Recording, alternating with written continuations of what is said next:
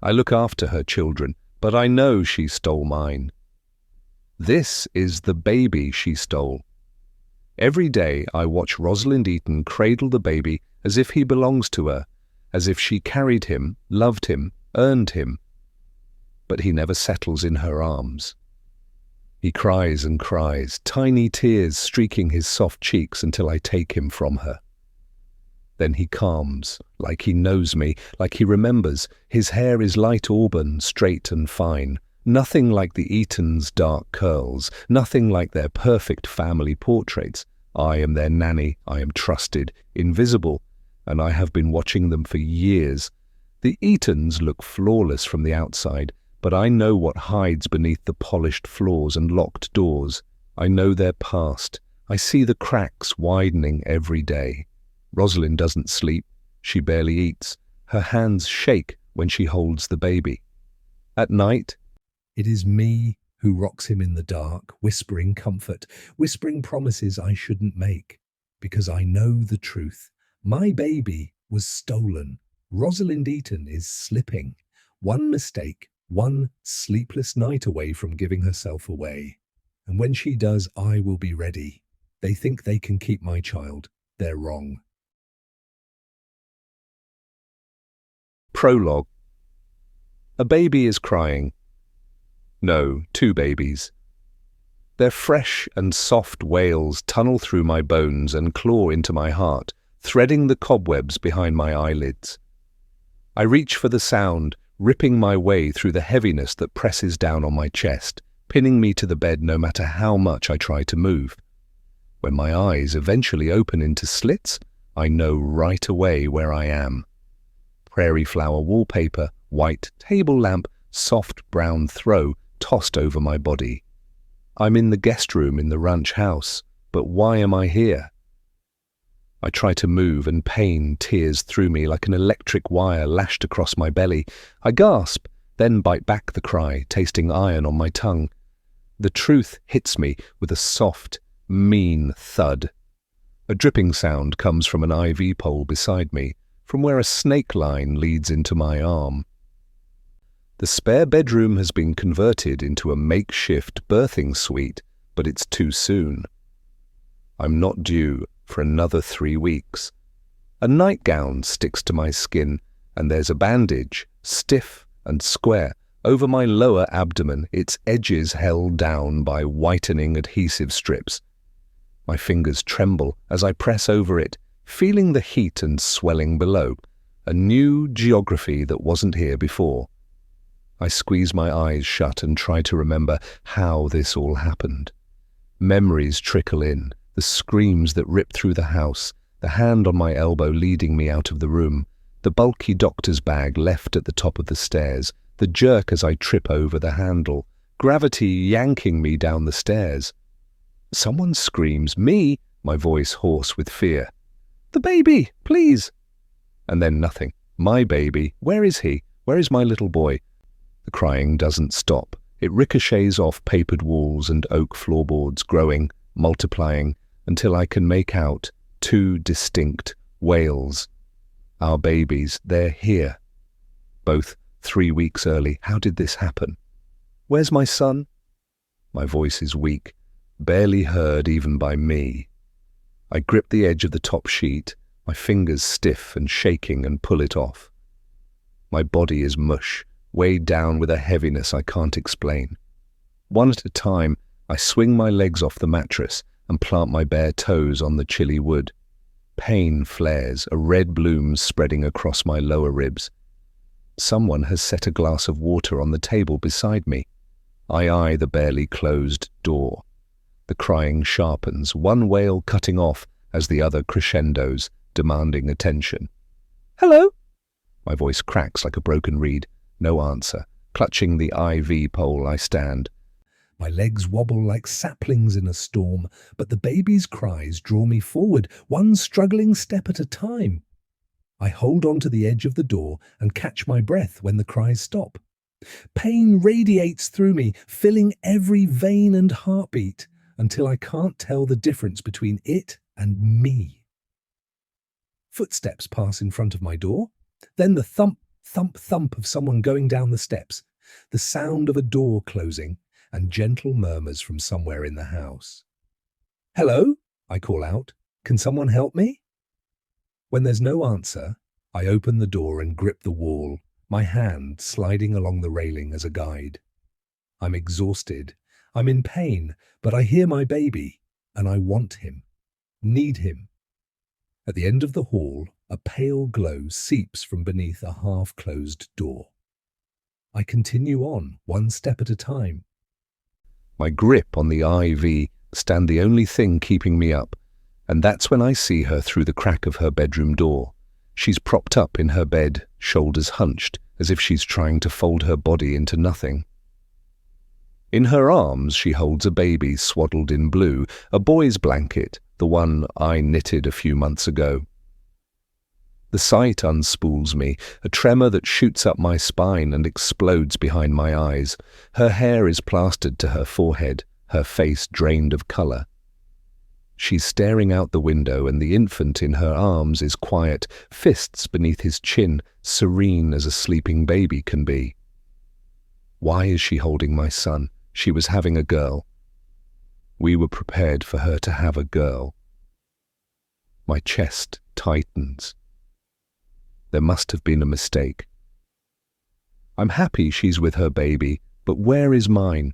I want to be with my son, pressing my lips to his soft head and breathing him in. But my legs are lead, my tongue is a stone. Behind me, soft footsteps. I turn and find the midwife, a woman in faded sage scrubs at my side, her face calm and unreadable. "What are you doing?" Her voice is gentle but firm. Her hand on my elbow is steady, guiding me back into the hallway with practiced ease. I try to speak, but the words tangle in my throat. "My son, that's my son, please." She ignores the plea. "Lie down," she murmurs. "You shouldn't be up so soon." "But my son, where is he? Where is the other baby?" I whisper. The midwife's eyes flick to mine, then away. "You're safe," she says. "Rest now, the doctor is on his way." I lean back in the bed, pain flaring. She covers me with a blanket as the room tilts, and I close my eyes, willing tears not to fall. "Is something wrong with my baby?" I can't help but ask, as the fear that's always hovered over me intensifies and makes itself real. Why else wouldn't my son be here with me? "I heard them," I insist. "I heard both of them." Her shoulders sag in a flicker of weariness. Sometimes, after an emergency delivery at home, the mind plays tricks. Hallucinations are not uncommon. For a heartbeat, the world narrows, rain tapping on the windows, the soft drip of the IV. Then the hush in the house screams at me, yells for me to pay attention. "No!" I tear at the quilt, nails ripping fabric. "I heard them. I want my son. Where is he?" "Rest, please. The doctor will be here soon and he can explain everything." Her words scrape against me, just as a large presence enters the room. "Good, you're awake," the doctor says, voice low and even. "You gave us quite a fright." I want to hate him, but calm radiates from him, a warmth that numbs rather than soothes. "I want to see my baby," I whisper. My throat is raw, shame hot across my cheeks. He steps closer, careful not to touch me. "I'm so sorry to be the one to tell you this," he says, taking my hand in his. "You suffered severe trauma when you fell down the stairs, and we had to perform an emergency C-section. There was too much blood loss." He sighs as though apologizing to the walls. "I'm afraid your daughter didn't survive." The room tilts. "No," I whisper, "you're wrong." He sits beside me on the bed, patient. "I am very sorry." I stare at his hands, steady, ringless, then up at the ceiling. "I had a boy." He shakes his head. "All the ultrasounds—" My voice trails off because I can read the answer in his eyes. "I heard 2 babies crying. I know I did. I was having a boy. You even told me so." The insistence in my voice rises as I clutch his hand. needing him to unwind his words. I heard him cry. I saw him in blue. A sob rips through me. She was holding him. Dr. Harmon glances over at the midwife. She was out in the hall, she tells him. He frowns. You had major surgery and should be in the hospital, he says with a shake of his head. He sighs and draws a small syringe from his coat pocket and readies it with a click. I'll give you something to calm your mind. Let your body heal. I recoil, but he's already off the bed and adding the medication to the IV bag. Please, I tell him, please, I need my son. Sleep now, Dr. Harmon murmurs. It's better this way. The bleary world softens. I want to scream, to fight back, but my eyelids close. As the darkness claims me, I swear I hear a baby's cry, distant and faint, a fragment of hope I cling to, even as everything around me goes dark. My baby, I whisper. Then there is nothing. Chapter 1. Trina Emmett, present day. I'm a prisoner with no escape. Trina Emmett, inmate 001, living out a life sentence without parole or hope of redemption. Everything I've done has led me to this moment. Everything I will do is because of what I've done, and no matter how much I want to change things, I can't. I'm a mother, but they won't give me my child. That's the worst sentence a woman can ever live, in my opinion. My prison, the Bullseye Ranch, my cell, an 800-square-foot cottage that once was promised to be my castle. My crime, I have no bloody clue. Today was my official due date, and in the past 3 weeks I've endured an endless loop of a living hell, and there's nothing I can do about it. 3 weeks ago, I rushed up to the main house to help my friend who was in early labor, And in the midst of the chaos, I ended up falling down the stairs and going into early labor myself. Just like I swear I heard the sound of my baby after he was born via emergency C-section, I also believe I was pushed down the stairs, both things everyone tells me I imagined. An alarm goes off on my phone with a reminder to take my medication. I shut it off and toss the pill down the toilet. Dr. Harmon says they're to help with the healing after such a traumatic delivery experience, but all they do is make me feel tired and groggy with huge memory lapses, and I don't like the feeling at all. It's been 3 weeks and I'm healing just fine, thank you very much. My sentence is also definitely not self-imposed. I may live on the largest ranch in Western Canada, nanny for one of the wealthiest ranching families around, but I'm very much in exile at the moment. Apparently, and this is something I don't remember doing, I tried to take my best friend's newborn son and screamed at her for stealing my baby. Now they don't want me up at the main house or around their children, at least not until I'm better. I rub my empty womb and lightly touch the stitches over my deflating skin. My body is still healing. My chest aches. A warmth spreads across my breasts moments before soaking through my shirt. I'm told eventually my milk will dry up, but I don't want it to. They keep telling me my little girl died in my womb from the crazy fall down the stairs. My head wants to believe them, but my heart won't accept their version of the truth.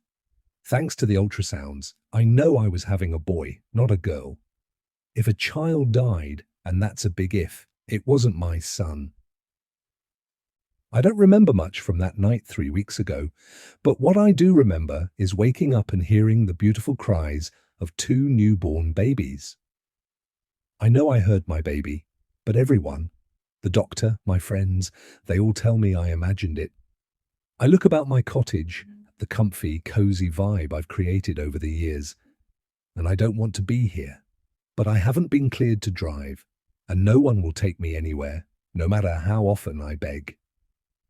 After pumping, I shuffle my way back to my chair on the back deck when there's a knock on the door. "Go away," I call out, knowing exactly who it is and not wanting to see him. I should have known the man opening that door wouldn't respect my wishes and leave. He's not the type who typically hears someone tell him no. "Trina, what are you doing up?" You need to be resting. Marcus Eaton closes the door behind him. I have been resting. All I do is rest. My tone is friendly, but I'm not sure I could hide my weariness even if I tried. Getting a visit from Marcus Eaton, the man in charge of everyone and everything at this ranch, is not just a regular, everyday occurrence. At least, for most people, it's not. Any time slot in his calendar is highly sought after, and yet he's been here. Day after day for the past 3 weeks, him and Wyatt. Personally, I prefer Wyatt's company. My feet slide along the floor before I pull out a chair and drop into it. You're just exhausted. You did too much today, didn't you? He eyes me with a thoughtful gaze and I feel exposed. Did you take your pill? It's around that time, isn't it? I only nod. He smiles. Good. I can talk to the doctor about weaning you off it if you think you're feeling better. Does that mean I can come back up to the house? He sets the bag he's carrying down on the counter, ignoring my question. I brought lunch. I thought we could make it together, but why don't you just sit there and I'll make it instead? Most people would say that as a question, but not Marcus. He very rarely asks for permission and never apologizes and is always in control. That's very kind of you, but completely unnecessary, I say, masking the hurt I feel. Of course it's necessary. Don't think I haven't heard how you are refusing to eat anything we send down. Why is that? There's a slight rebuke in that sentence. I have plenty of food here, I say instead. I don't mind cooking for myself. He cocks his head. And those emerald eyes of his dull. A little while he gives me the briefest of nods. He realizes I didn't answer his question and respects that. Colour me surprised. Most of this was pulled from the garden just this morning. I know a chef's salad is your favourite, he says, pulling out produce from the bag, holding it up so I can see. I also brought your mail. He pulls out some letters from his pocket and sets them on the counter. Why won't you eat anything Mabel sends down? Marcus asks, obviously not letting the topic drop. He takes over my kitchen and pulls out a cutting board. I eat. One of his brows nudges upward in disbelief. Not enough. You're wasting away. I'm worried. My hand goes to the small round of my belly. That's why I'm here. That's why Wyatt comes at night. To make sure you're okay. He slices open my exposed heart with his words. You asked Wyatt to check in on me? That hurts. I thought Wyatt came for me. Because of me, because of us and what's between us. But if he's only here because he's told to be, that changes everything. That man might be in my employ, but when it comes to you and Rosalind, he doesn't take orders from anyone. It's why he's here, to be honest, because he looks after you two almost as well as my brother and I do. By the look on his face, I can't tell if that's a good thing or not. If I didn't know he spent his evenings here with you, then I'd have someone else down here, and you know it. So, you're the day shift, he's the night shift, got it? It's hard to keep the sarcasm from my voice. But you're a busy man, and I don't need a babysitter anymore. I'm not sure you're aware of what you need. Marcus gives me a cutting look. Although you certainly seem more spirited today, which is nice to see. I'm about to give a biting reply, but the look he gives me has me clamping my lips together to stop from saying anything else. Would you like me to stop sending people down? He asks.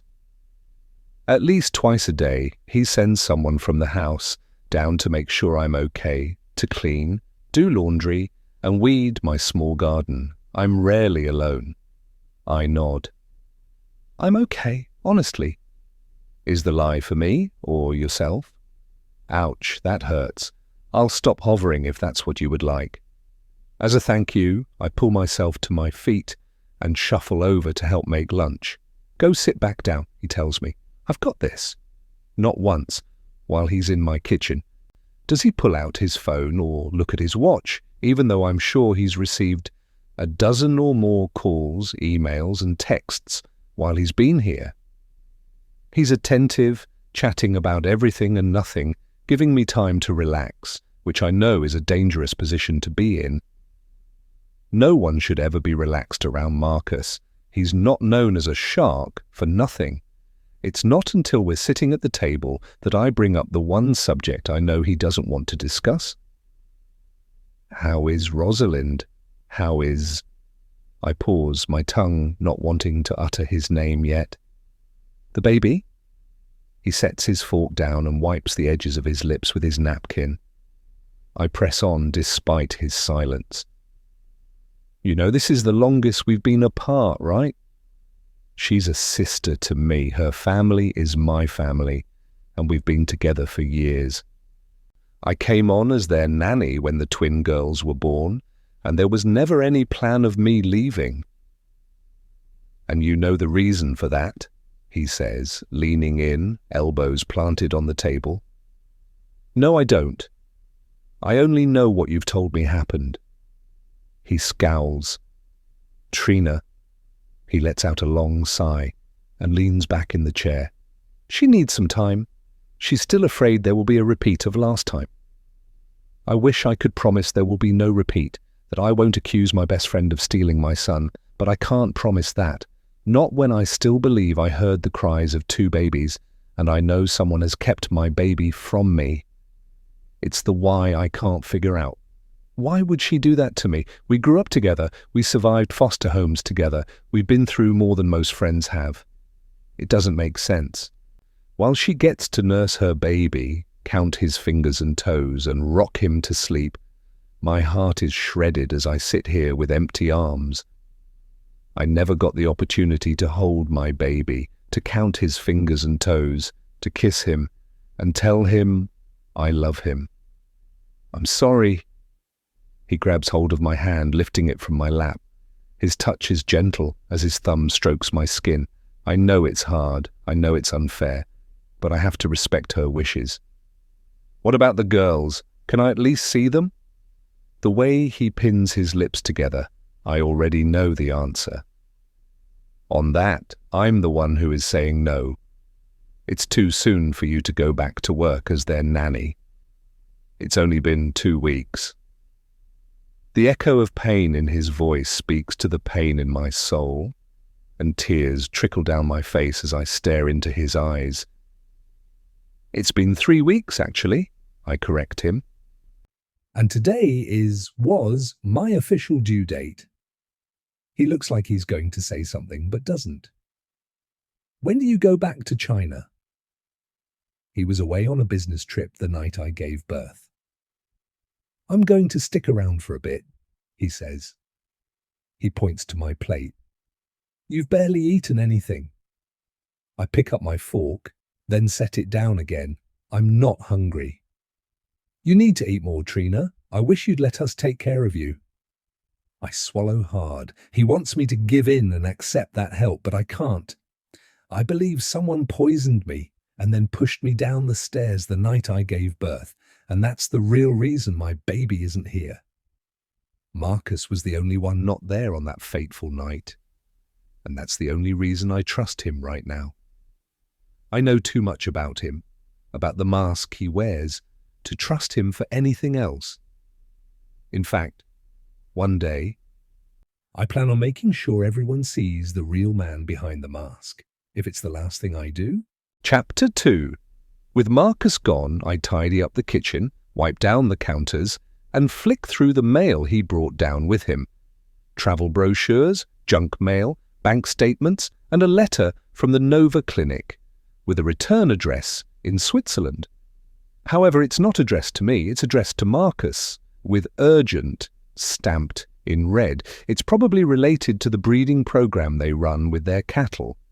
I have 3 options for what I can do next. I can leave it here till Marcus comes back tomorrow.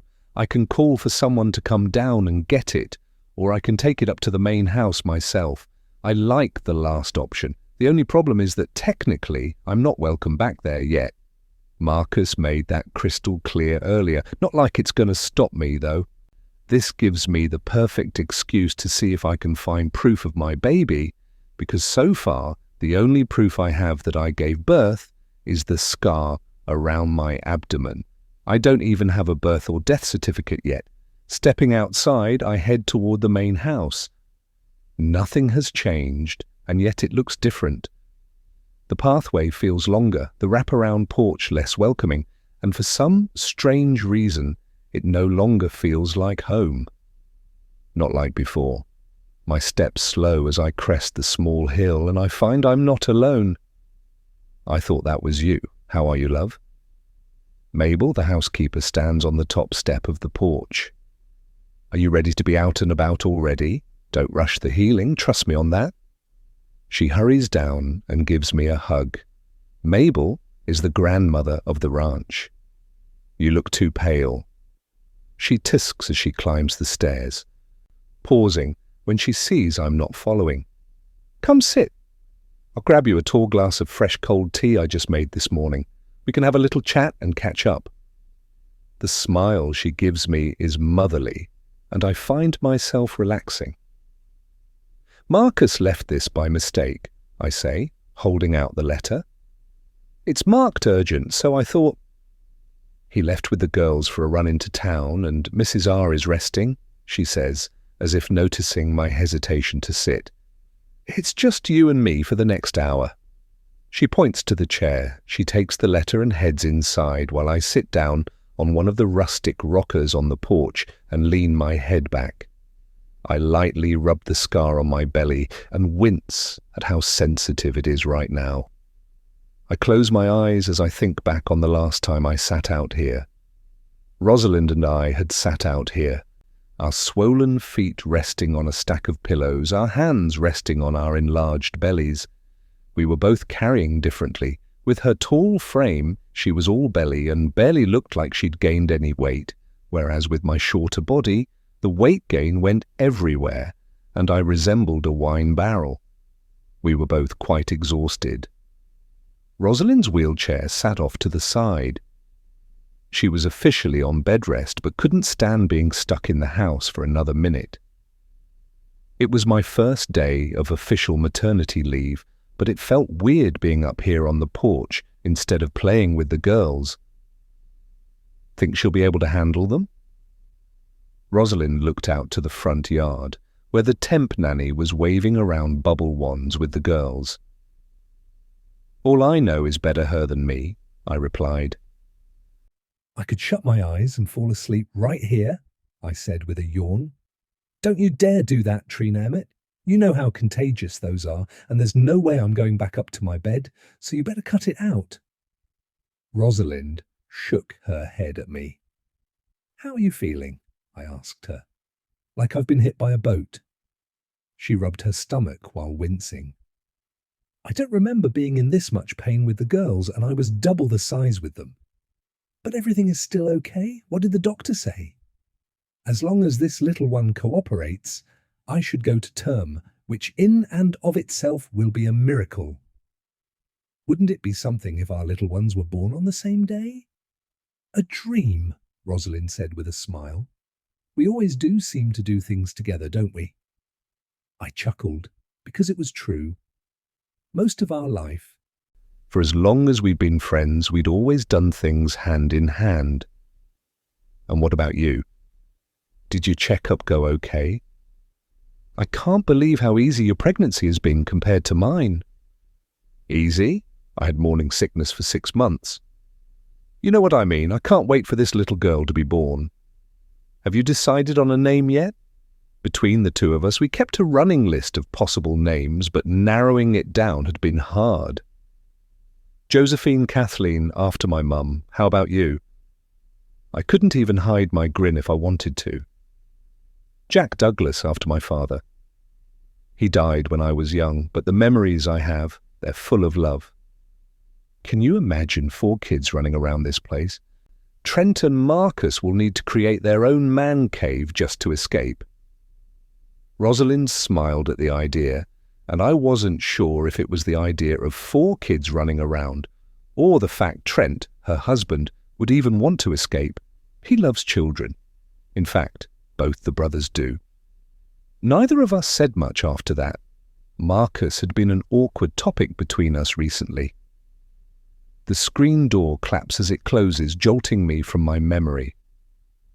I made a fresh loaf of lemon bread this morning. I know that's your favorite. It's even drizzled with that lemon cream glaze that you like. Mabel walks out onto the porch, tray in hand. I take the glass of iced tea and hold onto it.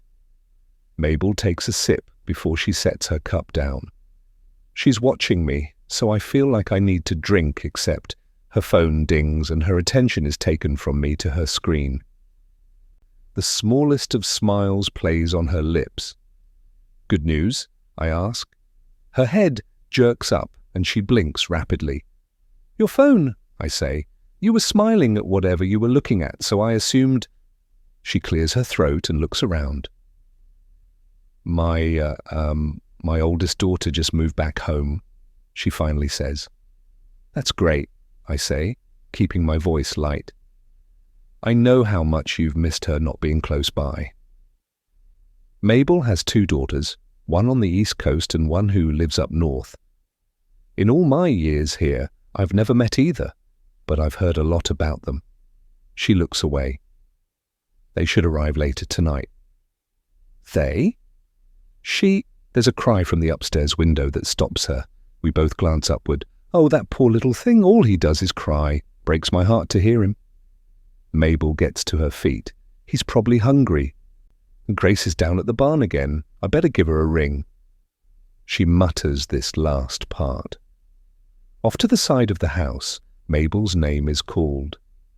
We both glance over to see one of the ranch hands standing next to a teenager. "Is that Matty?" I can't believe my eyes.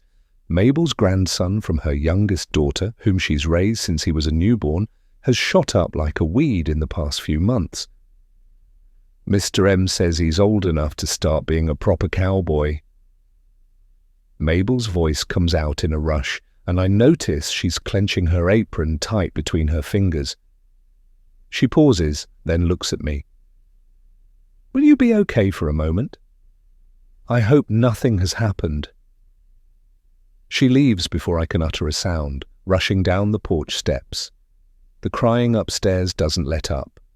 A familiar ache spreads in my chest, a warm tingling sensation, and I groan. I glance down and, sure enough, I'm leaking. I debate heading back to my cottage, but the intensity of the cry increases, and I make my way into the house and climb the stairs toward the nursery. The calls are a siren, drawing me in, even though I know there will be hell to pay if I'm found. Seeing the poor little thing in the crib just about breaks me. Why hasn't anyone come in to see him? His face is red, and he's bundled up so tight. I immediately unwrap him and let his little arms and fists flail about. Baby Jack looks up at me and I can't help myself. I pick him up. The moment I do, his cries disappear as he snuggles into the crook of my neck, his face burrowing close. Having him this close, the ache in my heart eases and my soul whispers 2 simple words: my son. My feet automatically take us to the rocking chair. There should be a bottle around, but there's no bottle and no nurse. Jack nuzzles my breasts with frenzied movements, and so, without thought, I nurse him. It feels right. Even though I've never done this before, he latches on without issue, and the letdown in my chest is a welcome relief. I can't stop the tears from falling as I stare at the precious thing in my arms. I don't let myself think, I just feel. I feel the weight of him in my arms, the light tugs as he drinks.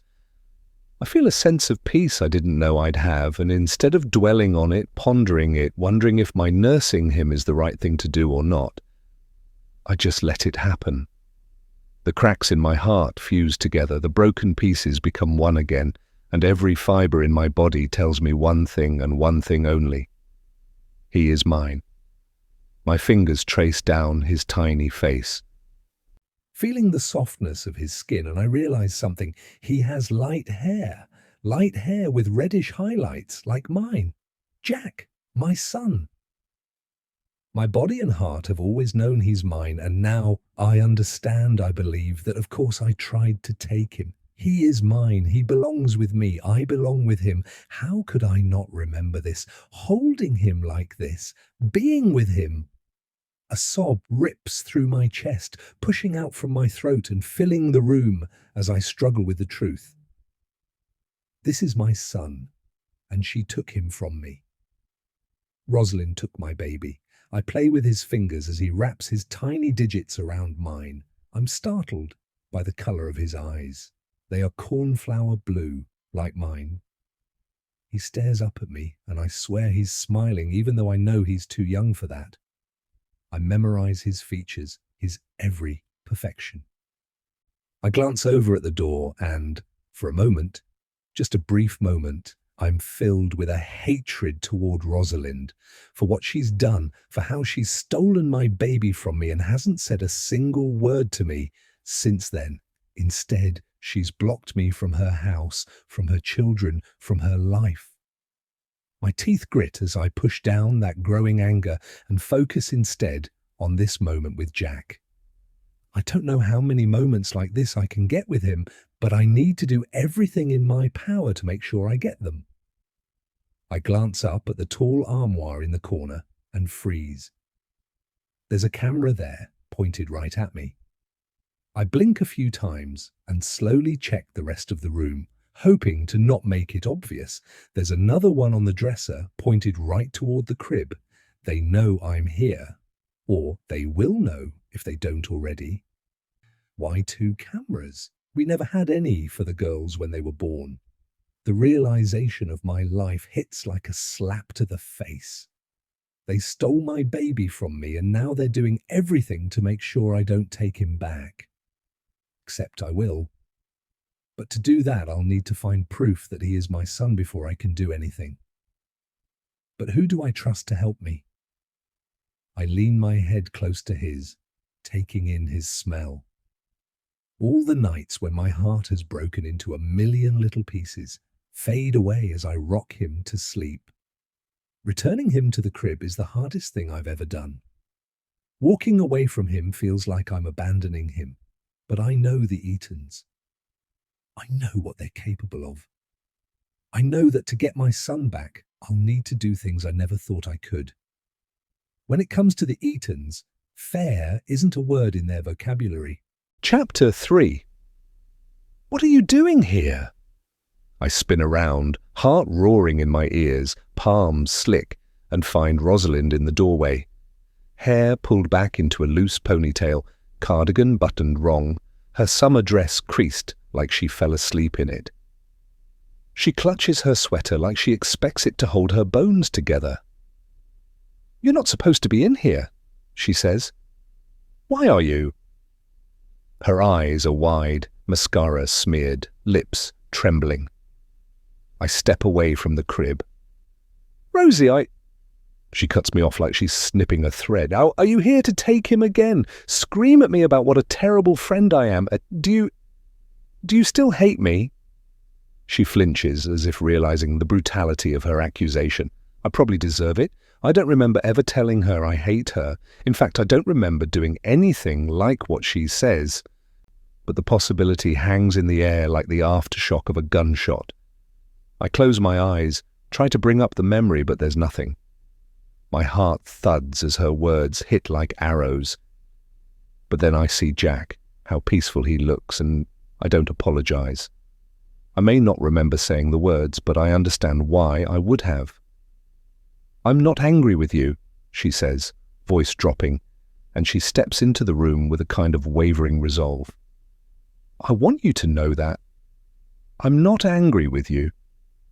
She repeats herself, as if the extra syllables can plug the holes where forgiveness leaks out. "I don't blame you, not at all." My throat is too tight to let any of the words I want to say escape, so all I do is nod. Nod and remind myself to keep my cool, that if I want to get my son back, I need to be smart about my next words. It's so good to see you. I infuse my voice with warmth and hope she doesn't hear the lie. Stepping away from the crib, it feels like I'm wrenching my own teeth out one by one, but I do it. She needs to see me retreat. She needs to believe I'm harmless, that the only thing I'd ever cradled too hard is my own regret. She glances at the crib, then at me, then back at the crib, before she pivots and leaves the room. Come with me downstairs? It's not a request. She expects me to follow, and I do, but not before one last look at Jack, his lashes so long they could sweep a heart clean off the floor. She heads straight through the kitchen to the back porch. By the time I make it there, Rosalind has slumped into a wicker chair, grabbed the nearest blanket, and wrapped it around herself like armor. The chair looks too big for her, as if she's shrunk since having the baby. "Where is Mabel or that baby nanny?" she mutters, talking to herself more than to me. And then, after a long drag of silence, "This feels awkward, doesn't it?" There's a flicker of the old Rosie in the way her mouth lifts on one side, like she's working up the energy to be kind. My tongue is a slab of stone in my mouth. She leans forward, elbows on the blanket, her hand reaching out. And for a second I imagine she's going to beg my forgiveness, admit she knows what happened, and help me get my son back.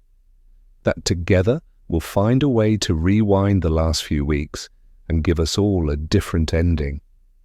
Instead, she just says, "You know, I would never take your baby from you, right?" She presses her palm against the back of my hand, fingers clammy and unfamiliar. "I'm so sorry, Trina.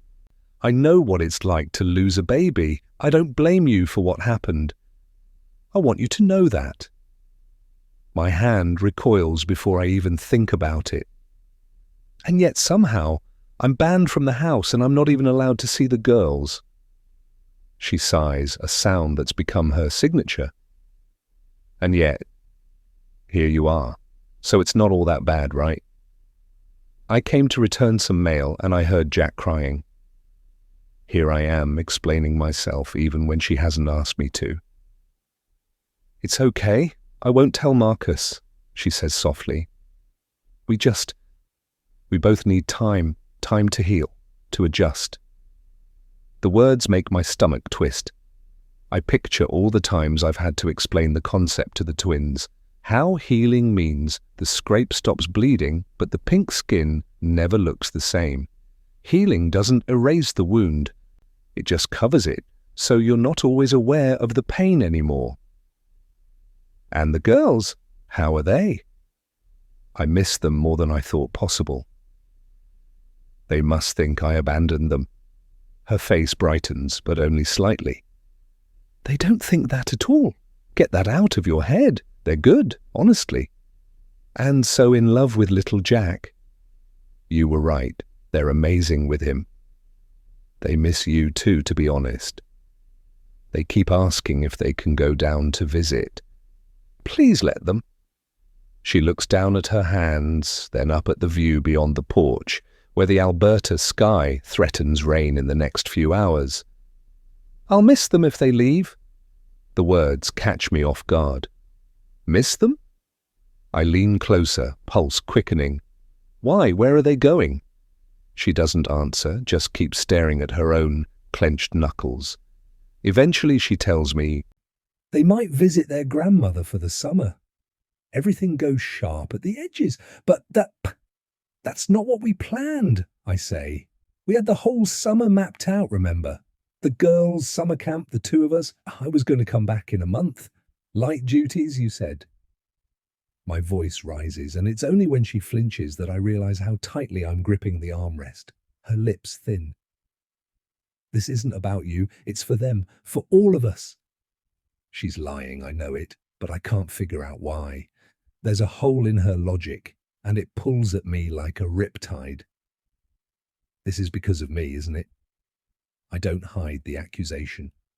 Because you don't trust me around them anymore. She still won't meet my eyes. It's because we both need time. You need time to mourn, and throwing you back into the family after everything that happened. After losing your baby? Don't. My word is sharp as a snapped bone. Don't what? She blinks, the question raw, an almost challenge. My left eye twitches as a throbbing pain lands behind it. I try to relax my jaw, knowing the clenching is what's giving me a headache, but the more I try to relax, the more tense I become. I rub my thumb along my forefinger and push myself to my feet. There's so much I want to say as I look down at her startled face. Her brows furrow together in a question, but I press my lips tight, refusing to say a single word. Don't you dare talk about my son as if he's dead. Don't pretend to understand what I'm going through. Don't gaslight me right now. I say nothing. Instead, I walk away. Instead, Chapter 4. I find myself down at the barn, leaning against a wooden post as the cowboys exercise the horses. The summer sun beats down on my shoulders and I feel a slight burn on the scar that peeks out from the top of my sundress. Years ago, an ember from a fire that changed my life burned into the skin just above my breasts. A slightly faded phoenix tattoo now covers it. Growing up in the city, I read books about living on a ranch, watched the old Western movies, but to actually live it? I would come out here, watch the cowboys move cattle into the chute as dust billowed around them in thick clouds kicked up by the hooves and the steady shuffling of boots. In the beginning, I'd pinch myself to make sure I wasn't dreaming. I don't pinch myself anymore. The horses scare me. The men stink worse than an overripe bag of garbage left in the sun for too long, and the dirt clings to your skin, making you feel like there's always a layer of something on you. And the smell. Most of the time, the smell of manure has me gagging. I swear that's why I had morning sickness for so long. Moving here back then was a dream come true.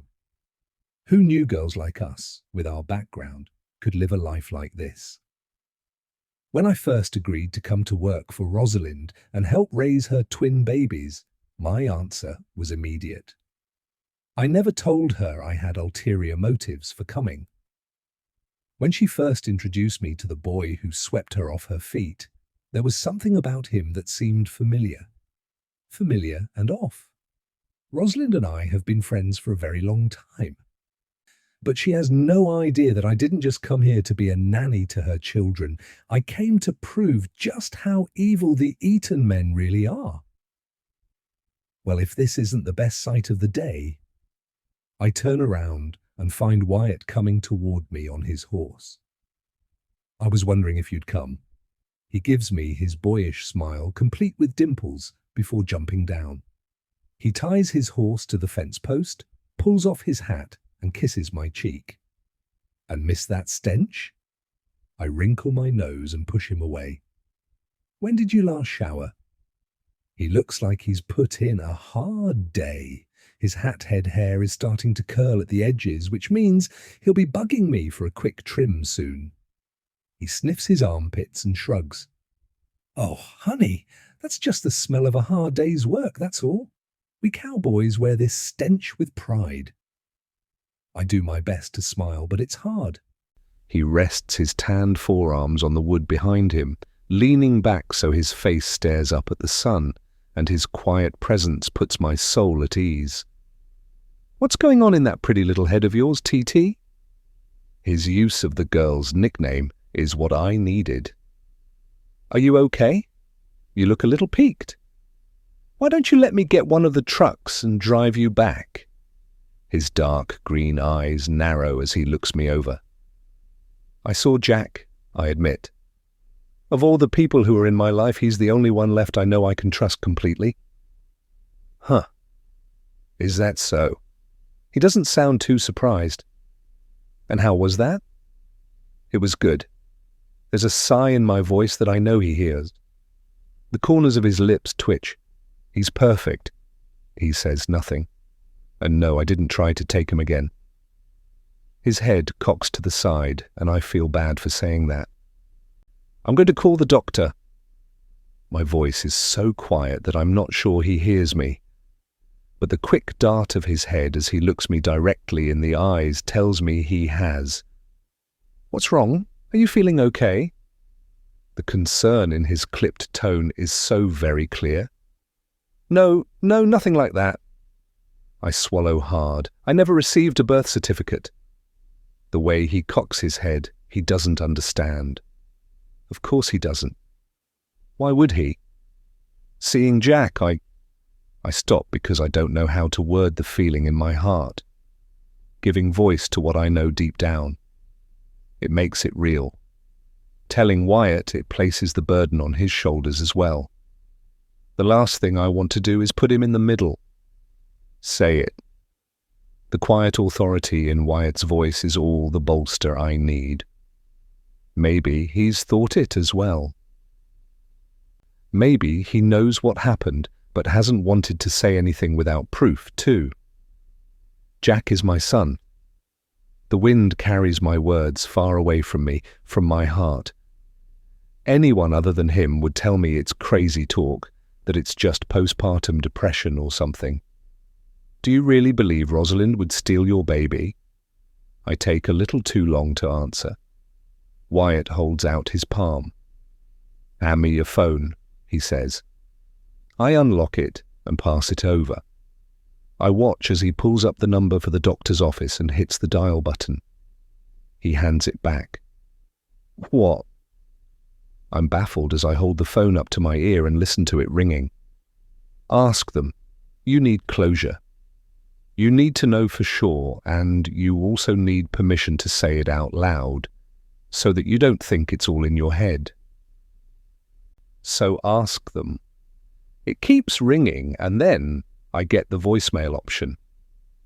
This is, Trina Emmett. I need a copy of the birth certificate of my baby. It's been 3 weeks. You can email it to me. I think you have my email on file. I rattle off the address just in case and then quickly hang up. When I turn back, I notice Wyatt watching me with an intensity that scares me. I'm not crazy, I say. Never said you were. But you don't believe me? He rubs his hand over his face, leaving dirt streaks in its wake. I won't choose between you and Rosie, you know that. His words are a dagger to my heart. His stance has always been the same. He's never chosen one over the other, always supported and loved us both equally, and I've always known that, but are you keeping an eye on me because of what happened? Is that why you come by every night, because Marcus or maybe Rosalind told you to? He snorts. Whatever gave you that idea? He asks. Marcus wouldn't order me to go see you. He knows better than that. His reassurance wraps me in the warmth of his love, but it doesn't escape me that he doesn't comment on Rosalind. That doesn't answer my question. His lips thin, his expression serious. Am I worried about you? Yes. You need closure, he repeats. And you need someone to believe in you, believe that you're not imagining things. I'll always have your back, you know that. Why didn't you say anything? I ask. That I've been worried? I tell you that almost every night when I visit. He does. I try to search my memory, but there's nothing. I bring you bags of groceries, so you eat. And pick you wildflowers to put a smile on your face. We watch stupid rom-coms every night just so I can hear that sarcastic giggle of yours. I'm an action man, not a wordsmith, Trina. That's true. He has done all that. Now that I think about it, I've seen him more than anyone else, even more than Marcus. Thank you, I say, for checking in on me like you have. I do appreciate it. He barely gives me a nod. I know Wyatt well enough to know there's more being said with his silence than with his words. I think about the nights he comes by when we sit on the couch watching TV and not speaking. I think about how he lets me curl up beside him, his arm around me, my head on his shoulder, as the tears fall and I use his shirt as a tissue. How he came and lay beside me in bed when I couldn't move, because of my grief. He looks like he's about to say something, but stops. He stares at something behind me, and a wedge of anxiety takes hold of my spine and causes goosebumps to crawl over my skin. Chapter 5. The sound of boots scuffing against dirt has me turning, one hand gripping the post for stability. One of the Eaton twins is walking toward us. Damn it! Rosalind must have told him I was at the house, in Jack's room. Bet he's here to check in on little Matty, Wyatt mumbles. How is Mabel's grandson doing? I ask, relieved at the momentary change in subject. He's a natural, go figure. Wyatt sighs, then straightens as Trent lifts a hand and waves. Hey boss, Wyatt calls out. When it comes to Trent, Wyatt has no problem giving the man his due. It's obvious he respects him, and I've never seen Wyatt attempt a power play with Trent, unlike with Marcus. I just received a call from Officer Jardine. One of the crew got in a bit of a mess last night at the bar. Can you go pick him up? Trent looks out over the horses in the exercise pen and shakes his head. He can pay me back for saving his ass by mucking out the stalls for the next week. If he can't handle that shit, he can't handle my horses. Got it? Wyatt replaces the hat on his head and nods. The new guy, right? He had the night off, but when he didn't make it back this morning, I figured he'd slept in his truck. Well, he slept in a cell instead. I'll handle it, Wyatt says, his lips a firm line of disapproval. He's been here almost 7 years, and it didn't take the men long to realize he keeps a tight hand on his crew. Make sure he learns the lesson this time. This is strike 2, and I don't like using up favors on stupid stuff like this. Next time he can rot in that cell. He's just lucky I'm the one Jardine called, and not Marcus. Wyatt rubs the back of his neck. The kid is a handful. He might need more than a week of horseshit duty, but I'll get it figured out. Trent steps away while he answers his phone. Wyatt swears softly under his breath. I knew hiring that kid was a mistake, but he's a Marcus hire. Any other ranch, and he'd be in jail already. The power of the Eatons at work, I say, repeating a phrase he's said to me often. Some of the staff like to joke that the Eatons are so rich they could get away with murder if they wanted, and they're probably not far off. He nods. Some days I don't know if I want to thank Rosalind for getting me this job or curse her. His words are serious, but I see the hint of a smile that plays at the corners of his lips. You curse, Rosie. That would be the day. Go on, go deal with that, and then come by later tonight if you have time, I tell him. You'll let me know if the doctor's office calls. Wyatt takes off, holding the reins of his horse. He looks over his shoulder, and I give him a thumbs up. I glance over at Trent and notice he's watching me. He's serious, his eyes searching mine with something that looks like concern. I feel like I need to apologize for getting caught, but that's the last thing I want to do. Anything I need to know about? He asks, his voice warm but weighted. About the doctor? I pause, judging my words, making sure I say the right thing.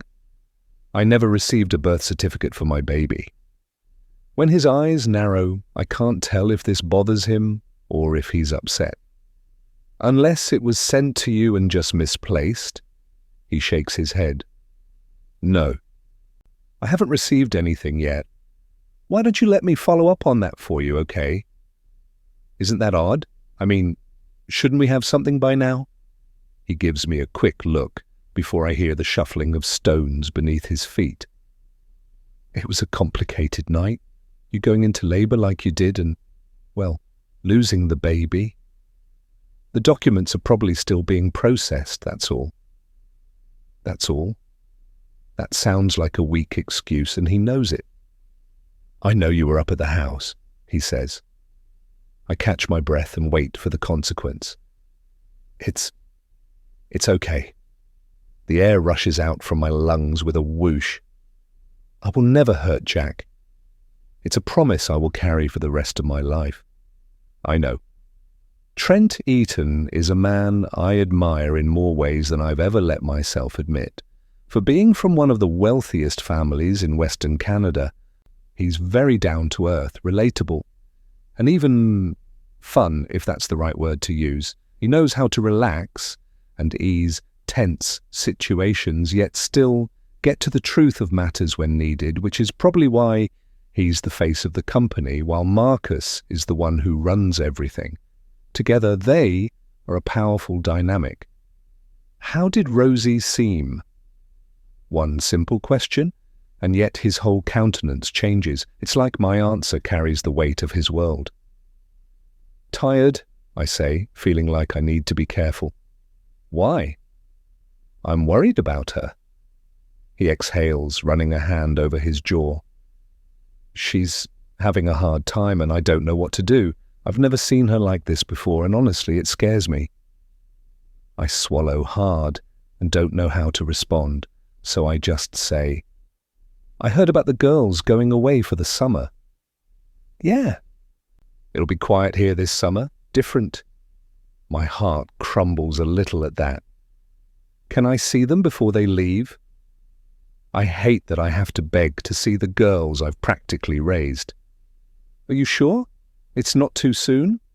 I'm sure. I don't know what I'm going to do without them being around, you know. We had so many plans for the summer. A cowboy whistles in the background. I watch the men in action as they guide the steers around the pen. I know their job isn't easy, and that it can be dangerous and even life-threatening, but right now, it looks almost simple. I also see little Matty, not so little anymore.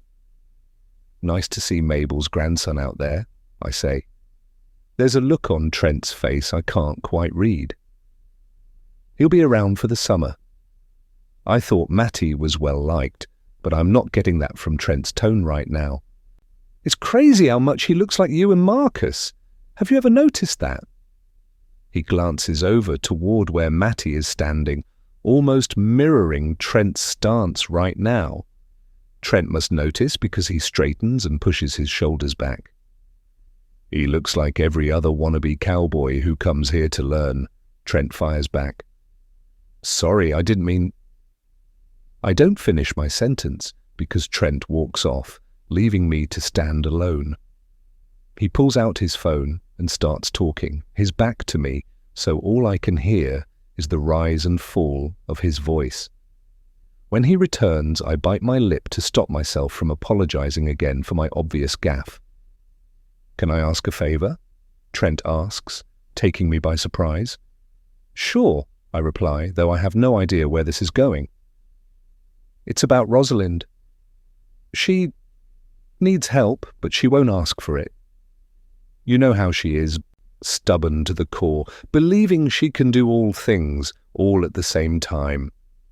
I nod, because I do know my friend. Or at least, I thought I did.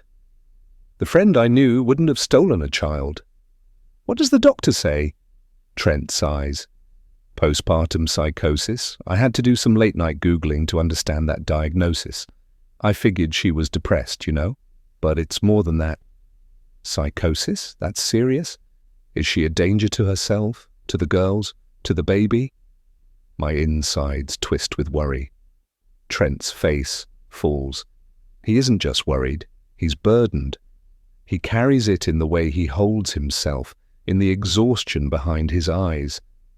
If by danger you mean completely ignoring Jack, then yes. She doesn't believe he's real. She'll only hold him if Marcus or I force her to. She blocks out his cries. Basically, She acts as if he doesn't exist. That's not Rosalind. This is shocking. That's the exact opposite of the woman I know and respect, but it also explains why she didn't check in on Jack today when he was crying. I'm not sure what I can do to help, I say. He shoves his hands into his jean pockets and bows his head. Maybe just keep an eye on her. When I'm not allowed to be at the main house, he doesn't say anything, not for a while. We stand in silence until he turns, and I can see that he's wrestling with whatever he's about to say next. I look back at the cowboys in the pen, watching them work in harmony. My life, until coming here, was anything but harmonious. The only real stability I've ever had has been with Rosalind. Before, when we were teenagers, and now, as adults. My life is so tightly woven with hers that I don't know where I begin and she ends, or I didn't until now. Now, I'm not sure I know who she is at all, but maybe she doesn't either if she's dealing with postpartum psychosis. We both love Rosalind, right? His voice is small, his question full of loopholes. We do! Then can we agree to put her first, above everything else? I need my wife to be okay, and the only person she's ever really trusted is you. She has Wyatt too, I remind him. Trent half chuckles. You don't have to remind me, but right now, I know it's a big ask, considering, but... Considering? Did he just say that? Considering what? That he stole my child? At the same time, I realize the open door for what it is. If I say no, I'm blocked from the house, from my son.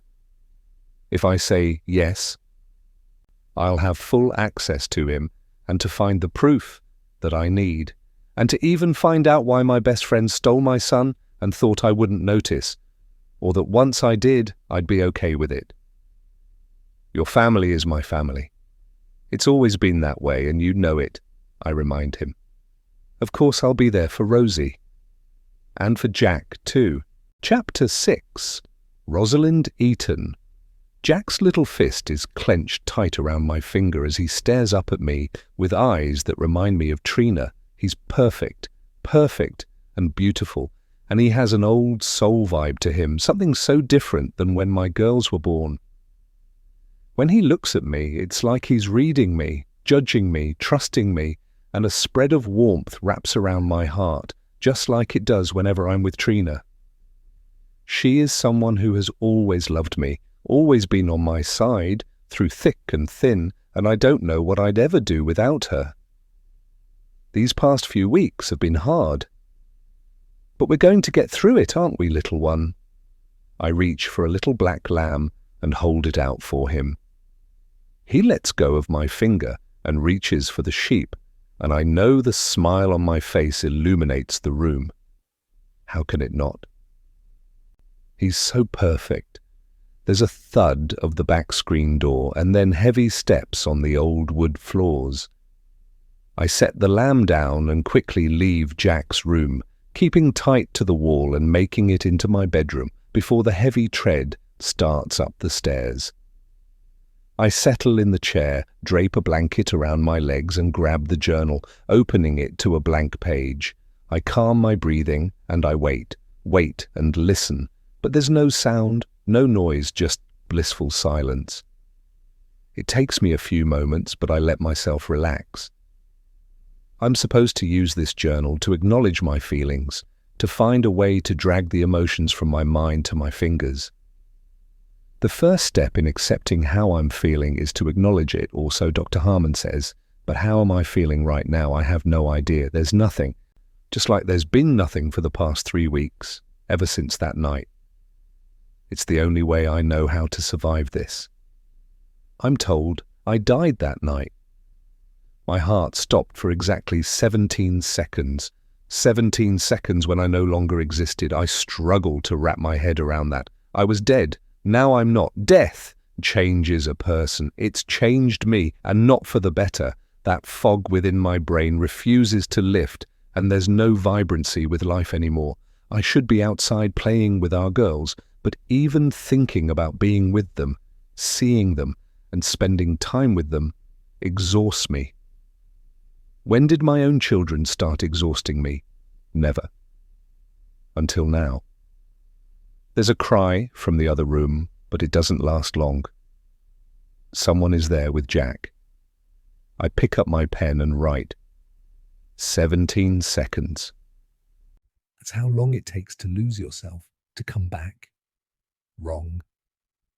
I set the pen down and close my eyes. The quiet is nice. Days have been merging lately. The present mingles with the past, until I'm not sure which is which. Rosalind. My breath hitches and my shoulders push back as I take a second to prepare myself before forcing a smile. Rosalind.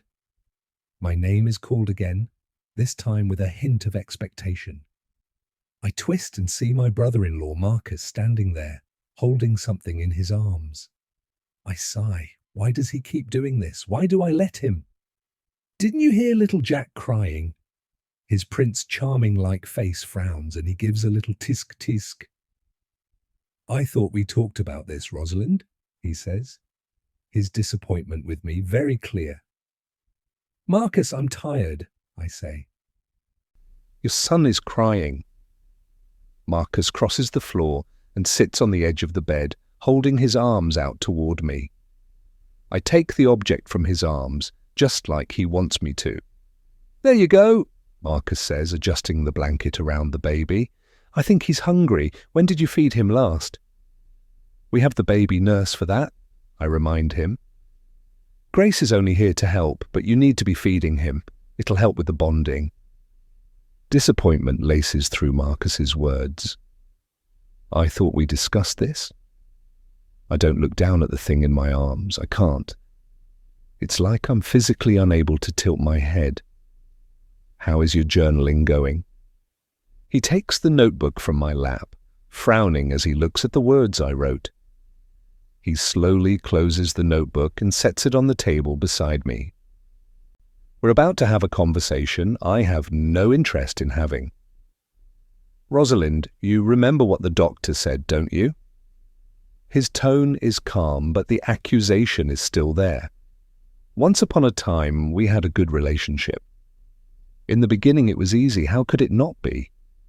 Marcus wanted Trent to be happy, and I made Trent happy. Thus, the three of us were all happy. Until we weren't, and somehow, the fault is all on me, although I don't think that's fair. It takes two people to screw something up. In our case, it took three. I'm trying, Marcus. I don't look down. Why would I? It's only a doll in my arms. I heard of these reborn dolls used in therapy.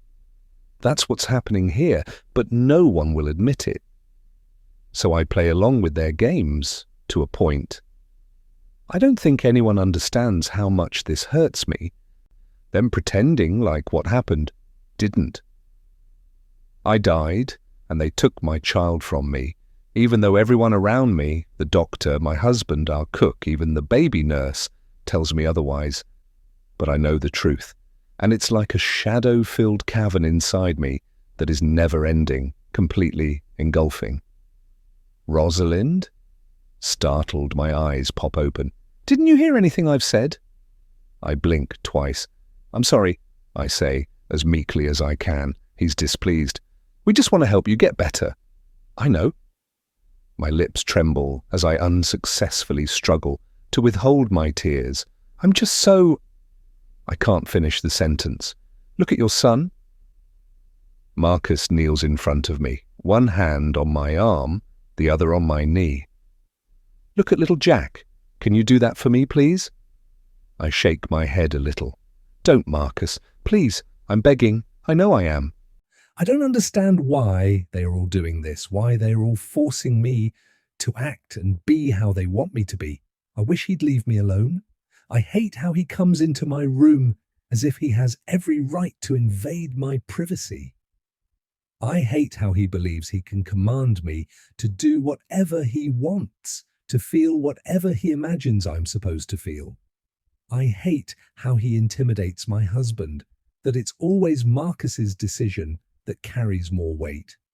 And the hold he has on me disgusts me, destroys me, and even demoralizes me to the point where I'm not sure I'm even who I say I am. What happened to the me before all of this? Did she die on the delivery table? Where is Trent? I glanced toward the doorway.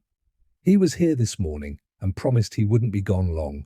For a man who promised not to leave my side, he's hardly been here lately. He's handling a meeting for me, Marcus says with a sigh. He takes the doll from my arms and holds it close to his chest. With gentle circular movements, he rubs its back. Why? He looks at me funny, like who am I to question him, and yet I do. He was supposed to be here for at least a month. No business trips, just family time? You both agreed. There's a challenge in there, however weak it sounds. This client is a bit of a problem, and Trent has a better connection than I do with them. He smooths things over where I'm like sandpaper. Marcus turns and stares out the window. I've never handled this client well. When Trent saw the meeting on the calendar, he offered. He looks my way again. Rosalind, why is this an issue now? You knew this. No, he didn't tell me he'd be away again. I would have remembered. When will he be back? He shrugs. Soon, I'm sure. Why don't you go outside and spend some time with those nieces of mine? I feel myself sinking deeper into the chair as a wave of exhaustion flows through me, like a growing tsunami about to pull me under. They have a nanny for a reason. I manage to get the words out before my lashes flutter closed. I wait till he leaves. I wait longer until I know he's gone, down the stairs, outside, and I listen for his truck to pull away. Then I return to Jack, just like I left him, lamb close to his side, except now he's sleeping. He's perfect. He's perfect and beautiful, and I will do everything and anything to protect him. Chapter 7. Trina, don't trust anyone. After my morning walk through the gardens, I came home to find a note shoved beneath my door. Don't trust anyone, what the... My heart seizes for a split second as I spin and look around, but there's no one here. I look at the note again, clutched tight in my hand. What does this mean? Don't trust anyone. Names and faces whirl through my mind as I think about who I do trust, and honestly, that list is very small right now. But who left this? I think about texting Wyatt, but I'd rather ask him in person, see his facial reaction when he reads the note. This isn't in his handwriting that I do know. My phone pings. It's a text from Rosalind. Will you join me for iced tea on the porch? Will I join her? Hopefully she'll have Jack with her. Honestly, I miss our closeness. It only takes one look to know immediately what the other is thinking. Sometimes we'd sit side by side and not say a word, and yet feel like we'd had an hour-long gab fest. I miss that friend, the friend I thought would be there by my side, raising our babies together. Where did she go? What happened that she would betray me like this? I fold the note and place it in my pocket. Don't trust anyone. That includes Rosalind. Each step toward the main house reminds me of that night 3 weeks ago, the night when everything in my life changed. I'd just put up my swollen feet to relax and catch up on a show I'd saved when my phone went off. Mabel, in a panic, told me Rosalind had gone into labor and needed me. All feelings of exhaustion disappeared as I pulled my sweater on and trudged up the walkway. It was too early. She was weeks away from her due date. She'd worked so hard to make sure nothing harmed her baby. When the doctor put her on bed rest, she carefully limited her activities. Trent wouldn't let her lift anything heavier than a coffee mug. She only walked small distances and sat outside as much as she could. She did everything right to give her baby the needed time to grow within her, and yet it still wasn't enough. I stop and gaze up at the house, at the window that is partially open. With the window open that night, everyone across the yard could hear her screams. That night is now my living nightmare. I'm at the part of my walkway where I can clearly see the porch, but I can't be seen, and the first thing I notice is Rosalind, pacing back and forth, holding Jack in her arms. He's snuggled up tight to her chest, and her head is lowered enough I can't see her face, but the way she coddles him I can imagine. My heart twists at seeing him, excitement building at the thought that perhaps I can hold him again when the screen door opens. Rosalind immediately drops her arms into a loose hold, and I want to yell out for her to be careful, that she'll drop Jack. A woman rushes over instead and takes Jack from her arms. I can't hear what's being said, but Rosalind shakes her head, and the other woman leaves. Jack is gone. That interaction felt off. That woman looked familiar. "Trina!" Rosalind calls out, now noticing me. "You came," she says once I'm close enough to the porch for us to talk, without yelling at one another. "I wasn't sure if you would." She sounds different. Pensive and withdrawn. Exhausted and sad all rolled into one. Is everything okay?" "Yes, of course. Why wouldn't it be?" Rosalind pours me a glass of iced tea and holds it out. I reach for it, but I don't take a sip. "Was that the baby nurse I saw?" I ask, clearing my throat. "Grace? Yes." "How is she?" "With Jack, she's fine." Rosalind shrugs. "A little over-familiar at times, but Trent likes her, and Marcus apparently vetted her before she arrived, so—" "Over-familiar? What does that mean?"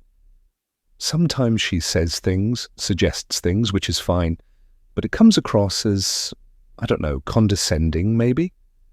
Trent thinks I'm being too sensitive, that she's just here to help. Her and Marcus seem close. That last part doesn't surprise me." "And is she? Helping? Do you like her?" I have so many questions, but I need to know who is taking care of my son. It really doesn't matter if I like the woman or not, does it? As long as she does her job. That doesn't sound like her. She's a micromanager, knowing all the details about everyone around her. "Have you used her before?" She looks familiar. "What, Grace?" Rosalind shakes her head. "I don't think so. But Marcus says she came with glowing reviews." "Did you read those reviews?" "What's with the questions, Trina? She's fine. She was hired to take care of Jack, so she's doing exactly that." There's a tone of exasperation in her voice, and I know it's time to drop the subject. "I was hoping to see him again."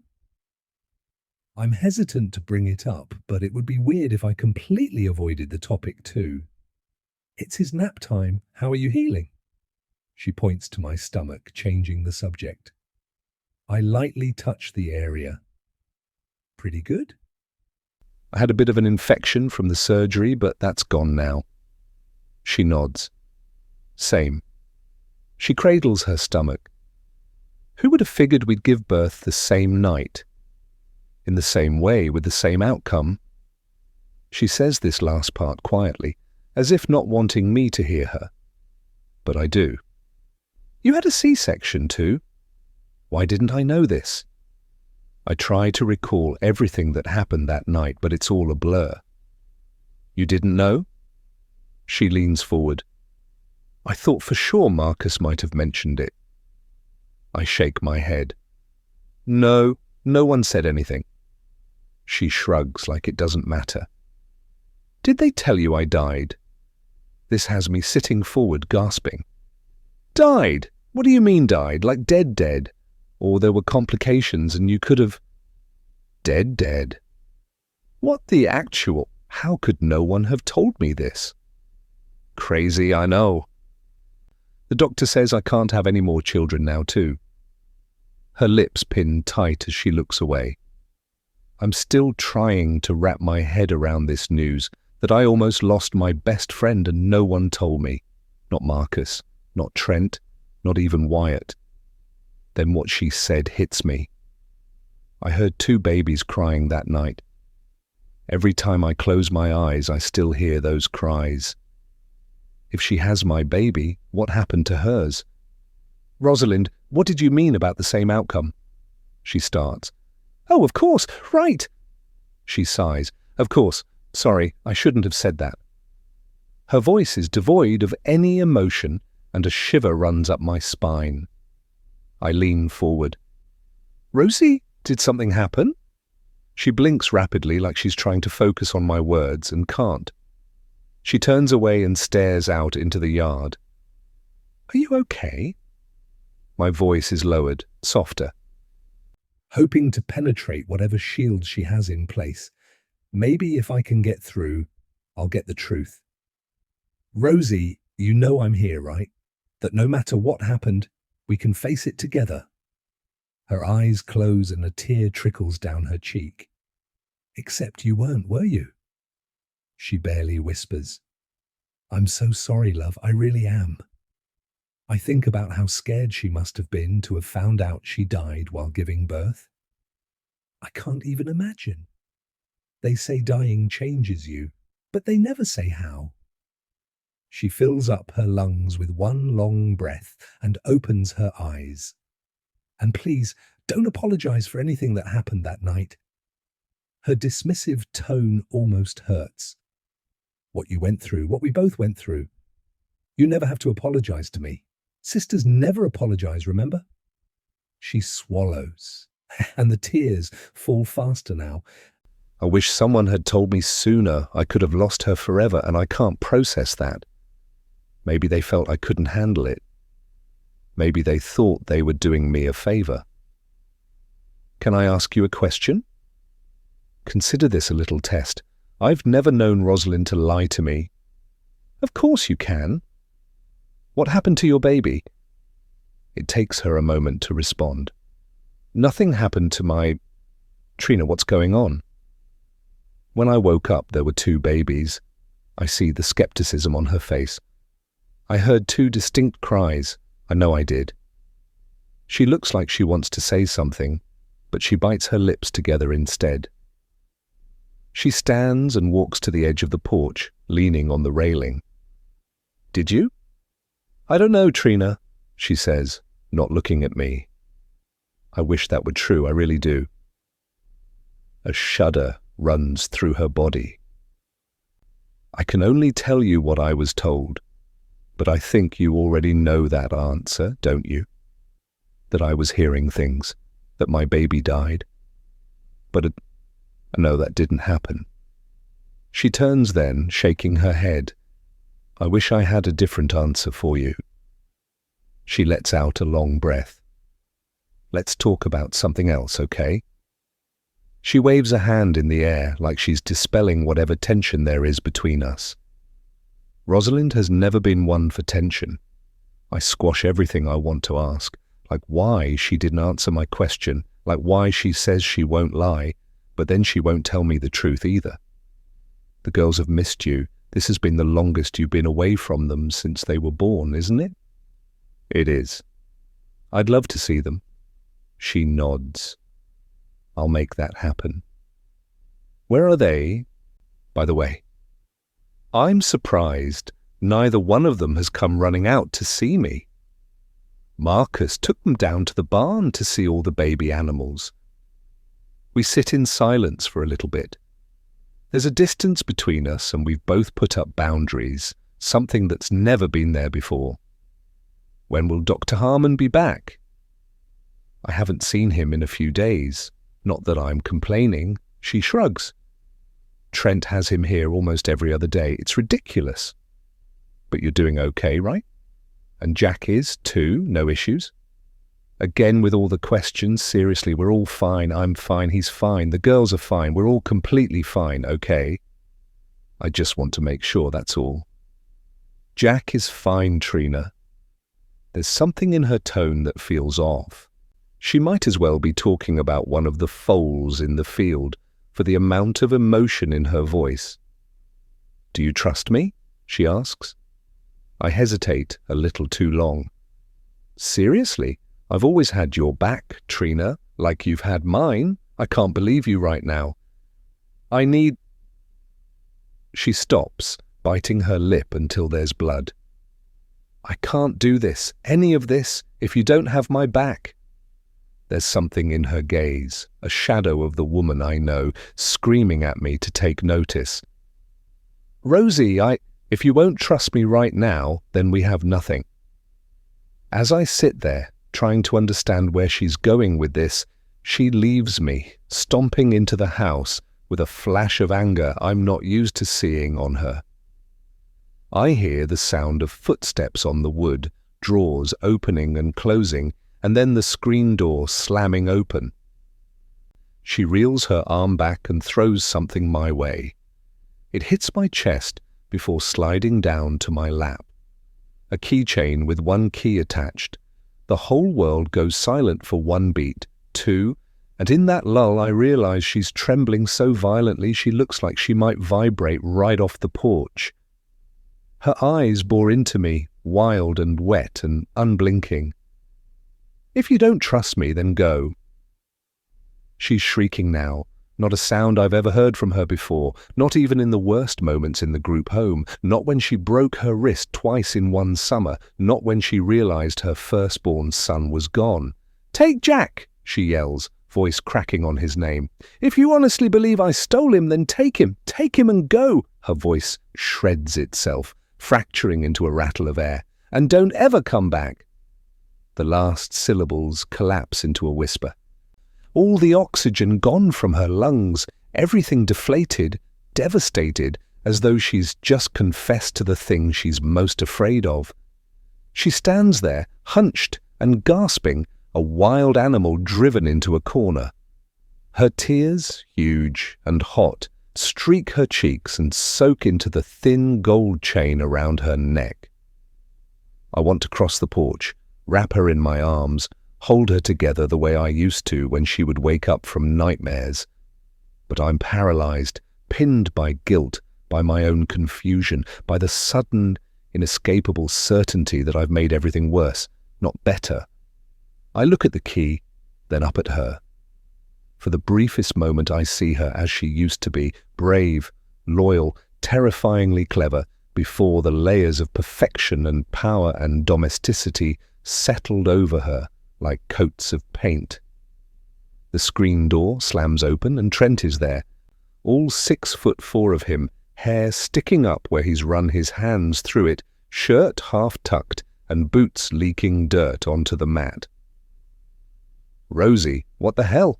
he says, but in the next instant he takes her in, her hunched shoulders, her streaming face, the way she's clutching at the porch post, like she'll slide off the world without it, and his voice turns gentle. "What happened?" The way he's holding her, with her face hidden against his chest, rocking her like you'd rock a toddler who fell off his bike, it pinches my heart knowing I'm the reason for this breakdown. Rosalind mumbles something into his shoulder. I can't hear, but I do notice the change on his face as he continues to stare my way. It's just us, him and me, and there's no accusation or blame in his eyes, just the naked question. "What did you do?" I cover the key with my hand. The answer must be written all over my face because I see the exact moment his expression hardens. "Maybe it's better if you leave," he says, low and quiet. But there's no room for negotiation. He's physically holding Rosie up now with both arms, her knees wobbly, and she's sobbing, really sobbing. He leads her back inside, closing the door in a slow, soft motion that is more final than if he'd slammed it. What the hell just happened? I sit there for a long time, the scene replaying in my head, until I notice something about the key. It looks like a house key one Mabel would have to unlock any door in the house. Why would Rosalind toss me this? I think back to our conversation, to what was said and what wasn't said, to what could have been code, but I can't find anything. And yet, I know her. She wouldn't have thrown me this key unless there was a reason. Chapter 8. The key digs into my palm. For the past 30 minutes, I've been sitting on my front porch, creating a plan of where to go and how to get there in the main house, now that both Trent and Marcus are gone. I watched them drive off the property in separate vehicles, even waved as they passed by, all casual while my thumb traced the metal ridges in my lap. It's been 2 days since I last saw Rosalind. Yesterday, Marcus suggested I give her some space. Wyatt even brought it up last night when he was here for dinner. I get it. Of course I do. I saw firsthand that my friend isn't okay. She disintegrated before my eyes, became a shell of a person I didn't recognize. I'm worried about her. She died on the delivery table and I only just found out. She has postpartum psychosis, and from what I've read online, she should be under medical care, not left at home, even if loved ones surround her. It makes me wonder if her dying, if that's why she's so different. Something like that can fundamentally change a person. It also makes me wonder what else I'm not being told. The walk up to the main house always feels longer than it should. It's not the distance, but the way it looms on the rise, windows glinting in the sun. I climb the porch steps and am hit with the feeling of being a trespasser. The memory of being asked, ordered really, to stay away from Rosalind hasn't left me. It prickles that they believe I'm going to harm my friend who is so obviously broken. I pause, and it's not because there's someone there to greet me, but because there's a lock on the door, a matty black keypad that wasn't there the other day. Is that there because of me? I reach for the handle on instinct, giving it a quick jiggle, but it doesn't budge. My fingers brush the keypad, and for a second I consider knocking like a visitor, but the idea fills me with shame. They locked me out. Someone locked me out. I stand there and stare at the numbers. My mind cycles through possibilities. The girl's birthday, Trent and Rosalind's anniversary, the old gate code. Each one a different permutation of numbers that means something to somebody in this house. I try 1111 first because that was always Rosalind's go-to whenever she set a code. The easiest combination, a gesture of trust rather than security. The pad flashes red and gives a sharp electronic beep. I try the girl's birthday next. 014 beep, red, denied. I try 8888. The old code for the tack shed. Marcus has a thing for repeating numbers, knowing it won't work, but hoping anyway. Beep, red, still nothing. I check my phone, scanning for a text or email, anything to suggest the new code. I scroll back through the last week, fingers trembling, but there's only a string of empty reminders, a news article about postpartum psychosis, and a missed call from a number I don't recognize. No code, no explanation, just silence from the people who are supposed to be my family. I lean back against the siding, the sun hot on my face, the wood cold at my shoulders, and I want to scream, to call Trent or Marcus, and demand to know why I'm locked out, but I already know the answer. It's about me. It's about the baby. It's about her. I wipe my hands on my jeans and press 5225, Jack's name in numbers. The pad flashes green, a quiet click as the lock disengages, and for a heartbeat, I just stare at the handle in disbelief. It worked. I'm in. It's all quiet other than the low hum of music that fills the space. I slowly make my way through the house, trying every door on the main floor, but none of them are locked. I wonder if this key is for the office upstairs. One step at a time, I make my way up the stairs and pause at the landing. I'm only met with silence. I'm halfway toward the closed office door when I hear Jack crying through the partially opened nursery door. I freeze, sure that I'm about to get caught. My gaze scans the hallway looking for any cameras, but I see none. Jack keeps crying. The sound is heart-wrenching, and I hate that no one is responding to him. I wait it out, listening for any sound of movement from Rosie's room, the girls' room, or even from the nursery itself, but there is none. Finally, I can't handle it anymore. I pivot, the key unimportant, and walk into the nursery, where my little boy is crying in the crib, his arms flailing about. I pick him up, holding him close, and he calms. "I'm here, little one, I'm here," I whisper, as I rock him in my arms. The ache I felt in my soul is gone, and I lean my cheek against the top of his head, breathing in that new baby's smell that's so intoxicating. Shh!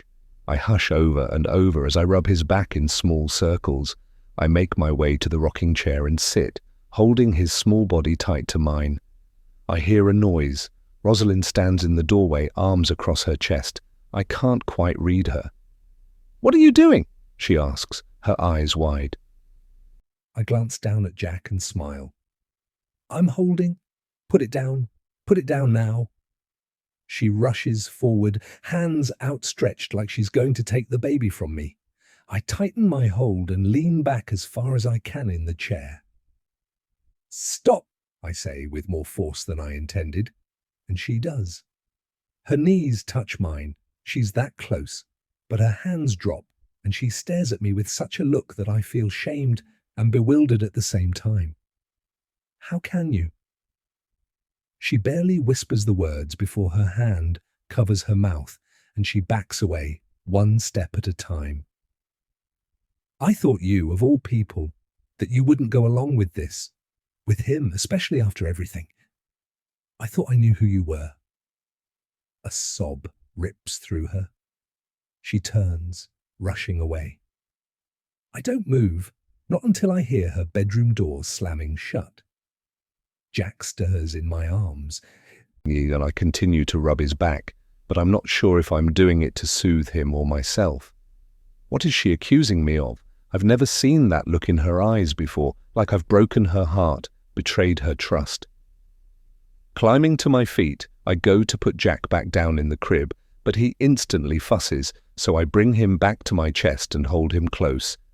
I make my way back out into the hallway, Jack in my arms. Knocking on her door, I call out her name. "Go away! Let me in, please. Are you holding it?" Her voice is nearer now, just on the other side of the door. "It? Please open the door, Rosie." I gentle my voice, hoping to coax her to listen. The door slowly opens, and at first, her eyes are soft, but they harden when she notices Jack in my arms. "Why?" The word comes out in a hard breath. "I tried to put him down." I give her a smile, but then he started fussing. Her brows scrunch together. "Stop it, Trina. Give me the stupid doll." She holds out her hand. I hesitate. How do I do this?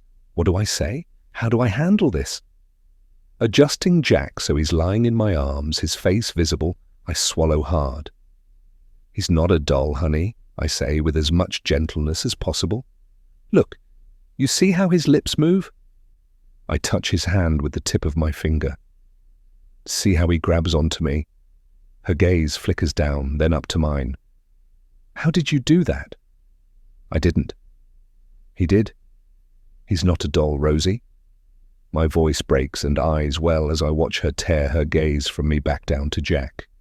His lips pucker as I lightly bounce him in my arms and little mews escape his mouth. I make little shushing sounds and he settles. "No." "You're making him—" She reaches out and touches Jack's fingers, gasping in shock. "But he's—" She pulls back. "I don't understand," she mumbles, stepping backward into the middle of the room. I open the door and follow her. "He's real," I say, hoping that if I say it enough, if she sees him move enough, she'll believe it. "He wasn't," she says, hitting her rocking chair with the back of her legs. She drops hard. "What do you mean?" I come in closer, keeping my steps small. She looks up at me with wide eyes that are suddenly full of tears. "He wasn't," she repeats, her voice hijacked by tears. "I sat here, and Marcus." She pauses, trying to find some control, never taking her gaze off of me. "He brought my baby to me, placing him in my arms, except he wasn't a baby. He wasn't Jack." Her voice rises with hysteria. "He was a doll.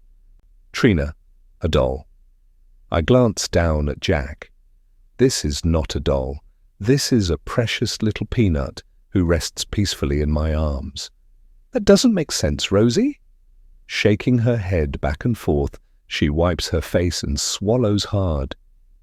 "You, of all people, know how he likes to play games. You never trusted him, not for the longest time, remember?" I remember thinking he was the man who'd taken advantage of Rosalind when she was a teenager and left her pregnant. I remember vowing to get revenge and then hating Trent when I first met him because I thought he was Marcus not realizing they were identical twins. I remember the fights Rosie and I would get into over it all. She never remembered the guy who took advantage of her. We'd been young at a party, and of course there was alcohol involved. I saw her climb the stairs with someone who looked an awful lot like the Eaton boys, but she swears it was someone else. I've always known the truth. That's why I'm here. I've never told Rosie that, though. I've let her believe I've dropped it, that I've been wrong in believing the Eaton boys could be so evil. That was different, Rosie, I say, even though it tears me apart to do so. Maybe it wasn't. I swear it, Trina. Marcus handed me a doll and pretended like he was real. Sometimes, when I go check on him, it's just a doll in the crib. I think they're in on it together, him and the baby nanny he hired. Her voice breaks with a loud snap, like a dried-out twig. She's exhausted. Moving to kneel by her side, I take her hand and place it on Jack's chest. Do you feel this? I ask. A doll doesn't breathe. She blinks fast and furious, hiccups now rattling through her body. He's real. She barely gets the words out before tears flow down her cheeks. She doesn't ask to take him, and I don't offer to give him up, so instead we sit there together, and the quiet starts its healing process in our hearts. I think about her words, her accusations toward Marcus. I want to say that he would never be so cruel, but I know better. Marcus can be a lot of things whenever it suits him, charming, irresistible, manipulative, and definitely cutthroat, but making her believe her child is a doll, that's heartless. Chapter 9. Shortly after I leave the house, dust rises as a black SUV makes its way up the long driveway. It stops beside me and the side passenger door pops open. Trina! Tears swell and gather on my lashes as Riley and Addison jump down from the vehicle and run toward me. The hollow in my heart fills at the happiness on the girls' faces. I half bend, opening my arms, waiting for them to plow into me. Girls! Marcus calls out, his voice a low growl, and the girls slow, stopping just short of me. Thank you, he says, as they whip their heads to look back at him. Remember what I said. There's a hint of strictness to his voice that has me standing tall and giving him a look. I told them they had to be gentle with you, he says with a shrug. Or the next time we go for ice cream, I'll be the only one eating and they'll have to sit there and watch me. It's hard to hide my smile, considering the girl's eyes are wide with disbelief. He won't write, Trina, Riley whispers. From the way she looks over her shoulder, she's not sure if she believes him or not. It's crazy how much I've missed them. Has Uncle Marcus ever lied to you? It's really, really hard not to let a smile creep onto my face. Her body straightens as her lips quirk, like she's actively trying to think if he's ever lied. He does tease us a lot, Addison says. I nod. That's true? Marcus heads our way, his movements silent, like he's stalking the girls. At the last minute, he roars and scoops the girls up in his arms, their squeals ringing in my ears as I laugh.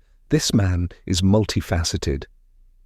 Over the years, my feelings for him have become complicated. I started off hating him, but seeing how he is with his nieces, that hatred has disappeared and something else has filled its place. I can't name that new something, though, because I can't quite put a finger on it. Respect? Admiration? Caution?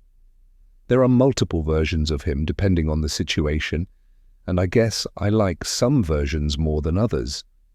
Once he releases them, the girls rush my way, smothering me with hugs and chattering up a storm. I keep them close, brushing my hand down their hair, nipping their cheeks with my fingers, all the while listening and trying to keep track of the stories they're telling me. Okay. Marcus finally steps in. Why don't you go pick some wildflowers for Trina? I think she needs a new bouquet to replace the dead one sitting on her kitchen table. He gently pulls the girls away from me and points toward a bed of wildflowers on the other side of the driveway. I smile, loving how the girls race off to the field to pick me flowers. How do you know they're dead? You know me better than that, he teases. I see everything. I want to laugh, but the way he said it, I realize he's not joking. He glances up toward the lighted window. You were coming from the main house? I only nod, not knowing what to say. I could make up an excuse. Anything is better than the truth. Rosie probably appreciated the company. Trent hated having to leave again. I'm worried about her, I say. We all are. How was she? I shake my head. Not good. She thought Jack was a doll. He heaves a sigh. You were with Jack? His brows nestle together.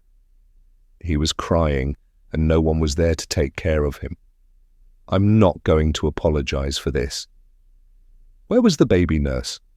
He's going to be upset about this next part, but there's nothing I can do about that. Rosalind let her go. His frown intensifies before he pulls out his phone and dials. Grace, it's Marcus. Yes, I'm back. Hey, would you mind helping the girls with their bath tonight? Yeah, thanks. See you soon. He shakes his head as he pockets his phone. She'll be back here in a few minutes. This isn't the first time Rosie has done this. Typically, Grace knows to call me right away, though. What do you mean this isn't the first time? I feel like I'm wading through a swamp when it comes to knowing what's going on in that house right now. She's fired Grace a few times now. The doctor says she's confused. I've got it handled. Which is his way of telling me to drop it. When do the girls leave again? In a few days. Why? I asked Rosalind if I could see them. She said it was okay, but I didn't realize they'd be leaving so soon. He gives me a funny look. Rosalind said yes. He sounds surprised. Was that an issue? Well, it really doesn't matter anymore, I guess. And what is that supposed to mean? He's not making sense. He rubs the back of his neck and glances away, shuffling his feet in the dirt. She didn't want you to be with the girls alone, that's all.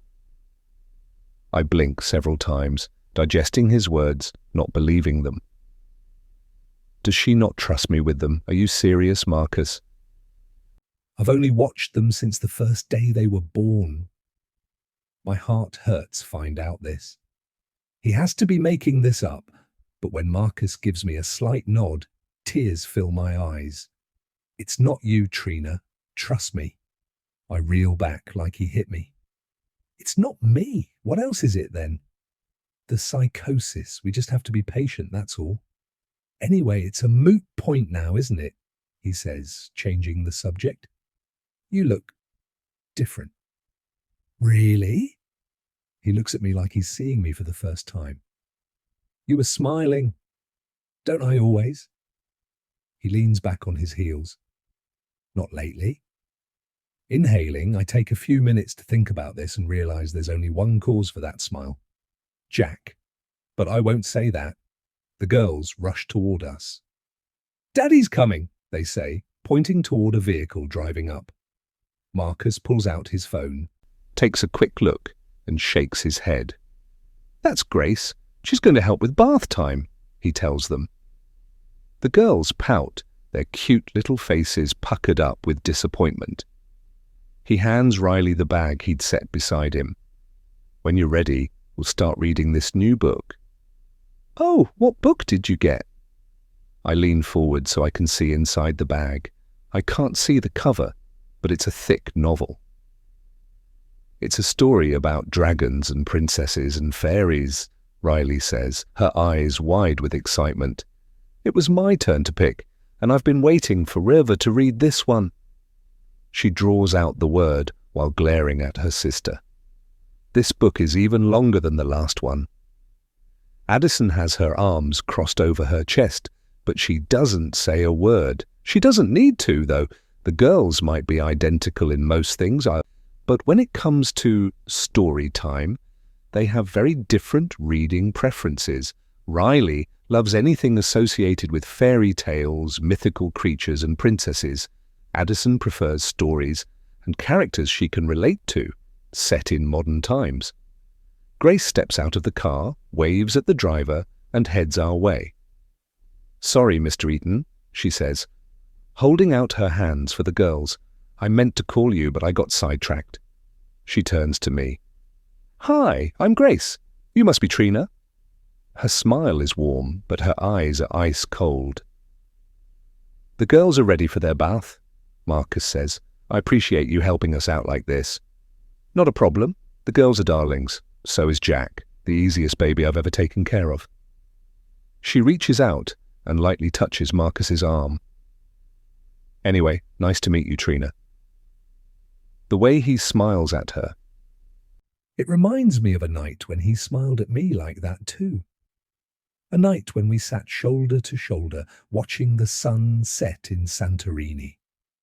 A night full of Prosecco and laughter, of infinity pools overlooking the Aegean Sea, of careful caresses and smouldering heat. Everything that happened that night had been a surprise and completely wrong. I hated him, hated myself, hated that it had happened at all. Learning I was pregnant, however, that changed everything.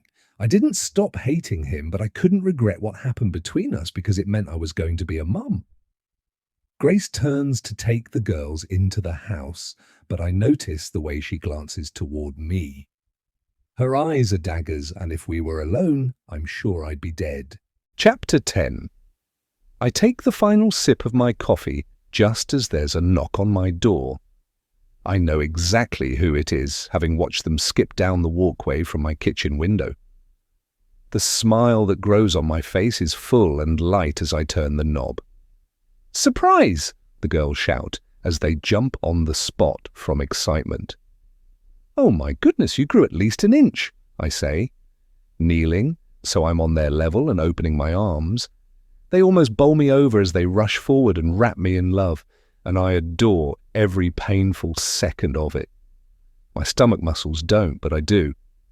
"We didn't grow that much, you just saw us last night," Riley teases me, giving my side a little poke. "Careful, girls, remember what your mother said." Grace stands behind them, holding a basket in her arms.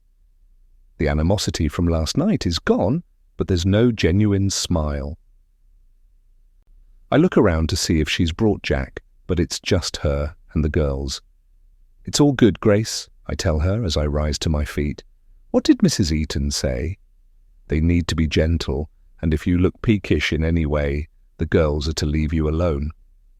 Grace's voice has barely any tone, inflection. Her outfits tend to match her personality, and today she's wearing a beige sundress with a white summer cardigan over top. "Leave me alone, are you kidding me?" I reach for the basket in Grace's arms, but she steps back.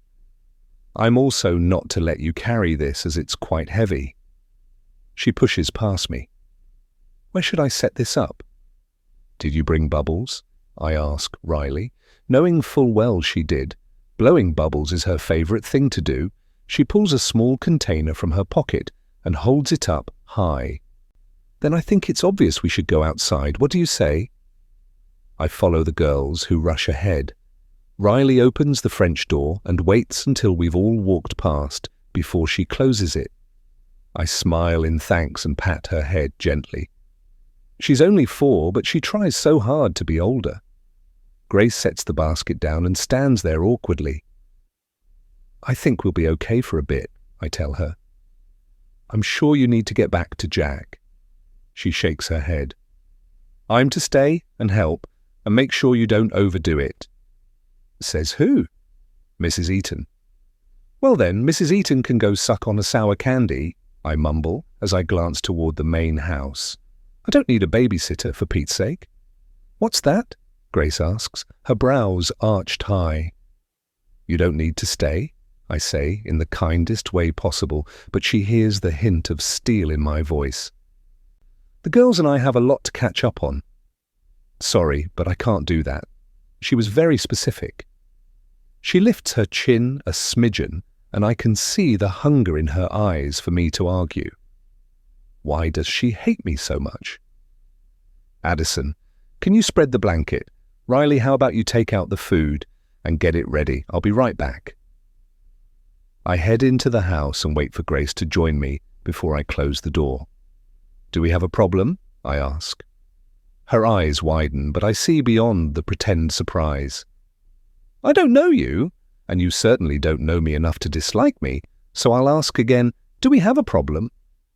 With 3 slow blinks, Grace's face morphs from naive to haughty.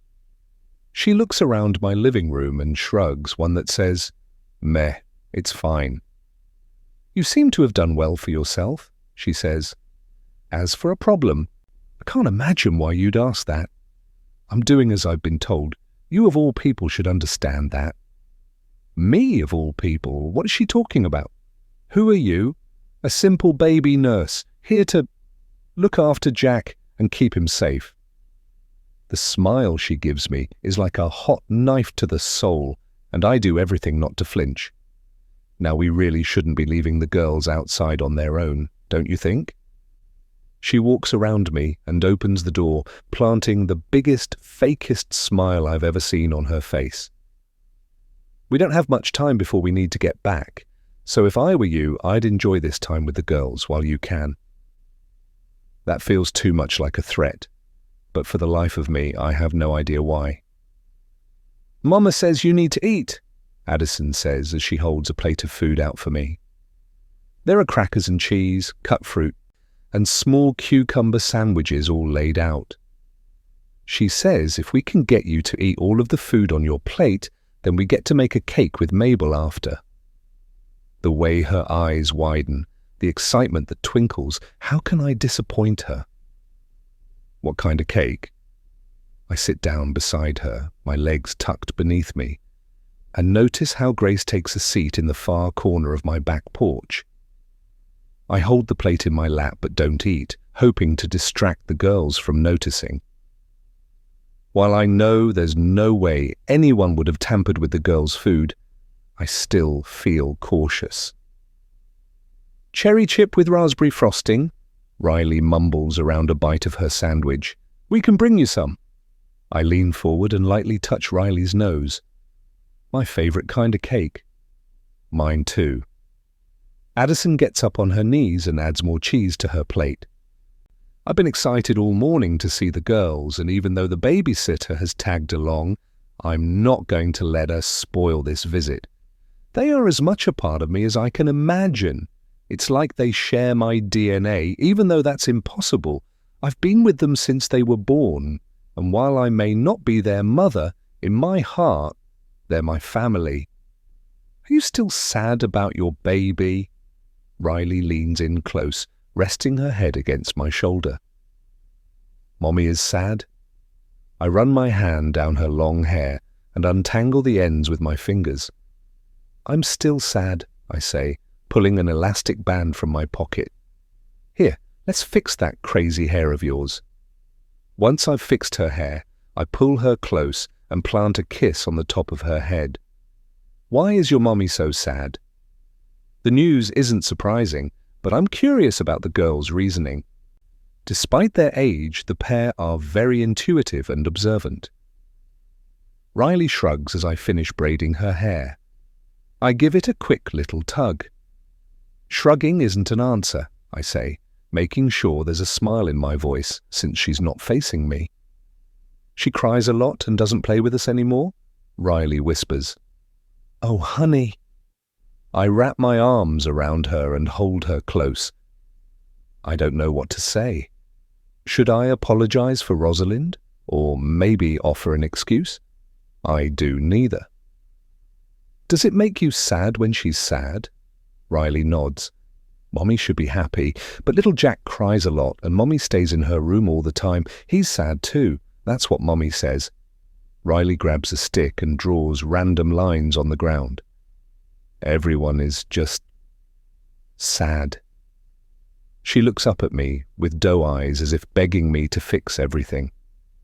We miss you, Riley says, climbing into my lap and leaning in. I ignore the pain against my stomach and wrap my arms around her. I miss you too, I whisper as I kiss her forehead. I spend the rest of my time ignoring Grace and focusing only on the girls. I notice she heads inside for a bit, but I assume that's to use the washroom. She eventually comes out with a glass of water and stays in the background while I play games, blow bubbles, and tell stories. And my well is slowly refilling thanks to their love. Okay, girls, we need to get back. Grace stands and clears up the dishes from our picnic. Your mum wants us back now and Jack is awake. You can leave the girls here. I'll bring them back. When Rosalind texted this morning that the girls were coming down, I was to have them until lunchtime. I still have over an hour with them. She shakes her head.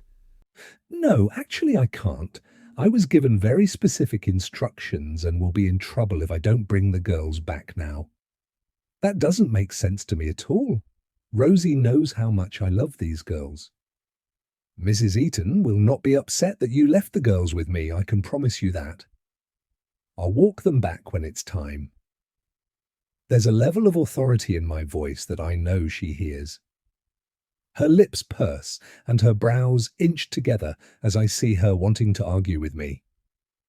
It's not Mrs. Eaton who instructed me to get the girls, Grace says softly. Who then? None of this makes sense.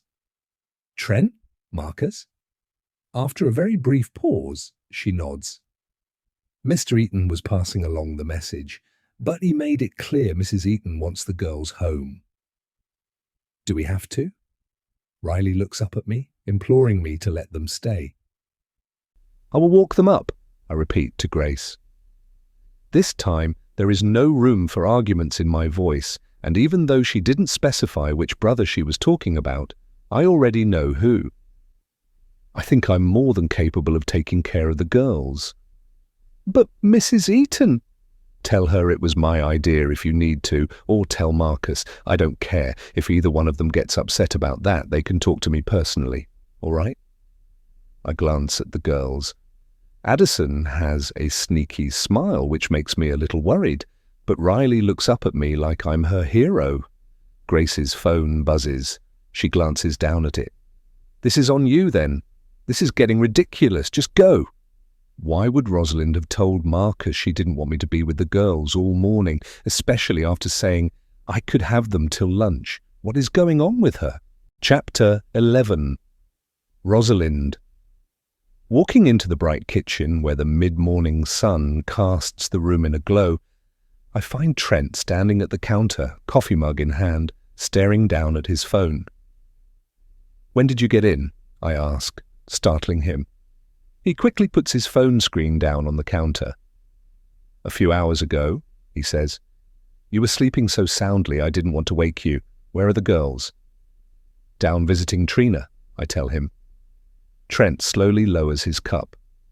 By themselves, but I thought... I catch how he's watching me, unsure of who I am today. I get that. Sometimes, most of the time, I don't feel myself.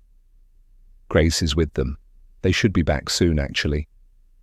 So you still don't trust her? I nibble my lip and think about how to respond. It's not that I don't trust her. It's for my own peace of mind. She's still healing, and you know how rambunctious the girls can be. Even I hear the lie, but thankfully Trent doesn't mention it. He brings the coffee cup up to his lips, and I can tell his mind is going a mile a minute. What are you thinking? I ask. It's only been 3 weeks, he says, finally. That's not an answer, and he knows it. I've been worried, he finally admits.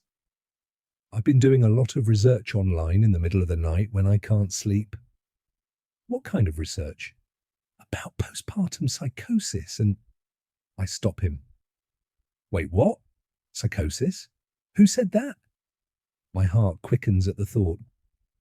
Is that what's happening with me? Dr. Harmon, Trent starts to rub the back of his neck, and I know whatever he's about to tell me, it's bad. He mentioned a clinic on the coast that deals with this. Marcus even thinks it might be a good idea. A good idea? I can't believe what I'm hearing. He doesn't answer for the longest time, and that's all I need to know. What kind of clinic? My brain is in overdrive as I take in all this. They believe I'm so unwell that I need 24/7 care at a facility. I don't know how I feel about that. It's called the Briar House. It kind of reminds me of a wellness retreat center, complete with the thermal pools and massage therapists. While he's talking, I take out my phone and immediately look up this clinic. It looks nice, coastal, expensive, and very private, but you won't let them send me, right? I don't need that. I'm looking at the reviews and reading one where they do electric shock therapy. I look up at my husband in panic. I don't need to go there, Trent? I swear it. I know I'm a bit off, but I just had a baby and... He takes the phone from my hand. Shh, he says. No decision has been made yet. Yet. He glances toward the quiet baby monitor on the counter. I've been worried, that's all. You weren't like this with the girls, he admits. What do I say to that? I'm sorry. I am. I'm more sorry than I'll ever admit. But this isn't all on me. Surely he can see that, can't he? His phone vibrates on the counter. Are you home today? I ask. He nods. I told Marcus I'm not handling any more meetings or clients for the next week. I thought you weren't supposed to do them anyway. I mean, I've seen Marcus more than you lately. He shrugs. Well, that wasn't the plan, and I'm sorry I haven't been here like I promised I would be. Just say no then. I wish it was that easy. Last night was unavoidable, unfortunately. The client requested me personally. Seems he and Marcus don't see eye to eye on a lot of things, and this deal is rather delicate. We have a lot riding on it. I sigh. I've never been one to step in between the two or push myself into the business in any way, but his being home for the first month was important to me, and it was something we had discussed as a family. As long as you're not avoiding me. It's hard to say this, to show so much insecurity. I've never liked being a weak person. He hugs me close. You and our family are the only things that really matter to me. I'm sorry I haven't been here for you, like I promised I would be. I feel his kiss on the top of my head at the same time his phone buzzes again. A slight frown appears, and there's now a tenseness of his shoulders. Do you need to deal with that? He kisses me one more time. I love you, he whispers before he answers the call and walks away. I stand there, alone in the kitchen, and look out the window. What has happened to us? We used to be so tight, so close, but ever since I gave birth, my husband has hardly been here. It's like he'd rather be anywhere else than with me. What have I done? Deep down, I know the answer to that. I've done nothing wrong. I head up the stairs and pause at the landing to catch my breath when I hear two voices.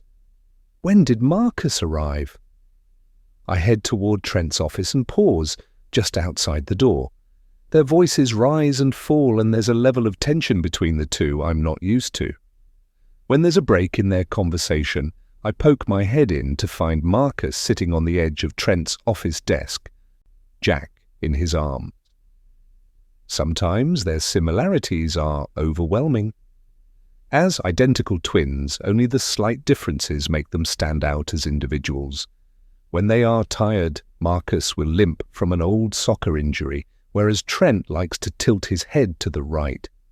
All conversation stops the moment they see me. I didn't realize you were here, I say, stepping into the room. Trent is staring down at his phone, his fingers dancing along the screen. He glances up briefly and gives me a quick smile. I've been here for a while, Marcus says. Little Jack was fussing, so I figured I'd hold him till Grace gets back. She's on her way. I didn't hear him. Marcus shrugs. It's all good, he says. I was there and he's fine. He glances down at the baby, one finger trailing down Jack's face. I look to Trent, but he's still focused on the phone in his hand. His desk is a mess, and I automatically tidy up the mail that's been tossed about. "It's okay, you can leave it," Trent says. He's too late.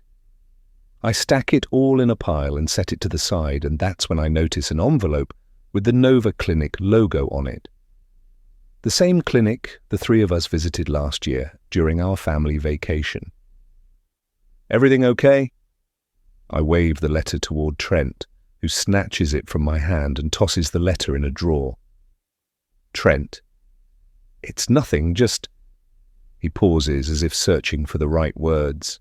Marcus interjects: "Just some test results I asked for last time we were there. They were supposed to email them." "Test results? Are you okay?" "Just testing the swimmers, that's all." Marcus gives me a sly grin, and I grimace in response. Jack's body arches as he yawns. "Can I have him, please?" I ask. "You want to hold him?" Marcus sounds surprised. I pause and wonder if maybe I shouldn't have offered. Marcus gives me that suave smile of his, the one that might weaken any other woman's knees but makes my stomach roll. "Of course he's your son, I just—" He glances toward Trent like he's looking for help. "You don't usually want to, that's all." I say nothing. I only hold out my arms and Marcus places Jack in them. I'll admit, the hold is awkward and being watched makes me nervous. "Where are you going?" There's a slight rise in Marcus's voice as I walk away from him. "To the nursery." I glance over my shoulder and I see a flash of concern cross his face. As I leave the room, I hear Marcus ask my husband a question. "Have you called the doctor?" My steps slow as I wait for his reply. "Not yet," Trent says, "but this is good, don't you think?" "I'm just worried," Marcus says. "What if she relapses? What if while she's taking care of Jack something happens again? Should she be alone with him?" "She's not going to relapse," Trent says, full of confidence. "My wife is back now. She says she's okay, and we need to trust her that she is." "You know what the doctor said, though." Marcus's voice is clear with doubt and worry. I stop and wait. Considering I have no idea what the doctor said, I want to hear the answer. "She's okay," Trent says with a firmness I more than appreciate. My husband has my back, and that's all that matters. "So what happened last week then?" Marcus asks. There's no answer from Trent. "Last week? What happened?" Standing there with Jack in my arms, I try to remember, but I can't. My brain is fuzzy, my memory unclear. There's a haze over the past few weeks. The last clear memory I have from before giving birth to Jack is sitting with Trina on the back porch talking about what the next few months would look like. But anything since then, it's not there. It's like it's been erased. Jack moves, his little arms and legs resisting my hold. Is he resisting me? Does he not like being in my arms? I rush toward his bedroom, needing to put him down in his crib. That's where Grace finds me, standing beside his crib, watching him. "Oh, hello, Mrs. Eaton," she says, folding a blue onesie and adding it to a drawer. "Oh, and there's the little man," she coos. "Is everything okay?" She waits for my reply, but I don't have one. All of a sudden, I feel like I'm about to float away, like all it will take is a small gust of wind from the open window and I'll be gone. "Here, why don't I help you back to your room?" she says, taking my arm. "You must be tired," she suggests, and I nod. "You have the life you've always wanted, but you're not thriving, are you?" Her voice is low, and I'm not sure I heard her right. "Excuse me?" "You poor thing, you've always needed someone to take care of you." "Well, it's a good thing I'm here. Don't you worry, I've never let anything bad happen to your children, and I'm not about to change now." Her voice is soothing, but I don't understand what she's saying. A wave of exhaustion hits me like a brick house has fallen on me, and all I want to do is lie down. She tilts her head, her smile never slipping. Careful, Rosalind. Mabel already has 2 things that belong to you, you poor thing. She helps me lie down in bed. What did you say? My voice breaks. Grace only lowers her lashes, tucking the throw around me. All I said was, you need to be careful, you poor thing. You're so very tired lately, aren't you? She starts to hum a song I haven't heard in years. A song I thought died with the person I killed. Chapter 12. Trina. I'm missing things. For the life of me, I can't find a bracelet I bought in Santorini last year. It was a simple rose gold chain with a small cross on it. I found it at a little bookstore and wore it all the time, but I don't remember seeing it after I went into labour. That's not the only thing I've misplaced.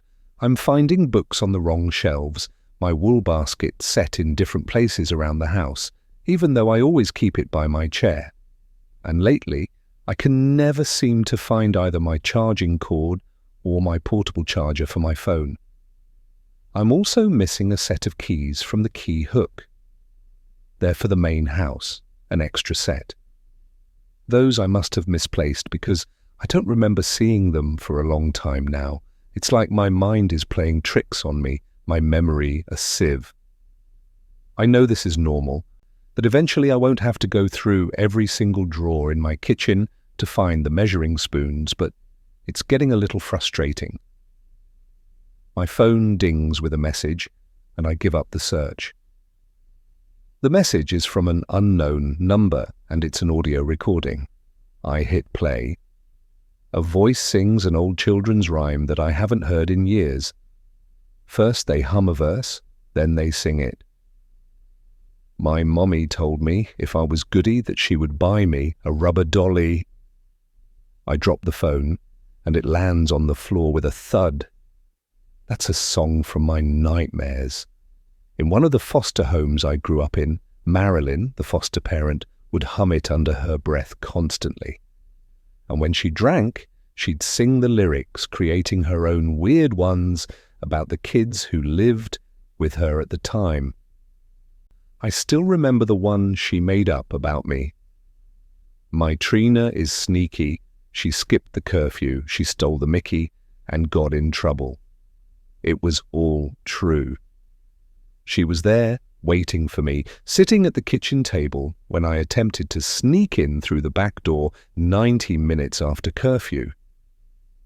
Rosie was with me, drunk as a skunk, puking the whole way home, too.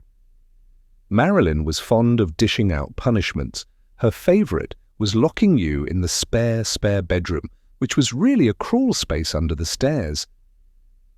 I stayed in there for 4 days that time, a combined punishment for both stealing the alcohol and letting Rosie get drunk. I pick up the phone and type a reply. Who is this? The message comes back as undeliverable. There's a knock on my door. It's Wyatt. What's going on? He asks the second I open the door. You're white as a ghost. He leads me to the kitchen table and pulls out a chair for me to sit. I hand him my phone. He plays the message, a frown appearing on his face. I don't get it. That's... I can't get the words out. My heart is racing so fast my chest hurts. I know what it is, I just don't get why someone sent it to you. He goes into the kitchen and pours 2 glasses of water, downing his in one long gulp. I sip mine slowly. I rack my brain thinking of who would send this, my mind going a million miles as I think back to that time in our lives. My hand instinctively covers my burn, my fingers lightly tracking the raised edges covered by my tattoo. There's no one... I don't finish my sentence. Wyatt gives me a sharp look, and that's all the answer I need. Have you heard from Rosie this morning? He asks, turning one chair at the table around and sitting down. He rests his forearms along the back of the chair. No, why? That new nanny, Grace, she was out on her morning walk with Jack and mentioned she's a little worried about her.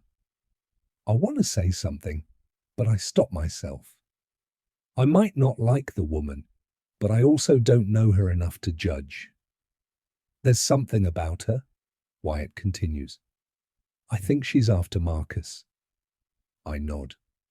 The memory of her touching his arm the other day flashes to mind. As long as it's not Trent, I don't care who she goes after. It's not that I'm worried about Trent cheating on Rosalind. It's more being worried about what she would do if she knew someone was after her husband. Rosie has a temper and she doesn't care what burns in her wake. That's my point. I caught her flirting with Trent this morning. She can't tell the difference between the two, and someone needs to warn her. I chuckle, a very catty, sarcastic puff of laughter. Well, that sure isn't going to be me. The woman doesn't seem to like me for some reason. Wyatt sighs. What did you do? Nothing. I doubt that. He cocks his head. I'm tiring of cleaning up this family's messes, he mumbles. As much as I want to, I'm not going to say anything, keeping my thoughts to myself for once.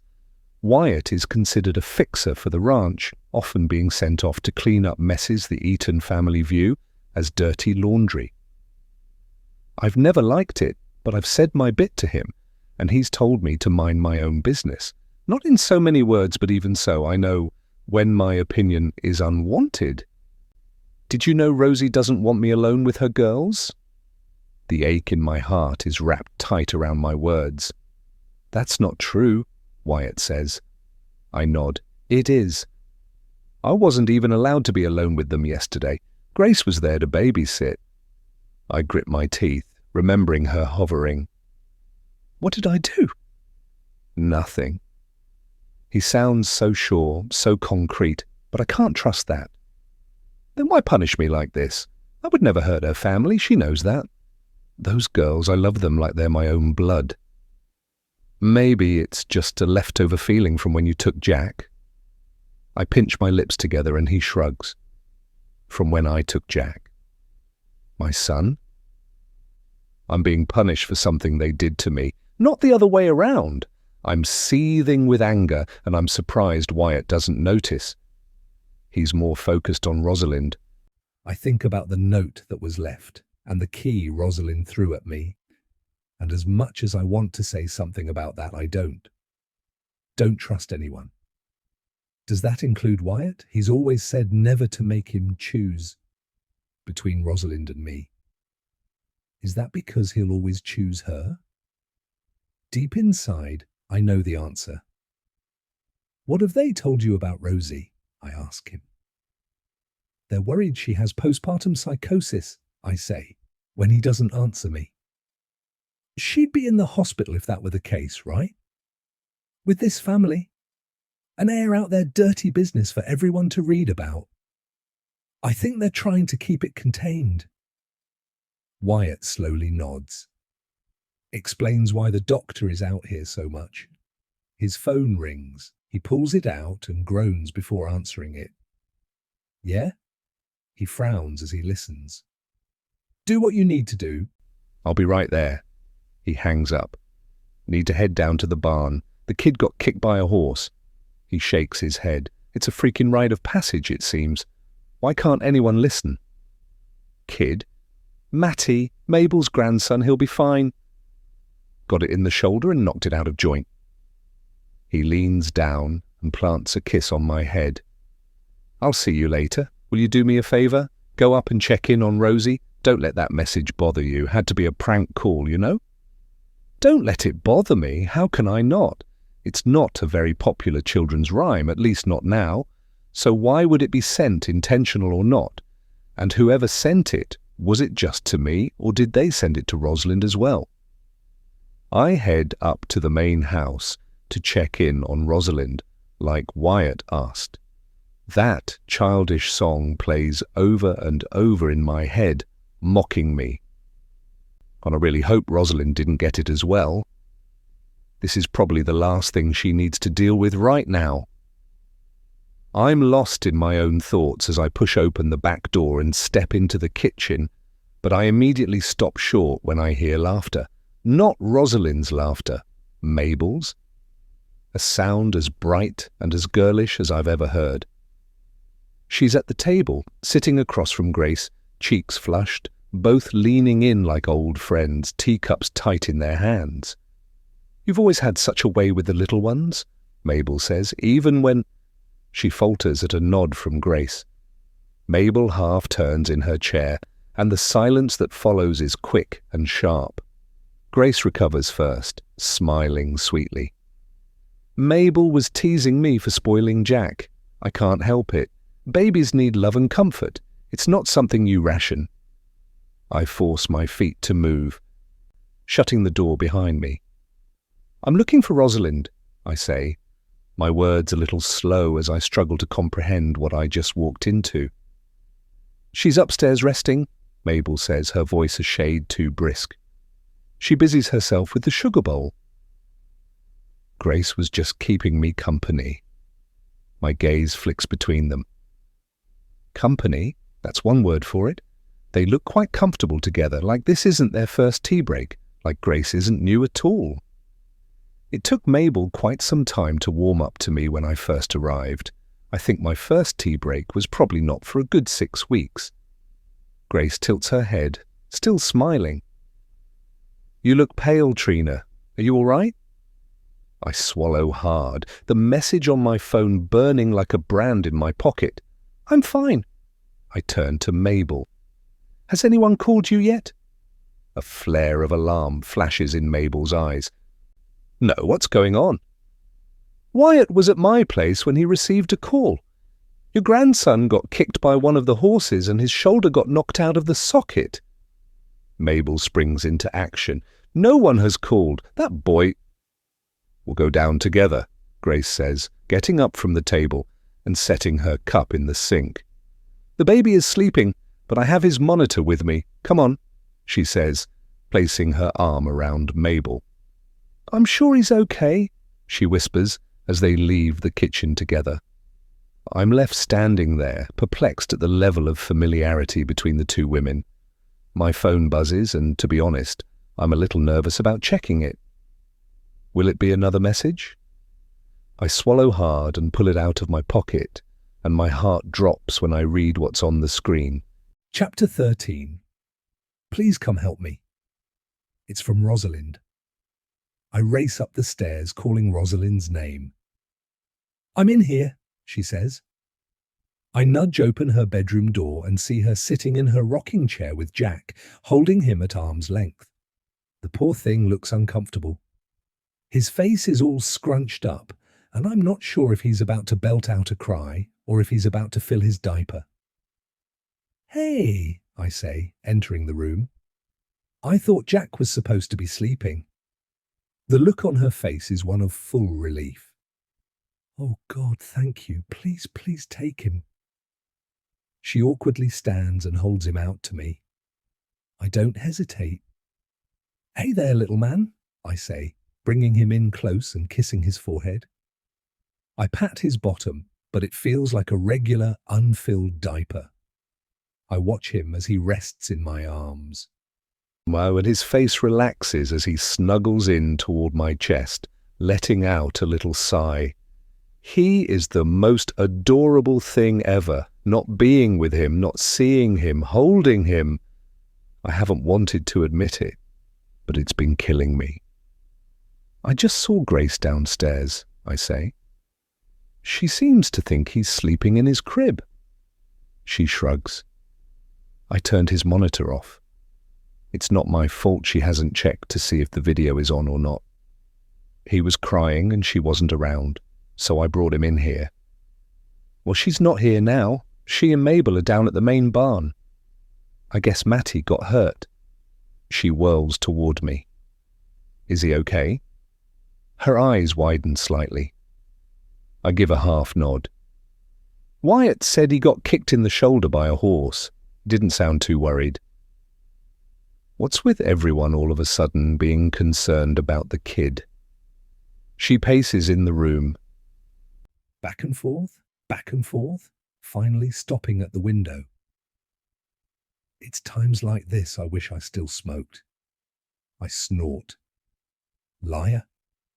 She's only ever smoked one cigarette in her life, and she swore she'd never do it again. You know what I mean? She won't look at me. What's going on?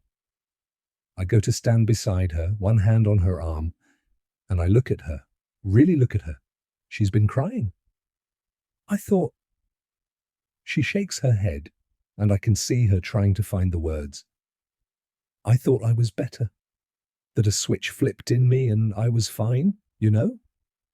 I nod because that's what she needs right now, but honestly, I have no idea what she's talking about. She glances at Jack for a moment. I overheard Trent and Marcus, and I guess I have times when I can't remember anything. And Jack, he doesn't always seem real to me. I don't want... She slumps down on her bed, resting her head between her hands. I don't want to hurt him, Trina. I barely heard her say the words. I almost don't think she wanted me to. Hurt him? How could she? I glance down at him and I can't wrap my head around what she's saying. How could anyone want to hurt a sweet baby? Especially this one. When I have him in my arms like this, I don't just want to protect him, love him, and hold him close. I do. I do love him. How can I not? We're connected, even if everyone around us is trying to keep us apart.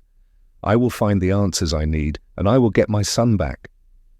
You said you saw him as a doll. Do you still? A look of anguish covers her face. I want to say no, but that would be lying. She looks at me with horror in her eyes. Sometimes I'll blink and he doesn't look the same. He doesn't look like my son. That's because he's not. I want to shout this out, but at the same time, I see the honesty in her eyes. Does she not know? She has to. Is this a game where she's just playing me? I know that sounds horrible, she says. That I sound crazy? Yes. Yes, it sounds horrible. Yes, you sound crazy. No, you shouldn't be alone with my son. Those are all things I want to scream at her, but I push all those emotions down into a small box hidden deep inside me and lock the lid closed. Now is not the time. I lightly bounce little Jack in my arms, tap, tap, tapping his bum while I do so. The action is natural and I can tell he loves it. I saw a video that suggested movements like this remind babies of when they were in the uterus. You're so good with him, Rosalind says, sadness lacing her voice. What is wrong with me, Trina?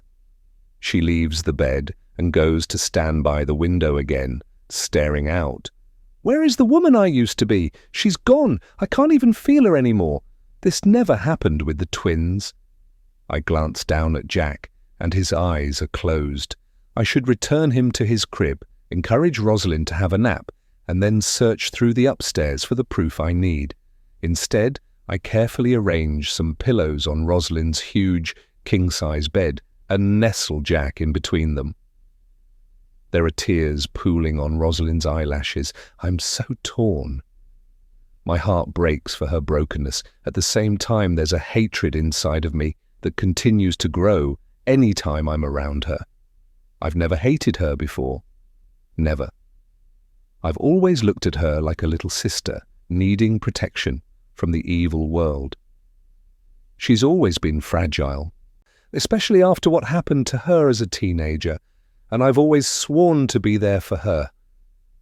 But this is a line she's crossed that I don't think we'll ever recover from. And yet I can't stop wanting to be there for her either. I hate myself right now for being so torn. She's still there, Rosie, I tell her, taking her hands in mine. That strong, vibrant woman who's full of love and joy. She's still there. Rosalind shakes her head. I don't feel her. She's gone. I rub her hand. No, sweetie, she's not. She's just protecting herself because she's hurting. Sometimes we do things, say things, we don't always mean when we're hurting, and I think that's where you are at. This is me giving her the chance to right her wrong, to admit to to what she's done so together we can find a way past it. Her breath calms after a while.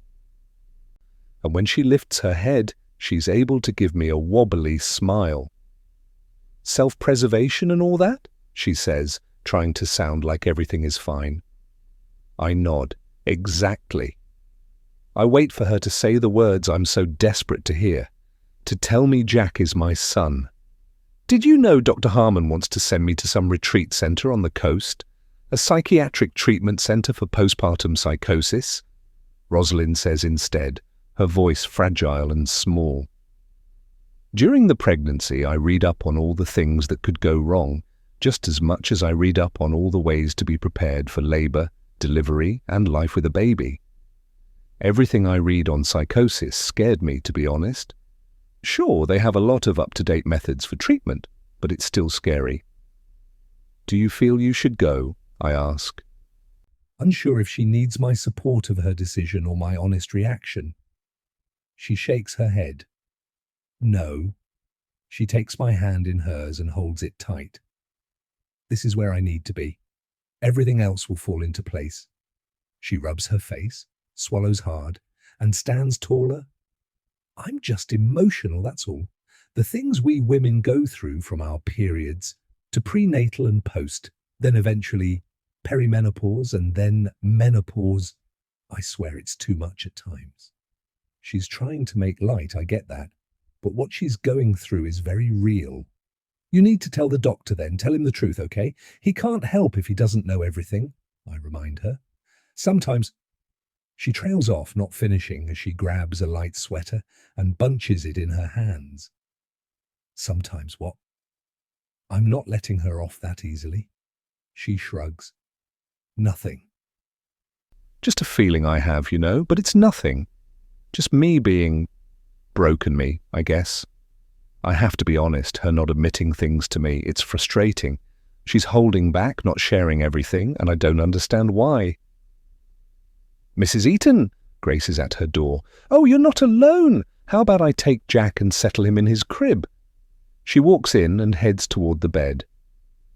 He's fine where he is. My voice is a little sharp. Her look is even sharper. He should be in his crib, she says, as she bends down and picks him up. Rosalind? I glance toward her, fully expecting her to back me up, but she continues to stare out the window and ignores me. I follow Grace as she takes my son to the nursery. She sets Jack down, lightly patting his bottom. He fusses a little before falling back to sleep. Is there something I can help you with? Trina? My name is being called, which stops me from answering. When I leave the nursery, I distinctly hear the door closing behind me with a soft thud. Everything in me rankles at the sound, at her in there with my son. Trina, Rosalind calls for me again. I take a moment to center myself, breathe in deep, hold it to the count of 5 and then release it. Earlier, Wyatt said he's tired of cleaning up the Eatons' messes, and I'm starting to understand. In a house where I used to feel like family, now I feel less like a beloved sister and more like hired help. And if that's the case, this place no longer feels like home. Chapter 14, Rosalind. The house is quiet. Almost too quiet. I notice Trent's office door is slightly ajar, and I hear the muffled voice of my husband. Wanting to check in with him, I head over and push the door open. All conversation stops as the room snaps into silence. Marcus, Trent, and Dr. Harmon all turn toward me. Serious looks flicker into forced smiles. I'm an intruder, catching them on a secret. Marcus steps back, hands in his pockets, dark eyes assessing me. Trent looks from me to Marcus, then at the doctor, a nervous energy about him. The silence in the room right now is unsettling. Trent's office is orderly and rich with warm wood and a masculine scent. Wall-to-wall bookshelves are filled with binders and leather-bound volumes, neat and freshly dusted.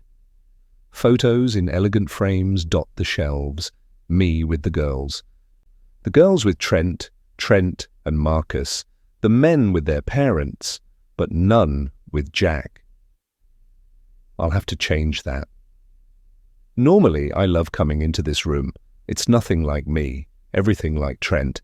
And when I'm in here, I feel safe, like I've just wrapped a warm blanket around myself and could stay in here all day reading a good book. Not now, though. Right now, I feel like I've stepped into the middle of something I have no business being a part of. Trent's posture stays rigid, with Dr. Harmon adjusting his stance, crossing and uncrossing his arms. They both avoid my gaze. Only Marcus seems comfortable, finally stepping forward, all charm and concern. "Rosie," Marcus says smoothly, a touch too casually. "Is everything okay?" I nod. "Of course. Sorry, I didn't realize you were here. You're not here to see me, are you?" Dr. Harmon shrugs. "I don't mind checking in with my favorite patient. Besides, we had some business to discuss," Marcus says, interrupting him. My brows furrow. What kind of business do they need to deal with that includes the doctor? A sense of unease winds its way around me as I glance toward the doctor and Marcus, both of whom seem to be purposely avoiding my gaze. Without thinking, I blurt, "You're not here because of Trina, are you?" "Why would you say that?" Dr. Harmon asks. "She didn't mean it. She was just overcome, and—" I wince at how pathetic I sound, how high and breathless my voice becomes as the words plop out, fast-paced. I catch my lower lip between my teeth. I mean, I don't blame her, and I know no one else does either, right? The men all stand there watching me blather on, no one interjecting, saving me from looking like a fool. Marcus's face softens, a careful expression of sympathy. "Of course we don't. What happened? There's no textbook on how to handle this." I nod. "Exactly. She just needs time, we all do. Maybe she just needs some time away, that's all." "We were just discussing that, actually," Marcus says. "There's a clinic on the coast. They specialize in postpartum cases like—" His pause is slight, but weighted. "This." "The same clinic you were thinking of sending me to?" I shake my head.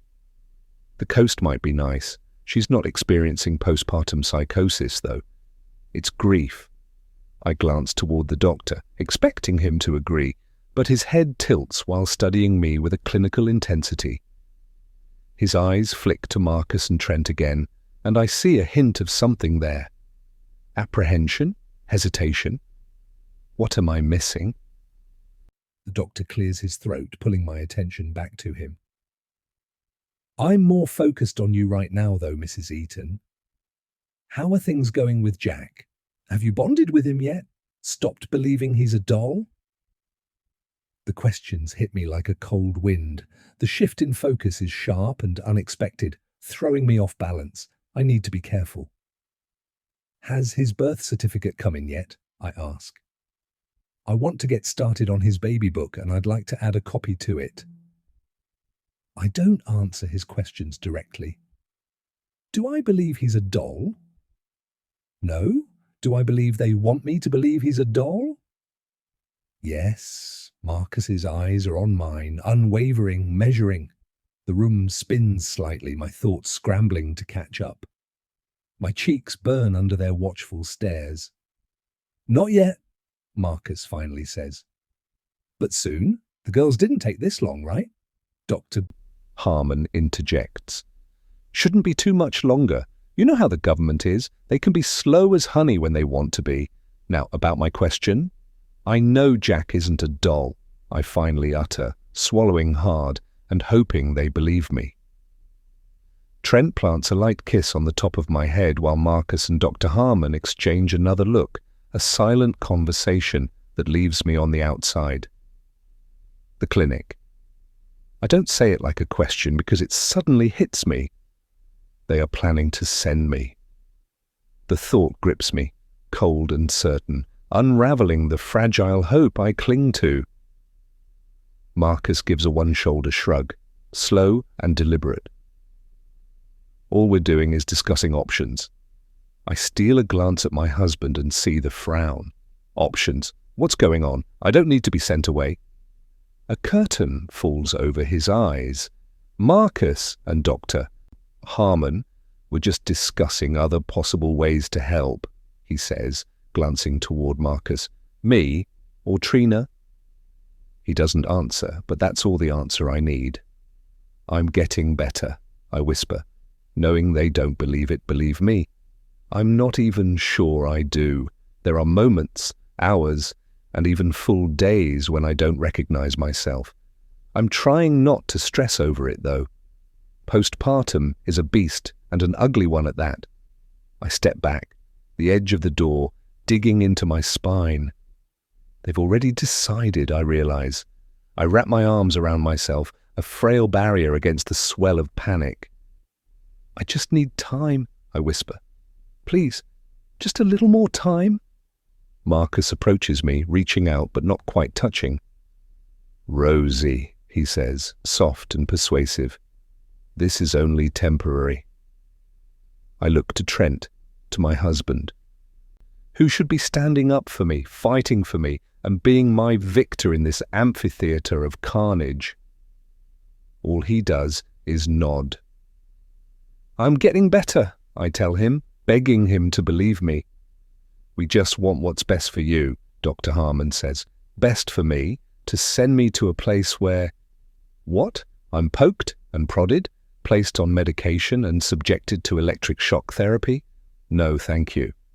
It's only temporary, Trent says, but that's all he needs to say. That's the final nail in my coffin. Temporary sounds awfully a lot like forever. I leave the men to finish their meeting and head outside, taking a nice leisurely walk around the grounds, something I haven't done in a long time. By the time I make it back to the house, more than an hour is gone, and inside I find Mabel and the doctor sitting at the kitchen table, having what looks to be an intense conversation. It was all so sudden, Dr. Harmon mutters. Do you need me to pop down and check on the little one? I'd appreciate that, she says, staring down at the cup she holds in her hand. She's a precious little one, so quiet, barely cries. She's a contented little thing, Mabel continues. Good thing, too. Imagine me taking on a screaming baby at my age. Raising Matthew was hard enough. A baby? Did I hear her correctly? It'll be worth it, you'll see. Mabel sighs. She looks like she's about to say more when she stops, as if she realizes I'm here. Her face goes beet red as she pushes herself to her feet. Can I get you anything, Mrs. R? Her voice wobbles a little. Ah, Mrs. Eaton, you caught us. Dr. Harmon sets down his cup of iced tea. I was just having a nice catch-up with Mabel while waiting for you. Did you know her iced tea reminds me of what my grandmother used to make? You were talking about a baby? She nods quickly. My new grandbaby. A sickening feeling lodges in my chest as I realize this is just one more area I'm failing in. I pride myself on knowing everything about our staff's lives, especially those who work so closely with us, like Mabel. Oh, don't worry too much about it, Mrs. R, Mabel says, pouring me a glass of water. You've had so much on your plate. You remember my oldest daughter has been trying to adopt for some time now? Well, everything happened all at once. That's why she finally moved back here. The way her face beams, I can tell she's happy. I offer a smile. That's wonderful. Ah, Mrs. Eaton, Dr. Harmon calls out. I was hoping for a few moments of your time, he says, pulling a container out of his bag. What is that? I eye it with suspicion. He gestures to a chair. I don't want to sit, but I do. He pushes the container toward me. It's a cloudy-looking powder. What is it? I ask again. A herbal supplement. Last visit you complained about all the pills you were taking. This will replace most of those supplements. It's all very safe. He has this smile that makes me want to tear out his eyes. Why don't you try some? I don't know if... Just add 1 tablespoon of this to your daily smoothies and you'll see a marked improvement in a matter of days. He nudges the container again. His boast is too unbelievable, and that's when I realize he's feeding me a line. But why? For what benefit? How about I make you one now? Mabel suggests. She gets up, taking the powder with her. I twist in my chair to watch her add 1 scoop into the blender, along with some fresh orange juice. I turn and feel the doctor's eyes on me.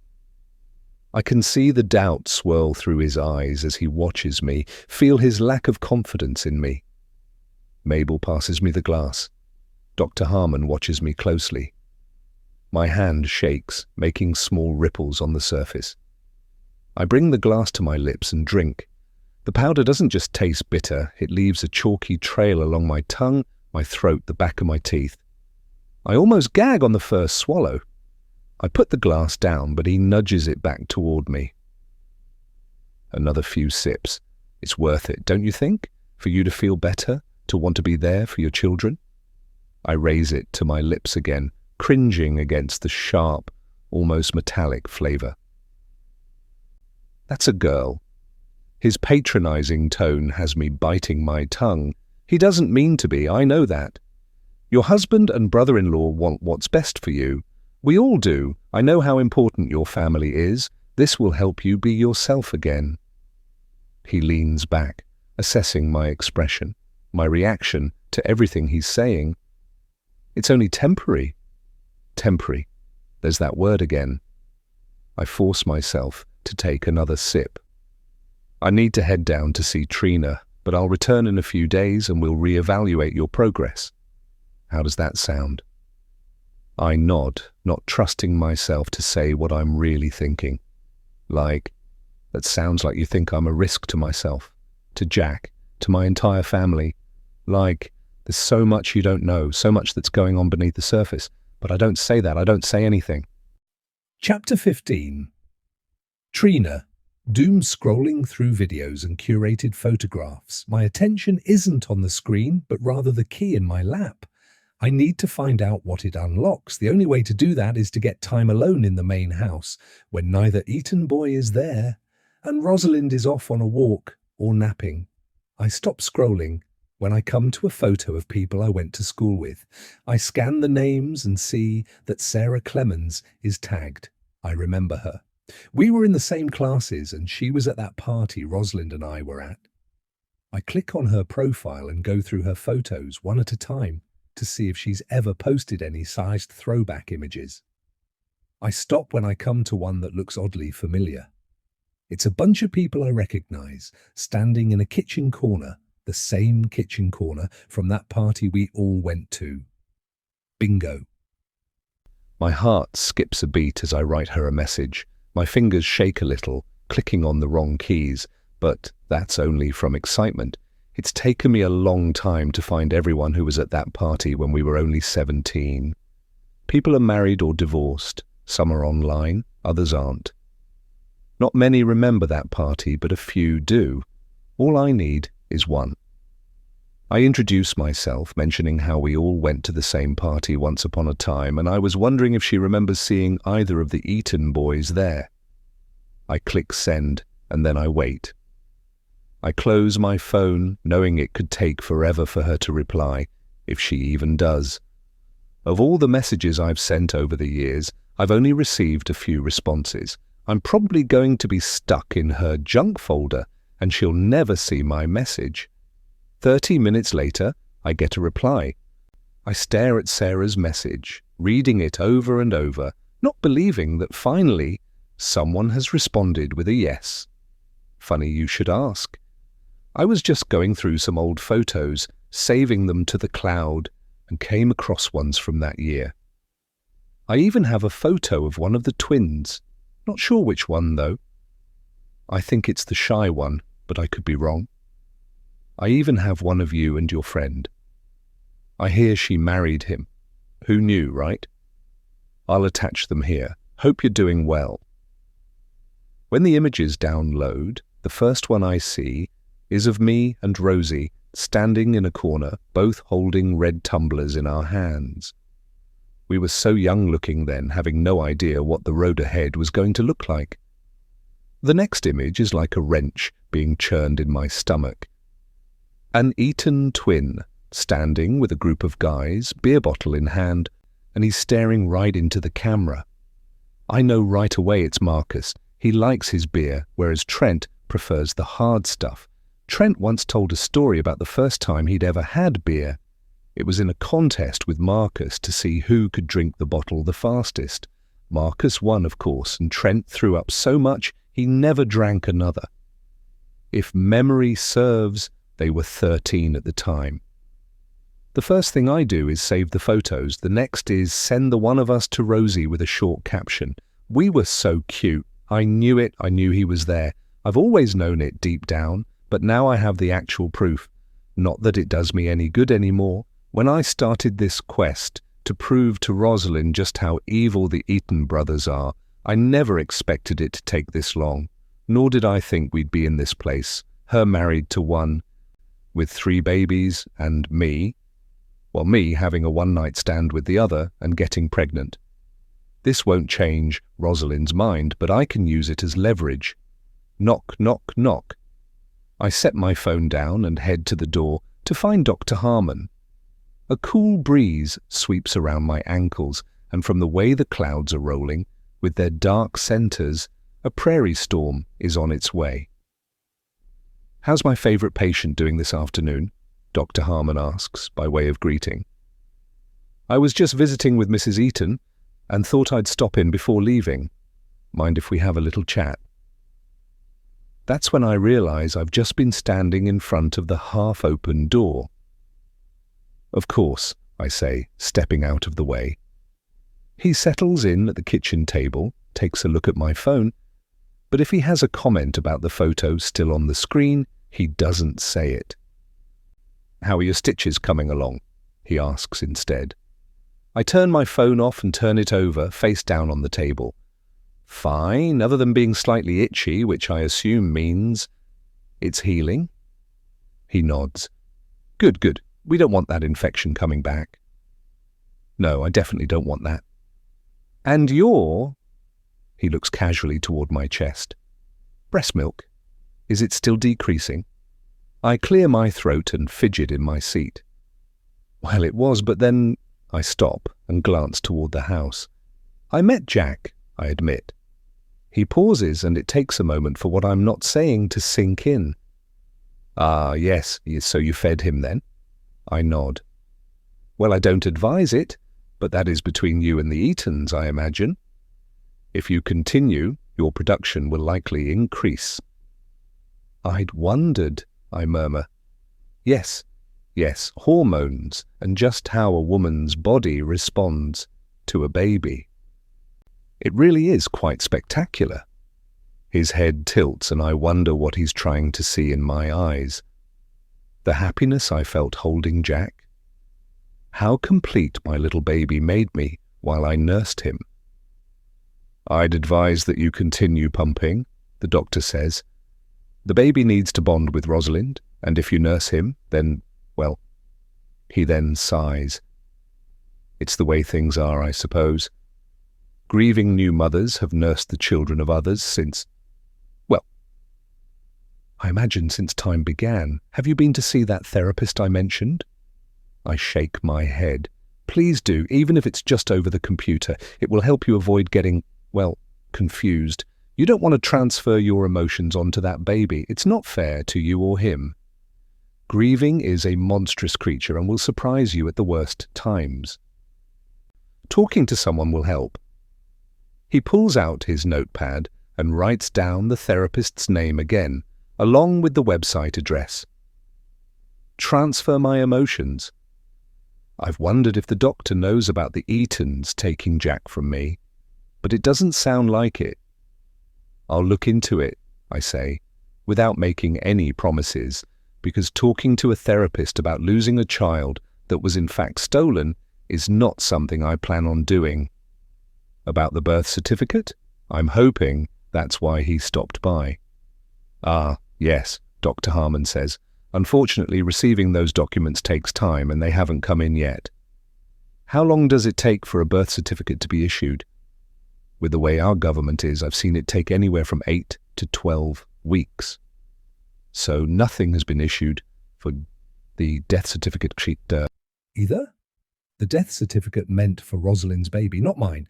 Is that why my baby was taken from me? Because Rosalind couldn't handle losing another baby?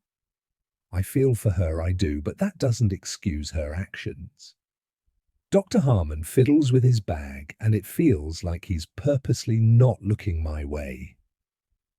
Is there a particular reason you're in a rush for them? He asks. I try to think of the right word, closure. Closure and proof are basically the same thing, right?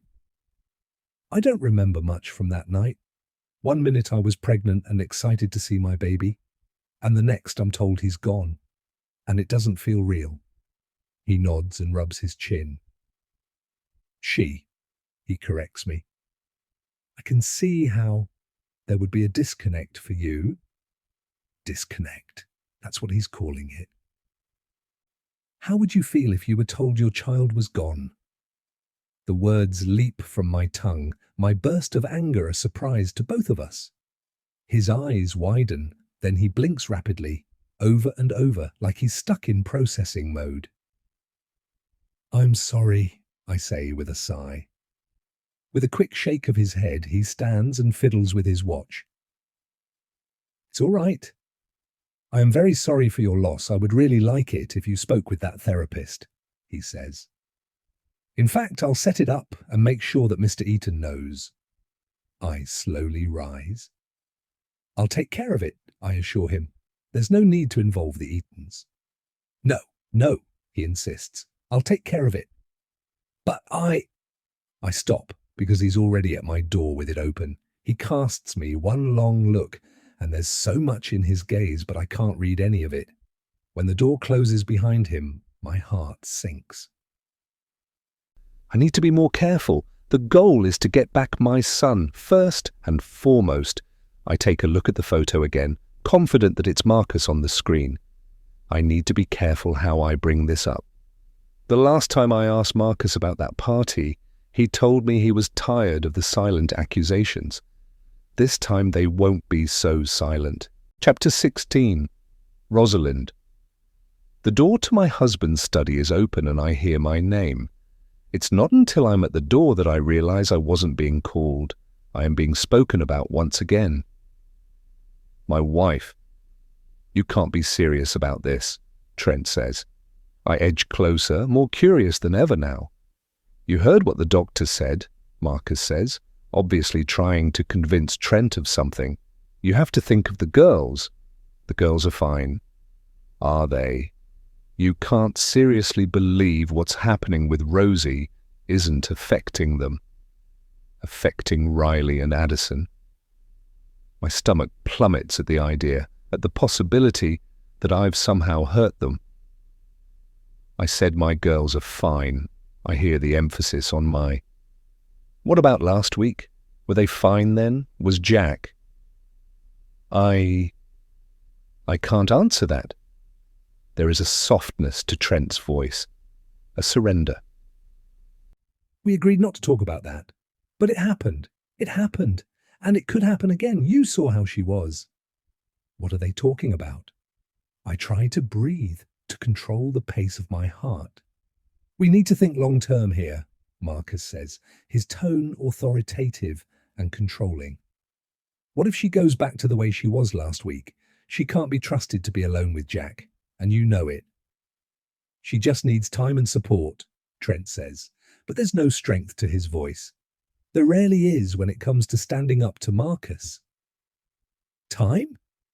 The incredulity in Marcus's voice surprises me. And support, Trent repeats, softer than before.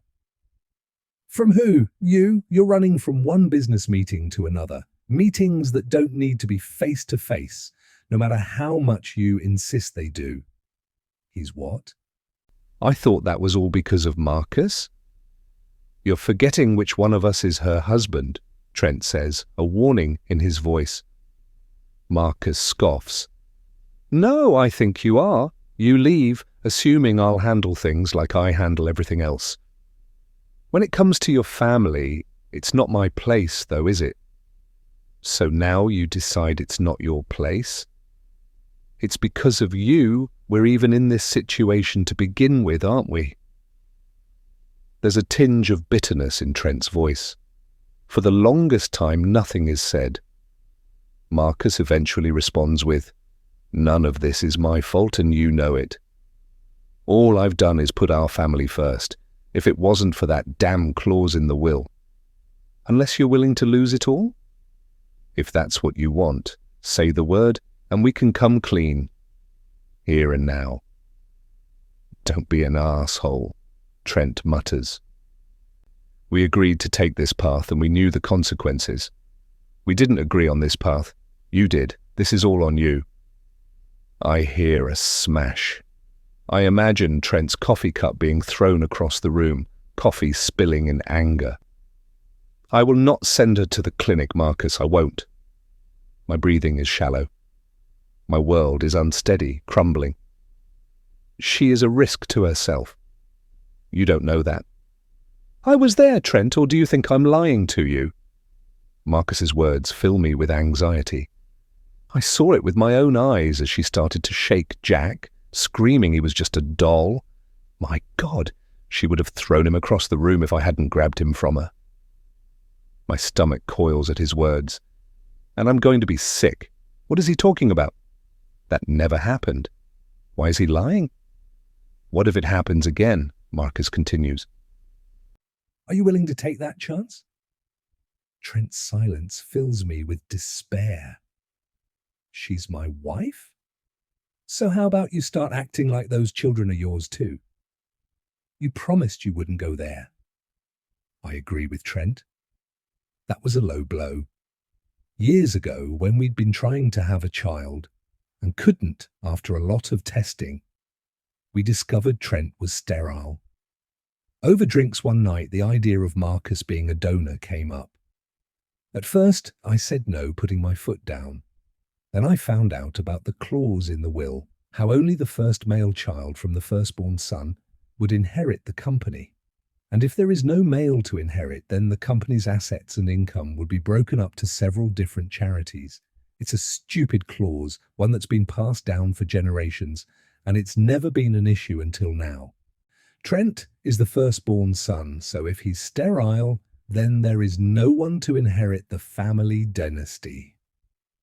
Marcus came up with the idea of us going to a clinic in Europe for the procedure, the Nova Clinic in Switzerland, which we all swore to keep hush-hush. The only people who know of our arrangement are the three of us. I've never even told Trina. The first visit gave me my twin daughters, our last trip, under the guise of a family vacation that also included time in Italy and Greece, added another member to our family. She needs more than what you can give her right now, Marcus says. I hate this man. It's been so hard to pretend otherwise all these years, and I'm not sure how much longer I can continue. Finding out about Trent made me realize everything Trina had said about that night when we were teens was true. Until that point, I never believed her. It was Marcus who took advantage of me, a drunk 17-year-old. Marcus, the father of my first son. In the years since finding that out, I've been playing the role of a lifetime, and so far, neither one of them has ever guessed a thing. No, this is not your call. Trent's voice is sharper than the knives in our kitchen, and for a moment, I would have sworn that was Marcus talking. Again, nothing is said. Not verbally, at least. The boys have this way of having silent conversations that say all too much. My hands shake and my whole body trembles. If what you are saying is true, then I'll think about it, Trent says. Until then, we have Grace and Trina. Between them and us, we can make sure Rosalind isn't alone with Jack until we know she's 100% better. Trent sounds tired. Worn out, hearing the weary betrayal in my husband's voice is too much.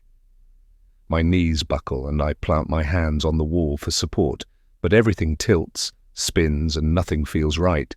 And suddenly, everything goes dark. When I come to, I see duplicates of the same face hovering above me. "Sweetheart, are you okay?" I close my eyes and lean into the arms holding me. "Rosie, honey, open your eyes, please," Trent whispers with a sense of urgency. My lashes flutter. I feel so tired right now. I'm okay, I say, or at least I try to. The words come out garbled. Marcus called Dr. Harmon. We caught him before he was about to leave, Trent says as I struggle to get up. I shake my head. The last thing I want is to see the doctor again. I'm okay, I say, really. By now, I'm sitting up, legs bent, and the crazy dizziness that hit me like a herd of trampling hooves is gone. I'd still feel better if he checks in, Trent says. Trent helps me up, takes me into his office, and sits with me on the couch. Trent, I don't want to go to that clinic. He pulls me in close and I feel sheltered and secure in his arms. I know you're scared. So am I. We're going to get through this, Rosie, I promise. I want to believe him. I really do. But I don't. He pulls me close again, and this hug is a warm blanket wrapped around my shoulders, comforting and everything I need. I love you, he whispers. Nothing will change that, he tells me. We sit together like this until my heartbeat slows and I feel more in control. Should we go sit outside? Trent asks. Maybe some fresh air will help. And we can wait for the doctor on the porch. He leads the way. It's not too long before Dr. Harmon appears. He mops at his forehead with a cloth he pulls from his pocket. I see you're on your feet, Dr. Harmon says as he sets his bag down. Just a little fainting spell? How do we feel now? Is that normal? Trent asks. The doctor gives a slight maybe-type shrug. It's a typical symptom with the medication she's on. I'm not overly worried, he says. It's important that you eat and stay hydrated, and be sure to drink those smoothies. Smoothies? Trent asks. Dr. Harmon proceeds to tell Trent about the disgusting powder he's trying to force me to drink. All he wants to do is keep me drugged, and that's the last thing I want to be right now. Am I okay? No, far from it. I feel off, not myself. And I have bouts of memory loss that don't feel normal. Other than blaming it on postpartum, the only other reason I can think of is because of the drugs and those damn smoothies. Perhaps it's time to discuss the clinic again? I inhale sharply. I can't help it. Trent shoots me a quick look before he leads the doctor away, out of earshot. Mrs. R, your phone's been going off for the last few minutes. Mabel walks up to me and hands me my phone, along with a nice cold glass of tea. I take a look at the screen and see a photo that Trina sent. Wow, talk about a time capsule. The girl I was then and the woman I am now, it's like we're two different people. I show Mabel the photo. Is that you two as babes? Look at you, Mabel says, holding her hand tight to her heart. So young. But not so innocent, I tell her. Well, no one really is at that age, are they? Look at my Matty. Her eyes twinkle, but I hear the concern in her voice. How is he? It's not often Mabel will bring up her grandson to me, so when she does, it makes me happy. Back in the barn, doing some light work, Mr. M promised me he'll go easy on him after dislocating his shoulder like he did. The doctor said it was a good thing he didn't break it. It's been a while since I've been down there. Maybe I'll go check in on him. Matty is a good kid with a good head on his shoulders. Oh, you don't have to do that. I know that. There's a look on Mabel's face I can't read. You've always been so good to him, she says softly, glancing out toward Marcus. You have no idea how much that has meant over the years. I lightly pat her hand. He's family, Mabel? The family means everything to me. You know that. I've learned the hard way what it means to fight for the family you not only have, but also for the family you want. The family I have means everything to me. Everything. Chapter 17. Trina.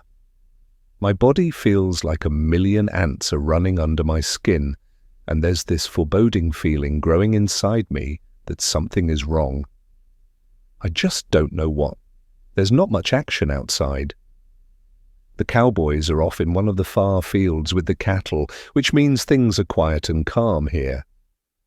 I've been walking the grounds and haven't run into anyone for almost an hour, which is strange. Normally this place hums with people and creatures. I head toward the main house, and when I crest over a hill, I notice there are no vehicles in the driveway. This is the opportunity I've been waiting for. My fingers wrap around the key in my pocket as I hurry toward the main house. The back door is open, so I let myself in. There are 2 bottles of pills sitting on the counter, both for Rosalind. I read the labels, my brows racing to my hairline as I learn which drugs the doctor has prescribed for her, risperidone and lorazepam. One is an antipsychotic and the other reduces anxiety and agitation. I know that last one fairly well. I was on Ativan while a teenager. One of the foster homes I was in put all the teenagers on them, whether we needed them or not. Apparently, it was intended to help us stay calm, perform well in school, and avoid trouble. Personally, I think the foster mother was just lazy and wanted zombie kids in her house. Combining the two could explain Rosalind's mood swings. I head toward the pantry, where I know there's a locked door hidden behind a shelving unit. Rosalind showed it to me years ago. It's where Mabel keeps all her prepping supplies in case anything were ever to happen. I try the key, but it doesn't work. I head upstairs. It's quiet, and I think I'm in the clear. But then I see Rosalind standing in the middle of Jack's nursery. "Hush, little baby, don't you cry," she sings softly as she rocks Jack in her arms, slowly back and forth. She doesn't see me. She's solely focused on Jack. I take a moment, almost not believing what I'm watching. This is the mother I remember, how she was with her girls, so soft and loving. "That's it, little sweetie, you're okay." Rosalind paces back and forth, only looking at Jack and nothing else. "You are so loved, so loved." I take a few steps backward down the stairs. "Rosie," I call out. I give her a few moments before I step back up. This time, when I see her, she's holding Jack out at arm's length. "Trina, can you take him, please?" She stares at me, wide-eyed. "Rosie, what's wrong?" I ask, wondering what I just saw, why the sudden change. "Please?" Her lips are slightly parted. She swallows hard. "I need help. I take him from her, cradling him in my arms. She covers her mouth as soon as her hands are free and stands there, her body shaking. Something is wrong with her. Her emotions just switched on a dime, and this isn't the first time I've noticed it. The sleepy boy in my arms closes his eyes. Holding him is like heaven, and putting him down is the last thing I want to do, but I do it anyway. "Where is Grace?" I ask. Rosalind only shakes her head. She watches me stand over the crib, and there's a sadness that fills her, from the defeated slump of her shoulders to the sheen in her eyes. "Where's the monitor?" I ask, looking around. I see it on the change table and grab hold of it. "Come on," I say, taking Rosalind's hand. "Let's go downstairs and let him sleep." She follows me, and I'm trying to wrap my head around the woman I watched unaware, compared to the woman holding my hand, and nothing makes sense. We climb down the stairs, head to the back porch, and walk out onto the patio with the fire pit. She drops down into an Adirondack chair, pulling her knees up tight to her chest and burrowing her face into the crevice. "What is going on?" I ask, hoping she'll tell me the truth. She shakes her head. "That photo you sent me brought back a lot of memories. Where did you find it?" "Do you remember Sarah Clements?" "Who?" "Oh, wait, she was in our last foster home, wasn't she?" "No, we went to school with her. I saw her tagged in a photo online," I tell her. "I reached out." "Reached out? Why?" she asks, giving me a weird look. She knows why. Are you still trying to dig up dirt on my husband? On Trent? No. On Marcus? She asks, giving me a full-on eye roll. Why? I thought we were past that. I shrug. No, seriously, Trina, why are you digging all that up again? Honestly, there's no need, not anymore. Her voice rises, her hands flatten against her thighs, but it's the heavy breathing that really connects it all for me.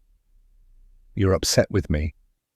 Just annoyed, she says, shaking her head. Why can't you leave the past in the past?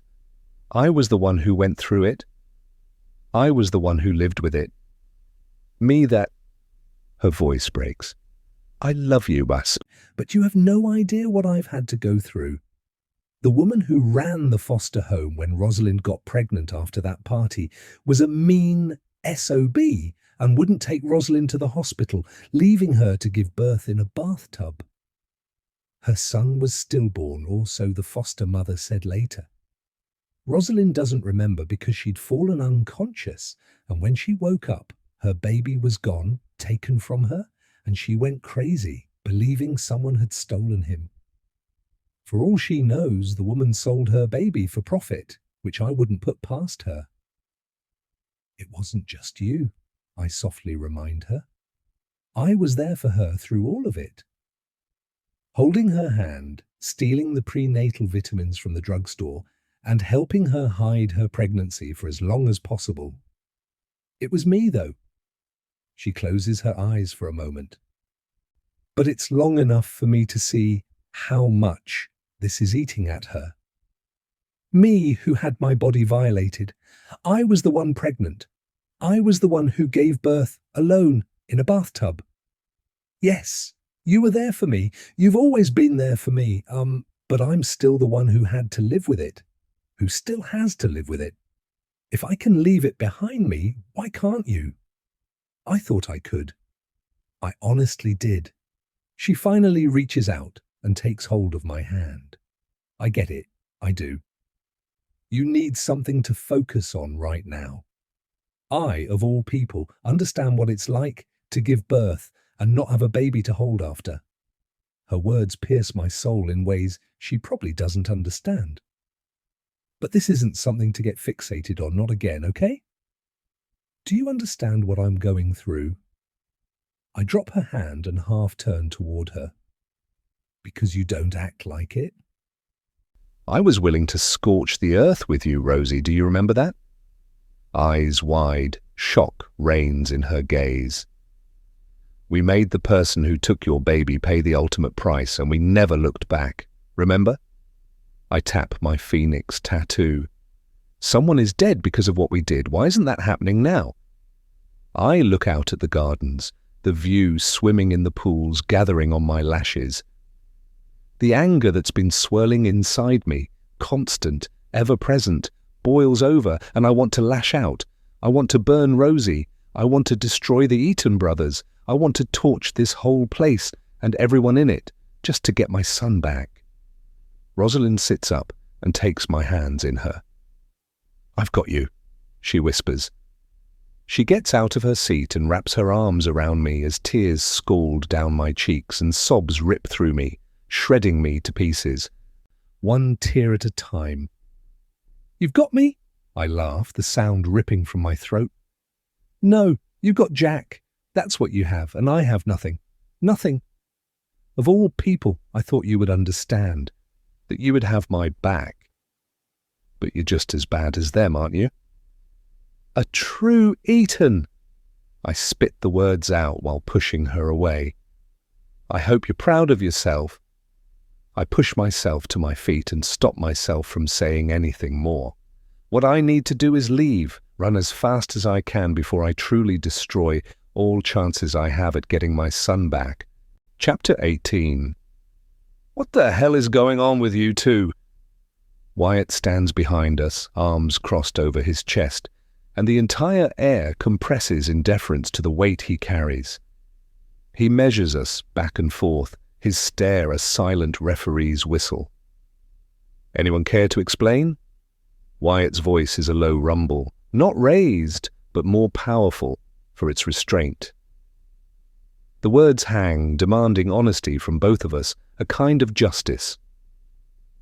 I could hear you guys all the way from the house. Do you realize that?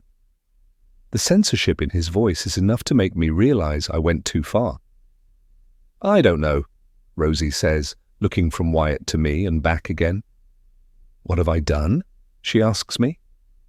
Her words hang like wet laundry, limp and heavy. This is on me, I know that. And yet, nothing I said was untrue, so how do I backtrack from that? Rosie, I'm sorry. I shouldn't have said that. My voice sounds unlike my own, thin, battered. I watch as the apology lands, see Rosalind's eyes flicker and dart, her face contorted with the kind of pain that only ever comes after a wound has been acknowledged but not cleaned. Do you hate me that much? She asks, breathless, afraid of my answer. I want to say no. I want to tell her I don't hate her at all. I want to confirm that we're okay, but I can't. Wyatt is a sentry, unmoving, unwavering. He doesn't say anything, but then he rarely does. I expect him to pick a side, to mete out judgment and force us to apologize again, louder, as if volume could make atonement more real. But all he does is take a measured step forward, arms uncrossing as he crouches, so his face is level with Rosalind's. His expression is unreadable. Somewhere between a father and a prison guard. Rosalind's hands twist in her lap, white-knuckled. Her gaze is fixed on her knees, and I can't tell if it's shame, anger, or just exhaustion that's draining the colour from her skin. I want to reach out to touch her shoulder or her back, but my own arms feel like they're encased in wet cement, heavy and unwieldy with the knowledge of my failure. I've hurt her, but she's hurt me too. Wyatt's voice is softer now, the edges dulled but not blunted. Trina, sit. He doesn't say please, doesn't have to. Wyatt's authority is felt on the atomic level. I drop to my chair, feeling very much like a child caught with my hand in something it shouldn't be in. Trina is back to prove Marcus is evil, Rosalind says, leaning back in her chair and staring off into the distance. Wyatt doesn't react. I have proof he was there at that party. Rosalind lurches forward, fingers clutching the edges of her chair. You what? You didn't tell me that. I didn't. You have proof? Wyatt is calm, but I know this man. Beneath the surface, there's a churning happening. It doesn't matter anymore, Rosalind says, pushing herself to her feet. Why can't you just leave things alone? What does destroying him do? No, she interrupts me. Destroying him destroys my family. Don't you see that? Rosie, he was there. He was the one who... Stop. She stomps her foot. Don't you think I know? I've known for a long time now. It's like we're in a bubble with no air. Everything is sucked out of me, and I stand there in shock. She didn't just say what I think she said, right? Rosalind, Wyatt says. Think about what you're saying. There's caution in his voice, and the way he's watching her, it's like he's waiting for her to bolt. You don't think... I can't... She chokes, and then she's gone, marching along the walkway until she hits the stairs for the back porch. For a second I imagine Wyatt going after her, but he just stands there, examining the dust motes twisting through the patch of sunlight at his feet. He sighs, rubs the back of his neck. The gesture, so human and weary, nearly undoes me. When he turns to face me, the lines around his eyes are deeper than I remember, as if someone has taken a chisel to the soft places of his face. You need to go after her, Wyatt says finally, voice flat.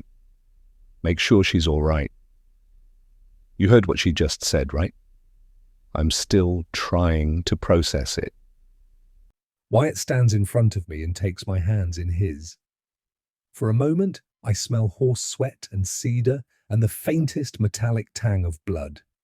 He must have come in directly from the barn. barely enough time to wash his hands. He looks tired and older.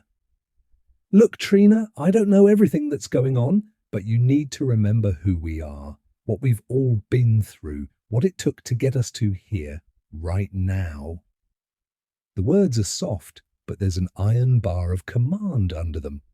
It's the same voice he used back in the group home, the one that could talk a bully down or keep me from breaking a window out of sheer frustration. I want to argue. I want to list every single thing I have done for this family, every time I've put their needs above my own. I want to tell him about the note that says not to trust anyone. I want to tell him about what I saw back in the nursery. I need him to understand that she has my son and is keeping him from me. But the words evaporate, sucked out by the vacuum of Wyatt's disappointment. I haven't forgotten anything, I whisper, not trusting myself to say more. But we're not the same people anymore. She's not the same. Wyatt's gaze hardens, but not cruelly. There's still affection there, somewhere beneath the exhaustion. There's more happening than you know, Trina. Trust her. She's never betrayed you. Deep down, you know that. He stands, and with a last glance, equal parts warning and plea, he turns and follows after Rosalind. Eventually I hear the slam of the screen door, and I feel very alone in a yard that feels both too small and infinitely vast. What is happening right now? The worst part is that Wyatt's words echo and I can't silence them. More happening than you know. Trust her. Wyatt is my tether, a steadying force I've always needed and hopefully never taken advantage of. If he's wavering even for a moment, then I really might be alone here. But they took my son. What am I supposed to do with that? How am I supposed to trust Rosalind knowing she stole my baby as her own? My legs tremble, unsteady. I squeeze my eyes shut, and for a moment, just one, I let the bitterness seep out as tears. I don't have the luxury of breaking down. Not now. Chapter 19. Rosalind insinuated she's known about Marcus all along. How is that possible? How could she continue living in this house, being part of this family? If she knows the truth, if she could keep that a secret, what else is she hiding? By the time I walk back toward the house, whether that's where I want to go or not, the first thing I see is Grace sitting on the back porch with Jack, rocking him in a chair, a light baby blanket wrapped around him, and I pause, instinctively turning toward him. He likes being outside, Grace says. She pats his back with small taps. Is everything okay? She looks toward the door. Mrs. Eaton rushed in, looking upset. Everything is fine. I can't tear my gaze away from Jack, from the tuft of hair peeking out from the blanket. Don't you think it's too warm out here for him? Grace points toward the ceiling fan. That's giving us a nice draft. She continues to rock, back and forth, and I want to change places with her, to be the one holding my son. Can I have him? The words come out on their own. He's just about to fall asleep, Grace says, but she sees the yearning in my eyes and a semi-smirk appears on her face. Sorry. She's watching me with a knowing glance, as if she knows more than I do, as if she's privy to a secret I don't know. Except I do. Your friend probably needs you. One brow lifts as if challenging me to choose. Jack is safe with me. The screen door opens and hits the side of the house with a thud. Wyatt steps out from the doorway. She needs you upstairs. His voice is grave, and I know right away something is wrong. Give me Jack, I tell Grace, my voice firm. I reach out and take him, and her arms drop. I hold him close, looking down, and see the flutter of his lashes as if I woke him, and he's reorientating himself. Hey, sweetie, I whisper, I've got you. My heart feels full with him in my arms, and I never want to let him go. Trina? Wyatt takes off his hat and wipes his forehead with the edge of his sleeve. She needs you. There's something in his eyes, something that I haven't seen in a long time. He's scared. She needs you, he repeats, his voice breaking. Those 3 words have changed my life in so many ways over the years. We were first introduced in a car and told we had a lot in common. We were the same age, 2 foster kids trying to survive. Both having lost our parents at a young age. She needs you, the social worker whispered, as I stared at a scrawny girl clutching a teddy bear tight to her chest. She needs you, a foster mum said, nudging me to go to her after she'd fled the dinner table because another kid ate her food. She needs you, a random stranger at a party told me, pointing me toward a bedroom door after I'd been searching for more than 30 minutes for her. She needs you, another pissed foster mother told me when I came home from school, where I found Rosie in the bathtub, unconscious and having just given birth. She's always needed me, but where was she when I needed her? I head into the house, carrying Jack, my son, and make my way upstairs. Marcus is there, standing in the doorway to Rosalind's room. I stop in my tracks, not expecting him to be here. What happened? Marcus glances my way, concerned. Why do you have Jack? He moves toward me as if he's going to take my son from me, but I hold Jack tighter to my chest. Wyatt says Rosalind needs me. I look inside the bedroom and find her curled up in her chair, arms wrapped tight around her knees. Maybe Jack is all she needs, Marcus says. I don't spare him a glance. Rosie? My voice is soft and full of questions. She doesn't look up, glance my way, or say a word. She doesn't even show any expression. She's a blank slate, and I get why Wyatt seemed shaken downstairs. What brought it on this time? Marcus asks, his voice low, gravelly. This time? How much do I tell him? Argued. About what? The past. My mouth thins. I want to be away from this man, from who he is, who he was, and what he represents. This is why she needs to go to the clinic, to get the help we can't get her. Jack fusses as I readjust my hold and pat his back lightly. She doesn't want to go to the clinic. I don't think the decision is hers to make. And it's yours? If he had a gun on him, I'd be dead. The glare in his eyes confirms this. Do we have an issue? It's on the tip of my tongue to say yes, of course we have a problem. There are so many problems I don't even know where to start, but I bite my tongue. You don't need the baby nanny anymore. He won't listen, he won't agree, but it's the safest thing for me to say right now. I can take care of him. He scrubs at his face. We've already been over this. He pulls out his phone. What are you doing? Calling Grace. She's never where I need her to be lately, and I'm getting tired of it. She's downstairs on the back porch. The resignation in my voice comes out louder than I'd anticipated. He heads down the stairs, casting me a look over his shoulder. I hear him open the screen door and call her name. I breathe in the scent of my son. I snuggle him a little closer and promise him this isn't the last time I'll hold him. The 2 minutes it takes for Grace to come inside and climb the stairs isn't long enough. Here, I can take him. Grace takes Jack from me, whether I want her to or not.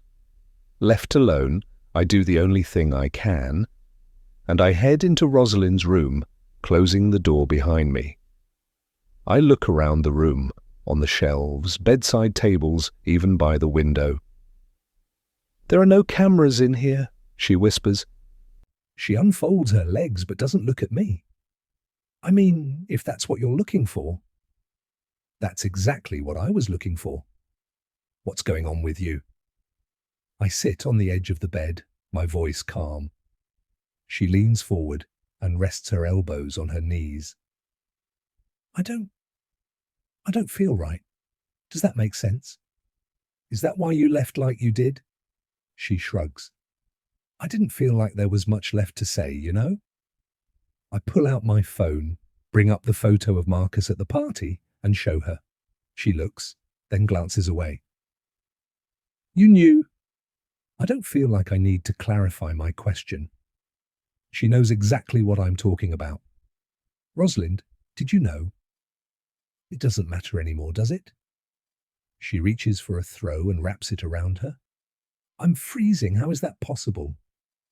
Don't change the subject, please. This matters. Why? She finally stops her fussing. Why does it matter when we already know who he is and what he's like? This is our lives now, Trina. Bringing up the past isn't going to change any of it.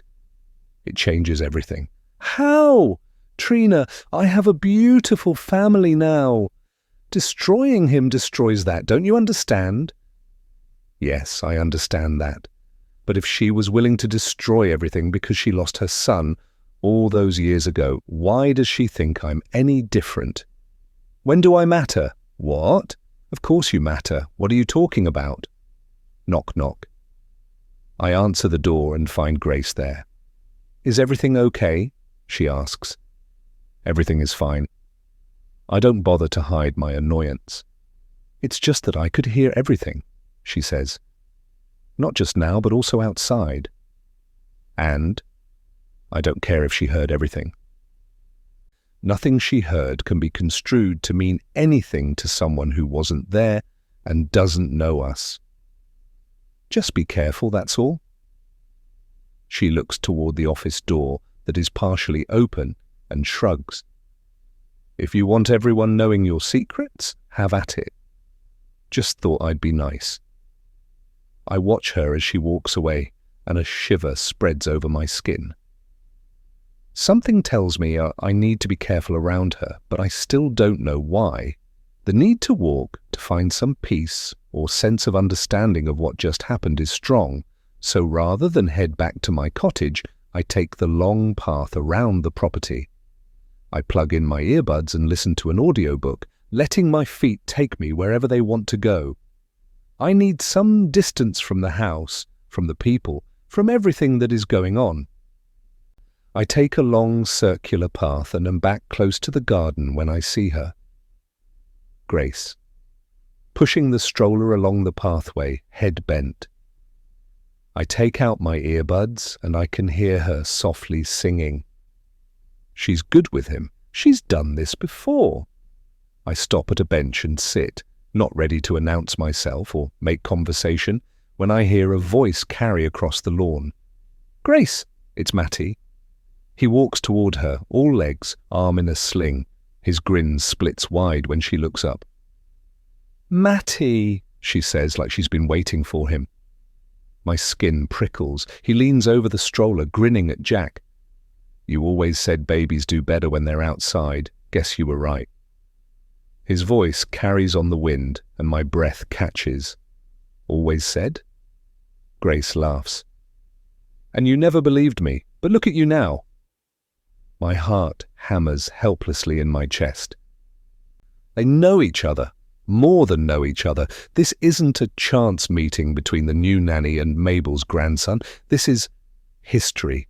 Maybe it was Mabel who recommended Grace for the job, but I thought she came from a staffing agency.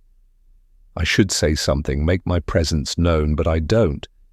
Instead, I watch, I listen, I learn. The way Matty looks at Grace, and the way she looks back. My stomach turns. There's something here, something none of them are saying, and I'm the only one who seems to see it. Chapter 20. I've been feeling antsy all day. Yesterday was a whirlwind of discovering secrets. Rosalind knew about Marcus, and the shared history between Grace, Matty, and Mabel. I struggled to process it all and barely slept. I should be tired, but instead I'm wired and need to do something. That something is figuring out what this key I was given opens. I should have asked Rosalind yesterday, and I don't know why I didn't. I'm in the house, and thankfully everything is quiet. Every door upstairs is closed, which gives me the freedom to explore. I head toward the spare bedroom beside the office. It's been a while since I've been in here. Marcus used this as his bedroom for a while after the girls were born, wanting to be close to help. It's basically a second master suite with its own bathroom and walk-in closet. It's the walk-in closet I'm interested in. There's a small storage cupboard in the corner of it. Last I recall, Rosalind uses it to store out-of-season clothing and Christmas gifts she doesn't want anyone to find. The room is pristine, featuring a neutral color scheme. The closet isn't empty, which surprises me a little. It's stuffed with boxes, the racks full of suits and dress shoes. I wonder if Trent uses this closet now. The small storage cupboard is locked and, surprise, my key slides in easily. I'm about to turn it when someone clears their throat behind me. Anything I can help you with? It's Marcus. His hair is in disarray from running his fingers through it. His dress shirt has 2 buttons open and his sleeves have been rolled to his elbows. He looks completely different from before. Did something happen? Trina? I shake my hand and pull the key from the door. Just playing Nancy Drew, I guess. I give a half laugh like this whole thing is completely funny, and once he understands, he'll agree. Except I know he won't. And what mystery are we solving? He holds out his hand, but my grip tightens around the key. Damn it. The case of the mysterious key? I pretend like it's nothing serious. Just wondering what it unlocks. He's still holding out his hand. Where all have you tried? Can I see it? Reluctantly, I place it in the palm of his hand. Every door in my cottage, even the garden sheds out back, I tell him, which is a lie. I tried all the doors downstairs I could find and figured I might as well try up here. Didn't Rosie used to use this cupboard as storage for Christmas ornaments and gifts? It takes everything in me to keep my voice relaxed. You'd probably know better than me. He looks the key over, then pockets it. Where did you find it? 1 breath to calm the pitter-patter of my heart. 2 breaths to squash the rising panic in my chest. 3 breaths to place a somewhat convincing smile on my face. Honestly, I don't remember. It kind of just appeared. Technically, that's not a lie. My phone buzzes in my pocket just then, and without thought I pull it out and see it's another message from Sarah Clemens with another attachment. It's probably for an old lock or maybe something down at the bar. Either way, I'll take care of it. Why don't I walk you back to your cottage? While he doesn't say it. That's a clear, it's time for you to leave kind of message. He follows me as I leave the room and head down the stairs. For a moment, I falter. There's a memory. Something that's just on the edge of clarity, but it has something to do with these stairs. My hand was on the railing. Someone was beside me. Everything okay? Marcus asks. My foot slips and I fall back, my feet flying out from beneath me, but Marcus is there, catching me, just in time. Whoa, careful, he says. Are you hurt? His grip is strong and will probably leave bruises on my arms. He helps me down the stairs like I'm a frail woman, but I don't say anything, mainly because he's the only reason I'm still on my feet. A heavy sense of dread sits on me and I feel like I'm suffocating from the weight. Here, sit. He pulls out a chair from the island. Is everything okay? Mabel stands opposite me, drying her hands on a dish towel. She almost fell down the stairs. Marcus rests his arm across my shoulders. Are you hurt? I shake my head. I'm fine, honestly. Thank you for catching me. I'll always be here for you, you know that. His words should give me a sense of comfort, safety, but they don't. They feel more like a trap. Why don't I put on the kettle and we can have a cup of tea while you catch your breath? Mabel suggests. A cup of tea sounds good. Thank you. I attempt to give her a smile, but I doubt it comes across that way. Marcus leaves my side and heads to the stove. The scent of garlic and onions fills the air as he lifts the lid off a large pot. "Whatever you're making, it smells delicious." He replaces the lid and smiles at Mabel. "I'll get out of your hair." Trina, are you okay to walk back to your cottage on your own? Of course, I demur. When he leaves, there's a nice dose of silence in the room while Mabel picks up a knife and starts cutting vegetables. Can I help? I point toward her cutting board. Not on your life. You just sit there and catch your breath. No doubt that fall brought back some bad memories. You poor thing. She takes a carrot and starts cutting it into pieces. These past few weeks, they haven't been easy. Between you and Mrs. R. Why, I'm just glad Grace is here, aren't you? Her voice is casual, but with an edge that makes me think she knows more than she lets on. I'm curious why Mabel is bringing this up now. Mabel doesn't do casual conversations. When she asks questions, it's for a reason. I feel it across my ribs, a slash of uncertainty. Why's that? Pregnancy can do a number on some women, and they need extra help. Lord knows I see it with my own daughter right now. I tell her she needs to hire a nanny, but she won't listen to me. There's a censorship in her tone that I catch, but only barely. Maybe Mrs. R should go to that clinic, the one I heard the doctor mention. I worried something like this might happen. She says this last part beneath her breath. What do you mean? She shakes her head. Mabel, what do you mean? I push. Mabel has been with the family since Marcus and Trent were little, and if there is one thing Mabel is, it's loyal to the Eatons. That night, she glances at me, hesitating. It was a hard night, for you, for Mrs. R, for everyone. That never goes away, you know. No, actually I don't. 'Cause I don't remember much about that night. Her brows knit together. Then she dips her head and returns her attention to the vegetables in front of her. Except she doesn't continue chopping them, she just stares at them, knife held up, as if someone hit the pause button. Then she sighs. Maybe it's better that way. Better? No! 1000% no. I'm living a nightmare, Mabel. I lean against the counter. 1 minute I'm with Rosie, the next you're leading me down. I stop, the memory hitting me with the weight of bricks. You led me down the stairs. Was it her hand on my back? There's a silent accusation in my voice. Does she hear it? She shakes her head. Everything was happening at once. We were coming down here for some tea when you tripped. Between you and Mrs. R, it was a night of chaos. Her lips tightened then. I'm sorry. I tripped or she tripped me. Did Mabel push me down the stairs? I don't want to believe it, and yet I feel the weight of a hand on my back, even now. You know, something has been bugging me, Mabel. Did you give me or Rosalind anything to eat or drink that night?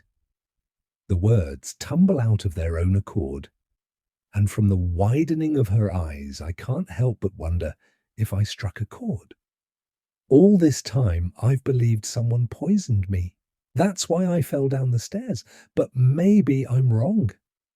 Maybe I was pushed. Of course not. Mrs. R was in labour. She wasn't allowed anything other than ice chips, and you were so focused on her. We all were. She sets down the knife. Why? You don't think... She stops and slowly puts the knife down on the counter. She heaves a long sigh, one that has her shoulders sagging forward. All of us here, we all have the same goal. We want to love and protect this family. That's all I've done and will continue to do. You, Trina, are family. Why would I ever hurt you? She would, if she were asked to. I don't say that, though. I can't prove anything. I can't prove she pushed me down the stairs. I can't prove I tripped. I can't prove that I was poisoned, although I'm starting to doubt that myself. I can't even prove that my own child is mine. Mabel watches me, waiting for an answer. Do I believe her? Does it matter? What I do believe is the hurt I hear in her voice. I'm sorry, Mabel, I say. You're living in a nightmare. It's okay. She parrots my words back to me. There's a slam from a door at the front of the house. Mabel wipes her hands on her apron. Better go check who that is, she says, before leaving. I hear the low sound of conversation from the front door. I can't make out who it is or what they're saying, but it's not my business, and Mabel is taking care of it. The kettle screams, so I get up, turn off the stove, and pour the water into a waiting teapot. I head to the stairs and pause, waiting to see if I can hear Mabel still. Despite Marcus having that key, I did manage to unlock the door, and now is my chance to go look and see what's in there. Quietly, I run up and head to that spare bedroom, but when I go to open the door in the closet, it's locked. I try again. I know I unlocked it, but it won't open, not even if I pull. I didn't imagine that, did I? Trina? Mabel is calling my name. Despite my frustration, I leave the room and return downstairs. Did you go upstairs? I nod. Just to use the bathroom. Rosalind has a hand cream up there I like to use, I say, as I rub my hands together, pretending I have cream on them. Ah, I know the one. We actually have it down here now, too. She pours me a cup of tea. Not that I'm trying to push you out of the kitchen, but why don't you go relax on one of the recliners on the porch? Put your feet up, listen to a podcast, and I'll bring out some fresh cut veggies for you. Once outside, I find the recliner and get comfy. I open up my phone, remembering the message from Sarah. Me again. I found another photo and thought I'd send it. Wasn't she in the same foster house as you? I can't remember her name. Tammy? Teresa? I was scrolling through your profile and where you live looks dreamy. A scene right out of Yellowstone. Tell me, are the cowboys rugged and handsome too? I pull up the attached photo and gape in shock. Grace's face is staring back at me. A younger Grace, but her nonetheless. Except Sarah is right. Her name isn't Grace. It's Tammy Lee, and she did live in the foster home with me and Rosalind. I knew she looked familiar. If memory serves me, we both hated her. She was the type of girl who'd smile to your face while plunging a knife in your back, and we never trusted her. What the hell is she doing here? Chapter 21. Wyatt, where are you? I need to see you. He's my first call, my first and only. He'll remember Tammy Lee, he'll confirm it's Grace, and he'll find out why she's here. There has to be a reason. There's no such thing as coincidence. I'm at the main barn. What's going on? I need to see you. Those are the only words that come out, the only things I'm able to say as I stare at the photo on my screen. I'll come by during my rounds. He sounds tired, but I don't care in this moment. He's not taking me seriously, I can tell. Wyatt, please.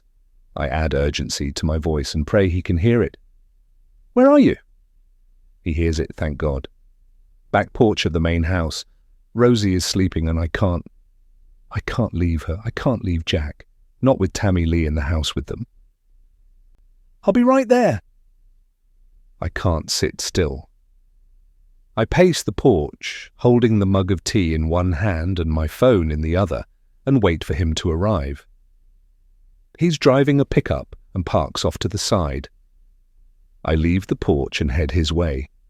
He's scruffy, smelly, and sweaty. He takes off his hat, pulls out a dirty rag from his back pocket, and wipes his forehead, leaving smudges that only add to the smudges already there. What's going on? He asks. Are you okay? Is Rosalind? Real worry laces his voice. Look at this.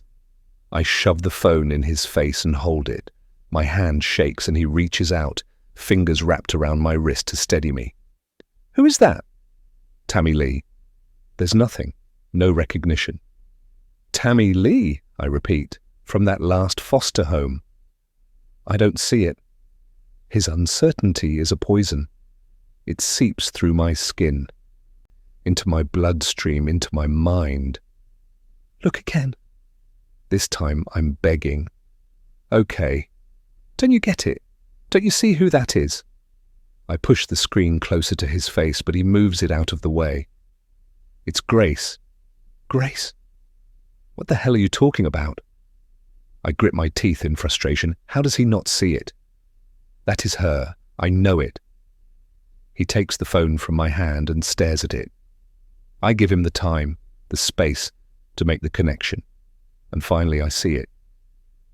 His eyes at first light up, then narrow. He looks at the house, his lips pursing together before he hands me the phone. What the hell is she doing here? My question exactly. I stare at her photo again. Was she there when... He shakes his head. The house was empty, well, except for... I nod. That's what I thought. But she was there, right? Like before... Before the fire and everything. He doesn't say anything, and that's answer enough. It's not a coincidence. I know it's not. I've never liked her, never trusted her. And she's in there right now with my son. His gaze flashes to me. Trina. One word, and it carries a rebuke more than anything. What? That is my son, whether you believe me or not, and I won't leave him with her. Not now, when I know the truth. Wyatt gives me a slight nod, and that's all I need. Does Rosie know? I shake my head. I doubt it. She'd be freaking out if she did. She's here for a reason, Wyatt says. What all do you know about her? I lift my hands, then drop them. Nothing. I was under the impression that Marcus hired her from an agency, but... Well, I saw something yesterday, her with Matty. He looks at me, one eyebrow raised. And they know each other. I twist my fingers together. Not just polite, hello, nice to meet you, know each other, like really know each other. She was walking Jack outside and he came running up to her like he was happy to see her. He said something about how she'd always said babies like being outside, like they'd talked about it before. And she ruffled his hair, Wyatt, like what someone you know does. Wyatt doesn't answer, not right away. You're sure that's what you saw? Yes, my voice cracks. I was right there. He lit up when he saw her. It doesn't make sense, right? Wyatt exhales, steady, calm in a way that makes me want to scream. Is it possible you're seeing something that's not there? I shake my head. I know what I saw. It's like when I walked in on Mabel and Grace in the kitchen talking over tea. You remember how long it took for Mabel to warm up to me, right? Why would she be so friendly with a temp nanny? Wyatt steps closer. So what do you want to do about this? I sigh. I don't know. I honestly don't. Do we tell Rosalind? He shakes his head. No. Rosie is hanging on by threads as it is. If we tell her this, that Grace is really Tammy Lee, she doesn't need that right now. She deserves to know the enemy is sleeping under her roof. She needs us to take care of this for her. His voice hardens. He squeezes my shoulder, gentler now. We stay quiet. We watch, and we sure as hell protect Rosie as much as we can. I'll do some digging, okay?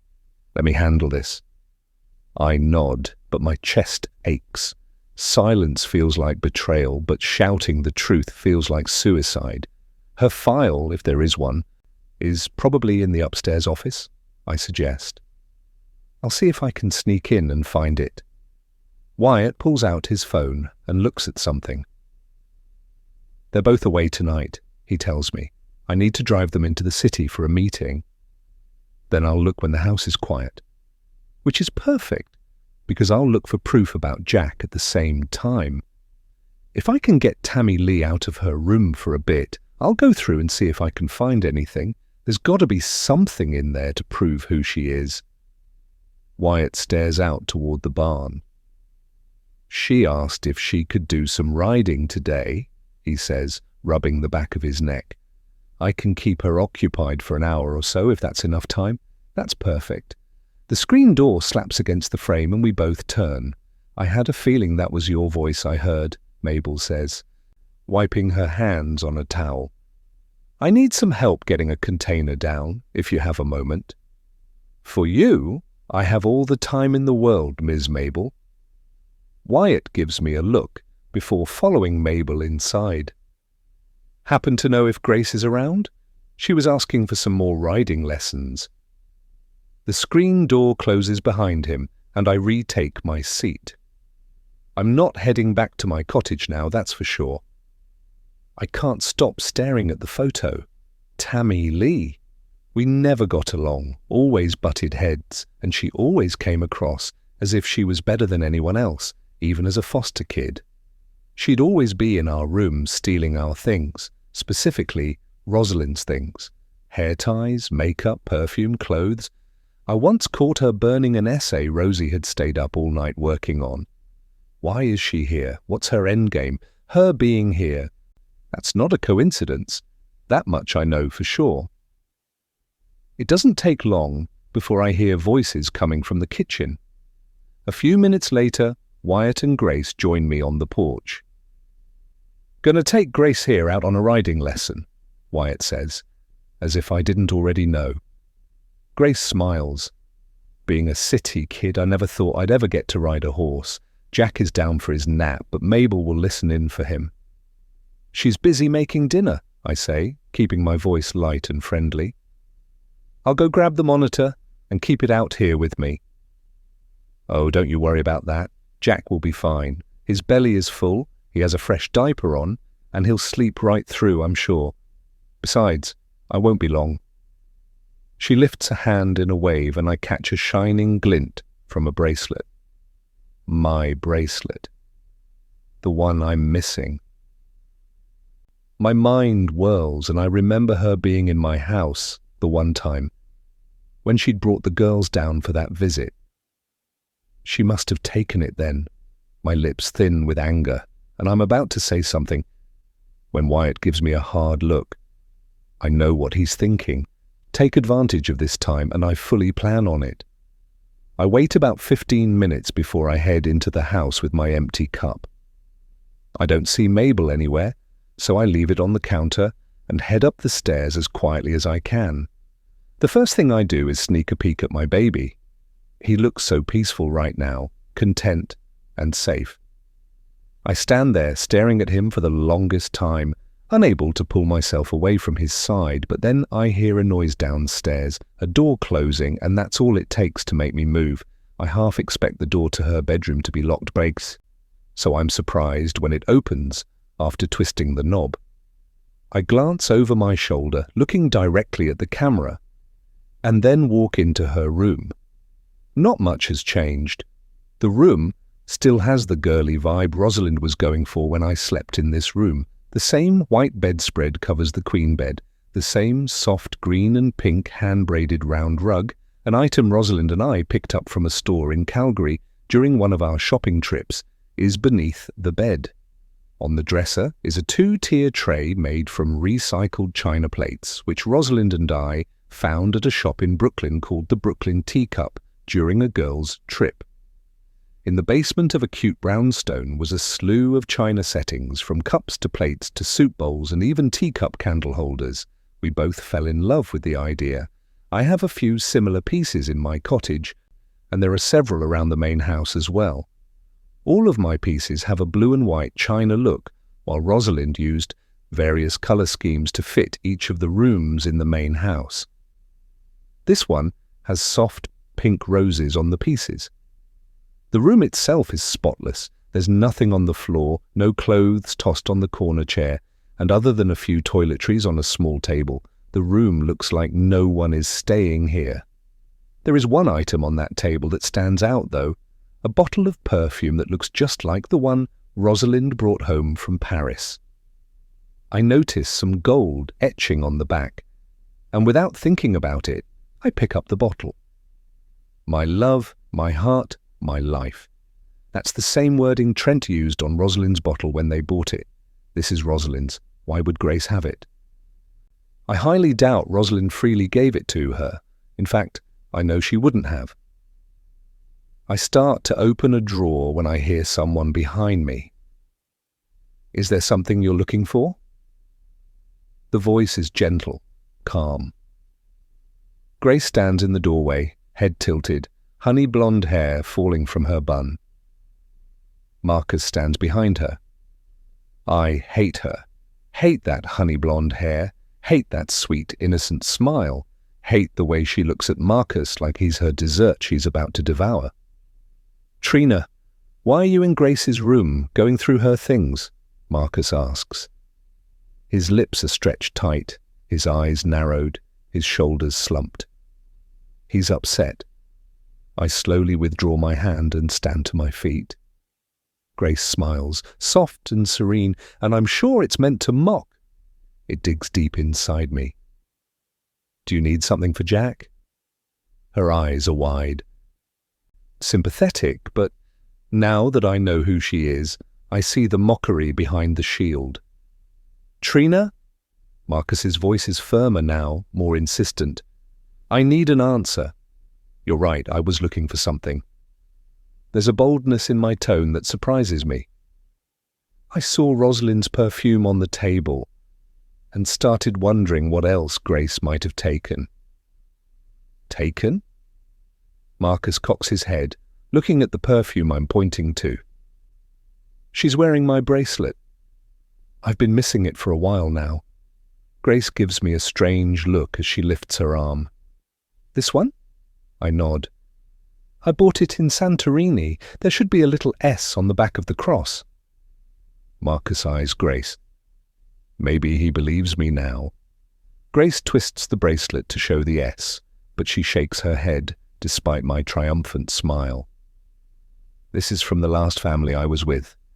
They had a little girl named Sarah and added her initial to it.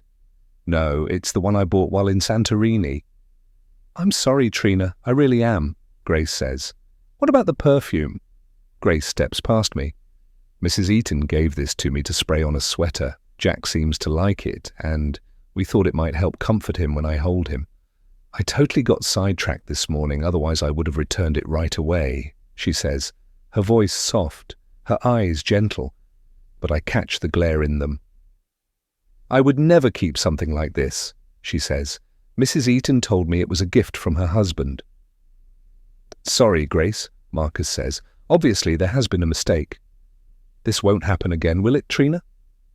I know he wants me to agree. I know he expects me to apologize and to leave, but I do none of those things. I watch her while she watches me. The way her lips curve into a condescending, sneering smile is all it takes for my fists to clench and my nose to flare. I know. Trina, it's time you return to your cottage. Marcus is rather firm now. He steps out into the hallway. It's okay, Mr. Eaton. Honestly, Grace says, her voice sickeningly sweet. We've gotten off on the wrong foot. That's what you were going to say, right? She directs this my way. I know I felt that too. Wyatt got called away, which is why I'm back so early. Maybe we could grab a coffee and chat while Jack is still sleeping. The way her cheeks blush a soft pink as she flutters her eyes, I want to strangle her. I know what you're doing. There's a brief hesitation in her smile. It falters slightly before she checks herself. She knows I know the truth. Trina? Marcus calls again, and this time there is no doubt of his anger. I have no idea what you're talking about, Grace says, her voice soft enough that only I can hear. Really? I reach out and tear the bracelet off her arm. It's broken now, but I can get it fixed. There's a flare in her eyes, a growing look of panic that gives me a jolt of satisfaction. I leave and follow Marcus out into the hallway, stuffing the bracelet into my pocket. "She's not who you think she is," I tell Marcus, who's standing at the top of the stairs. "I'm going to walk you back to your cottage," Marcus says. I'm serious, Marcus. So am I. The walk back to my place is silent. Marcus opens the front door for me and watches me with those intense, focused eyes like I'm a wild horse to be tamed. Or perhaps I'm too broken and he's not sure what to do with me. "You have no idea who you've let into your house," I tell him. "No, I don't think I do." "I'm talking about Grace. She's not who you think she is." I don't like the look on his face, the coldness in his gaze. Fear snakes through me as he says nothing. "Marcus, I need to show you something." I pull out my phone and unlock it. "No, Trina, sit down." I shake my head and show him the photo of the woman calling herself Grace, but he won't look at it. "I don't want to talk about Grace. We need to talk about you, about what you're going through, about how you've been acting lately. Honestly, I'm worried about you." Whisper soft words, spoken with pain that I wasn't expecting. He's worried about me? "You lost a baby. We lost a baby." And I haven't been there for you like you need. I blame myself. The grief and concern that radiate from him catch me off guard. We had a one-night stand in Santorini while on a family vacation. It was late. I'd gone for a swim in the outdoor pool, and he couldn't sleep. Add in some wine and, well, things happened, but that was the only time. I was angry at myself the following day, disgusted that I'd let something like that happen. The following morning, he even apologized, which surprised me. Life went on as normal, me focused on the girls and him being him. Until I found out I was pregnant. We'd agreed to co-parent, so our child would always know the love of both parents. I was going to move in with him, not to live as a couple, but as a family unit. While I was packing up my things, he was setting up a nursery and a bedroom for me in his ranch house. Life wasn't going to be perfect, and it sure as hell was going to be messy and complicated, but we were going to make it work, for the sake of our child. All that changed the night I went into labor. While I lay in bed, broken by grief, Mabel came in and unpacked my things. While I dozed outside, body needing to recover, Marcus visited me every day, making sure I ate, making sure I took care of myself, making sure I knew I wasn't alone. The grief in his voice right now, is it real? I don't want to believe it. I can't. I want to say that I haven't lost anything. My son was taken from me, by him. But I stop myself. His grief stops me. It sounds honest, gut-wrenching, but how can that be? "I'm fine, Marcus. This isn't about me. This is about Jack, and you are the only one I'm concerned about. Jack is fine. You're not. You can't be going into other people's rooms, Trina. That wasn't your place." I shrug. I'd do it again and again if I had to. In fact, I will. I want to know why she's here. Her. Us. After so many years. He slowly twists his neck until the pop, pop, pop of his joints is loud enough to make me wince.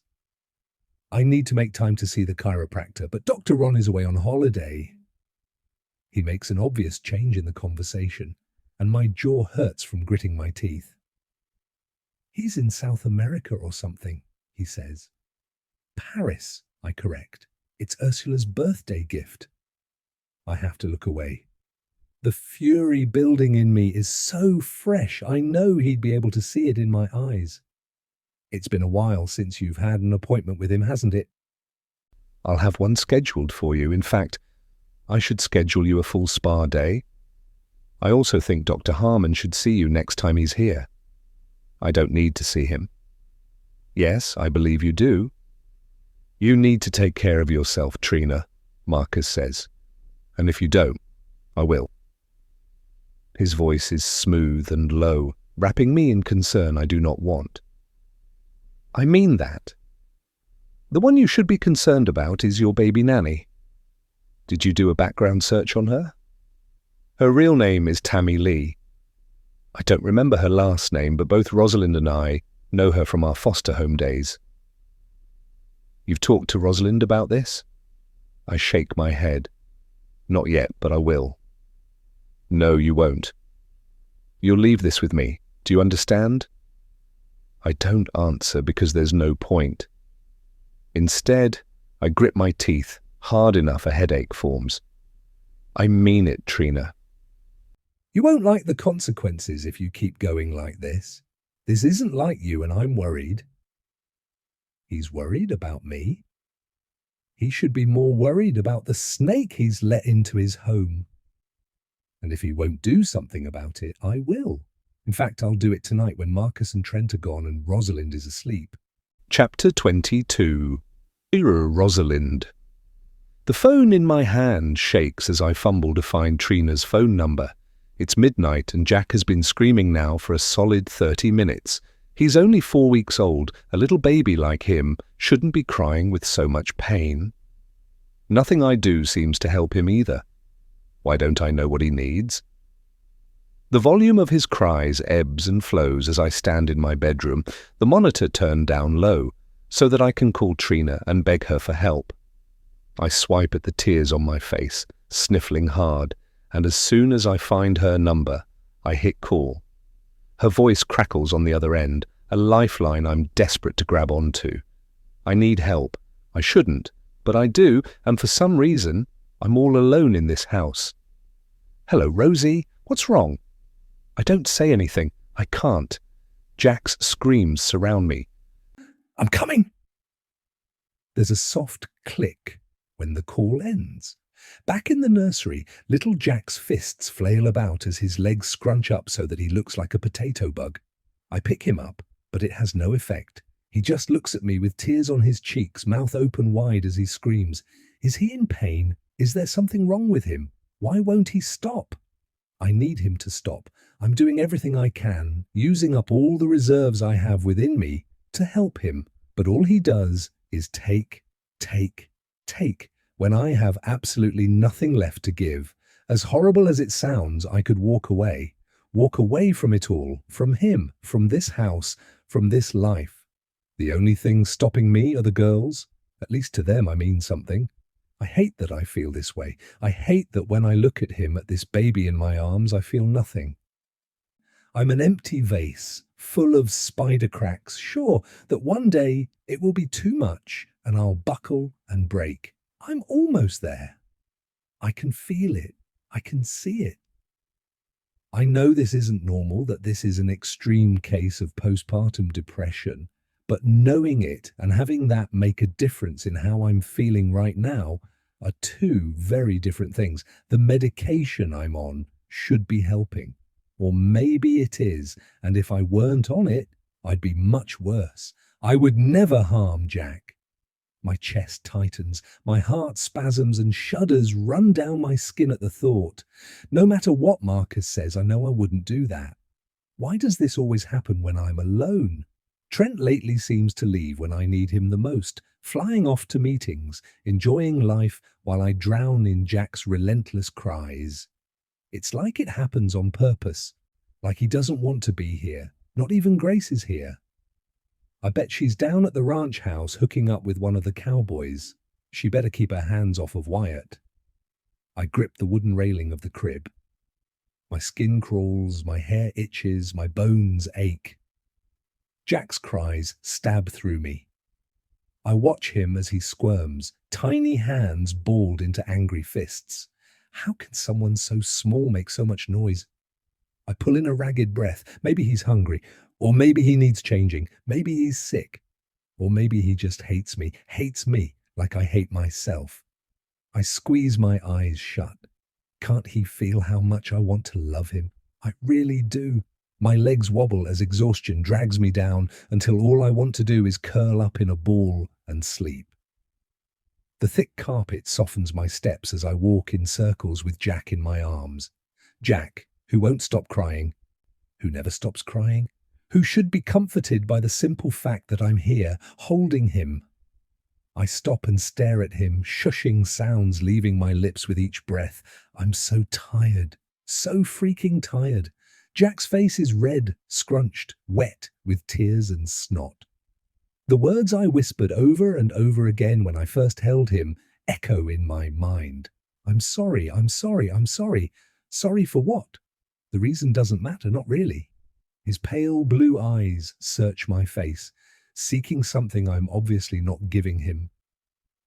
He needs me. He needs something from me, and whatever I'm doing, it's not enough.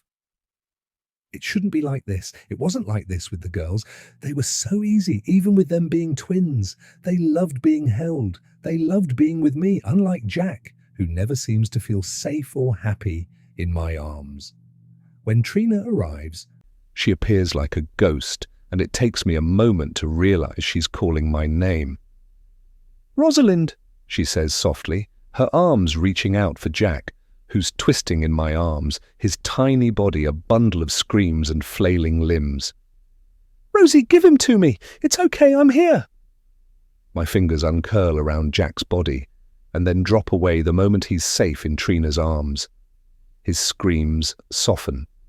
His hair is damp, sweaty, sticking up in red gold tufts. Trina bounces him gently, turning him back and forth as she pats his bottom. He's still crying, but already it's softer, softer. "Shh, baby boy, shh, it's okay, you're okay. You're loved, sweet pea, no need to cry." She whispers sweet nothings that mean all the things to him, because it seems to be working. My stomach twists into a tight knot as she does what I couldn't do. I watch as she slowly checks him over, each movement careful and loving. She feels his forehead, checks his diaper, and runs her hands over his tiny limbs. I already changed him. My voice is weak, uncertain. I even tried to feed him, but nothing would work. What did you do? Why does he calm with you but screams with me?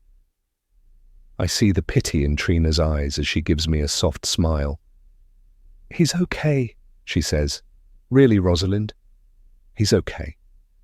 He's not okay, not when he's with me. He's fine with everyone else.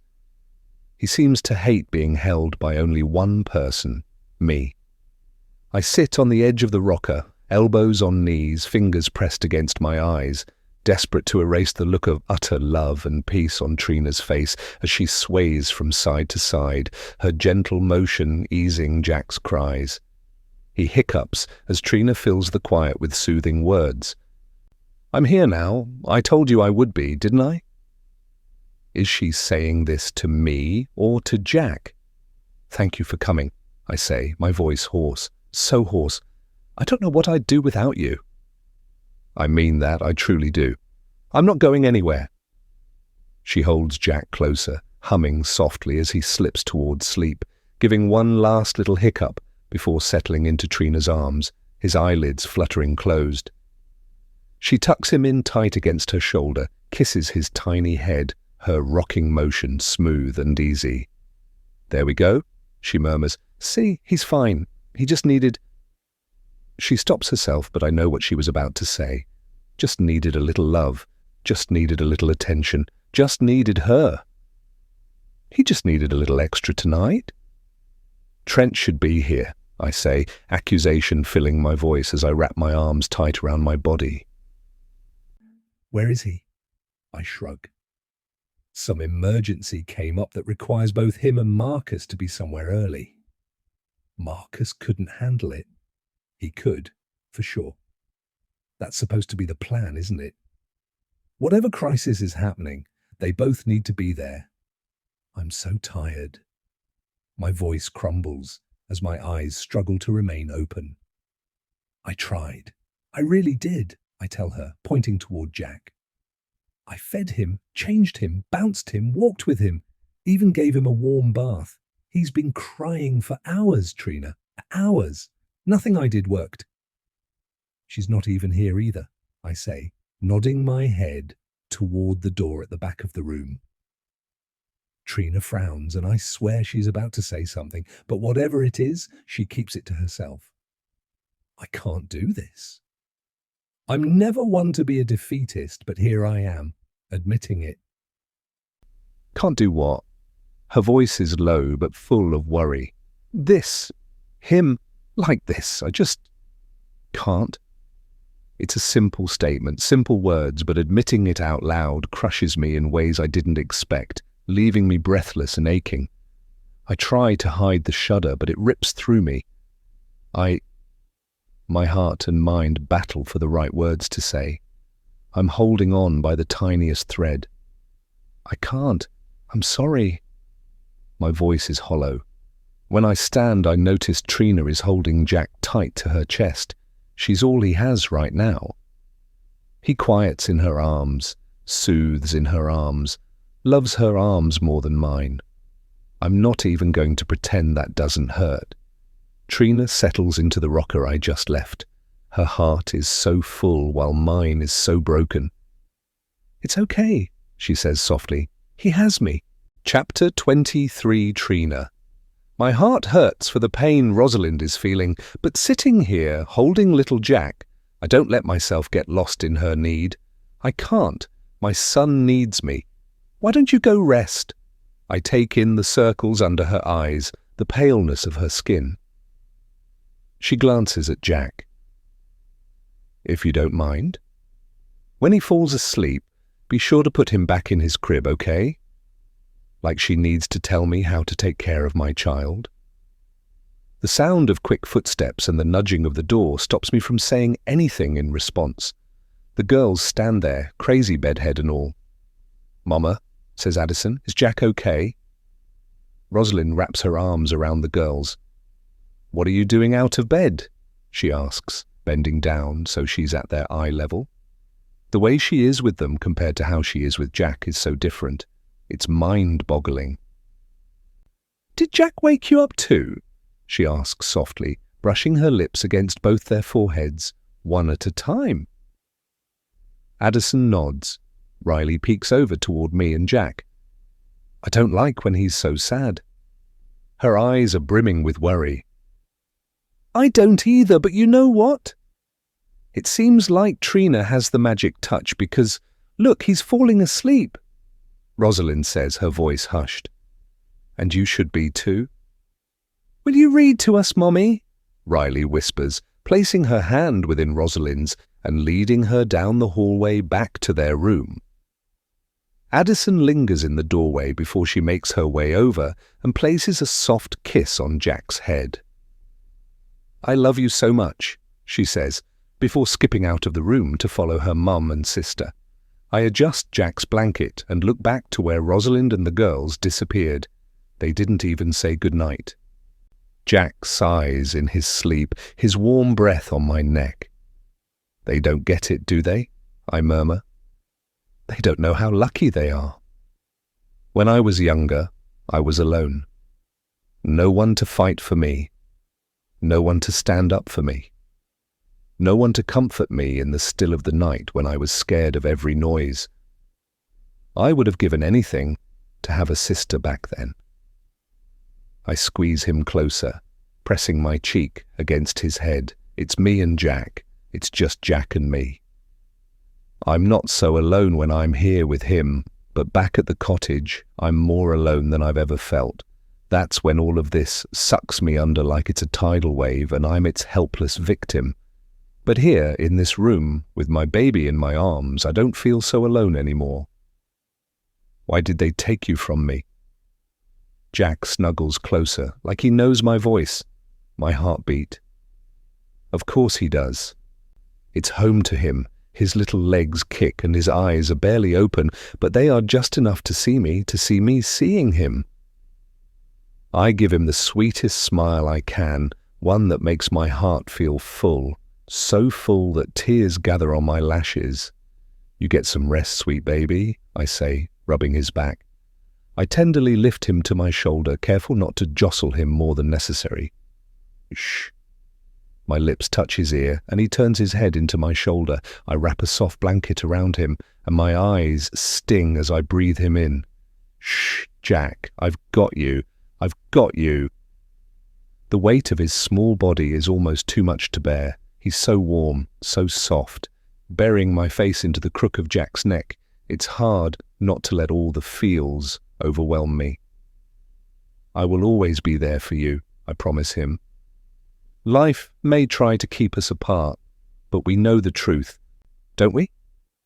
I rock him, closing my eyes for just a moment. A sudden poof sounds, with his little bottom lifting in my arms, and all of a sudden I feel a warmth against my skin. Well, I bet you feel better now, don't you? I say, as the smell of his dirty diaper hits me. I make my way over to the change table and realize the explosion went up his back. I quickly undress him, cleaning him up as best I can before I take him into the bathroom to give him a bath. A soft coo leaves Jack's mouth, and my fingers brush against his delicate cheek, unable to stop the tears from forming in my eyes. Hey there, little man. He looks at me with a smile that matches his father's. He looks at me with eyes that match my own. Jack fusses more when I put him down, so I keep a steady hand on him while preparing the bath. I know. My voice is soft, gentle. It's tender, nurturing, and full of love. He needs to be in my arms all the time. You don't like being alone, do you? Neither do I. Jack's eyes don't leave my face, and the more I hold him, the more I want to, the more I can't let him go. Once he's in the bath, I gently rub the soap on his skin and hum a soft lullaby, the sound filling the room. He's such a small thing. His delicate skin slides under my touch as I lift him from the bath and onto a small towel. I wrap the towel around him and rub him gently, drying his small body with tender, loving motions. A flash of pain courses through my heart. These people I call family, they've stolen these moments from me. I don't know if I'll ever be able to forgive them. I lift him up and hold him close. And when I look in the mirror, I realize one part of the towel has slipped. It has slipped and revealed something I never thought to check. The mark. My mark. A tiny, star-shaped birthmark below his shoulder blade. The exact same birthmark on my back, the one I've had since birth, the one my mother had as well. Birthmarks aren't generally genetic, but in my family, they are passed down from the mother to her children. My hands tremble as I trace the star with my fingers, and the reality of what I'm seeing sinks in. This is proof. This mark, along with my light hair with red undertones and the blue eyes, they are what I've been looking for. Proof. My heart thumps so hard I feel the pain ripple through my chest. My lungs fight for freedom from the ropes wrapping around them, and there's a bubble of air stuck in my throat that won't let me breathe. I grip the edge of the counter as I continue to stare in the mirror at Jack. At a baby that I know now, beyond a shadow of a doubt, is mine. Chapter 24. I've been back in my cottage for 5 minutes before the desperation for answers sets in. 15 minutes ago, Grace walked into the bathroom, coming from nowhere, holding out a phone. Not a single word was said between the two of us. I took the phone, she took the baby, my baby, and walked away. All I remember is Marcus's voice on the other end of the phone telling me that it was late and Jack needed to sleep. He told me to let Grace take care of the baby. He then hung up before I could say a single word. I don't even know what I would have said, though, if he'd given me the chance. I'd forgotten about the cameras, forgotten I was being watched. Am being watched. I can't believe he called Grace just to take Jack from me. Why would he do that? I'm not imagining the birthmark. The same birthmark that is like my own. The light hair, the blue eyes. I'm not imagining any of this. I know I'm not. Disbelief has set in, and on its heels are anger and determination. I pace around my cottage, my mind scrambling with revelations. The people I call family tore my family from me. Rage takes over with a frenzy. This is the proof I've been looking for. Proof that Jack is mine, but I know it's not enough. Not when it comes to the Eatons, the family who gets away with anything and everything. So I tear my cottage apart, emptying drawers, rifling through cabinets, dumping file folders.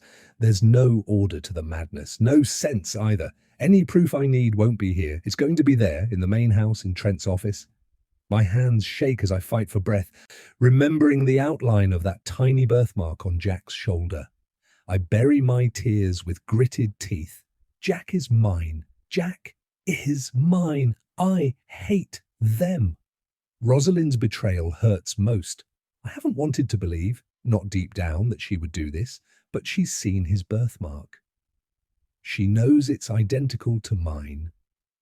I know she does. I slam my hand against the drawer and spit back a curse at the pain in my finger as it gets jammed. My knees hit the floor with the weight of it all. I think about Marcus, how he's been so attentive and was always there after I gave birth.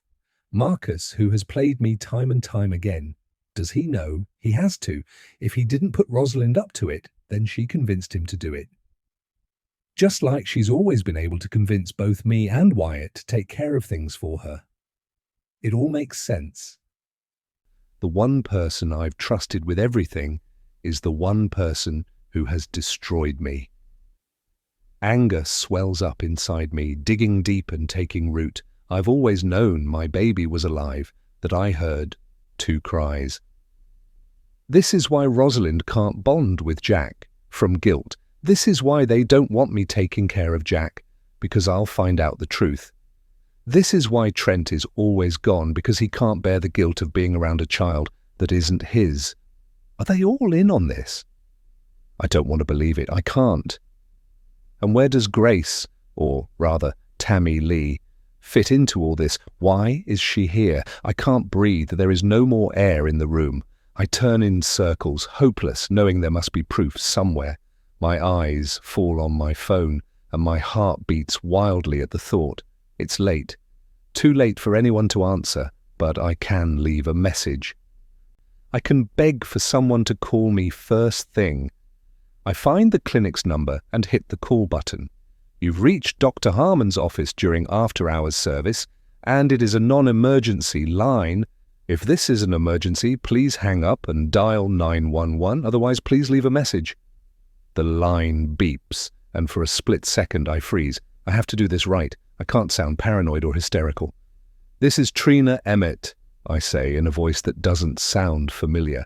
Telling them Jack is mine won't do anything. I need proof. I know Dr. Harmon said it could take some time, but I want a copy of my baby's birth certificate. My voice cracks. I can come in and pick it up, but can you... I swallow back the tears. Can you email me a copy so I have proof? I really need to... I catch a sob in my throat. I want to do a DNA test, because the Eaton family stole my baby.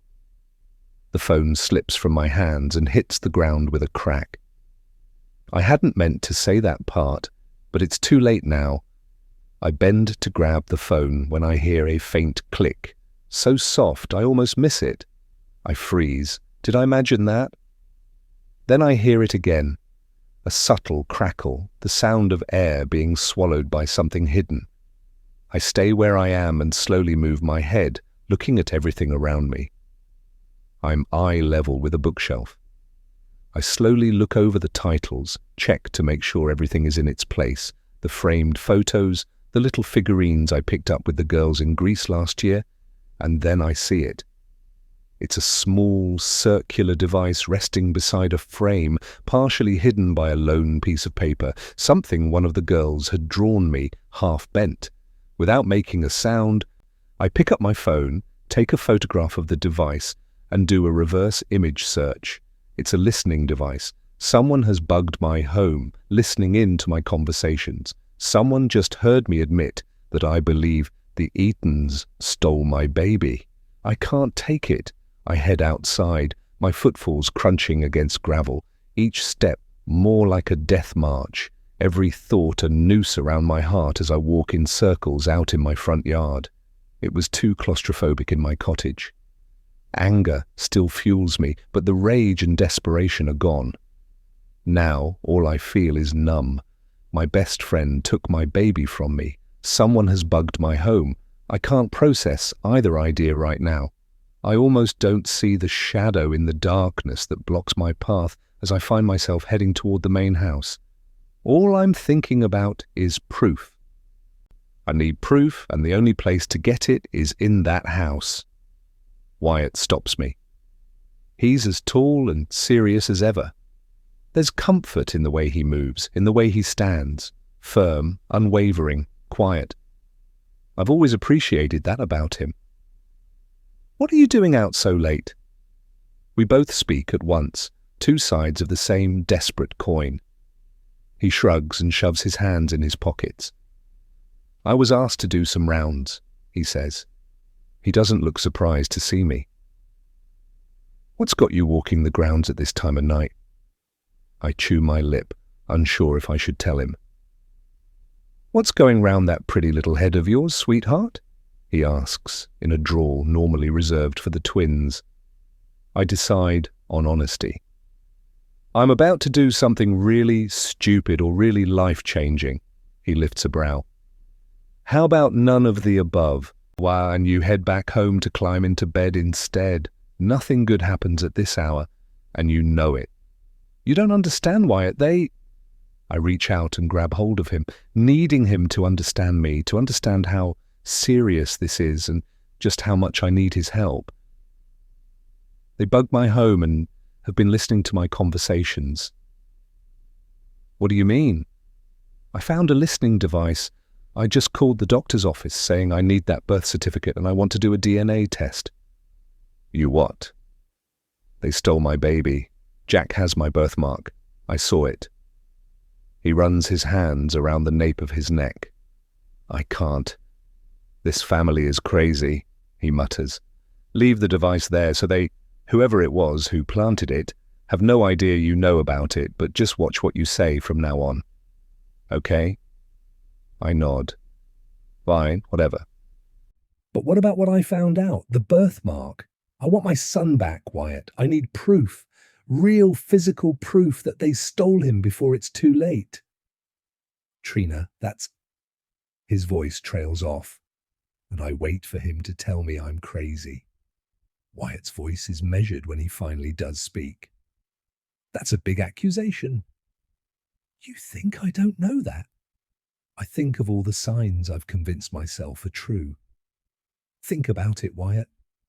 When the twins were born, they both had dark hair and eyes, right? And the way Rosalind instantly bonded to them. Now think about Jack. His light hair. I touch mine. His light eyes. I point to mine. And my birthmark? I pull down the shoulder of my top to bear my mark. Jack has this in the same spot, the same mark. That means something. Wyatt crosses his arms and watches me like he's trying to figure out a complicated equation, something that doesn't add up. Are you sure? What do you think I've been trying to tell you? I've known from the very beginning. I heard 2 baby cries, Wyatt.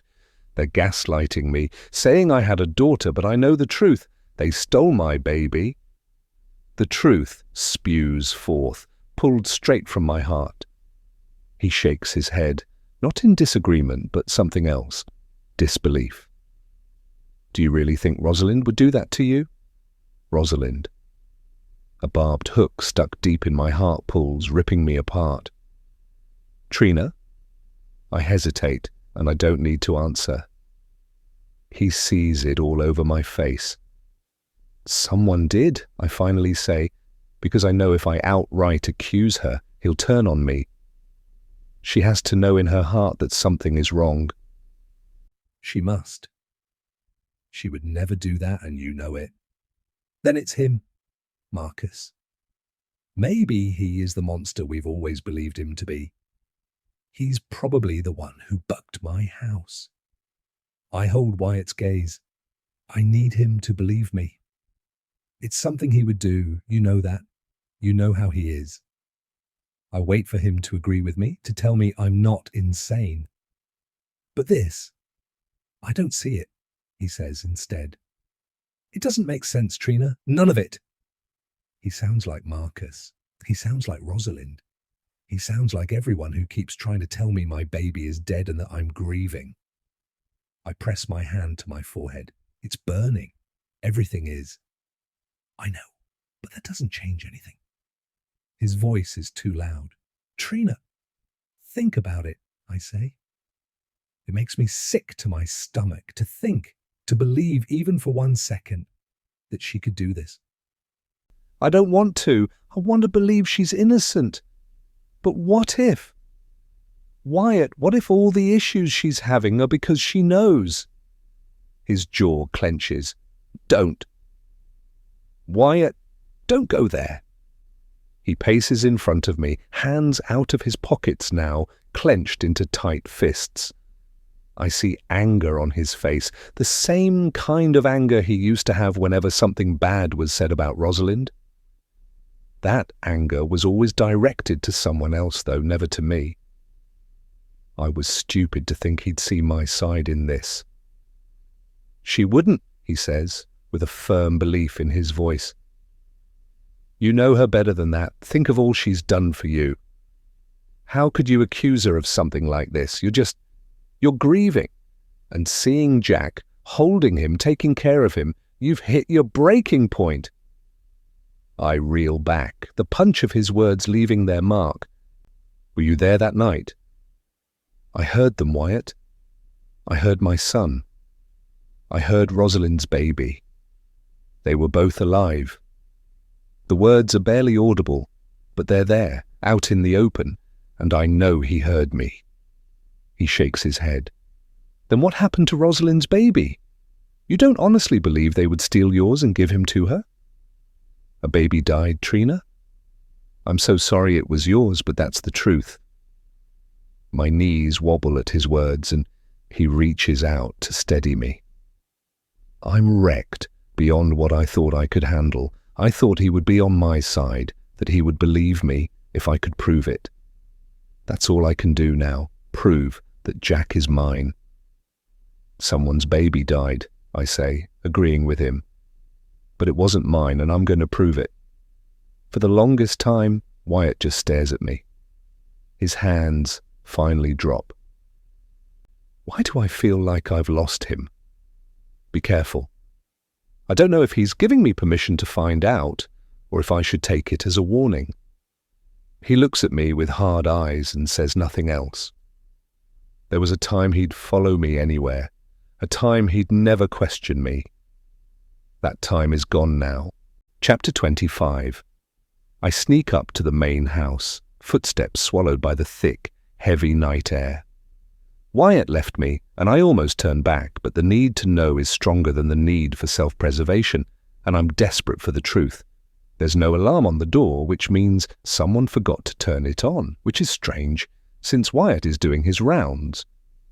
While we're relatively safe out here, in the middle of ranch land, when Trent is away, Rosalind is religious about setting the alarm. One can never be too careful. I keep my footsteps light as I walk up the stairs, careful to avoid the squeaking areas. The nursery door is closed, Rosalind's door is closed, and the girls' door is also closed.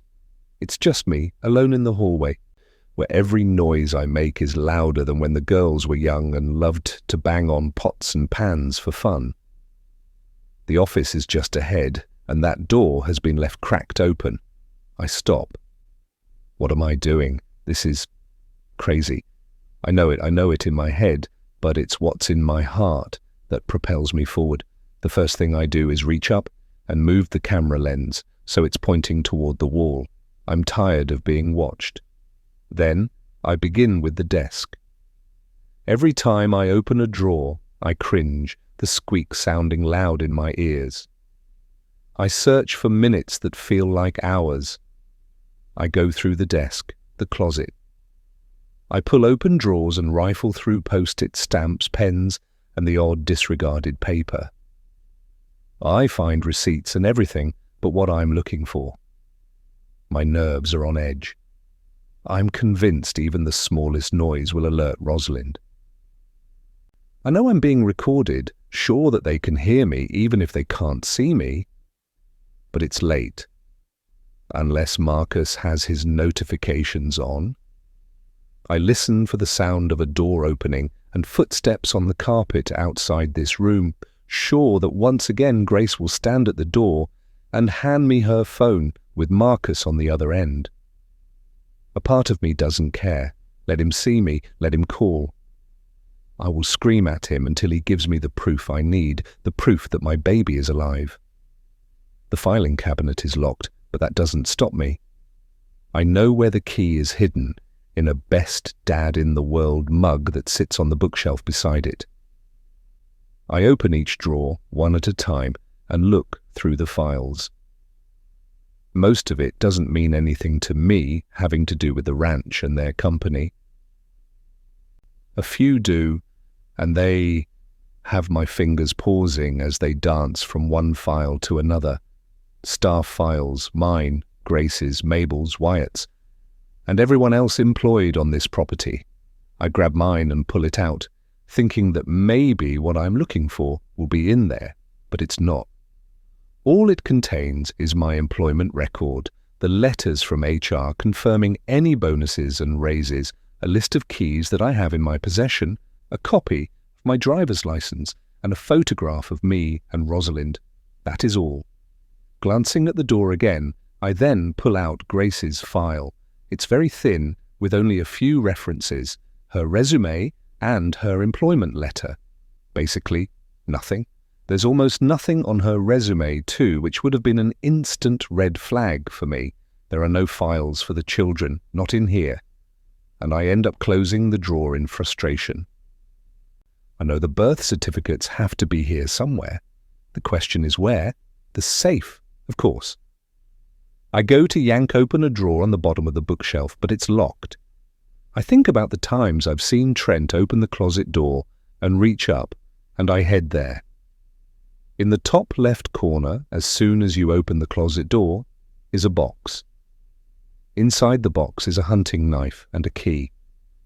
My hand shakes a little as I hold the box, questions running through my head about the knife and why he would need one here when he also has a locked gun safe behind his desk. I pull out the key and return the box. I clutch the key like it's my lifeline. I slowly insert it into the lock and let out a breath when it turns.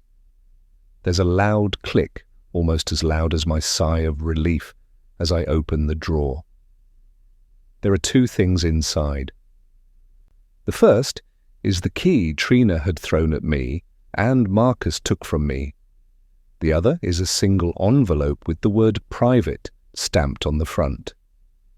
I pocket the key and pull out sheets of paper. Sheets that hold all the answers. Sheets that tell me what happened the night Rosalind and I gave birth. 2 birth certificates, 1 death certificate. My fingers tremble. I'm not ready. What if this tells me my baby is dead? That Jack isn't mine? What if it tells me that Jack is mine and Rosalind's baby is the one that died? Am I ready for the answers? For the truth? The office door swings open and I freeze. Rosalind stands there, wild and dark, hair to her shoulders, an untied robe, white and heavy, hanging off her narrow frame. She sees me with the envelope and her eyes widen. What are you doing? I open my mouth to say something. To say everything, but no words come out, only air. Trina, she says, a little louder now, what are you doing in here? I blink back whatever madness is in me. I'm sorry. I slide the papers back into the envelope and set it down on the desk, not wanting to let it go, not wanting her to grab it. You didn't mean to... What? Break into my husband's office and go through his things? Her voice isn't accusing. It isn't angry. I don't know what it is. I shift on my feet. I'm sorry if I woke you. She crosses her arms. You didn't. I have a headache and was up getting water. I saw the light on in here and thought Trent was home. She looks over her shoulder, then back at me. I didn't expect to find you in here. She looks as horrible as I feel right now. There are bags under her eyes, shadows of doubt. Shades of uncertainty. Does she know why I'm in here? Does she know what I found? She takes a step into the office, the door still open, the truth still between us. What are you doing in here, Trina? Her words are not a demand, they're a question. And that's the worst thing she could ask me. I slump into Trent's chair, the envelope still on the desk, still between us. I need to know. Know what? What happened that night? Trina, I need proof, I interrupt her, unwilling to listen to the excuses, the reasons, the lies she will tell me. Proof? Of what? I don't say anything at first. Instead, I stare in the direction of the nursery. I need proof that my baby is... I pause, letting the words trail off, wondering if she'll answer for me instead. This is the perfect time for her to come clean. If your baby is... She waits for me to finish. Asleep in that crib. I stare down at the envelope, my chest aching as I say the words. Why would you think that? There's no accusation in her voice, no fear or concern. In fact, there's no emotion in her voice at all. He looks like me, don't you think? I ask her. Light hair with a bit of red in it, blue eyes, my birthmark. She holds her robe closed with trembling hands. The door remains open. Trina, you've seen it, haven't you, the birthmark? I ask. You know the story, how it's hereditary, how it's the exact replica of mine. I pull down the shoulder of my shirt and show her my mark. There's a need inside me for her to confirm it, to say that yes, she's wondered, that yes, it's why she can't bond with Jack, why she doesn't like holding him. I need her to tell me the truth for the first time. If she does, I'll forgive her. We can move past this. The silence is so loud and so long that I can't stand it. Rosalind looks at me. Rosalind looks at the envelope. What's in there? Proof of our children's birth, and proof that one of them died. She firms up her lips and pulls her robe tighter. Then she closes the door and locks it behind her. Chapter 26. Rosalind. New mornings mean new beginnings, something I've always believed in, something I tell the girls all the time. New beginnings mean new choices, new decisions, new attitudes. I guess it's time I listened to my own advice. I wasn't able to sleep after I found Trina in Trent's office. I tossed and turned all night, and my brain will not stop. My heart thuds to a frantic beat as I watch the sun slowly rise over the land, the pale hues slowly sun-kissing the wildflowers. The view should calm me, but calm is the last thing I'm feeling. My head and my heart are being pulled in so many directions, I don't even know what to do. No, that's a lie. I know what I can do. I can find out the truth. My cell phone sits in my lap like a ticking time bomb. A bomb called Trent. A bomb called Marcus. A bomb called Jack. I'm the trigger. My fingers hesitate over the screen, a dance of uncertainty. Trina's accusations batter my mind, breaking down the walls I'd put up. Everything is a disaster now. She had so many questions for me last night. Did I do this? Did I know? Does Trent know? I might have uttered the words that this has Marcus's fingerprints all over it, but I don't think she believes me. What are you doing in here? I hear myself asking the question again.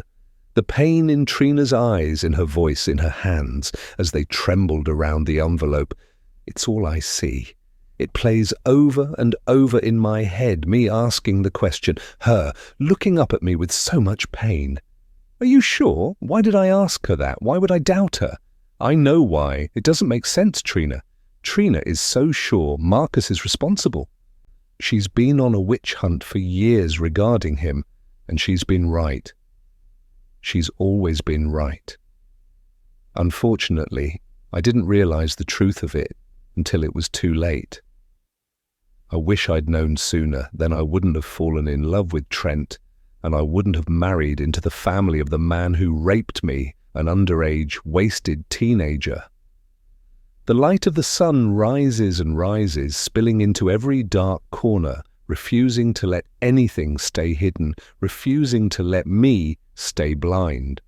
I am exposed, raw, and uncovered. I'm also caught in a truth deep down I've been too afraid to admit. I stare at the phone, at Trent's missed call from last night, at the messages he sent me, but I haven't answered, at the texts from Marcus asking how Jack is doing. I didn't answer any of them yesterday because I knew anything I said would have been a lie. Trent would have known right away I wasn't okay. Marcus would have called in the cavalry and had the doctor back out here to check on me, and I didn't need more hovering. The phone in my hand is heavy. I close my eyes, but there is no shutting out the truth, no shutting out what comes next. Trina knows. As if I could fall asleep after finding Trina in the office. My world has shattered, my universe has collapsed, my sanctuary is gone. I'm being buried alive with the weight of the truth, and there's nothing I can do. All I want is for our life to go back to normal, except I know that will never happen, not anymore. Normal would mean being the mother my children need me to be. Normal would mean being able to trust my husband, leaning on him, but then that would mean he'd actually have to be here instead of traveling for work. Something he promised me he wouldn't do. My legs feel as heavy as the rest of me as I force myself to stand, to move. I pace the room, letting the air close in on me until it wraps around me like a straitjacket. What are you doing? My words play on a loop. The voice is mine, but it doesn't feel familiar. I think about the way Trina's eyes widened as she dropped the envelope, the way she looked at me, desperate and knowing. The light is harsh and unforgiving, and all I want to do is climb into bed, hide under the covers, and pretend I don't have to face any of this. It may be what I want to do, but I won't. I can't. My fingers start to dance on the screen, and I send my husband a message. I found the death certificate. 5 complicated words. There are numerous answers he could give me, but I'm only searching for one.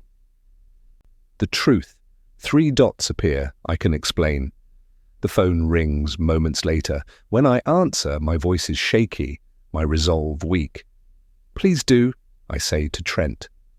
The words fall from my lips, a plea, a command, a desperate need to hear him tell me everything's fine, that everything's okay, that everything is as it should be. What I don't want is for him to lie to me. I can't do any more lies. The weight of the ones I'm already carrying are too heavy for me to bear.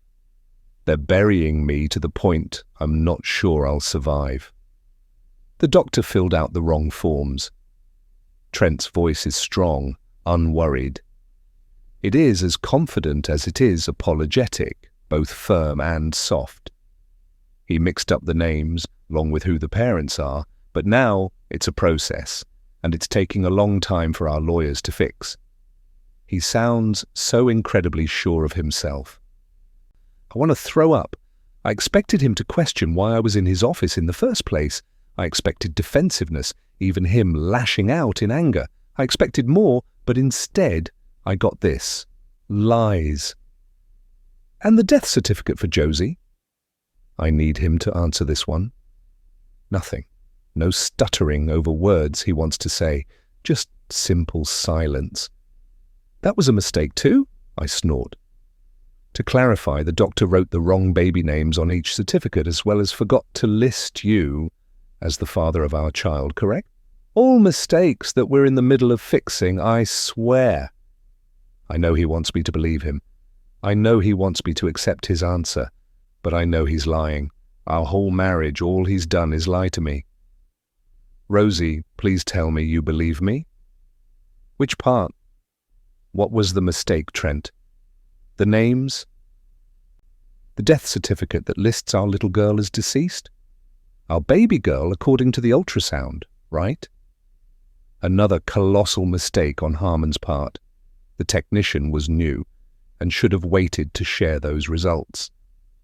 This time, the words come too easily and are too smooth, and yet I still want to give him the opportunity to make it right. I want to believe him. So it's not true? My voice is barely a whisper. I've been coiled tighter than a rattlesnake since walking in on Trina, and his words do nothing to release that tension. Last night, I told her I needed to think, that I needed time to digest what she had told me and come up with a plan if it's all true. She was disappointed that I didn't believe her outright. I don't blame her. I hope she'll forgive me eventually. Oh, love, no, it's not true. I should have told you, but I didn't want to add more stress. Trent's belief that he is right is so complete that he doesn't even see how wrong he's been. He doesn't understand that I know he's lying to me. Chapter 27. With no more distractions, my gaze drifts to the window. There's movement outside and I see a lone figure walking toward the house. It's like I've been waiting for him. Wyatt. If there's anyone who can help me make sense of all the thoughts in my head, it's him. He's always been the one with a clearer head than my own. I grab a light sweater, slip my feet into sandals and head downstairs. I step onto the wide wooden porch at the front of the house and watch him approach, dust swirling around his boots, his eyes lifting to the weathered clapboard house. He's almost to the porch by the time I step off the top stair. We stand under the broad eaves, the summer sun already warm on our skin. Somewhere, a horse whinnies. The cows drift slowly toward the water trough. My chest heaves so fast I feel dizzy. I look at Wyatt and see a reflection of myself, tired, worn thin by worry. "You doing okay?" he asks. I sit in one of the chairs and pull my legs up, hugging my knees close to my chest. "Rosie!" "I'm sorry," I blurt. "I haven't thanked you for always being here. I haven't appreciated you like I should." Our eyes lock, and his quiet smile tells me all is okay, if only he knew. "Rosie!" "I'm serious." The words tumble out like the dams burst open, and the flood is finally breaking free. "I don't know how to say this," I add, stumbling over each syllable. "Do I need to be worried?" I watch the dust drift over the pasture, gold motes in the glare of morning light. I study Wyatt as he waits for me, broad-shouldered, steady. "Something happened last night." He nods, slow and certain, but doesn't say anything, giving me space to continue. "I found Trina in Trent's office last night," I admit. She believes Jack is hers," I say, bracing for his reaction. Wyatt takes his time answering. He rubs the back of his neck and frowns. What makes her think that? There's something in his voice, something that tells me he knows more than he's saying. She went snooping and found the birth certificates as well as... I struggle to say the name, but I know I have to. And Josie's death certificate. Trent had them locked in his safe. I try to keep my voice steady. Guess Dr. Harmon messed up with the certificates and put the wrong names on them. I hold my breath and wait for his reaction. At least, that's what Trent said when I asked him. He simply stands there, steady, reliable as the rising sun. I sigh. I wish I could read him, read what he's thinking. Trent said he's taking care of it. He didn't tell me because he didn't want to add to my stress. Do you believe him? It should be a simple question, but I hesitate like it's the toughest I've ever faced. No? Wyatt watches me, patient, thoughtful. My voice wobbles as I finally say the words that have been eating at me. This family, they live within the lies. I thought I could rise above and not let it touch me, but... He nods, and I see the gears turning behind his eyes. What do you need me to do? I shake my head. Everything is a mess, Wyatt. He kicks a stone pebble off the porch. Do you have a plan? A plan? My voice cracks like old peeling paint. Only you would ask me that. His gaze doesn't waver. I know something is wrong with me, but I'm not crazy, I swear. I'm struggling. And Grace, I don't trust her. And Jack, well, it's all a mess, isn't it? Did Trina talk to you about Grace? What? No. Why, what do I need to know? Do you remember Tammy Lee? It's like he's dropped a bomb and is waiting for the scorching wave to blast us away. Tammy Lee? No. Why? He rubs at his face and frowns. From the foster home. That's all it takes. Memories of her face, of her laugh, of her meanness, all come flooding back and my knees give out. Whoa, Wyatt says as he grabs me. Are you okay? Am I okay? She can't. I struggle around the words, fear enveloping me as the past, my past, our past, collides with my present. Why, Wyatt? Why is she here? What if she doesn't know what we did, does she? I'm shaking. I've lived with this fear that my nightmares would become my reality. That someone knew of what we'd done, and I'd lose everything. That can't happen. It can't. He pulls me close. It's going to be okay, Rosie. I promise. I'm looking into her and I'll take care of it, okay? I can't. What does she know? Why is she here? I'm repeating myself, but I can't wrap my head around the fact she is here. Tammy Lee. This isn't good. Wyatt pulls back, hands on my shoulders, face severe. Rosie, it could be nothing. It could be a coincidence, but regardless, I've got this. You've got this. Say nothing, not yet, just be careful, okay? Tears prick my eyes, hot and sudden. I can't hold them back. Of all the women I've known, you are one of those able to figure out how to turn lemon into candy. You are strong, Rosie. Regardless of what is going on, you can't let it bury you. Do you hear me? They don't get to tell you who you are. Only you do. If only it were that simple. It is. He takes my hands and holds tight. I must have said that last part out loud. There's no simplicity to this, Wyatt. It's a mess, full of tangles, and there's no way to walk out of this clean. Everything about this is too complicated. I died while giving birth, and something happened to me that changed me in ways I still don't understand, and to be honest, I'm not even sure I really trust myself. Depends on your definition of clean. And just like that, I know I'll be okay, that he'll have my back no matter what. He has more belief in me than I do. I breathe in deep, and a plan takes place. It's not a good plan, but it's a start, and in this moment, the woman I used to be, the woman I remember, I can feel her again. It's going to get messy, I warn him. He nods, but I see the beginning of a smile play on his lips. We've done messy before. Trina's going to hate me. He shrugs. Then give her a heads up. I don't know. I barely whisper the words, but I know he hears me. Yes, you do. He's right. I do. But, Trina, you two are the strongest women I know. What do you believe you should do? I close my eyes and wait for the answer to pop into my head. Has she said anything to you? I ask him. About believing Jack is her child? A faint smile tugs at the corner of his mouth, like sunlight breaking through scattered clouds. Since when do you answer a question with a question? When the answer is too hard for me to accept.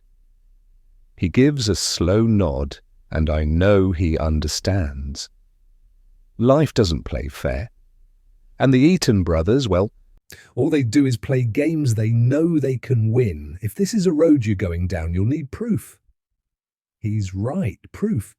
Proof like what Trina found, but something so undeniable that my husband won't be able to come up with another lie.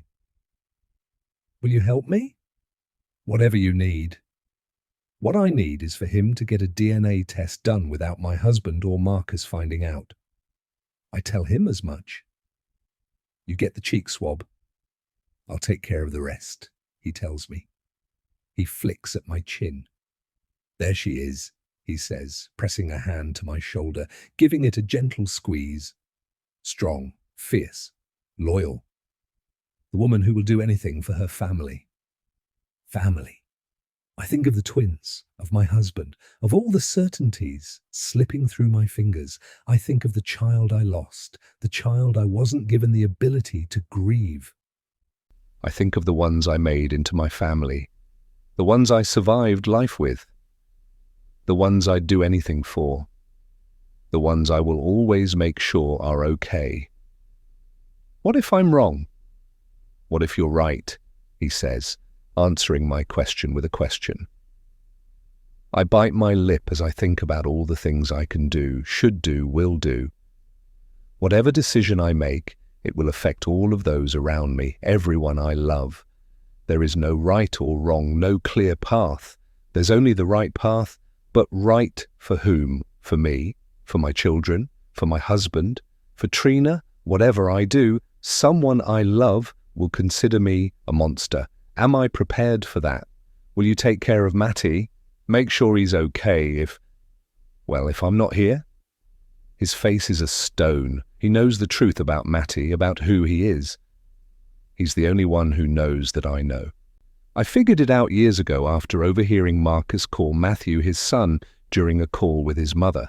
Wyatt was the one who suggested we do the DNA test and worked out how to do it. One day, I'll confront Trent and Marcus about this, but until then, I'll bide my time and wait to play this card. Finally, he nods. Family first, I whisper. Always. He wraps his arms around me. And family never apologizes. His words snare a hook so deep inside me that I'll never be free. He's telling me, no matter what I decide, he'll support me. He won't judge me. He won't condemn or challenge me either. I love you, he whispers into my ear. Always have, always will, no matter what. You know that, right? You're just as bad as them, you know, I'll whisper back, moments before I pull away. How's that? His brows crease as deeply as his frown. You don't play fair either. But here's the thing, Rosie. When it comes to you, I never do. Win or lose, it doesn't matter as long as you're involved, Wyatt says, stepping away from me and off the porch. As I watch him walk away, there's a sense of clarity that washes over me, and I realize I know exactly what I'm going to do. Chapter 28. Trina. I'm on my way out for a walk when I hear the sound of an engine approaching. Wyatt pulls up and rolls down the window, watching me with those eyes that know too much, those eyes that read my thoughts before I can voice them. I move closer to the vehicle, unable to hide a yawn. Not sleeping too good? His voice is light, but the tone is heavy with concern. I tossed and turned all last night, I say, not explaining why. All I could think about was Jack, how he's my baby, and how he was stolen from me. There's a question in his gaze as he stares at me with an intensity that makes me slightly uncomfortable. Does he know? Has Rosalind said anything to him? Headed anywhere in particular? He glances at the basket in my hands. Up to the house to see the girls. I miss spending time with them. He frowns. Didn't you hear? He opens the door and gets out, walking to the back of his truck to pull down the tailgate. I follow and watch as he grabs a toolkit and a bag. I shake my head. Hear what? The girls are leaving this morning. I step back in surprise. What? Since when? He shrugs. Guess the big Mrs. E is flying in for an appointment and will take them home with her. Regina Eaton, the matriarch of the family, retired to Vancouver Island after her husband passed away and rarely leaves it unless necessary. I knew there was talk of them going, but since I hadn't heard much since then, I was kind of hoping they'd change their minds. Is Rosalind going with them? Taking Jack with her? Wyatt watches me, his gaze deep. I swear he can see into my soul. You didn't know? I shake my head and my tears well up. Why? No clue. Just got a text from Marcus with the instructions. You know me, do as I'm told, and don't ask why. He starts heading toward my cottage. Bet they didn't tell you I'd be coming here this morning either, did they? I'm so confused. Why are you here? He drops the bag on a chair by my front door and pulls out a box. Need to put up some cameras outside your place, security upgrade and all. With Marcus and Trent travelling more, we just need to keep things safe, or so I'm told. Cameras are around my place. There are cameras around the main house, around the barn, but I've always had my privacy at the cottage. Well, until lately. This won't take me too long, he says. I'll let you know when I'm done, okay? I'll also take out the recording device from inside, if you'd like. I feel the exhale all throughout my body as I nod. Having that in my house, knowing everything I'm saying is being heard, I haven't liked it. I leave Wyatt and head to the main house, trying to understand what is going on. Why are the girls leaving now? It's not because of me, is it? On the back porch, I pause, just outside the screen door when I hear my name being spoken. It's the only way. Rosalind sounds exasperated, but why? But now, Rosalind is on a phone call with the speaker turned up loud. Marcus originally suggested it, so don't blame me, Rosalind says. There's a clinking of cups, water being run, and a drawer closing. No one is blaming you, love. I just don't understand the sudden urgency to have them gone, that's all. We did talk about it, though. It was a passing comment, one you vetoed. Plans change. There's something in Rosalind's voice that doesn't sound right. Your mum is flying in for some appointment, so it works out perfectly. My heart twists in pain at the thought of everyone leaving me. You're going to miss them, Trent says.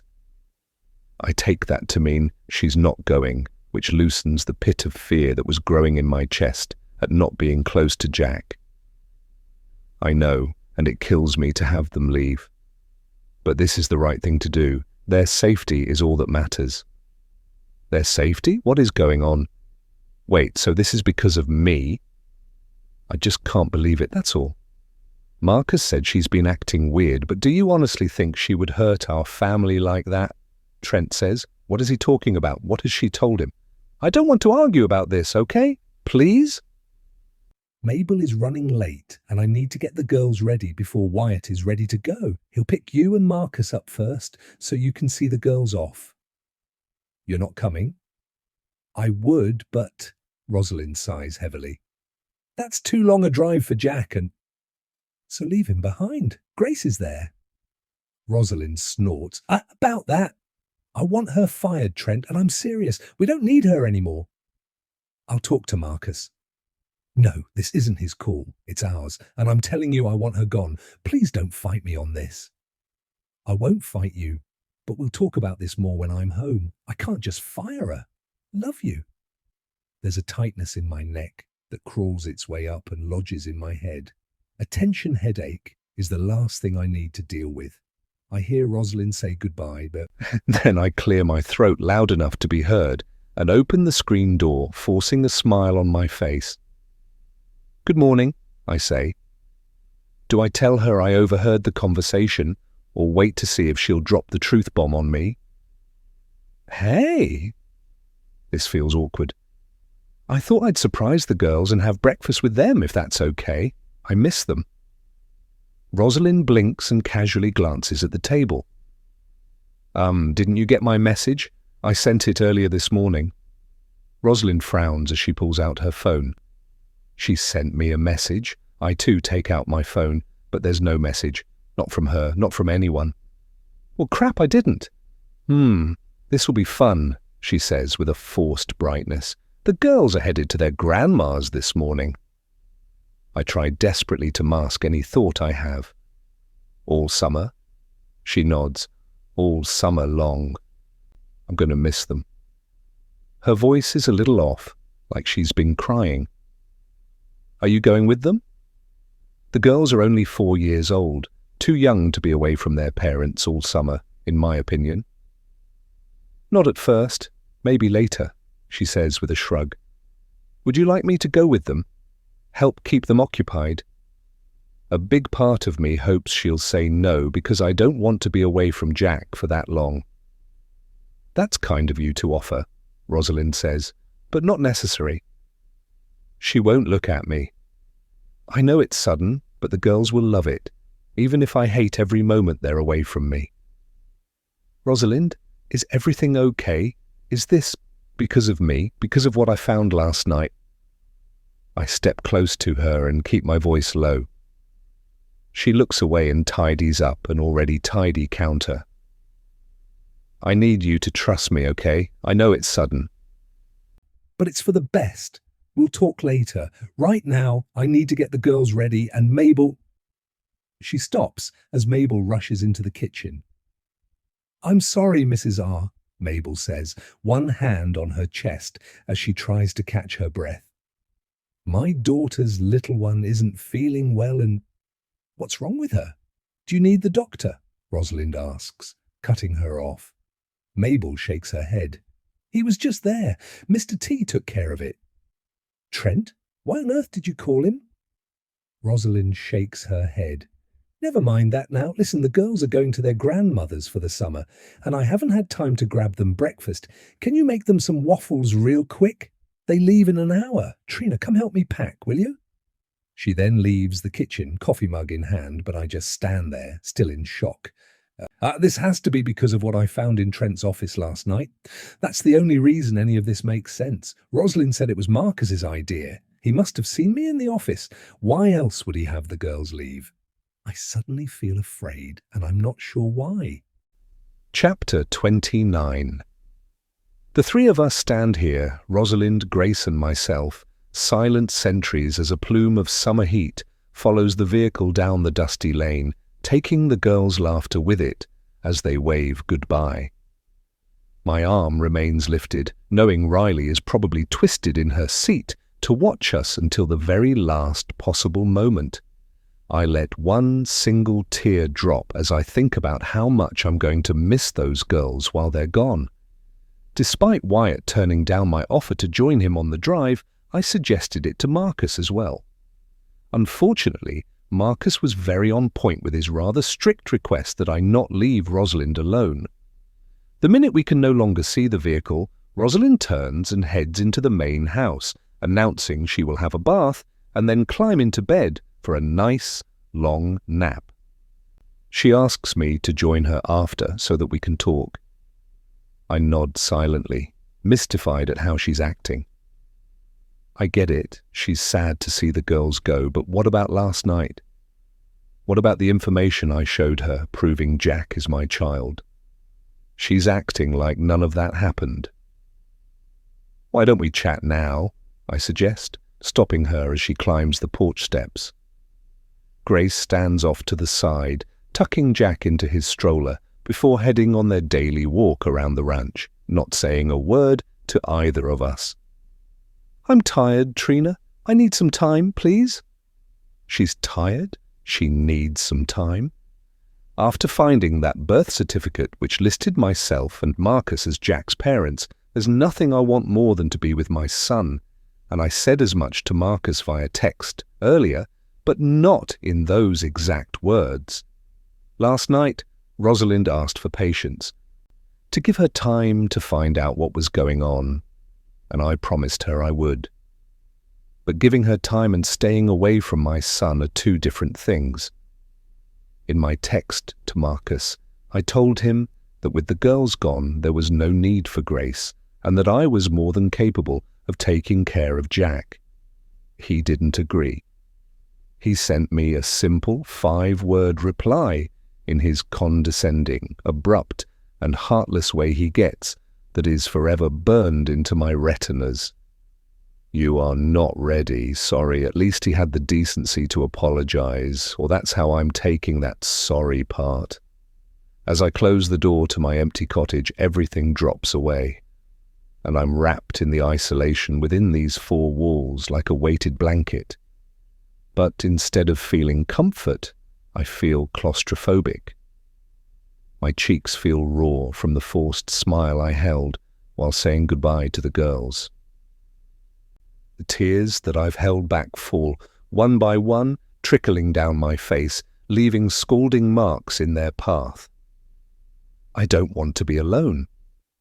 My heart cries for comfort and company, and that one sentence plays on repeat in my head, over and over. I don't want to be alone. I don't want to be alone. I want to be with my son. I have all the proof that I need, not just the instant connection, the birthmark, the light hair and blue eyes, all the coincidences I was trying to brush off when I shouldn't have, but the actual birth certificate. Jack is mine. I am his. When I hold him, it's like every broken piece of me fuses back together, a churning of something I'm not ready to acknowledge, yet sizzles in my belly. Anger, rage, it swells, its sweltering heat of righteousness resounding through me as I realize every emotion, every feeling, every moment of grief I've been drowning in has been for nothing. Last night I believed Rosalind when she said she didn't know. I trust her to find out, and that together we'll figure out what to do. If she's telling me the truth, if she had nothing to do with any of this, then all of this will be settled sooner than later. But I'm not sure how much longer I can stay away from my son. There isn't much I remember about that night, but what I do remember haunts me in jagged pieces. The images are broken and foggy. I keep trying to stitch them together, but they slip from my grasp, fading back into unanswered questions. I have no idea what is right or wrong, what is truth or fiction. My mind catches like a scratch on vinyl. The silence in the cottage magnifies everything inside me. I curl up on my couch as flashes of memory close in, like dark shapes moving in my periphery. My arms ache to hold my baby. My breasts feel heavy, leaking and useless. In the shards of my memory, did I imagine being handed a cup of tea? It felt real, and yet everything beyond that moment is fuzzy.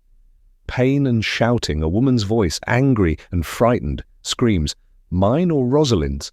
And above the screaming, I remember hushed voices. Now is the time. And not yet. Is that when it all happened? When someone stole my baby, switched them, giving Rosalind, the only child who survived, while gaslighting me into believing mine had died? I sit up, planting my feet on the floor, and I remember something else. The burn of the carpet as I fell down the stairs, each step branding my body with bruises, someone's hand on my back. I was pushed. That's the only answer. My breath catches bouts, ragged and quick, and for one brief moment it feels like I'm still falling. I remember the pain, the bright light, the faces as they hovered. I suck in a lungful of air and steady myself. I press my palms to my eyes. My body feels bruised, achy and heavy, like I just delivered all over again. I shouldn't dwell on this. It isn't healthy. I'm only torturing myself. Babies being stolen and switched only happens in the movies, never in real life. So why is it happening to me? My thoughts are tangled like fishing line. No matter which way I pull, the knots only tighten. My arms ache from emptiness. My hands itch to reach for Jack and run. Run? No, I promised myself I'd stop running. And just like that, the tick, tick, tick of my racing heart slows down. There's a bond between Rosalind and me that can never be broken no matter what life throws at us. We will figure this out. She'll come up with a plan to right this wrong. I know it. She always has in the past. I will get my son back, one way or another. Hours later, my phone dings with a message. It's from Rosalind. I'm out by the pool. Let's talk. Finally. Chapter 30. By the time I make it out to the pool, Rosalind, in her bathing suit, sits on a lounger, large sun hat covering her face, and a book set off to the side. She's rubbing sunscreen on her arms and hands me the bottle in case I need it. Isn't it gorgeous out today? I approach with caution, because I'm not quite sure of her mood. This doesn't look like a mother who recently said goodbye to her daughters, or one who recently discovered her deceased child has been switched with mine. It's beautiful, I say, sitting in the chair beside her, stretching out my feet and pulling my sundress up slightly, so my legs can get sun-kissed. I slathered on sunscreen earlier since my fair skin tends to burn easily, but my legs are pasty white, so a little sun won't hurt. I'm glad you texted. I've been wanting to talk about last night. She gives me a quick side look and raises her hands above her head to stretch. Let's just enjoy the moment, okay? A summer of sun, pool, and some good books sounds like paradise, don't you think? Maybe add in some road trips and puttering in the garden, and it's just about perfect. Her voice is a little sing-songy, her words too dreamy for the woman who normally likes to fill her days with activities. Something's wrong. Something's off. Rosalind? What's going on? I look around, assuming maybe she's being coy because someone is close by, but I don't see anyone. Is everything okay? Okay. No, it's not okay. My daughters are gone for the summer, and instead of wallowing, I'm trying to find the good in that. I thought you'd be happy. I mean, it is a good thing, right? She inhales. They'll have fun with Trent's mother and she's so excited. You should see the list of activities she sent over already. The girls are going to love it. Her voice is hyped up, and I'm not sure if it's genuine or forced. All things they could have done here, but I don't say that as much as I want to. I feel like I'm tiptoeing on broken glass, unsure of a safe path through the chaos. What is going on? And the downtime will be good for you too, she says, pointing a finger my way. Our bodies deserve some time to heal, don't you think? I don't answer. Seriously, I know it's not ideal, but it's the cards we've been dealt, so we'll have to figure it out day by day, I guess. Right? Rosalind twists in her chair so she's looking at me. Day by day? Why is she ignoring the obvious? I want to talk about last night. Actually, there are a lot of things we need to discuss. The documents I found, the photograph I received, the note, the hidden microphone, but she just keeps going on about the girls. She sighs before relaxing back in her seat. If you're upset that the girls are gone and you're going to have a boring summer, you can blame Marcus. I'll just add it to the list, I say softly. Play nice, Trina. Play nice? Did she really just say that? Is Marcus behind those documents we found last night too? I ask. What? No, there is a simple answer to that. Trent said he'd call you, hasn't he? I glance at my phone, but no, there are no missed phone calls or even messages from him. She leans my way. I have an idea. Since it's just us, why don't we fly off to Europe for a few weeks? It'll be sweltering, no doubt. But staying on the Amalfi Coast sounds perfect, don't you think? Plus, I never did get that tattoo in Italy like I wanted to last year. She rubs the small trail of rosebuds she has on her arms from when she was a teenager. Like me, her tattoos cover burn marks. Europe? Don't you look at me like that, she says, her voice far less chipper than a moment ago. I'm not looking at you in any way, I mutter, although we both know I was. I'm just trying to imagine Europe with a baby, that's all. She doesn't reply, and I'm left wondering if she's thought about Jack at all. He's all I can think about. Where is Jack? I try to keep my voice neutral. "He's with Grace," she says with an air of indifference. "Probably having a nap or something. Mark has told her that she's only to take orders from him or Trent." So I wipe my hands of her. Wipes her hands of her? What do you mean by that? Rosalind rubs her hands over her thighs. "Oh, you know," she says with a distinct don't care attitude. "She's here for a reason, so I'll stay out of her way and let her take care of the baby." My brows knit together as I try to figure out the meaning behind her words. "I don't trust her." She gives me a side eye. "Yeah, I know. Wyatt mentioned that." Rosalind swings her legs over the side of the chair and stands. "Wyatt did?" She nods. "He's going to take care of it, okay? He's doing some digging, and when he gets to the bottom of why she's here, he'll do what he does best." "Why wait?" "Marcus." She says his name on a sigh. "I've tried to get rid of her, I really have. But it's out of my hands, okay?" "Okay? No, it's not okay." But apparently she's done with the topic, and I'll need to discuss this with Wyatt instead. "What is Trent supposed to tell me?" She quirks her lips. "About that?" Finally. "Yes, about that." I shield my eyes with the palm of my hand as I stare up at her, towering over me. She eyes me like she's unsure if she should say what she really feels or just choke back the words. "Don't hide from me now," I tell her. "Say what you want to say. We will figure this out together." She rubs the back of her neck as she sighs. "This is all giving me a headache. It was a mistake," she says, reaching for her tie skirt, which she wraps around her waist.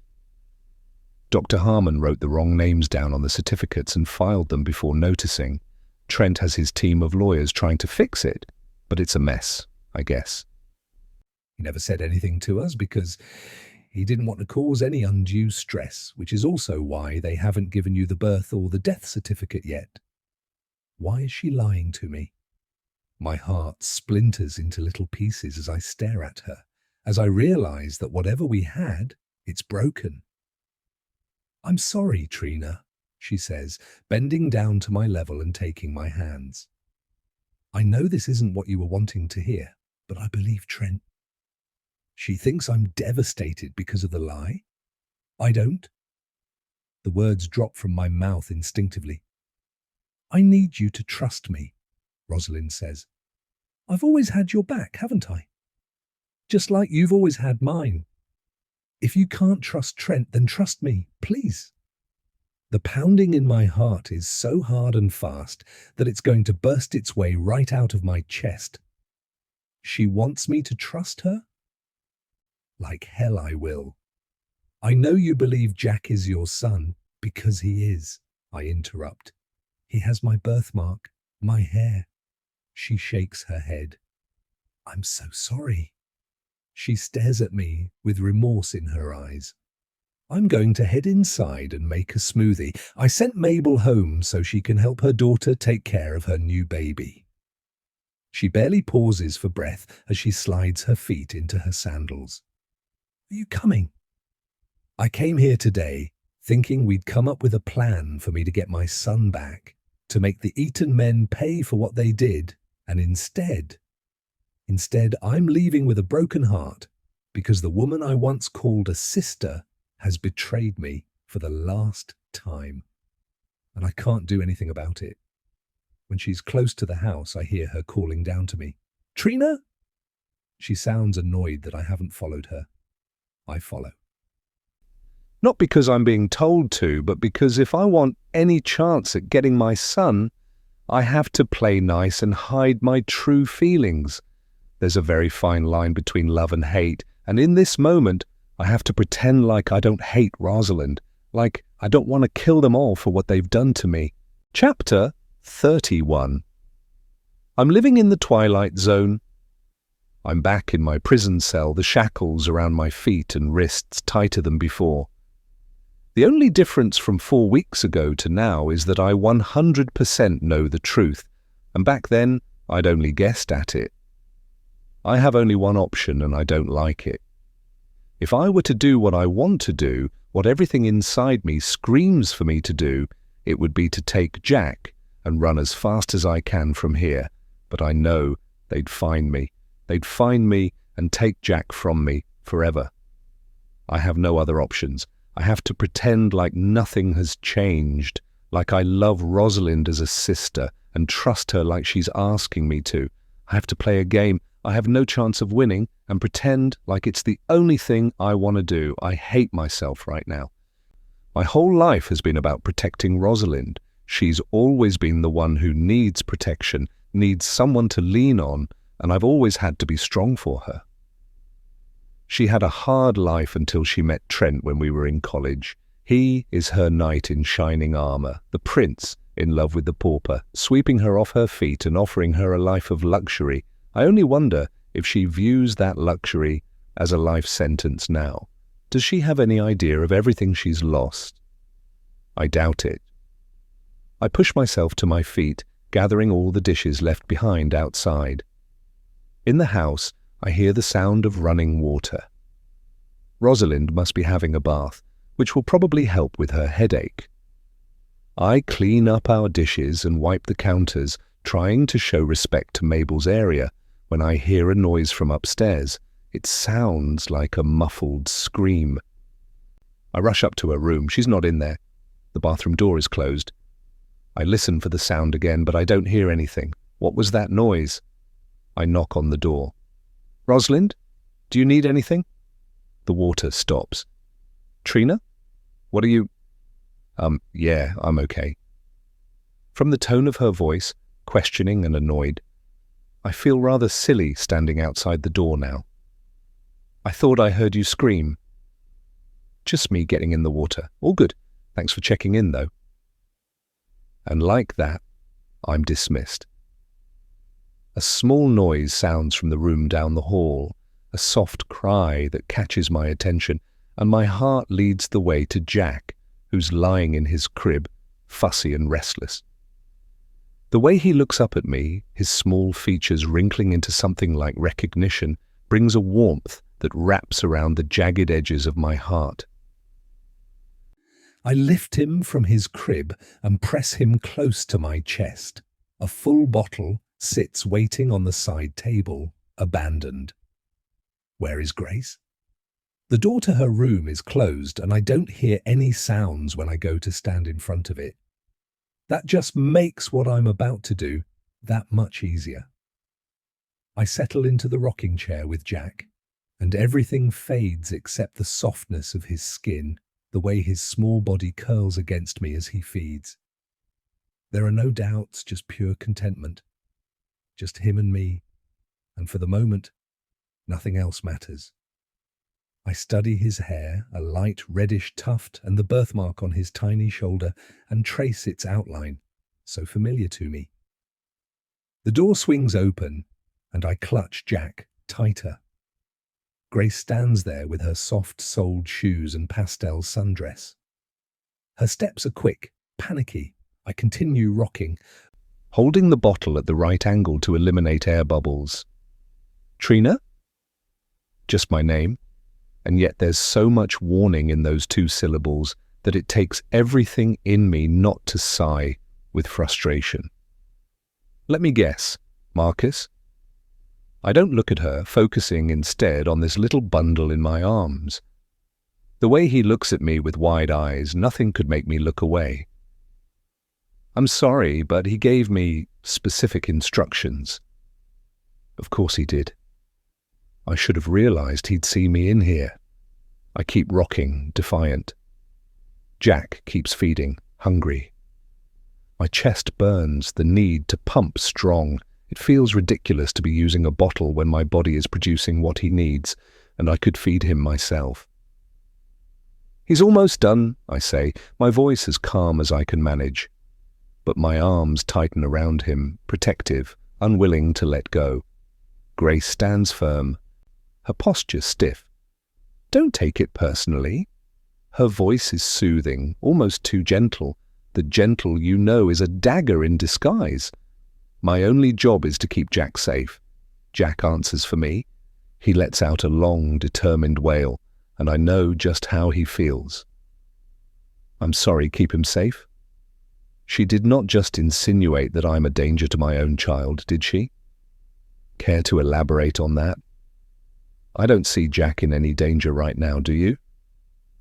I want to confront her, tell her I know who she is, but Wyatt is taking care of this, apparently. I don't want to screw that up. For a moment, I think she's going to refuse to answer me. She holds herself like she's ready for a fight, but then she lets out a soft sigh. Fine, she says, pulling up a chair, but she keeps a careful distance, her gaze constantly darting to the camera. She gets up to angle it more toward the crib, and she hits a button on the top of the camera system. There's a mute button. Marcus doesn't want to hear Jack cry. He just wants to make sure he's being taken care of. And to answer your question, I'm only repeating what Marcus has told me. Her eyes don't smile. Her face does, but her gaze remains cool, watchful, the way Marcus's always does. I need to be smart and careful with my words. How about you tell me about yourself? I give her an opening to be honest with me, to make things easier for herself. There's nothing much to tell, she says, keeping her attention focused on the door. I'm a city girl who's always wanted to live on a ranch. It's like a fairy tale around here. Exactly like what you see on those shows, well, except for all the killing. She leans forward and gives me a conspiratorial grin. Although, I wouldn't be surprised if this ranch has its own train station if you get my drift. It takes everything in me not to roll my eyes. She's talking about the television show Yellowstone and the fictional area that was created where the wealthy family got rid of their enemies. The Eatons are not murderers, if that's what you're insinuating. She leans back. Not them. No, they'd never dirty their hands like that, I'm sure. But others would. Is that what she's hinting at? Does she know? She can't. She wasn't there. The politics in places like this always amaze me, she continues. Take Wyatt, for instance.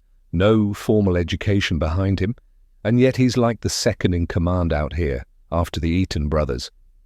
Who would have thought? Right? Her words and tone border on familiarity, almost like she's goading me. What about you? She asks me. I readjust the blanket around Jack as I think about my response. What about me? She shrugs. Oh, I don't know. Where are you from? I'm a city girl too, I tell her, not that she doesn't already know that. But this is home now. The Eatons are my family. She cocks her head to the side and narrows her eyes a little. I forgot. You've known Rosalind for a long time, haven't you? You grew up together, isn't that right? I don't respond because she already knows the answer. I hate having to play this game, pretending I don't know exactly who she is. You know, I feel sorry for him, she says, staring at Jack. Babies deserve unconditional love and acceptance, and he's getting exactly that. My tone is a little sharp at her suggestion that he's getting less than what he deserves. Is he, though, Mrs. Eaton? Be careful. The warning in my voice fills the room with ice. Oh, come now, Trina. Surely you see it, don't you? The mood swings. How unhinged she can get. There's a reason she's not allowed to be left alone with him, you know. Excuse me? What is she talking about? I lean forward, the chair creaking softly. Jack, a weight and comfort against me. You have no idea what you're talking about. Really? I thought you were in the loop. I guess they really don't trust you, do they? You didn't know that she was shaking Jack like he was a doll, that she's gone to yank him out of my arms numerous times to throw him across the room? Sadly, she's gone a little. Grace raises her finger and makes a circle in the air. Stop it! The words explode from within me. I don't know what she's talking about, but she had better not be spreading these rumors. Rosalind would never treat Jack like that. Never. I'm only telling the truth, as hard as it might be to hear. She really should go somewhere where she can get the help she needs. I mean, she's been through so much in her life. Honestly, I'm surprised she hasn't gone psycho before now. I want to smack her. I want to see a red imprint from my hand on her face as I yell at her. I want to tell her she has no idea what she's talking about, that she's stupid and I'm onto a game, but I don't do or say any of the things running through my head right now. Instead, I shush the fidgeting baby in my arm, adjusting him and rubbing his back. "I'm sorry, I shouldn't have said that," she continues, as if she's truly apologetic, but she's already shown her true colours. "I'm here to help, to make sure Jack gets the best care possible. I have some experience raising boys," she says, giving me a smile. I wish I could make her eat. "Where is the doll?" Of all the things I want to say, of all the things I want to accuse her of, that was the very last thing on my mind, and yet there it is, front and centre now. She sighs. "I have no idea what you're talking about," she says. "Rosalind told me you'll often put a doll in the crib and pretend it's Jack. If anyone has gone psycho, it's you." She laughs. "Really? That's what she said?" Standing to her feet, she walks forward and takes Jack from my arms. "I'm sorry, Trina, but this has gone on for far too long," she says. "It's Marcus's wish that you rest and heal for now, and I have to ask that you respect that. Plus," she glances at my chest, which is now soaked through from my leakage, "you probably need to go deal with that." A voice from downstairs interrupts anything I'm about to say. "Hello? Anyone here?" It's Dr. Harmon. His steps are heavy as he climbs the stairs. Grace and I look at each other. She shrugs. "I didn't call him," she says, before taking Jack to the change table. "I received a text and thought I'd come out to check in on my two favourite patients. Trina, I'm assuming you're up there?" He huffs and puffs as he continues the climb and pauses as he makes it to the top. "Ah, there you are. I did check your cottage first." "Who sent you the text?" I leave Jack's room and meet the doctor in the hallway. "The boys." Rosalind's voice carries through her closed door. "Trina, I'm sure the doctor would enjoy some of Mabel's homemade iced tea out on the porch. Maybe you can keep him company while I make myself presentable." "Ah, yes, that would be lovely. I should have waited downstairs instead of trudging all the way up." He sighs. "Did I see you come out of the nursery?" Marcus did mention he was a little concerned. He gives a quick glance toward my chest, and his lips press together. "Perhaps you should go take care of that, yes?" I cross my arms to hide the wetness and follow him down the stairs. I'm surprised when I find Mabel in the kitchen, and she's already in the middle of preparing a tray. She, too, notes my wet shirt. "Mabel, I thought you had the rest of the day off." She gives me a tight smile. "Dr. Harmon, would you like a piece of coffee cake?" "I made it fresh this morning," she tells him while shooing me out the door.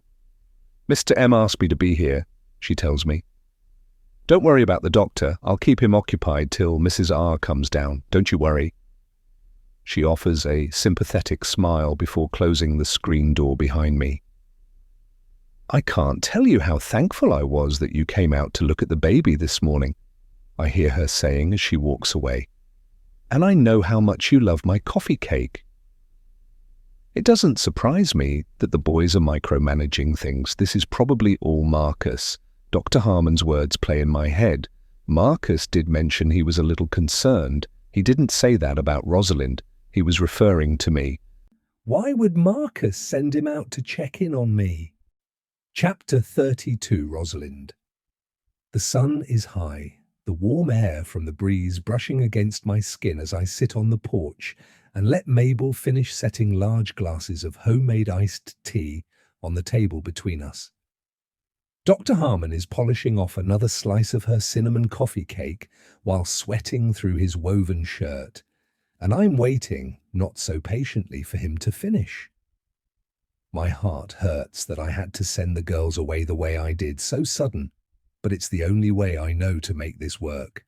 I need to protect them from what's to come. Thankfully, all I had to do was say the right thing to Marcus to remind him of the idea and let him do the rest. "I'll turn up the fans," Mabel whispers as she passes by. I give her a smile of gratitude. Installing the ceiling fans on the porch was one of Trent's smartest ideas, especially given our hot summer country breezes. When the doctor is finally done, he sets the fork down on the plate and turns to me, a practiced smile on his face, his body language saying more than I want to hear. His attention makes my skin prickle, and I feel more vulnerable than ever. I cross my arms tightly, hoping to ward off the inevitable conversation. "Rosalind," he finally prompts, leaning toward me. "Tell me what's on your mind." What's on my mind? So many things, but I know I have to be careful with whatever I confess. "You know you can tell me anything," he prods, his voice very gentle, very grandfatherly. "Mr. Eaton mentioned you'd found out about my mistake," he says, clearing his throat. I nod. "Trina did, actually," I admit. His caterpillar eyebrows rise. I found her in Trent's office. Going through his things, she believes... I hesitate. Should I say anything? My head pounds with the growing headache that hit me earlier. The first thing I did when I got to my room was scream into a pillow. Then I sobbed in the bathtub, which only made things worse. I've been getting so many headaches lately. I don't know if I should be worried or not. "Go on." His voice is calm, inviting, like we're chatting over coffee instead of dissecting my sanity. I breathe, trying to hold on to my thoughts before they slip away. "It's about Jack. She was in Trent's office looking for proof that Jack is hers, which I get. I mean, he looks like her, plus that birthmark, and how he calms when he's in her arms." I stare down at my hands. A mother knows her baby, I whisper to myself. "What's that?" "Trent told me what happened, though," I say, instead of repeating myself. The doctor nods slowly, pulling out a pen and small notepad from his front shirt pocket. His pen scratches against the paper. "Ah, yes, a slight mistake on my part that has become a nightmare." He shakes his head and actually looks embarrassed. "So you're worried that this just opens fresh wounds, then?" I nod and blink, but I can't stomach this, all the lies. I can't apologize enough. Why, this is the first time in all my years of being a doctor I have no excuse. Mr. Eaton did mention to me that he, too, is concerned about Ms. Emmett and her attachment to Jack. Trent or Marcus? My brows furrow. It matters. Marcus. He clears his throat again. Well, of course she's attached. That's normal, isn't it? It's easy to come to Trina's defense. Any woman would be in her shoes, I say. Choosing my words carefully. He cocks his head to the side. Normal isn't how I would describe it. Expected, perhaps, considering everything. Most grieving mothers would not be in this situation. However, having given birth at the same time as you, living on the same property, caring for your children. I realize he's judging me, judging us. I'm afraid I agree with Mr. Eaton that the situation is unhealthy for her. I did suggest that maybe she needs to be somewhere other than here, even for a little time, to be around those who could help her work through all this. Shivers cover my skin at his words. I will not let them send her away. The doctor watches me carefully.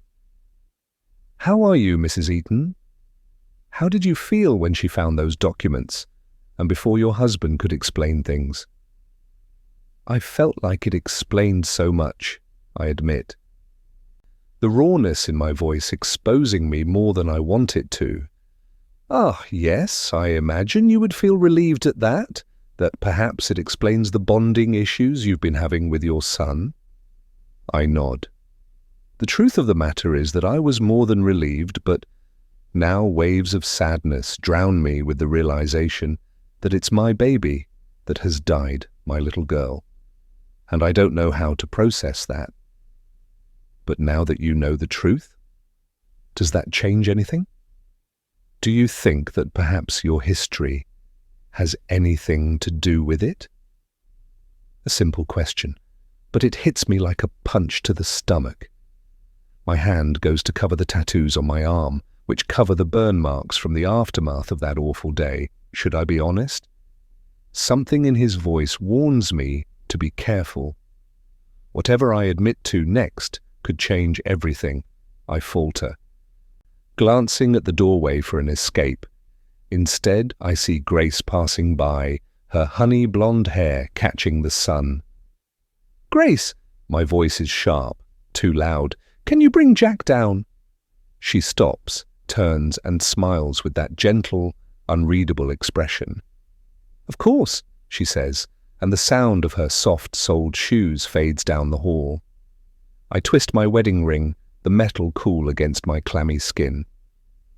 Marcus says that I pause, struggling to even say the words, horrified if any of this is true.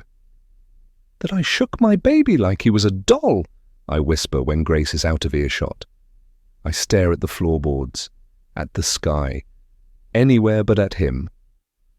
The doctor sets his notes aside, leans back, his expression thoughtful. "Yes, that is very concerning and can be harmful for the baby. It's a good thing Mr. Eaton was there to stop you." Am I a danger to him? I say these words as mouse quiet as I can. "I'm afraid you've always been a danger to him," Dr. Harmon says, his gravelly voice piercing my soul. I'm horrified.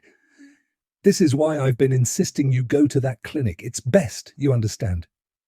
I can't believe I would do that." My voice breaks with real emotion. "I don't believe that is something I would do. It has to be another one of Marcus's lies." His words throw me into a void filled with edges lined in sharp, broken mirror pieces, reflecting my ugliness back to me. Maybe it's a good thing the girls are away. I don't want them to see me fall apart more than they already have. I know and understand I'm not well, that something has splintered in my mind. I blame this man. I blame my husband. I blame Marcus. Dr.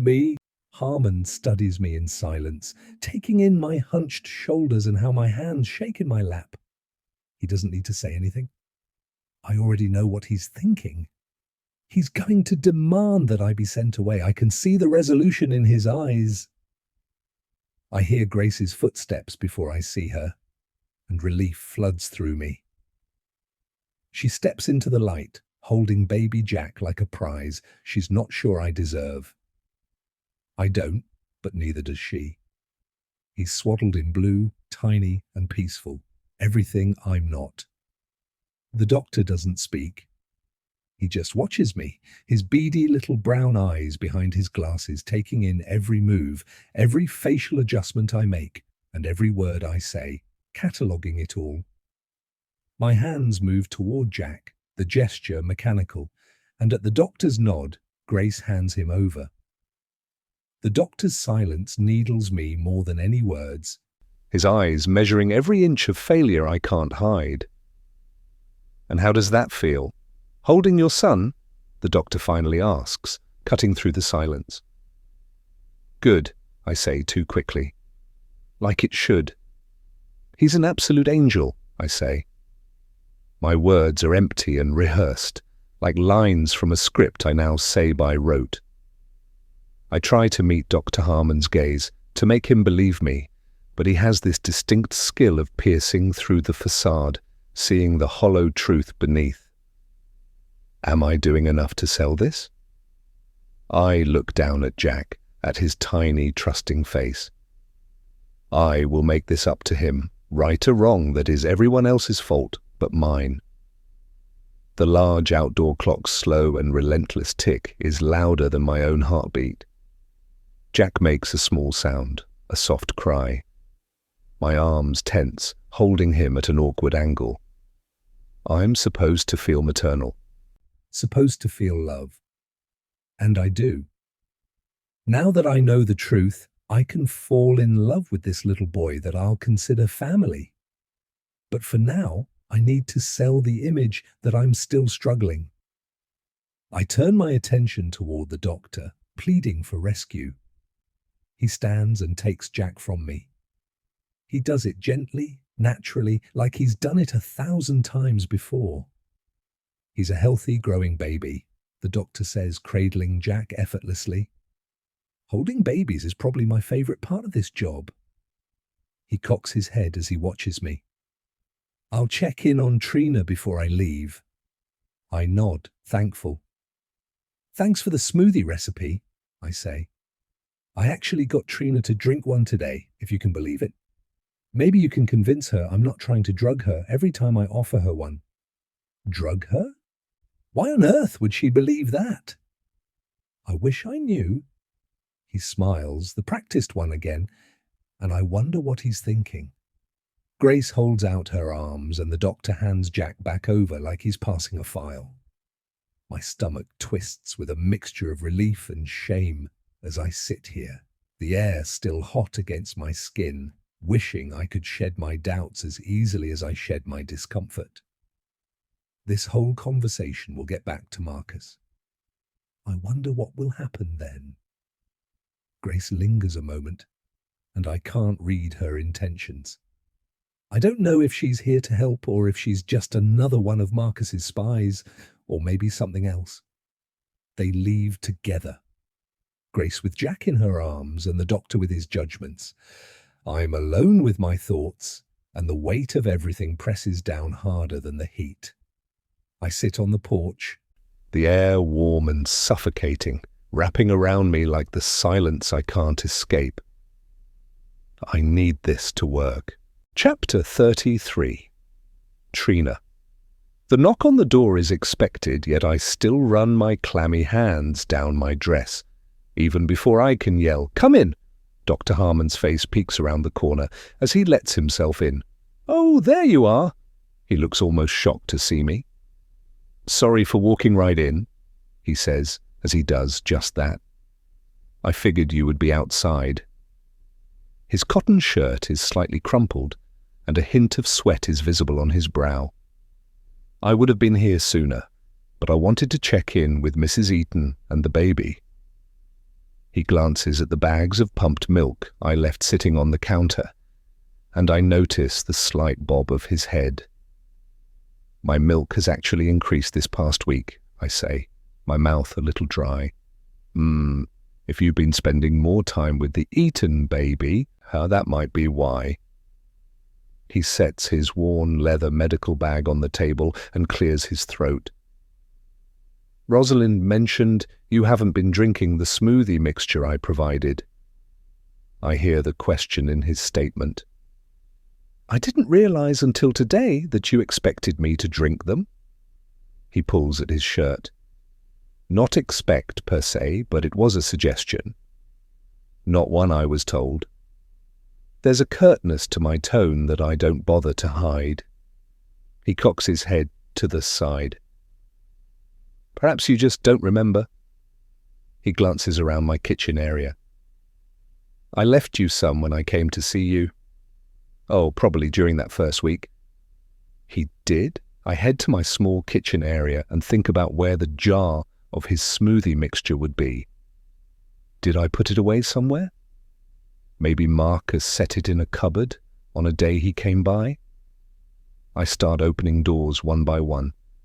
And sure enough, right in my pantry cupboard, there is a glass jar with the label restorative drink, just like the one Rosalind has. "Ah, see, I knew I'd left it. It's all natural, nothing dangerous. Simply use a scoop of it in your smoothies every day, full of vitamins and such." He gives me a bland smile. "Mrs. Eaton drinks one every day, but now with some added supplements." He says this like it should make all the difference to me, but it doesn't. What exactly does it do? What's in it? And where do you buy the mixture from? The way he's eyeing me, I'm on guard. He makes me feel like I've said something wrong, but it's the exact opposite. I'm only asking very simple questions. Mrs. Eaton mentioned something that caught my attention, he says, not answering me. And what was that? I cross my arms over my chest, feeling very defensive and unsure why. Is he here to admit to his mistake about the paperwork? Do you believe I might be poisoning you? He catches me off guard. Do I believe he is trying to poison me? The answer should be no. He's a doctor. He's legally and morally bound to do all he can to help me heal. Do no harm and all that. Dr. Harmon sighs like he's disappointed and pulls out a chair from my kitchen table, sitting down with a heavy thump. How long have you been feeling this way? I'm concerned about what Rosalind is taking, I say instead. I think perhaps it's all a little too much, and the side effects are what is causing her to. I think about the words I want to use, words that paint her in a good light. Well, I just wonder if her medication and whatever it is that she's drinking could be not mixing well. One brow lifts and his lips thin as Dr. Harmon looks me in the eye. There's no hiding from his intense gaze. I assure you, Trina, they are perfectly safe. Something in the way he speaks those words makes me doubt them. It's my own blend, perfectly routine. Both you and Mrs. Eaton had difficult pregnancies. They are nothing more than herbal supplements to help with your postpartum recovery, and I do wish you were taking them. I shake my head. Her mood swings, the tiredness, lack of energy. My voice grows bolder, even though I realize how insane it is for me to question a doctor on the medication he's prescribed to his patient. That voice that was shouting in my head now becomes a whisper. There are always side effects, yes, but there's more to what is happening with Mrs. Eaton than I feel comfortable sharing with you. My cheeks turn red at his rebuke. I am here, though, for you, he says, to see how you are doing. I shrug and stand awkwardly at the counter. Please come sit, he encourages. Talk to me. I can only imagine how difficult all of this must be. He smiles as I take a seat opposite him. All of this? I ask. Well, yes, all of this. Losing your child and being so close to the Eatons, their children, and of course their baby. All of it must be so difficult for you. That's why the insistence on the certificates and the DNA request. I don't reply. I look at him and work my hands together, stuffing down the anger, resentment and frustration at yet another person telling me how I should be feeling. Why do I have to explain myself?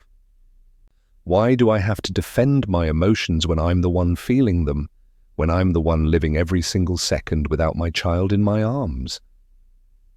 The night the babies were born, I keep my voice level, though my insides twist. I need to know what happened. I heard 2 babies crying, I know I did. The silence in the room stretches longer than it should. Ah, yes, I suppose we should discuss that as well. I owe you an apology. I would have told you sooner when you first asked for the birth and death certificates, but I was ashamed, to be honest. Additionally, I was waiting for Mr. Eaton's lawyers to resolve the issues. It's generally a simple solution, but because I made so many errors on both documents, Mr. Eaton felt it would be better to let his team correct things. My lips thin. I don't hear an apology. I just hear excuses. Understand you thought Jack was your child, and I am very sorry at the trauma I have caused from that. I don't hide my sigh. I'm disappointed. My delivery was a difficult one, wasn't it? I insist, knowing I can't lose this chance to learn more, knowing I have to get answers. Dr. Harmon seems genuinely taken aback, and I'm unsure if it's my forwardness or his memory of that night. Your delivery, he pauses. Well, nothing went as expected that night. His lips pursed together as he stares down at his hands. Falling down the stairs, did that have anything to do with? He shrugs. It could have been a factor, yes. Or no, it's hard to say. The cord was wrapped around your baby's neck, and there was nothing we could have done at that point. Wrapped around his neck? So that's why you did the cesarean? I'm worried about you, Dr. Harmon says, instead of answering. Maybe all of this has been too much for you. I'm afraid as your doctor, I'm going to have to insist that you stay away from the Eaton house for now, specifically away from their baby. I let out a small cry of pain. I will not be separated from my son. I'm sorry, Trina, he says, leaning forward and taking my hand, his hold strong and unrelenting. I'm sorry it has to be this way. No, I say, shaking my head. You can't do this. His words are more painful than he realizes. They echo in the empty chambers of my heart, taking up too much room and leaving no space for anything else. I manage to pull my hand from his hold. You don't understand what you're doing. The way he watches me, with pity and sadness, it's too much. I look away. We weren't expecting it to affect you this much, he says. You're tougher than this. I didn't know it was going to take such a toll. His words are meant to be comforting, but they aren't. They sting. So what now? My question hits the air, barely audible, but loud enough that he knows the pain I feel. Do you have any family you could go stay with? The question causes me to laugh. Rosalind is my family. He tuts, and I see the sympathy or pity he feels for me. You don't understand. He sighs again. You can't replace the child you lost with Jack. His words cut deep, deeper than he knows. I'm not replacing my baby. I say it with as much force as I can, but it's barely more than a whisper. Dr. Harmon studies me, likes he's trying to determine if what I said is true. Being this close to Jack is not healthy.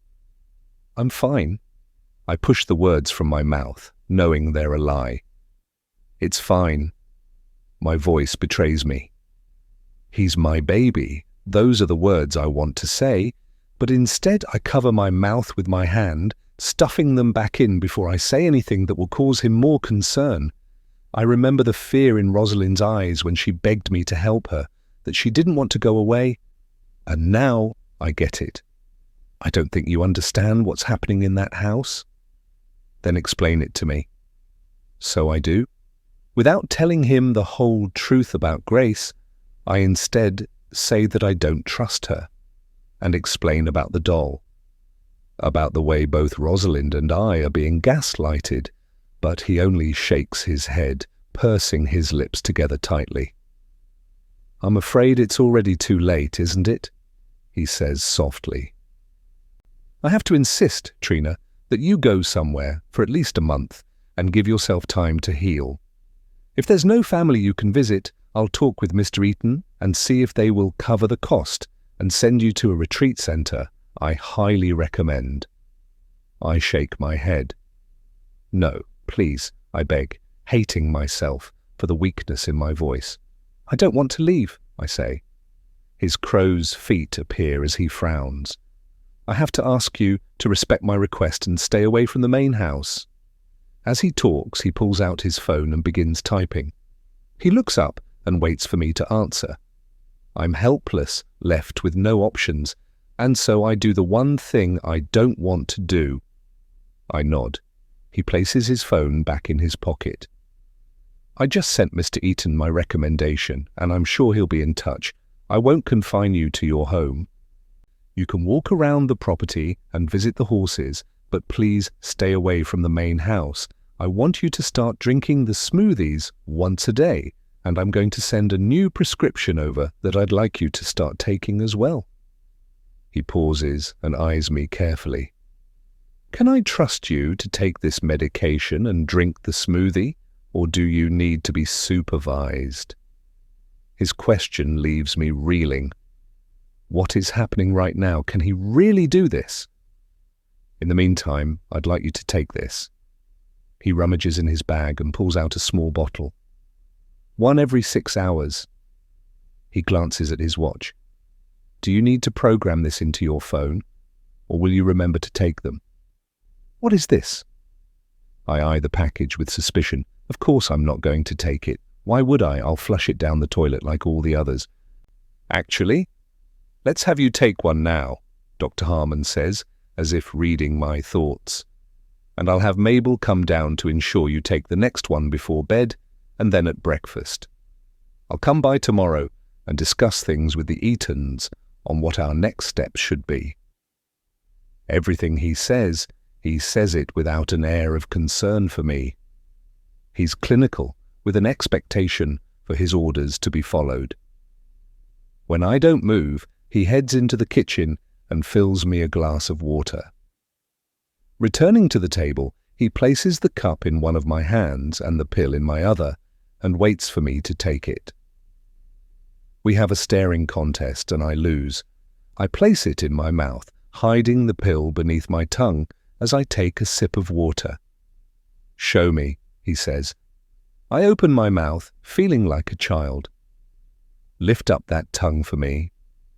When I do, he tisks.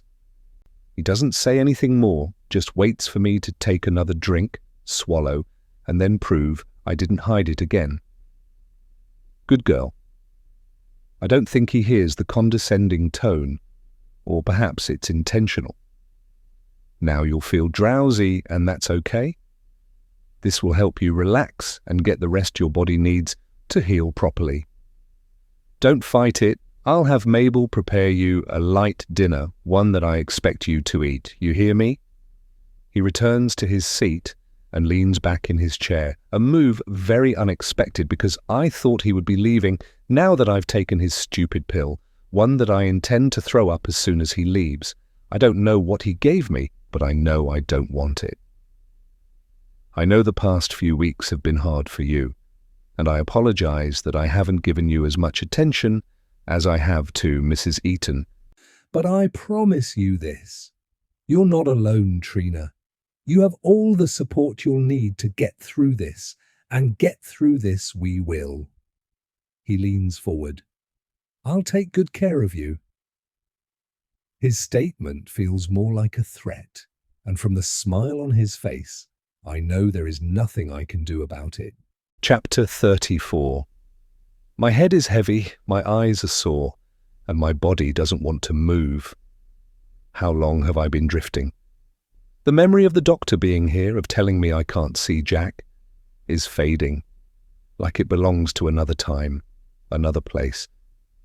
Maybe it does, maybe I imagined it. But then there are moments of clarity, of the doctor sitting on the chair, watching me as I sank into a deep sleep on the couch. I half remember Mabel coming in and zombie-like walking to the table to eat the reheated homemade soup I had in my freezer. I even recall how gentle she was when helping me into bed. I roll to my side and the room rolls with me. It tilts and turns, spins and dips until my stomach revolts and I force my eyes closed. I take one breath, then another, waiting for this sensation to pass, but it doesn't. Not for a long, long time. I roll again, this time slower. The room doesn't move as much. I push myself upright, bracing against the dizziness, willing the floor to stay where it should be. My arm sweeps the nightstand, searching for an anchor. Instead, I find a glass of water, cold and full, with a drip on its surface. I reach for the glass, but it slips from my fingers, shatters across the floor. I watch it spread and pool. Jack, my baby. The effort of his name makes my head spin again. I lie back, willing the ceiling to stop swirling, knowing it won't, knowing nothing will. I stare at the pill bottle on the nightstand, small, white, innocent, dangerous. It stares back at me, a relentless reminder, a constant accusation. My thoughts swim through the confusion, through the weight of doubt. Why do I have to take these? Why did the doctor have them in his bag to begin with? I clutch the pill bottle, try to focus on the tiny label. I can't make it out. I can't make anything out. I blink, slow and careful, the motion tugging at the edges of sleep. Something flashes, a movement outside my door, then another. I wait, unsure if I'm imagining this too, and then it opens. Oh, good, you're awake, and just in time for breakfast. Mabel's voice is cheerful and unexpected. How are you feeling? Okay? I nod. Or I think I do. It doesn't feel like my head is moving. What time is it? It's after 9, and it's Sunday. Thought you could use the rest. Sunday, 9. The words are numbers, the numbers are words, and they have no meaning to me. She pulls up a chair. Mr. M asked me to check on you. He says you need to take it easy and he'll come by shortly. She watches me with careful eyes, waiting for my reaction, seeing more than I want her to see. Once we're out in the kitchen, I notice a tray on the counter. Mabel lifts the lid and I see a stack of pancakes. My stomach growls. There's a glass of water along with a tumbler, I assume, full of a freshly mixed smoothie. I tried something new to see if it tastes better, she says, handing me the drink. Chocolate milk as well as a bit of that cocoa Mrs. R brought back from Paris.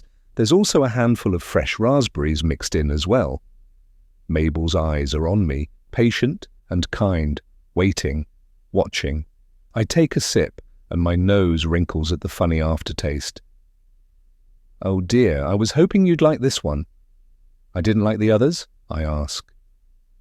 She shakes her head. Yesterday.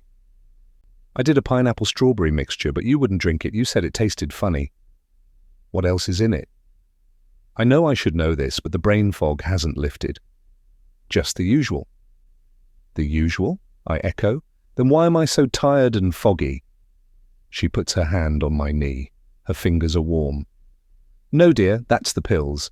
Mr. M asks that you don't take any more till he comes down. As for the smoothie, it's what the doctor brought, Trina, nothing added, I promise. The chair scrapes against the floor as she stands. I'll let Mr. M know you're up. He's worried, you know. I hold the smoothie, its cold surface sweating like the glass of water, like the tears I can no longer find. The urge to dump it out is overwhelming, but I don't. I instead tip the glass back, feel the thick, cloying liquid slide down my throat, and try not to grimace. When it's done, I'm done. I don't want to drink that ever again, I tell her. Mabel lingers at the door. Is there anything else I can help you with?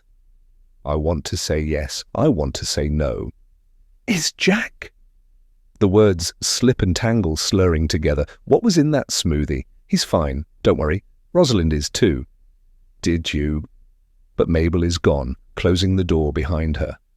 I slump back against my seat. My mind swims with the currents of doubt and sadness, with thoughts I can't hold on to, with words I can't remember how to say. I reach for them, but they're out of my grasp, and I watch them slip away. I want to let them go, but then something stirs in me, telling me to fight, to push against the flow, to do something rather than nothing. So I do. It's hard, but I get up. I force myself to vomit, sure that I've been drugged, and then I make myself some oatmeal. By the time Marcus finally arrives, I'm on the porch swing, forcing my eyes to stay open, to not give in to the sleep that wants to steal my clarity. Trina, he says, a mixture of surprise and relief in his voice. I didn't expect to see you out here. He sits beside me, the wood creaking under the weight of his presence. How are you feeling? His hand covers mine, solid and warm. I withdraw my hand and hide it beneath the blanket covering me. I swallow against the dryness in my throat, try to form words to make them mean something.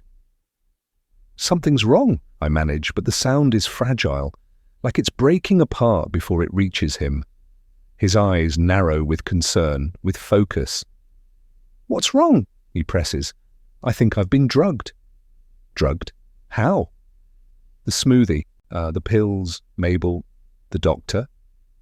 I can't wrap my tongue around the words, but I hope he understands. Marcus frowns, staring at me with an intensity that has me looking away before he heads into the house. When he comes back, he's holding the bottle of pills, studying it in a way that I find unnerving. "This dosage seems excessive," he says. I can't tell if he's agreeing with me or accusing me of something. "The doctor," I try to explain, try to put the pieces together. They keep slipping, just like my thoughts. "The pills!" He pockets the pills in his suit jacket as he takes a seat.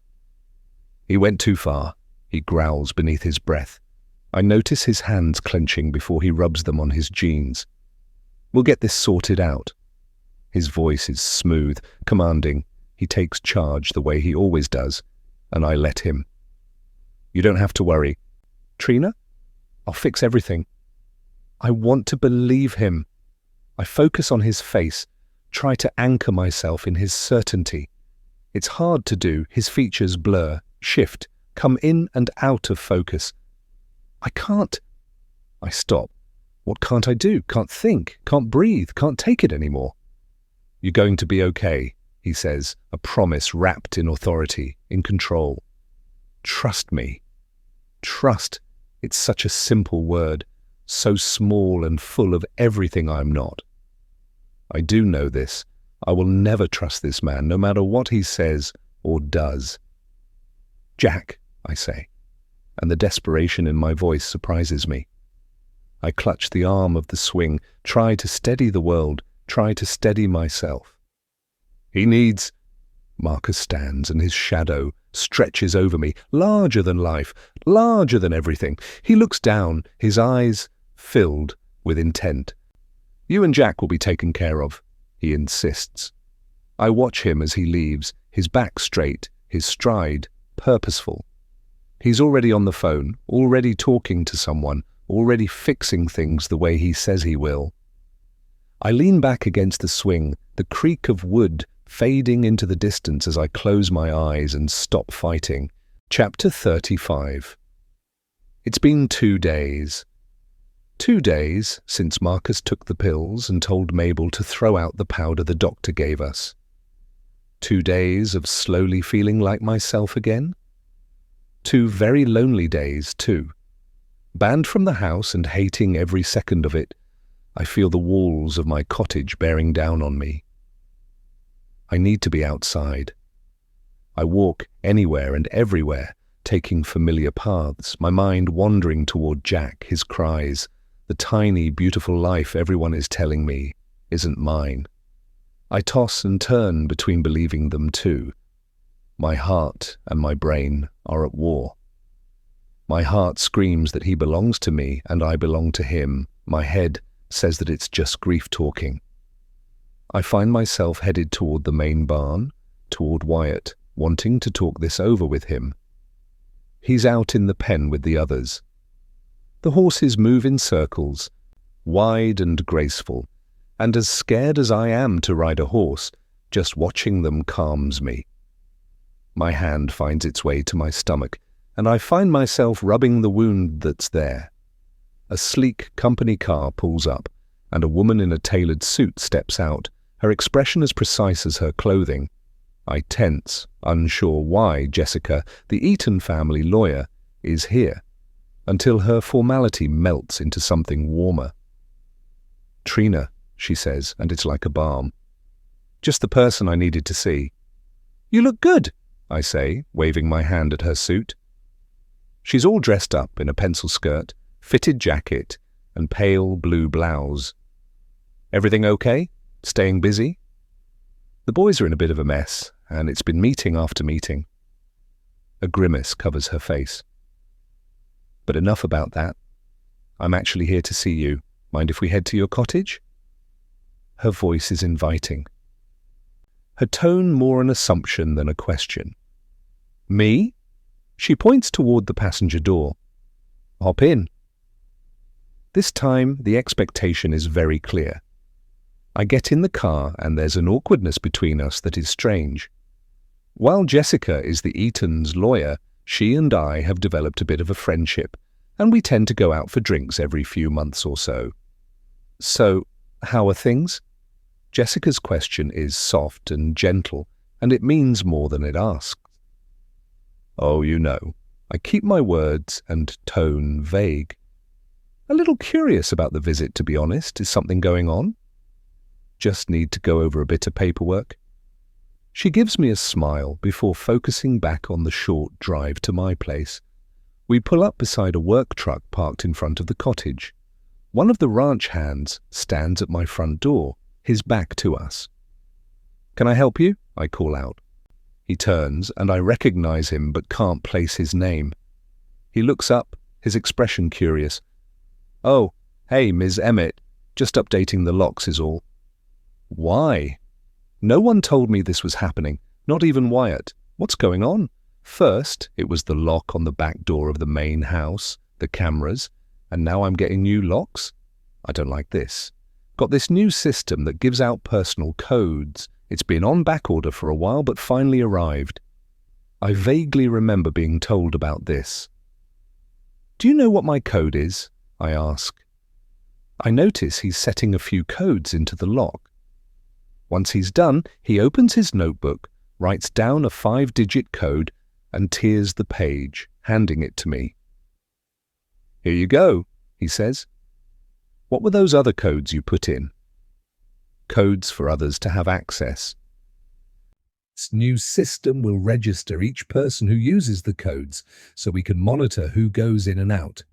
It's important you don't share yours with anyone. He pockets the notebook with all those codes written down. Can I have a list of that, so I know who has access to my place? I'm a little miffed at the sudden lack of privacy. Sorry, you'll have to ask Mr. Eaton for that. He gathers his stuff and leaves. Can they do that? I turn to Jessica before entering my code to unlock my door. She nods. It's in your contract, actually. We'll go through all that. My phone pings with a message. It's Trent apologizing for not notifying me about the lock change. I glance up at the cameras Wyatt installed. I don't like being watched like this, where my every move is seen and documented. Jessica and I sit down at my kitchen table, and she pulls out my employment contract. It's been 4 years since I last signed it, and it needs some updating, she informs me. A few new clauses have been added, and she shows me where I agreed 4 years ago to the stipulation that while my housing is provided, it is not considered private, something that now irritates me more than I will admit. When we're done, there's no time for chit-chat, and I wave goodbye to Jessica as she drives off, letting out a very long breath and feeling antsy. I need to get out of here. Go for a drive. Head into town for ice cream. Stop by an antique store or bookshop. Go watch a movie. I might even book a room for the night and not come back until tomorrow. It doesn't matter what I do, I just need to get away. I quickly change and putter around, tidying up an already tidy home before I leave. But something feels off, and I'm not sure what it is. I know Wyatt said he'd take care of removing the listening device, but still I check where I found it earlier. Gone. I move a stack of books from the end table and breathe in the scent of flowers from the vase.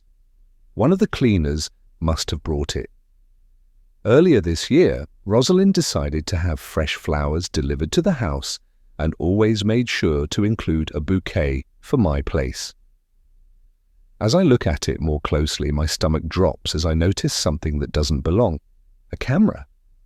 I hold my breath and stand back, staring directly into the tiny, unblinking eye. Why is there a camera on this vase? My heart patters with an intensity that wasn't there before, and I look around, my eyes wide, frantic, searching for more. There, on the side table, a little sheep flower container. Another camera. Someone has been in my house. Someone has been in my house, and there's nothing I can do about it because apparently it's a clause in my contract. My hands shake as I tear my place apart, from lamps to books to plant pots high up on shelves to searching beneath coffee tables, end tables, and even my kitchen table. I feel like I'm going crazy. In the end, I find only 2 different cameras in the living room of my home. But why are they even here? My breath is ragged, a jagged gasp of disbelief. Is this Rosalind's doing? Marcus's? Trent's? Who approved this? And why? They don't trust me. That much is clear. I can't take it. This feeling of being watched, of not being trusted, it's too much. I need to get out of here. I grab my purse. The cottage seems smaller now, less mine than before. I reach for the car keys in their usual spot, but they're not there. My pulse skips and I search the counter, the drawers, every place I might have put them. Nothing. The keys are gone. I freeze and try to remember the last time I saw them. It's been a while. I haven't left the property in what feels like forever, if I'm being honest. Normally I keep them either hanging beside the front door or in my purse. I dump my purse out, its contents spilling onto the kitchen counter, but they're not there. Everything else is there. My wallet, odd receipts, lipstick, lip balm, hand lotion, hand sanitizer, a new soother still in its package with a cute Winnie the Pooh sticker on it, loose change and gum.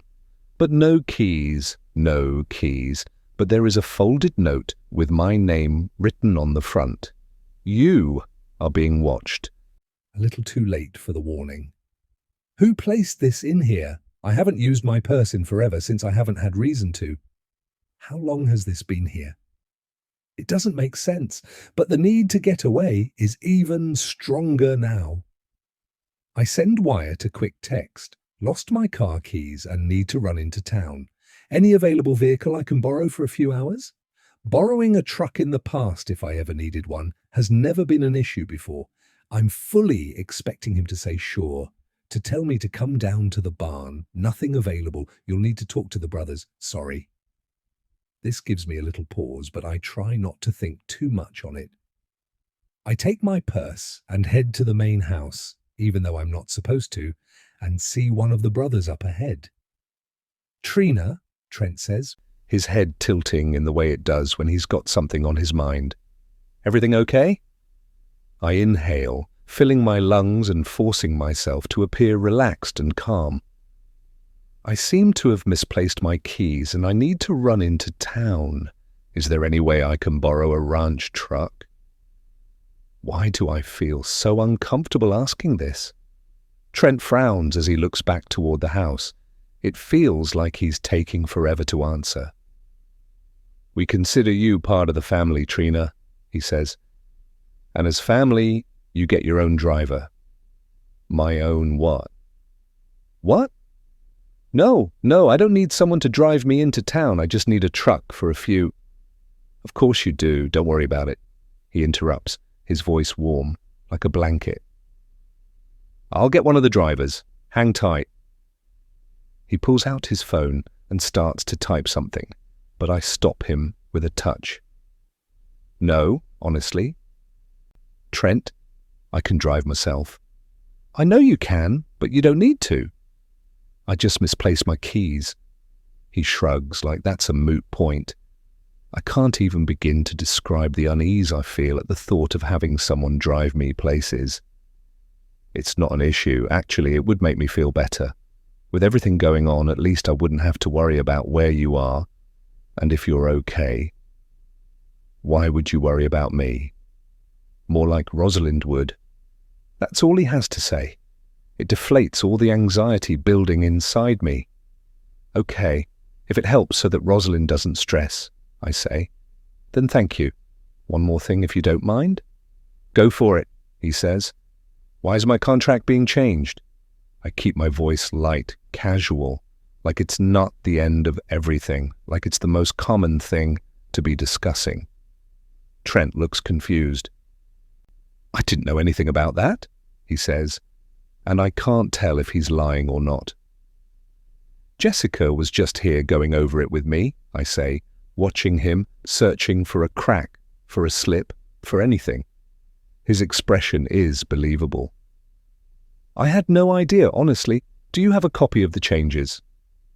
I shake my head. She's going to send over a finalized copy for me to sign by tomorrow. Don't worry, Trina. His voice is smooth. Marcus probably forgot to mention this to me, or Jessica is just being proactive. Things have been a little crazy lately, and no doubt this is a ball we've dropped, like me telling you about the lock change. I nod, but the motion feels stiff. The majority of the contract changes are in my favor, so I'm not going to stress about it too much. I force a smile to show that everything is fine, even though I feel the exact opposite right now. I don't feel fine at all. He goes to turn, but I stop him. Trent, one more thing. I hesitate, not sure how to bring this up. Is there a reason why there are cameras in my cottage? He stops, a quick, sudden halt. What? He asks, genuinely surprised. I smile, wanting to appear like it's not a big deal, and that smile feels like a stranger on my face. Yeah? There are 2 cameras in my living room. I mean, I get why there are cameras on the outside of the cottage, but then my lock was changed.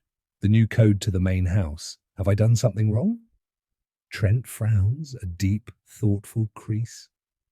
Rosalind did mention she didn't feel safe with me gone so much, he says, each word careful, measured. But I didn't realize that would include cameras inside your cottage as well. He sighs, jamming his hands in his jean pockets, and stares at the main house, his features morphing into a very tired, very overwhelmed man. I honestly don't know what to tell you about Rosalind right now. I thought she was getting better, but if this is true, I'm afraid it's the opposite. Sending the girls away was the right call. He says this so softly, it's almost like he's talking more to himself than to me. He purses his lips and looks like he's about to say more when his phone rings. Sorry, I need to take this. This is Eton, he says. I go to leave, but stop. This is Eton is something Marcus always says, but I've never heard Trent say it. I swear if I didn't know better, I'd almost think that was Marcus answering the phone. I watch him as he walks away, studying his slight movements until I'm sure it's Trent. It has to be. But why would he pretend to be Marcus on the phone? Chapter 36. I watched the surface of the pool, tiny waves made by the splashing of my feet, and feel like for the first time in what has been a very long week, I can actually breathe.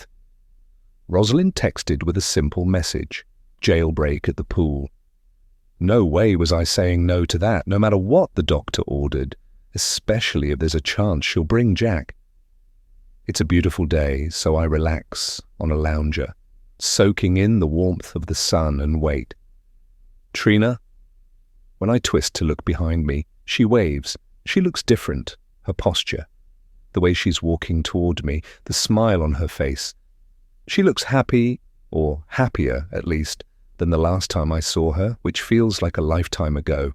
She's alone though, no Jack. It takes everything in me to force a smile on my face and not show my disappointment. Rosalind pauses at the edge of the patio, light playing against her dark hair. She's a silhouette against the afternoon sun, a new shape, a new shadow. Her hesitation mirrors mine. She stops, a distance still between us, and I notice everything, including the slight falter of her smile. We sit at one of the tables. She sets a baby monitor down and adjusts the volume. Is Jack asleep? That can be the only reason she didn't bring him. She nods. Rosalind shifts in her seat, the uncertainty giving way to something more settled, more assured. I can't believe they thought they could ban you from the house. I only found out this morning. Otherwise, I would have acted sooner. What do you mean? Marcus told me you wanted some time alone. That's why I thought you weren't coming around. I complained to Trent how much I missed you this morning, and he finally spilled the beans. Why would Marcus tell her that when he not only knew the truth, but he's been enforcing it as well? We can bring him down if he wakes up, Rosalind says as she adjusts the monitor volume. I miss him more than I thought possible. Where's Grace? She looks away.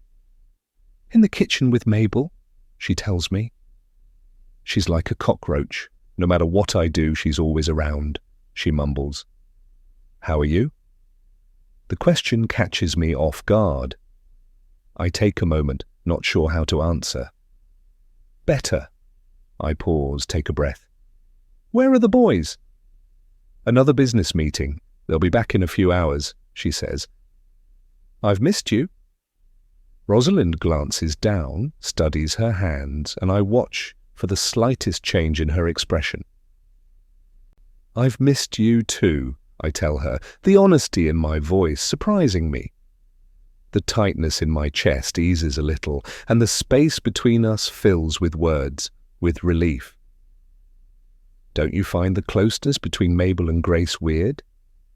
I'm surprised, to be honest. Rosalind notches a brow. I don't think so, should I? She never took to me that fast. Rosalind snorts. And that surprises you?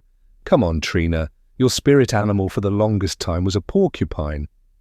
I laugh, mainly because she's right. I've always had a guard up. I don't know why she's here, but I'm not going to stress over it either. Wyatt's taking care of it, right? That's what he told me, and anyway. It doesn't bother you that someone from our past is living in the room down the hall from yours? Of course it bothers me. It scares me too. I mean, what does she know? There has to be a reason why she's here, but what? I don't get it, but there's nothing I can do about it until we know why. I grit my teeth. How can she be so blasé about it? Noise fills the monitor, and Jack's fussing grows louder, clearer as he wakes up. Rosalind rises, a small and powerful motion, but then she stops and sinks back in her seat. Grace will get him. Neither one of us says anything. We let the silence beat between us as we wait. Hush, sweet thing. Grace's voice fills the speaker. I'm here. I've got you. She starts to hum, and the second we recognize the song, Rosalind and I both jump to our feet. They have no idea, do they? Grace whispers. It's not hard to hear the glee in her words. I picture her rocking my son, holding him up to her shoulder, and I clench my fists. This wasn't the life I thought I'd have. Raising her sons, and yet here I am, and she has no sweet clue. Rosalind's eyes widen with shock. Rosie, what is she talking about? Raising her sons? That couldn't be a slip of the tongue, right? Rosalind drops back down onto her chair, her hand clasped tight against her mouth. Tears well in her eyes, but there's no sorrow in her gaze, only anger. What is going on? Rosalind! She shakes her head, but she's not looking at me. She's staring off into the distance, her chest rising and falling with rapid breaths. What a lucky little boy you are, Grace continues, her sing-song voice grating on my nerves. Let's go downstairs, shall we? Your mommy might not want to spend time with you, but you know who does? Mabel. You're lucky to have her here, you know that? Grace's voice drifts as she leaves the room. But the power of her words sticks. I hate her. I grind the words between my teeth, my jaw clenching so tight, I feel it behind my eyes. I hate. There's a ball of fury and confusion and resentment tied together inside me. You hate me, Rosalind whispers. I don't disagree. When Rosalind finally turns her attention to me, the same fury I feel coursing through my body echoes in her gaze. None of this is right. None of it is fair, but... She stops, biting her lips. I wish things were different, she utters, her eyes closed, her body sagging. I'm sorry. I don't know why those are the words I say, and yet there they are. But what am I sorry for?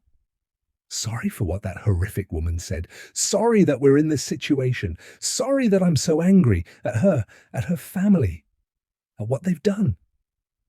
Don't. Don't ever apologize to me. He's not for this. Nothing about any of this has been fair, she says. As of right now, everything is back to normal no matter what the men say. Deal. You, me, our lives and how they were. Normal? What does that even look like anymore? I need you to trust me if you can. Her gaze burrows deep into my soul. Sisters never apologize, remember? Sisters never apologize, except what have I done to need forgiveness for? Nothing. She's the one who should be apologizing. Chapter 37. Rosalind moonlight spills through the curtains, tracing across my pillow, across my eyes. I jerk awake, my heart a frantic drum in my chest. Something's wrong, it's too quiet. My shaking hand fumbles for the baby monitor beside me. It shows an empty crib. There's a tightness in my chest, like someone has reached in with their fist and is trying to rip it apart. I stagger out of bed, urgency making my legs weak and my steps clumsy. My ragged breath barely keeps up with the pounding in my head as I rush down the hall. The nursery door is open and my fears flood in with the light. Empty. The room. The crib. They're empty. Panic seizes me, its grip iron tight. I move through the room, a whirlwind of frantic energy. Jack! The sound of his name reverberates against the walls. My thoughts race faster than my body. Where is he? Where did he go? Where did I put him? Did I even have him? I shake my head, force myself to think, force my mind to obey. The room is blank. I'm blank. I grab my phone, hands trembling, barely able to dial. Trent! I gasp, my voice breaking. Trent, the baby's gone. His voice is calm, too calm. It's infuriating. Rosie, slow down. What do you mean? My baby is gone. The words come out as sobs. Honey, it's going to be okay. Trina has him. She probably has him in the spare room, he says, each word measured, deliberate. Go look, okay? I look toward the closed door, and for a moment I can't comprehend his words. Trina? Why would Trina have him? Grace should. Where is she? Grace is sick with a bad summer cold, honey. Marcus sent her down to one of the spare cottages, and Trina agreed to sleep in the house and help with Jack. Don't you remember this? Remember this? What is he talking about? Why would Trina... No, I don't remember. I don't remember any of this. I clutch at my head, at the pounding, and want to scream, Rosie, did you go check? I head to the door and open it. It's empty. Rosie, answer me. Trent's voice isn't so measured now, not so deliberate and calm. Good, he's as panicked as I am. Honey, I need you to calm down, please. Please, honey, I need... He stops, like he's trying to get a hold of himself. Go check the room, okay? Trina will be in there. It's all going to be okay. Trina is staying the nights till I get home. Come on, sweetheart, you've got this. Trina, right. It's all coming back. Trina is here, helping with Jack until Trent comes home. Trent, who is away on another freaking business trip when he should be here with me. I'll go look. It's all going to be okay. The calmness in Trent's voice is back. I head to the room on the other side of the nursery and open the door. She's not here. The bed is a mess, the covers tossed like she got up in a hurry. Okay, go get Marcus. He's sleeping in the spare room, right? I just texted him. Marcus, spare room, right? While Trent is away, he's staying here to help me, but really, I think he's here to keep an eye on me. Except he's not here. It's just me. Alone. In the nursery, I stare at the crib, at its emptiness, and it hits me that my baby is gone. My baby. My pulse roars in my ears, my heartbeat wild and untamed. I can't breathe, I can't think. I pick up the phone again, the shaking worse this time, my fingers unsteady as I grip it. Trent, where is our baby? Marcus is on his way. He said he had to go down to the barn to check on one of the horses. The patience in his voice slips. Rosie, he's going to be there soon. I need you to calm down. But I can't. The tightness in my chest grows until it's unbearable, until I'm sure I'll explode from the pressure. I drop to my knees, sobs shaking me, each one a fresh wave of agony. Where is Marcus? Why isn't he here yet? Why isn't anyone here? I grab the phone again, desperation raw and urgent. Trent, please, I plead, a cry wrapped in tears. What happened to our baby? Just tell me, okay? I need to know. You need to breathe, Rosie. His voice is firmer now, a slight edge cutting through the concern. Marcus is almost there. You have to trust us. But I don't trust them. I don't trust Trent, and I certainly don't trust Marcus. Right now, I don't even trust myself. My mind latches onto the most horrifying scenarios, dragging me deeper into panic. What if my baby is gone forever? What if it's all a lie? What if I'm the lie? The walls close in too tight as I stumble to my feet, search the room with wild eyes, my voice rising, breaking. I can't do this, Trent. I can't lose another baby. The emptiness answers with silence. Silence and the soft, mocking hum of the monitor. I pace, frantic, each step leaving a piece of myself behind. Marcus should be here by now, shouldn't he? The waiting, the uncertainty, and the sheer terror grip me tighter than ever. This is my fault, I mutter, half to myself, half to the ghost of my past. This is all my fault. The panic claws at my throat, leaving me breathless, voiceless. I can't lose another baby. I can't. I see Trent in my mind, too far away, too unconcerned, and unwilling to share any of this with me. I see Marcus, too controlling, too hovering, and always very secretive. The pain of their betrayal stabs with every heartbeat and with every wild thought. Rosie, Rosie, Rosie, Trent is shouting at me. I need help. My body is crawling with ants. Every inch is covered with fire. I'm on fire. I'm burning from the inside out, and I don't know what to do. I want to collapse on myself, to let my body smolder into flames that torch this place, torch this haven of lies and deceit and emptiness. Trent, I choke out, barely able to form the words. Help me, please. Marcus is almost there, Rosie. Just hang on. There's a desperation to his voice, a helplessness that he can't hide, like the helplessness I've felt since the night I went into labour. Hang on? Hang on to what? The sobs come harder now, each one like glass shattering inside me. I try to hold on like he's telling to, but my grip is weak. I stumble to the bathroom, needing to douse the flames scorching me. The cold tiles sting against my feet, each step a shock. The water is frigid when I turn on the shower and I gasp. My baby is gone forever. My sobs fill the bathroom, the sound splintering in the cold, breaking me into pieces. The water clings to me like grief, like guilt, like everything I've done wrong.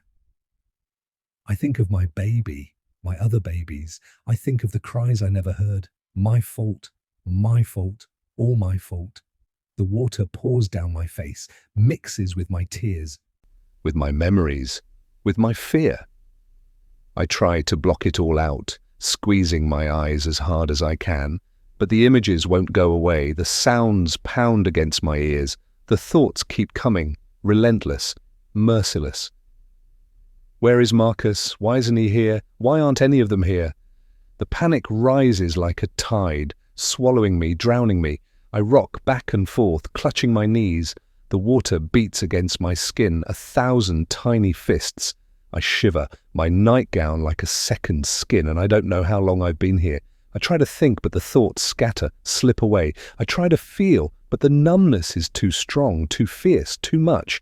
I try to remember, but everything blurs, everything fades. Echoing footsteps cut through the darkness, and my name is called. The pounding water on my skin disappears. and I open my eyes and find Marcus standing there, larger than life. He wraps a towel around me, his touch a fusion of concern and control. "Mummy, bubby." I stutter, trying to get the words out, my teeth chattering like I'm frozen in ice. "Rosalind?" He stops me, calm, measured, not a trace of doubt. "Trina has Jack at her cottage. You knew that. You must remember." Marcus helps me up, guides me from the cold, wet and dark to the chair in the bathroom. He wraps me in another towel, and I sit here, shivering, drowning in confusion. "Why didn't you answer when I called?" His voice is soft but with an edge, as if he's scolding a child. I stare at him, try to make sense of his words. My teeth chatter in my skull, a drumbeat of uncertainty. "I didn't hear," I manage, the words as fragile as I feel. I thought... He reaches for a dry shirt, drapes it over my shoulders like a shield. "Trina didn't want Jack to wake you. You have that cold that Grace has, and Jack isn't feeling well either. And you..." He puts the back of his hand to my forehead, are heating up like a furnace. He sighs. "We discussed this earlier. You were the one who suggested that if she thinks Jack's cries will wake you, she could take him to her cottage for the night while you sleep, and then you would take over while she slept." "No," I say, my voice as shaken as I feel. I don't remember."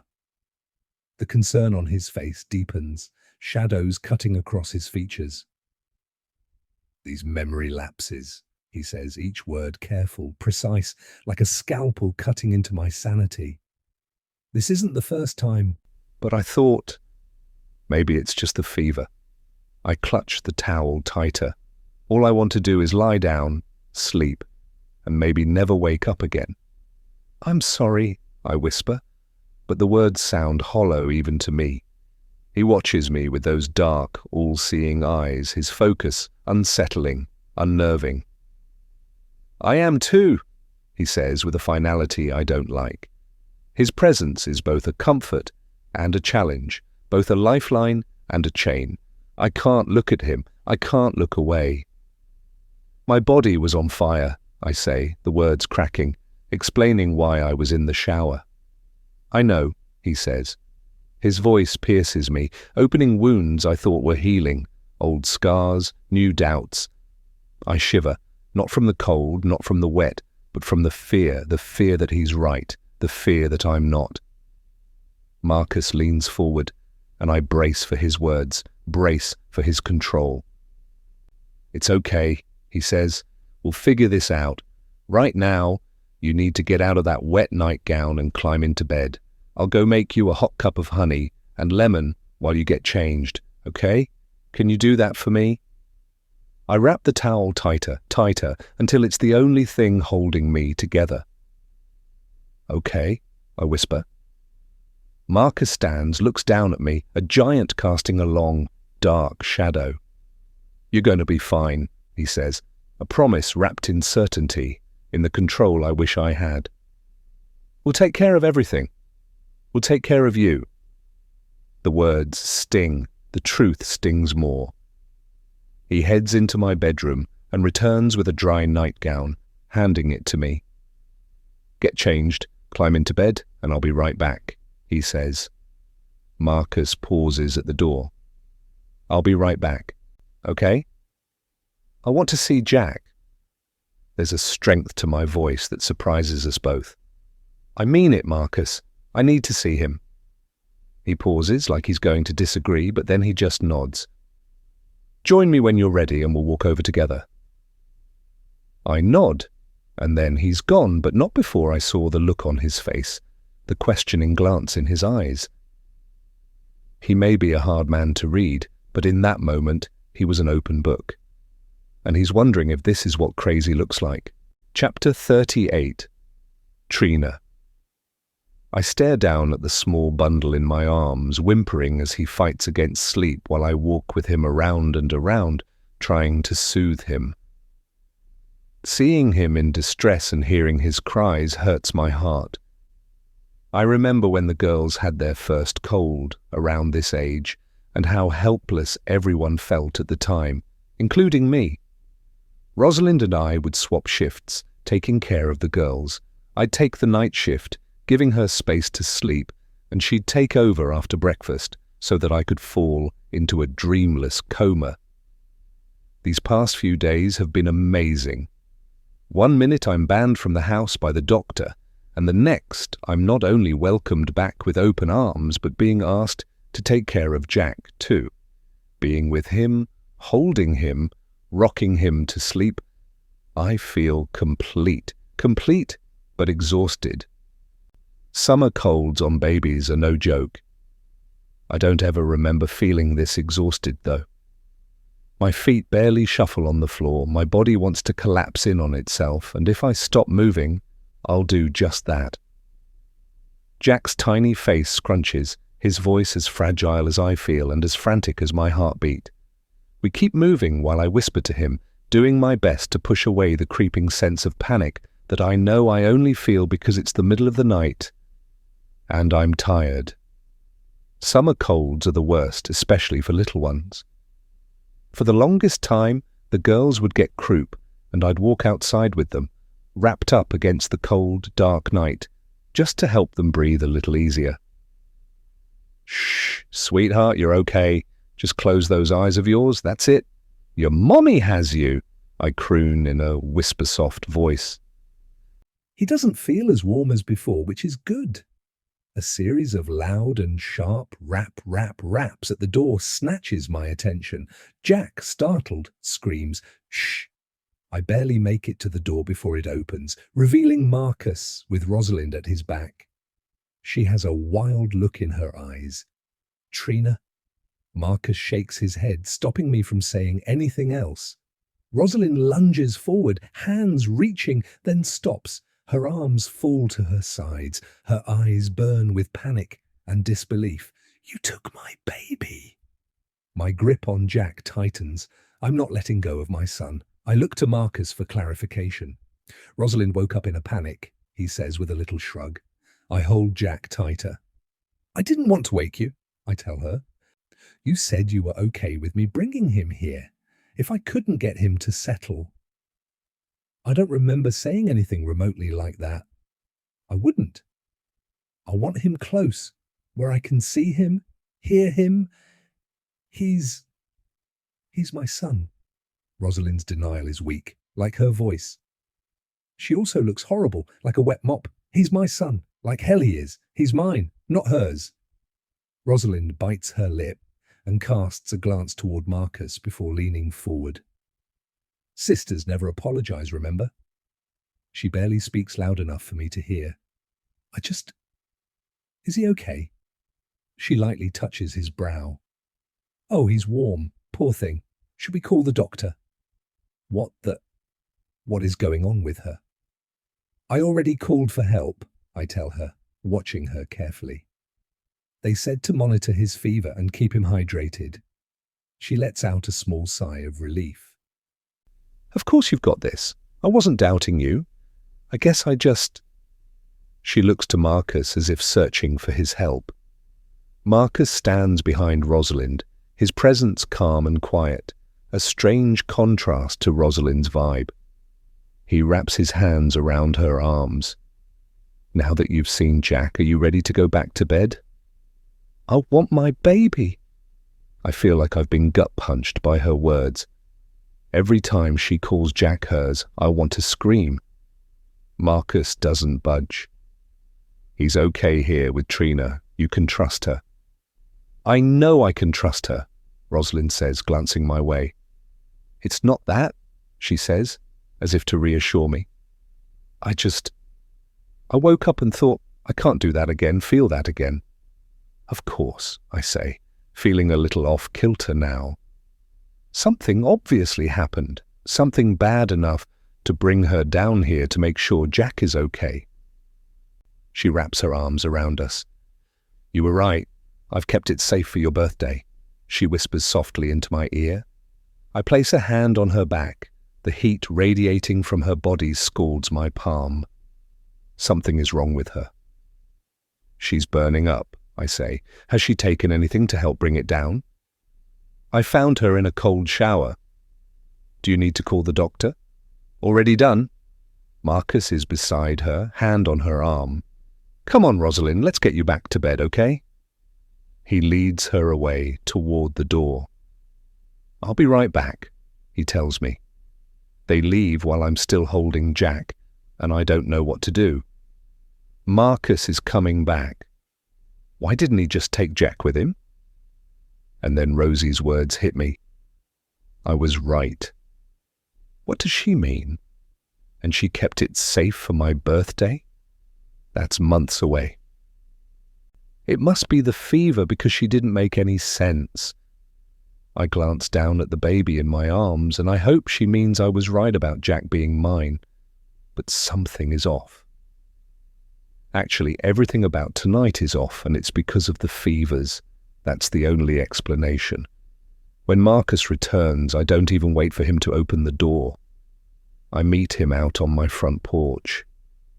Is she okay? He shakes his head. I can't tell what he's thinking. His face is lined with weariness, and I know he's stressed. I can see it in his eyes.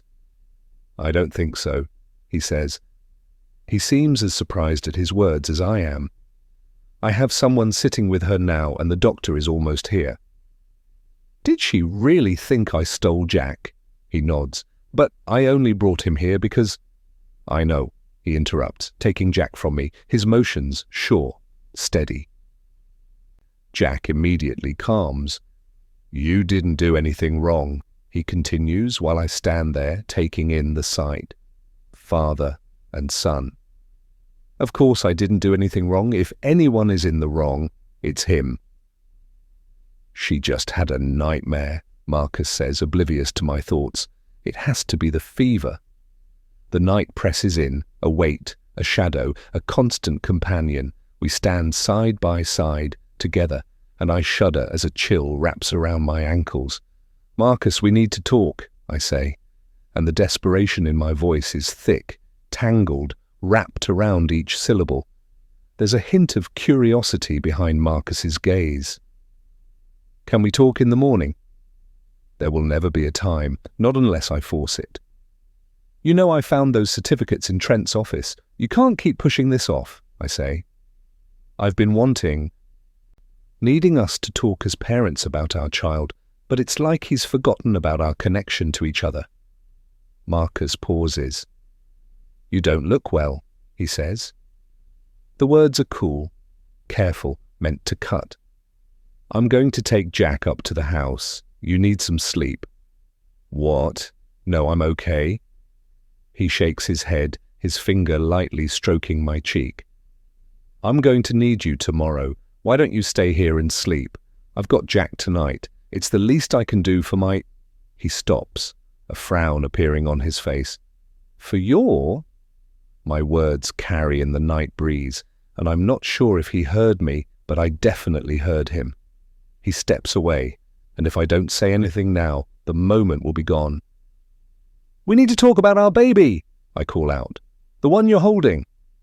My breath catches as I let my words hang between us. Marcus pivots. Confusion etched into the features I thought I knew so well. What are you talking about? He asks, as if he doesn't know, as if he doesn't know everything. I don't believe the lies about the birth certificates, I say. Dr. Harmon wouldn't make a mistake like that. Not on 3 different documents. Documents where your name is on every single piece of paper as the father. The pause stretches between us, thin and wide as I say the words I've been holding tight to my heart ever since I opened that envelope. I've wanted to discuss this with him to find out why, and every time he evaded me, it only made the questions more pronounced in my mind. I take another step closer, my heart wild, a stampede of fear and hope and despair, all jumbled together. Why are you listed as the father for both children, Marcus? Why isn't Trent's name on the birth certificate for their baby, the baby that died during childbirth? It's a wild accusation, I know that, but I still fling it out there and wait for his response, for the truth, for answers. Marcus's face remains still and composed, but something slips, giving way beneath his cool exterior. "You weren't supposed to see those," he says, and there's an edge to his voice. "And yet I did." "The doctor signed the wrong forms, Trina." Marcus's words are deliberate, an attempt to control and confuse. He mixed up the names. Did he? I really have a hard time believing that. He even said as much to me that in all his years of experience being a doctor, he has never made this level of mistake. Never. So why now? I look at Jack, and my heart swells. And don't blame it on his age. There's more going on. I want the truth, Marcus. I deserve that much. His voice is smooth, too rehearsed. Why would I lie about something like this? You have no idea the mess that mistake has caused. Marcus shifts, Jack's small body cradled close, a wound too deep, too fresh. Besides, what kind of monster do you think I am? Monster? His word, not mine, but it fits. His words always fit. They light a fire within my soul. You stole my baby from me and gave him to Rosalind. What I don't understand is why. I gasp as I throw this accusation out, heavy and dense, deep and unforgivable. I finally say the words that have festered in my heart since the moment I knew Jack was mine. Marcus's silence is an admission, an answer. You aren't going to deny it? My arms cross over my chest as I wait for him to admit what my heart knows to be true. You need to listen to reason, Marcus insists, but his voice is different now, weaker, uncertain. He struggles and tries to regain control, and I see it on his face. Somehow, I've managed to unseat a man who never loses a fight. He takes a step back, clutching Jack, clutching the lie, holding the truth. Trina, he says, a question, a plea, a desperate attempt. Don't do this! I look at him, and everything slips away. All I see is the truth. Jack! His name is everything. His name is the past and the future, the end and the beginning. His name is mine. Jack, I say again. Marcus shakes his head, his hold on Jack tighter. He watches me with a look that I can't quite read, but I know there's fear in there somewhere. Why is he so afraid? What is going on? I stare at him, unblinking, unmoving, waiting for him to crack, waiting for him to break. He looks at Jack, looks at me. His eyes widen, and the certainty shatters. The world shatters. Don't you see it? I ask, not giving up. His hair, his birthmark? Marcus takes another step back, then stops. His face is masked. His eyes. There's no emotion. None. He didn't know that's not possible. But then I remember who this is, what he does. He's a master manipulator, and I can't believe him. The distance between us feels infinite, like an endless abyss. I catch something in his gaze. It was lightning quick, and I almost didn't see it. I want him back, I finally managed to utter. I want my son.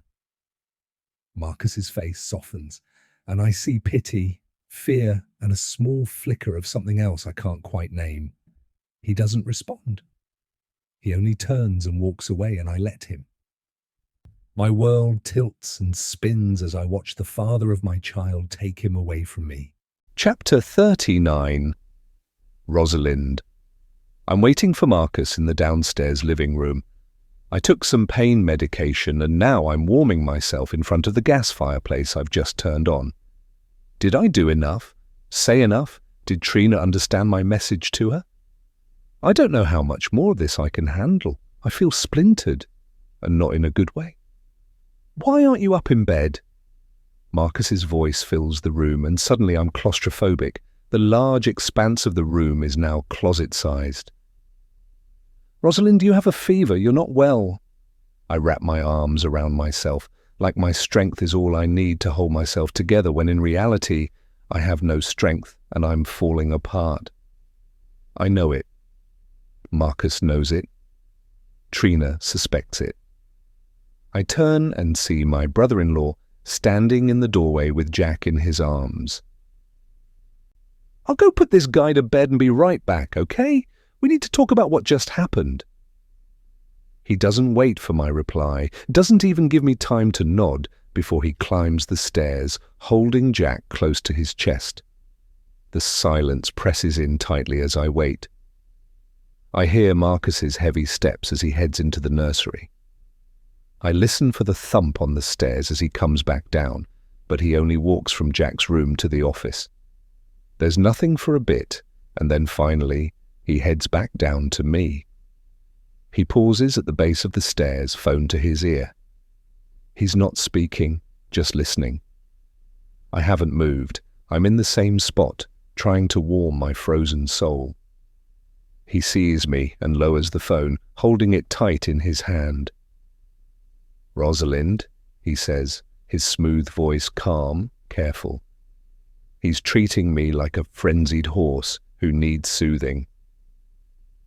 "Why don't you sit?" I shake my head, hugging my arms around myself. I need to get warm. He sighs, raking a hand through his hair. "You're overtired. You should be resting." Marcus walks into the room, looks at something on his phone before setting it face down on the coffee table, and heads to the drink station. He pours and picks up 2 crystal glasses. They are new, having just arrived from Switzerland. They are a gift from the clinic we went to. I don't recall them sending a gift after the girls were born, though, but Trent told me not to think much about it, so I haven't. His phone glows faintly with a new notification. While he's busy, my hand moves before my mind can stop it, and I grab his phone and freeze. A photograph fills the screen, either Marcus or Trent smiling, a baby cradled against his chest. The room vanishes. All I see is her face, a big puff of dark hair, big beautiful dark eyes, wide and steady. A mouth I know, a tilt of her chin that might as well be a mirror of my girls. She looks like them when they were so tiny. She looks like me. My throat closes, my hands tremble. I stare at the man on the screen, and in my heart I know it's my husband.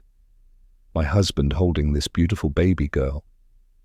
I swipe with my thumb, hungry, terrified. Another image. Trent bent low, pressing a kiss to her temple, his expression softened into something instantly recognizable from when the girls were small. Tenderness. He's not like that with Jack. He barely gives Jack a second glance now that I think about it. I stagger, knees buckling. My breath is a gasp in the silence. I recognize the background. Mabel's house. Grace's words slam back into me. Mabel already has 2 things that belong to you. At the time, I didn't think much about it because I knew about Matty. Now? Oh my God, she wasn't lying. "Rosalind!" Marcus's voice cleaves through my horror. He's there, in front of me, holding a glass of amber liquid. He sees the phone in my hand. His eyes flick to the screen, then to me. For one heartbeat, something naked flashes in his expression. Then the mask drops back into place. "Who is this?" My voice is raw, breaking. "Who is this?" I repeat, more insistent. He sets the glass down, slowly, deliberately, like a man setting aside a weapon. He takes the phone from my hand with that same precision, his jaw tightening. "Keep your voice down," he says. "You'll wake Jack." "Keep my voice." My voice pitches high, ragged. "Marcus, she looks like the girls did when they were babies. She looks like—" Enough. The single word lands like a slap. Tears sting my throat. My body shakes. Is she mine? The silence stretches, taut and suffocating. He stares at me, his eyes flat, measuring. Finally, he exhales, slow through his nose. "You've been under too much strain," he says softly. "You're not well." The words gut me more than any confession could. "You're lying," I whisper. "You're exhausted." He takes my elbow, steering me gently toward the door. You need rest, Rosalind, that's all. You're imagining things, twisting them. I wrench my arm back. Don't you dare! His voice sharpens. I'm glad the girls are with my mum. I'd hate for them to see you like this. Like this? Hysterical. Shame floods me, hot and cold. He's always known where to strike. I stumble back against a chair, gripping it to stay upright. She's mine, I say, weaker now, almost to myself. I know she is. Why? Why isn't she here? Why did you give her away? I already know the answer. I just need him to admit it. Marcus's face doesn't change. Go upstairs, Rosalind. I want an answer. I stand my ground, even if I'm shaking, even if I know this could all go wrong. Marcus looks like he's about to say something dangerous and life-changing, when his features soften and he looks at me with pity. It's not your fault you're unwell, he says. You've never been the same since that night. That night? The night I died, you mean? The night you gave my child to someone else? The night you handed me a child that isn't my own? He doesn't answer, and I wish he would. He doesn't move, and for that I'm glad. What he does, however, strikes fear in me, and I know at this moment my life will never be the same again. He smiles. Not a soft brother-in-law type smile that says everything will be okay. Instead, his smile sends shivers coursing over my skin and destroys whatever hope I had left inside of me. His smile screams, "You'll regret this!" His smile whispers, "You have no clue how dangerous I am." The room tilts. My body obeys even as my mind shrieks. I walk out on shaking legs, up the stairs that suddenly feel steeper than mountains. In the hallway, the shadows press close, whispering Grace's words again and again. Mabel already has 2 things that belong to you. In my room, I shut the door and collapse against it, pressing my hand to my mouth to smother the sound clawing its way out. My daughter is alive. My daughter is alive, and Trent has known all along. Chapter 40. Trina? There's a loud, demanding and very heavy knocking at my door. A quick glance at the clock tells me it's barely 8 in the morning. The bang, bang, bang continues as I wrap a robe around myself, tying the belt in a knot. The banging intensifies as I rub the sleep from my eyes and fiddle with the lock on the door. Marcus is there, hand lifted as if to pound on the door once more. He looks a little frazzled, a little flustered, and very unlike the Marcus I know. Actually, this looks very much like the Marcus I remember from that night in Santorini. I shake that image, the one of us in the pool, away. Now is not the time, and that will never happen again. Is Jack okay? He's my first thought. I need you, he says. My heart hitches at the words, and intense dread fills me. He pauses, and I hate the silence. It's Rosalind. She's gone. Gone? What does that even mean? Where did she go? We had a bit of a decline last night after seeing you, he says, his shoulders dropping slightly. Trent rushed home and finally agreed it was time to take her to a clinic on the coast. I'm surprised you didn't hear the helicopter early this morning. I did. In fact, I heard it come and then go several hours later, but I assumed it was one of them heading off to another meeting somewhere. She didn't want to be sent away. My heart sinks, knowing how much she fought against the idea. We didn't have a choice, Marcus assures me, his voice almost broken. I've never heard him like this. It was bad, Trina, really. Bad. There's something in his voice he's trying to hide. Is Jack okay? A band of fear grabs hold of my heart and squeezes until I wince in pain. My son has to be okay. He swallows, and for a moment I don't think he's going to answer. My hand jumps to my chest, stifling a sob rising within me. Jack is fine, thank God, he finally says. But I see the haunting in his gaze. But he almost wasn't. He glances away, back toward the house, and rubs at his face. Rosalind? She could have hurt him. I shake my head, not willing to read between the lines. Rosalind would never. You weren't there. Marcus, I say, pleading with him. You know she loves him. She would never hurt him. He tightens his lips and doesn't respond, sending me reeling. This doesn't make sense. None of it does. We need you, Trina. I can tell it's the last thing he wants to admit. Not because he doesn't want to ask for my help, but because he has to. Because whatever happened actually happened, despite everyone hoping Rosalind was getting better. Something inside me rises up. I wish I'd been there for Rosie last night. I wish I'd been there to see her this morning, to offer her assurance, to let her know I have her back. I hate that she's going through any of this without me by her side. Of course, I say. Anything. Would you mind moving back into the main house, at least until... Well, I don't know, honestly, especially with Grace sick. She probably won't come back, not if you are there. The girls will stay with my parents, of course, but Jack, well, he needs to be with you. The world tilts, and I have to brace against the doorframe to stay upright. He needs to be with me? What does that even mean? Of course, I say. Do we know how long she will be gone for? Will Trent stay with her, or fly back and forth between the kids and her? As long as it takes, Marcus says, his voice firm, his voice sure. She'll get the help she needs, I promise. As for my brother, we'll figure it out as we go, I guess. For now, Jack will have us, so that's one less thing he'll have to worry about. Jack will have us. He must believe me then. I'll move in too, Marcus says, to help. Be on hand.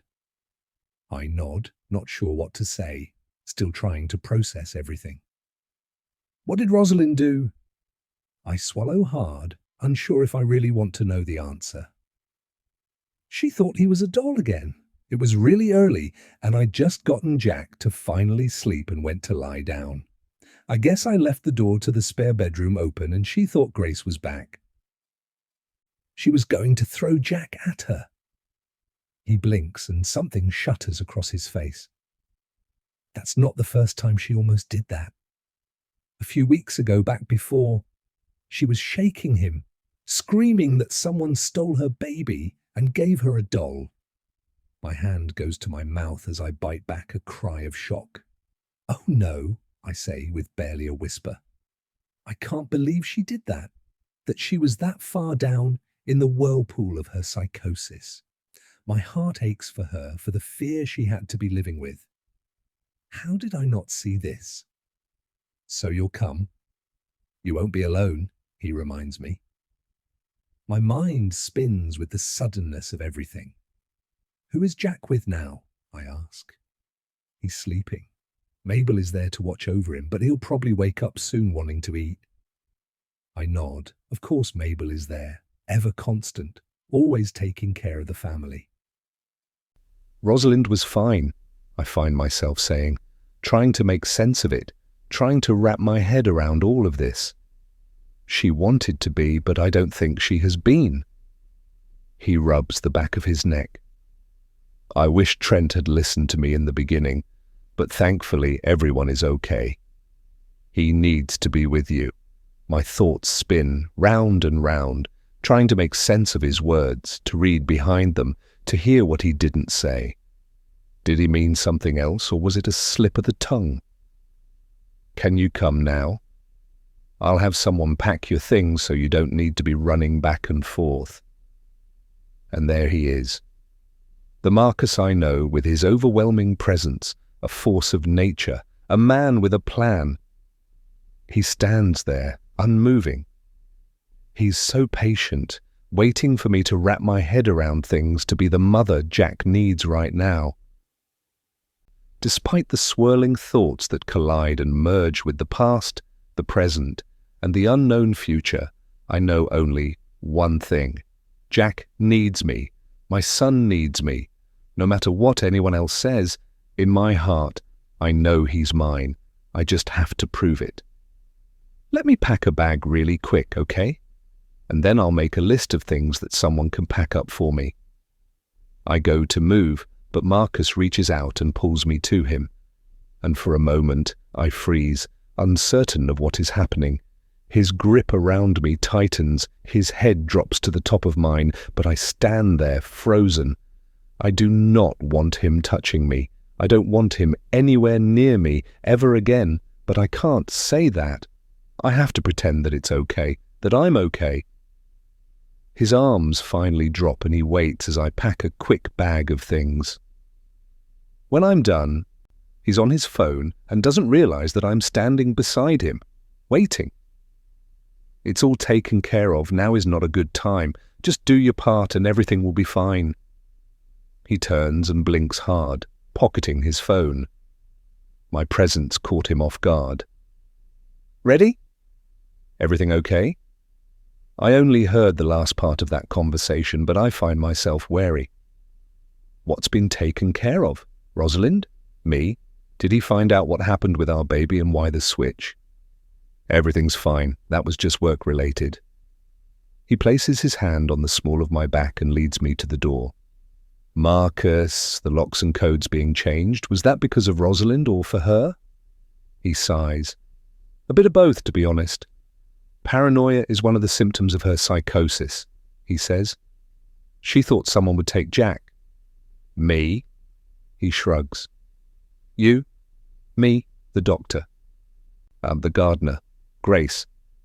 I let his words sink in and let those words tear down the hurt that I was trying so hard to ignore. It hurts to know Rosalind would think I could do that to her. Me, of all people.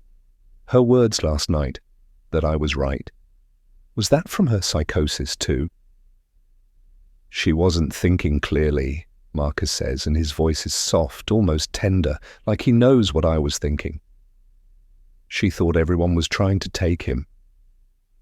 The echo of his words fills my heart. Everyone. It wasn't just me. She's going to get the help that she needs, and that's what matters, Marcus tells me, as we make our way to the main house. I should have seen it, I say. I should have noticed. I feel the same way, Marcus says, and I hear the truth behind his words as well as the apology. We thought she was just exhausted. I lay my arm on his. You know, I found a note in my purse the other day. The words flow from my mouth before I have a chance to stop them. A note? What about? That I'm being watched. I watch for a response, but his face remains blank, revealing nothing. Didn't Trent tell you? I even told him about the cameras. Marcus pivots and grabs hold of my arms. What are you talking about? I gently dislodge his hold of me and rub my arms where his fingers will no doubt leave a mark on my skin. I found 2 cameras in my cottage. He lets out a very long, frustrated sigh. Why didn't you tell me? I told Trent. He waves that away and pulls out his phone. I notice he has his notes app open. All the signs were there. I just didn't see them. He adds whatever he was thinking to that note and closes it. Is there anything else I should be aware of? He asks. I know you two are close, but now isn't the time to protect her. Am I supposed to believe him? Who would have left me that note, though? I don't know, Marcus says. The cameras are gone, right? I nod. They disappeared just like they arrived, unannounced. When we reach the back porch, Marcus guides me up the steps. The house is really quiet without the girls. Have you noticed that? The second the door opens to the kitchen, that quiet is gone. Jack's cries from the monitor are ear-bitingly loud. Mabel's quiet "shh, I'm here" can barely be heard. Chapter 41. A week has passed. A week of endless nights, of exhausted mornings, and of a full heart. I feel so happy, so at peace I could burst. At the same time, I'm full of immeasurable guilt knowing Rosalind is at some clinic getting help for her broken soul. What kind of friend does that make me? But this week with Jack has been everything I thought being a mother would be. I love holding him, washing him, feeding him, seeing all the looks on his face as he watches me, watches the world. This is heaven. My heart is fuller with Jack in my life, and I can't imagine how empty I'll feel when Rosalind and Trent return home. Marcus keeps asking for time, but what more does he need to realize that Jack is our son? After taking Jack for our daily walk, I hold him close as I climb the stairs, losing myself in the soft rhythm of his breathing, the gentle weight of him against my chest as I take each step. To the left is the office, and the door is slightly ajar.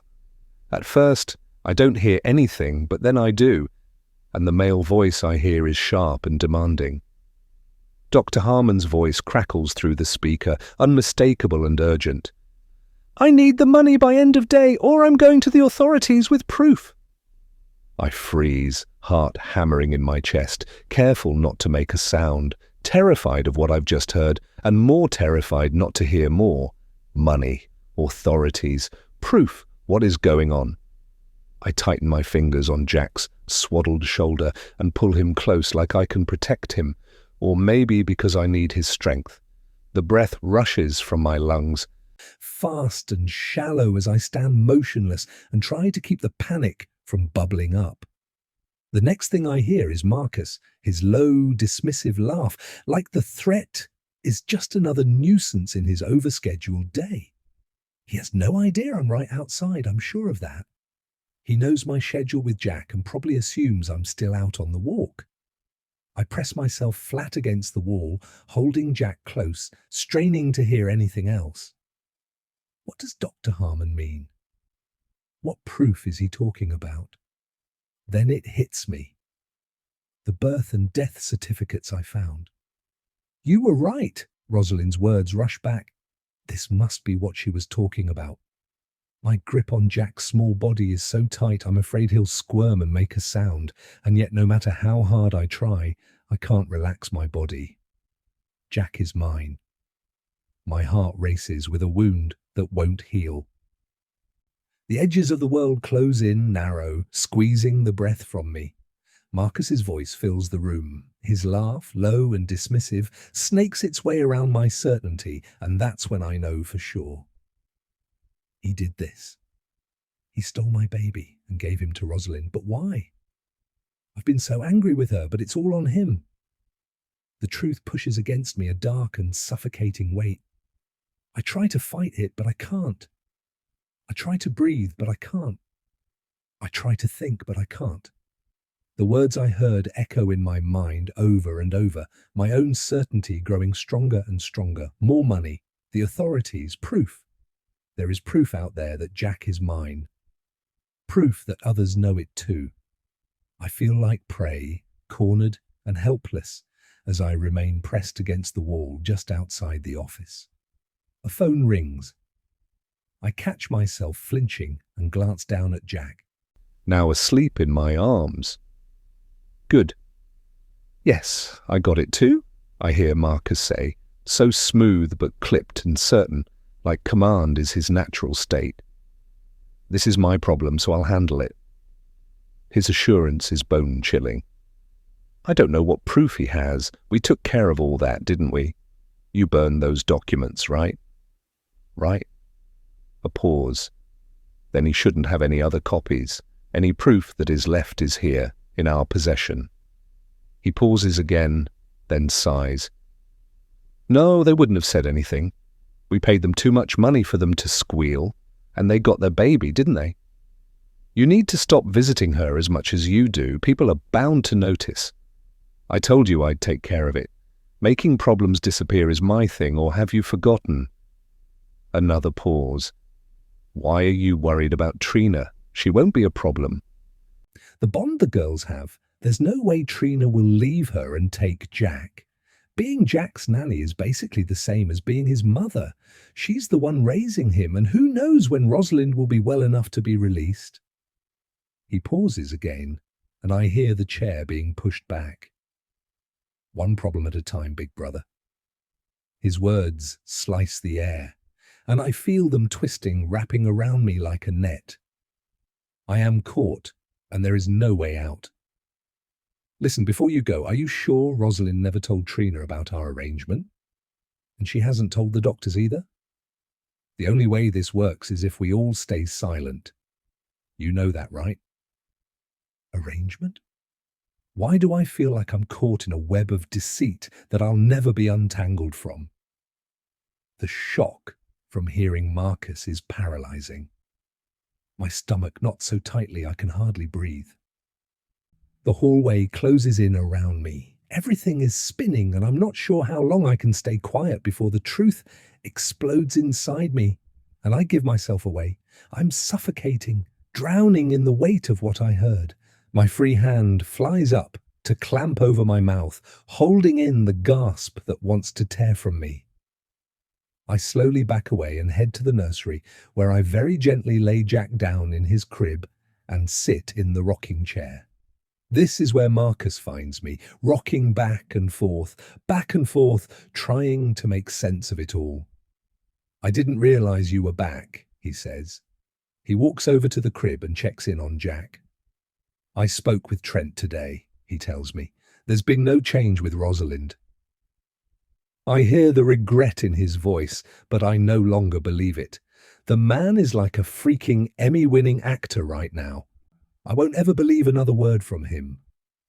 My whole world has been upended, and I'm barely able to find anything to grasp onto. I'm on the worst roller coaster in the world. I've gone from being told my child was dead, to believing he's actually alive, to being told it was all a mistake and to keep grieving, only to now know the baby I thought was my baby is my baby after all. What the hell is going on? Everything okay? I want to laugh from the insanity of that question. No, Marcus, everything is not okay. In fact, it is far from okay. But saying all that is a waste of breath and energy. No matter what I say to Marcus, how many questions I ask, he will never admit the truth to me. Rosalind would, though. I need to talk to her. I need to find a way to see if she knows what is going on. If she is just another problem Marcus had to make disappear. I need those certificates, the real ones. And then I need to figure out how to get him away from this man who I'm beginning to realize stole him from me. Chills run across my body at the thought. "Marcus?" A voice carries up the stairs. "Ah, right on time," he says, glancing at his watch. "Will you be okay for a bit? I have some things to discuss with Grace before she heads back to her old life. Some documents she needs to sign and such." I wave him off. "Do what you need to do." It takes everything in me to keep the smile on my face. I stay in the nursery as Marcus calls up Grace and takes her into his office. Eventually, I hear a sharp voice being raised. Intrigued, I make my way across the upper floor and stand outside the office, where the door isn't fully closed. "So that's it?" Grace's voice, smooth but trembling underneath. "You bring me here, make me lie, give me a name that isn't mine, and now you're finished with me?" My chest tightens. Marcus's reply is quiet, controlled. "You've done your job. Trina is here now. There's no reason for you to stay." She laughs, bitter, broken. "You think you can just dismiss me? I know your secrets, Marcus, remember?" The silence is heavy. I can't believe she just threatened Marcus. "Yes, you've held that over our heads for years, haven't you? Seems to me like you've gotten everything you wanted. You wanted security, you got it. You wanted a fresh start, I gave you one. One, I might add, that comes with a hefty paycheck too. Your bank account is quite full, isn't it? You may know a secret of mine, but you've also benefited, haven't you?" Silence. Marcus continues. "My son doesn't need you anymore. Neither of the boys do. You're free to go anywhere." Start over. Do whatever your twisted heart wants to do, as long as it is far away from my family. Is that clear? I've been with this family since before Matty could walk. I've raised him, stayed hidden from sight, all while you pretended like he wasn't yours. I raised him like he was my own, and you're kicking me out. Matthew doesn't need you anymore. It doesn't take me long to piece this puzzle together. Matty is Marcus's son, and she's been with him since before he could walk? Does that mean I don't move, I don't breathe? My heart slams against my ribs as it all comes together. We always knew our foster mum was responsible for taking Rosalind's son from her, but we always assumed he'd died. Did she give him to the Eatons to raise instead? So then, Mabel, I get dizzy as the web of secrets fleshes out in front of me. Does Rosalind know? The sound of a chair scraping pulls me back from my thoughts. The footsteps toward the door have me rushing into the shadow of the hall, pressing myself flat to the wall as Grace storms past, her face flushed, eyes wet with fury. She doesn't see me, neither does Marcus when he steps out moments later, his jaw tight, muttering under his breath as he heads downstairs. Chapter 42. With Jack sleeping, I make my way to the kitchen for a fresh cup of tea. My mind and heart are racing, and I need to find a way to calm myself before I hit full-blown panic mode. Marcus's voice during that call is a ghost I can't shake. I think about Jack's pale hair with a tinge of red, of his denim blue eyes, of his distinct birthmark on his shoulder. My heart blooms with love. Mabel stands by the counter, slipping small containers of food into a bag. She doesn't see me at first, and I can't help but wonder if she knows about what happened that night. She was there. I remember that. Did she slip something into my tea? Or is it her hand I remember on my back? No, I can't picture it being Mabel, and yet at the same time, it wouldn't surprise me either. Mabel, who is loyal to the Eaton boys. Mabel, who runs this house and the people in it with such finesse that no one realizes she's doing it. Mabel, who constantly reminds me that the Eatons are not my family. Why, though? I clear my throat, and she looks up, startled. "Trina?" she says. "Are you coming to join us?" "Join you?"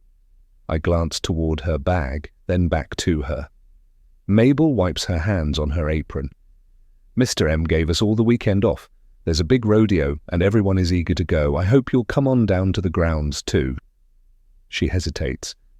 "Make it a family affair?"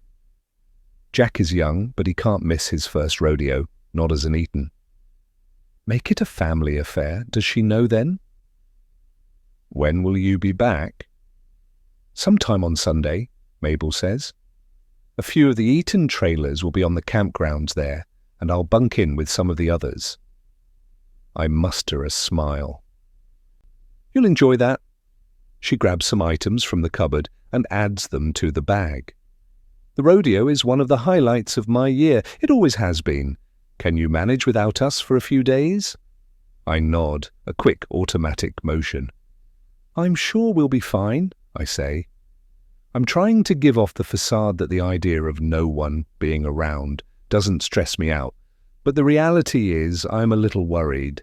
Making problems disappear is my thing. I can't get that out of my head. Is this all part of Marcus's plan? Am I becoming a problem that he has to make disappear? When Mabel and the rest of the staff return, will I be gone? "Mabel, how's your granddaughter?"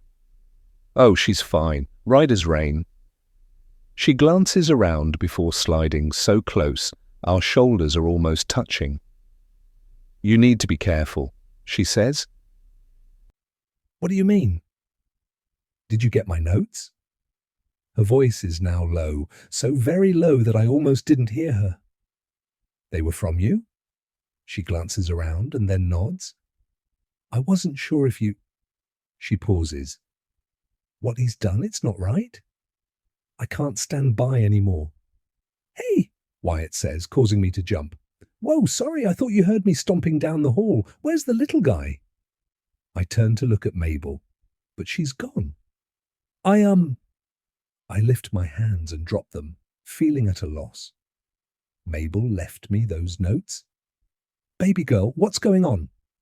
He steps forward and takes me in his arms. I lean in and relax, knowing of all the people left on this property. This is the one I can trust the most. Please don't leave me, I ask, almost begging. Everything is crashing on me at once, and I'm about to drown in the ocean of fear I'm being swallowed up in. Hey, it's okay, Wyatt says softly, his hands rubbing my back in a gentle motion. I'm not going anywhere. Don't you worry about that. It's been you and me for way too long now for me to leave you. You hear me? Wyatt pulls back and tilts my chin up. What is going on? You look like you've seen a ghost. Is it Rosalind? Is there an update? Marcus says she's fine. I swallow hard. There's so much I've been itching to tell him, but he's been busy, and other than waving in passing, this is the first time I've seen him in days. You're not going to the rodeo this weekend? Well, maybe if you come with me we can make a night of it, but otherwise no, I'm staying behind to keep an eye on things, and the others can let loose a little without watchful eyes on them all the time. The knot in my chest loosens, and the fear in my mind eases. Wyatt is staying. I'm not alone, not yet. I take a breath, a deep, shaky breath. I can't find my red sweater, I whisper, and I hope he hears me, hope he understands, hope he remembers.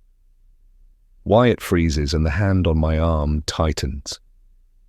I'm about to repeat myself when he gives me a slight nod. He remembers. He understands. One night, when the stars blazed bright in the sky, he told me that if I was ever scared, worried that something was wrong or that someone was going to, or had hurt me, all I needed to do was tell him that I couldn't find my red sweater, and he would know something was wrong. I've only ever had to say the phrase once before, and Wyatt almost went to jail for assault after he took care of a drunk stalker who followed me home late one night. Who? A simple question with a complicated answer. I'm about to tell him when a presence larger than life fills the room and Marcus is there. Wyatt, he says, and his voice is commanding. There you are. I need you down at the barn before everyone heads out. You can help me hand out the vouchers. Sure thing, boss, Wyatt says, but he continues to stare at me, waiting for my answer. My heart races, my palms are sweaty, and I'm not sure I dare whisper his name, but somehow I do.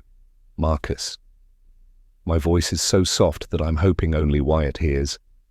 His brow rises, and I can tell he's not sure if he believes me or not. Did you say something, Trina? Marcus asks. Damn it. I reach for a bottle of water left on the counter and take a drink to hydrate my parched throat. Just wondering if you were going to the rodeo at all this weekend. Somehow, by some magic, my voice is steady and doesn't highlight anything I'm feeling. He nods. With Trent not here, I need to make an appearance. We're sponsoring one of the tents, so I figured I'd go and show my face. Would you like to make a day of it tomorrow and join me? It wouldn't be too much for Jack, would it? Wyatt backsteps out of the way. I'll check in on you later, he tells me. And that simple phrase eases the bands around my heart. Wyatt leaves, and the room feels bigger, emptier, and all I want to do is leave. It's just Marcus now, just Marcus and me, and I'm finding it really hard to breathe. I gave the staff the weekend off to enjoy the rodeo, Marcus says. The three of us can enjoy the day together. The three of us, Marcus, me, and Jack. Our son, the son he took from me, the son he's making me raise for someone else. I'm still struggling to understand why. I simply nod. If I were to say anything, he'd hear the fear in my voice, so instead, I remain silent. I need to find out those certificates. I need answers. definitive answers before Marcus believes me a problem he has to make disappear. My phone dings and there's a message from Wyatt. I'll keep an eye out for that red sweater. Let me know if you remember where you left it. I know he has no idea what's going on, but the fact Wyatt is on my side, even without knowing all the details, means everything to me. Chapter 43. With Marcus down at the barn handing out vouchers to the staff before they leave, this is the perfect opportunity for me to find the proof that I need. I head to the upstairs office, checking in on Jack first to make sure he's okay. I already checked the safe only to the certificates I'd found before are gone, but there has to be something else, right?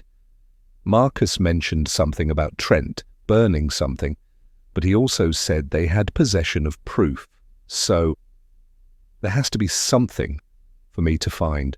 I then remember the key Rosalind threw at me and Marcus took back. I recover the key, then head into the spare room and go to the locked door in the closet. I don't hesitate this time. I put the key into the lock and turn. The door opens. Inside the small storage area are several boxes, clearly labelled Christmas decor. Those aren't the ones I'm focused on. Instead, it's the box, larger than a shoebox, that sits on top. I open it and immediately drop the lid. Inside is a doll. A baby doll that is wrapped up in a blue blanket. Rosalind was right. I should have believed her. Marcus and Grace were taunting her with a fake baby, but why? It doesn't make sense unless Marcus was trying to set the foundation for her psychosis diagnosis. Seeing this, my hatred for him intensifies. I place the lid back on the box and relock the door, the fire to destroy him and his lies growing more powerful with each breath I take. I head to Rosalind's room. She has her own safe that she showed me once. I should have looked here first. The words she whispered to me that she'd kept it safe now make so much sense. Now, this is where she keeps the girls' birth certificates and their passports, along with a few expensive pieces of jewellery Trent has given to her. I stand at the top of the stairs and listen for any noise below, just in case Marcus is back, and then head to Rosalind's bedroom closet. My hands shake as I move her stack of sweaters to the side, revealing a small safe behind them. I struggle to remember the combination, knowing Rosalind once told me in case I ever needed it. My thoughts are too wild, too fast, as I try one set of numbers, then another. Time races ahead, the minutes slipping through my fingers like everything else. My panic builds with each failed attempt, knowing at any time Marcus could return. I need to remember the code, and the only person who can help me is miles away. With a split-second decision, I dial the clinic.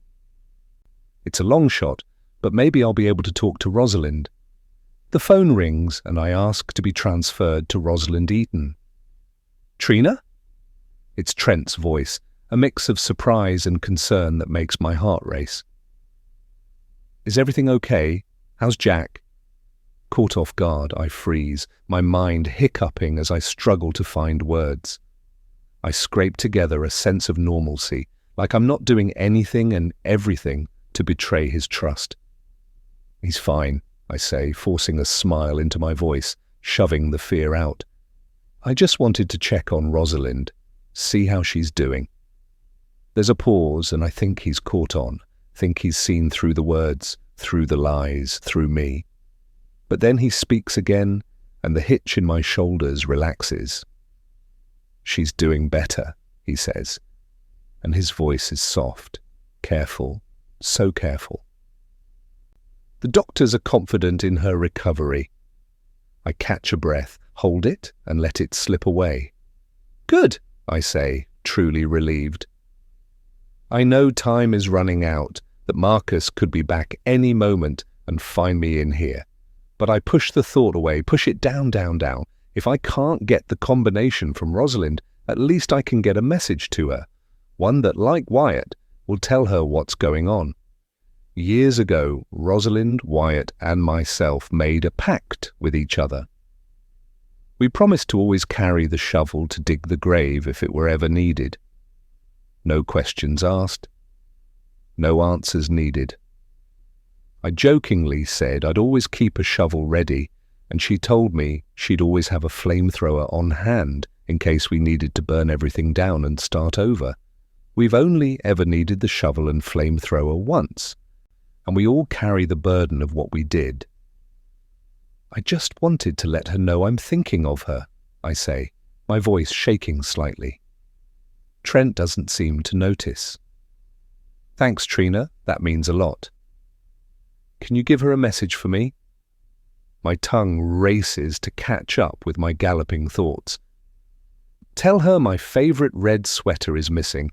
I'm looking for those receipts I've lost so I can return some baby outfits, and I've decided to pick up gardening and need some new tools, I say, edging my voice with a little bit of laughter as if this were an inside joke.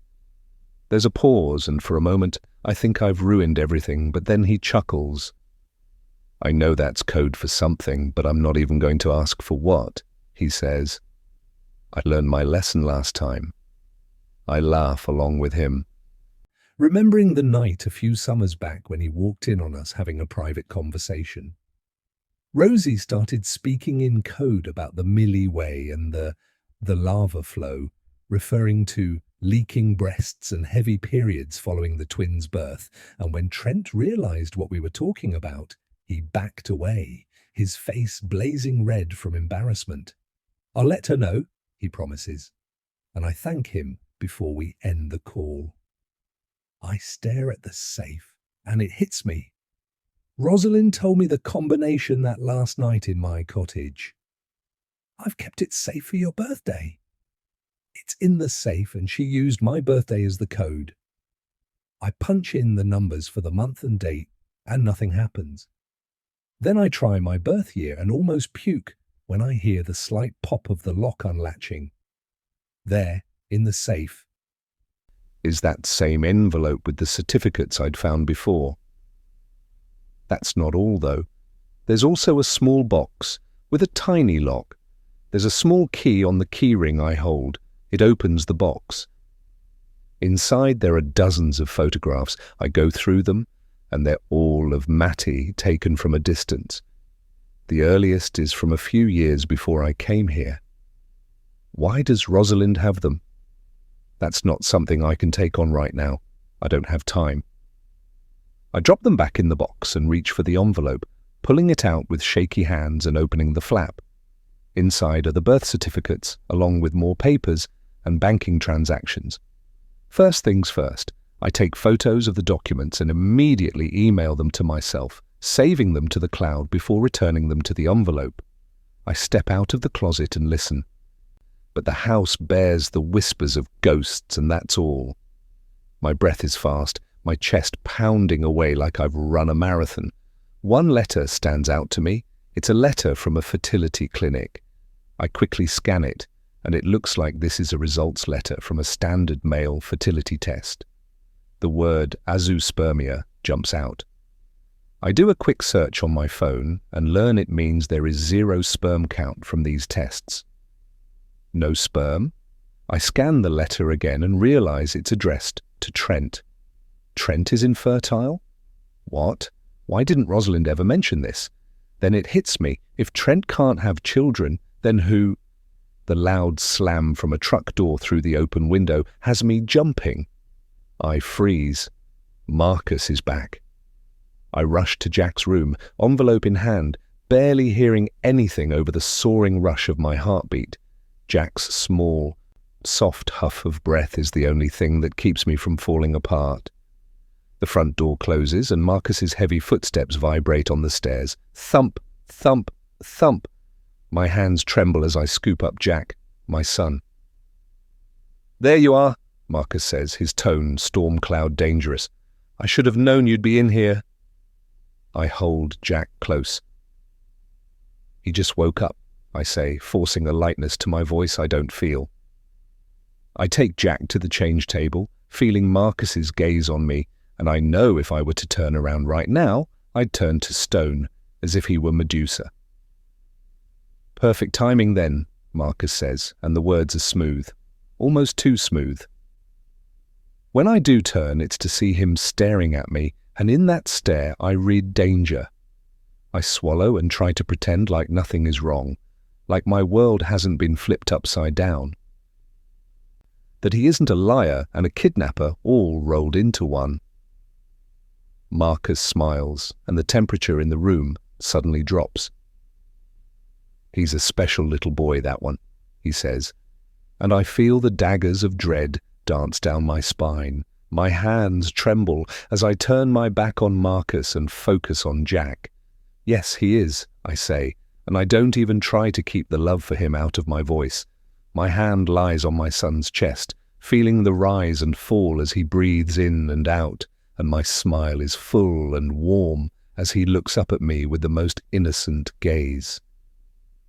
"You know I'll do anything to protect him, right?" There's an edge to Marcus's voice, an edge so sharp that it sinks into my heart, cutting me deep. Chapter 44. A shudder runs along my skin at Marcus's words. His shadow closes in, the hunter at my back. "You should know I have a plan." His voice is smug, sure. The panic returns, a living thing, a wild thing. It's in my breath, my heart, my blood. Marcus's steps are measured as he makes his way toward us. I pick up Jack and hold him tight to my chest like armor, like I'm his protector. Marcus holds out his phone. There's a video playing. It's me in his office.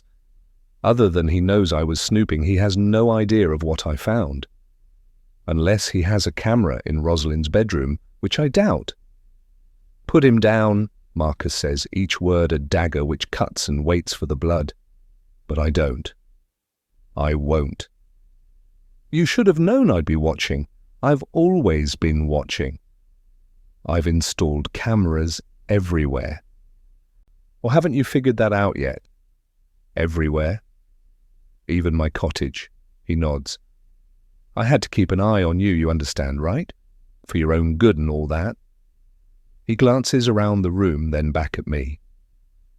"What were you looking for earlier?" Marcus asks. He's my son. That's the only answer needed.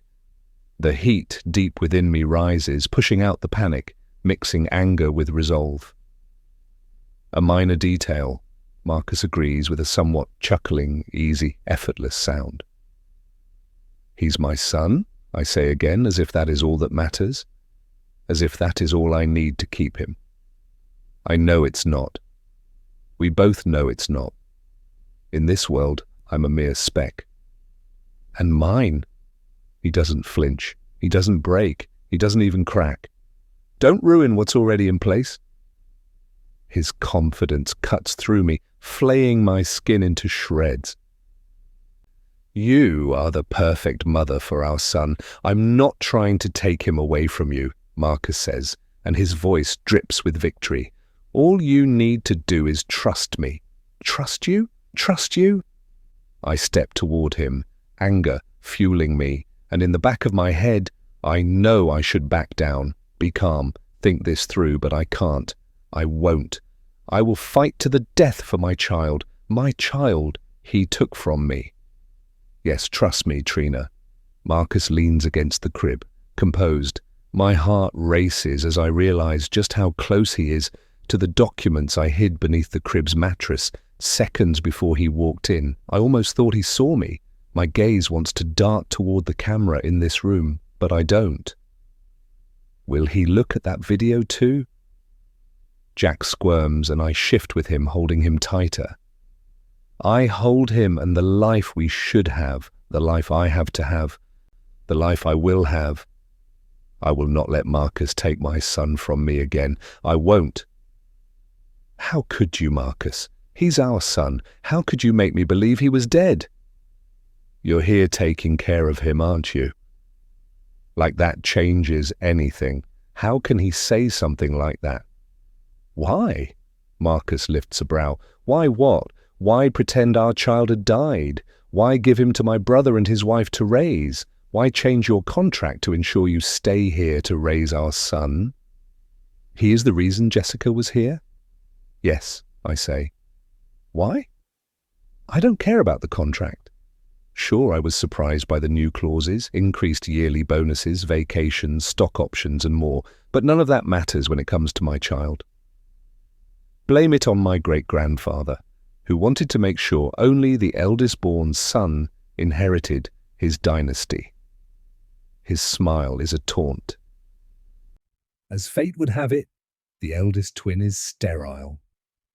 So the girls, I mutter, already suspecting the answer. He lifts up his hands. Mine. Thanks to the modern age of medicine, I was able to help my brother become the father of 3 children. The girls were a surprise, I'll say that much, considering our firstborn was a boy. But he shrugs, like what he just admitted to isn't important. But it is. I don't say anything. Oh, you already knew that then? Well, guess I'm not the only one good at keeping secrets, am I? A lazy grin spreads across his face. It's always amazed me she never figured that out. He shrugs. Since she'd already given our family a son, we figured she could give Trent one too. Them falling in love wasn't expected, but all things worked out, didn't it? My brother has the nice little neat family he always wanted. And now he has a son to inherit this multi-billion-dollar empire. Tell me you want to take that away from him? He leaves the words there, wrapped around me like chains, believing they will bind me to his truth. His truth, but not mine. He takes a step closer, then another, until he's looming over me, over us. The room shrinks. I don't want to take Jack from you, he tells me. Everything I've done is to make sure you stay here in his life. You made me believe he was dead. I'm sorry for that, I really am. There's no apology in his voice, no remorse. Is that why you came to see me every day? Out of guilt? My head is spinning like a tilt-a-whirl at the rodeo fairgrounds. Do you have any idea how hard it is to juggle the emotional well-being of 2 postpartum women in one household? Something which you obviously failed at. The words drip from my lips as I think about Rosalind and what she's gone through. I did what I had to do and I have no regrets. Rosalind is more fragile than I thought. That is on me. On you? I choke the words out. She's broken because of what you've done to her. Does she know her baby is dead? What even happened? Was it your idea to torment her with that doll? Marcus rubs his face. He looks tired of this conversation, but I need answers. And I need them now. So you found the doll, did you? He shrugs like it's not that big of a deal. I'll admit, forcing her to hold a doll and pretend it was real was a low blow, but once I realized just how emotionally fragile she is, I knew I couldn't have her taking care of my son. My stomach churns at his admission. You are sick. I can't even keep the sentiment to myself. I'm practical. I'm not proud of it. But you should know me well enough by now. I will do anything and everything necessary when it comes to this family. His words slice, but I don't bleed. Not this time. Did you drug me? I've never been able to figure it out who would have done that. That's the only thing I can think of to cause all the blackouts, why I can't remember what happened that night.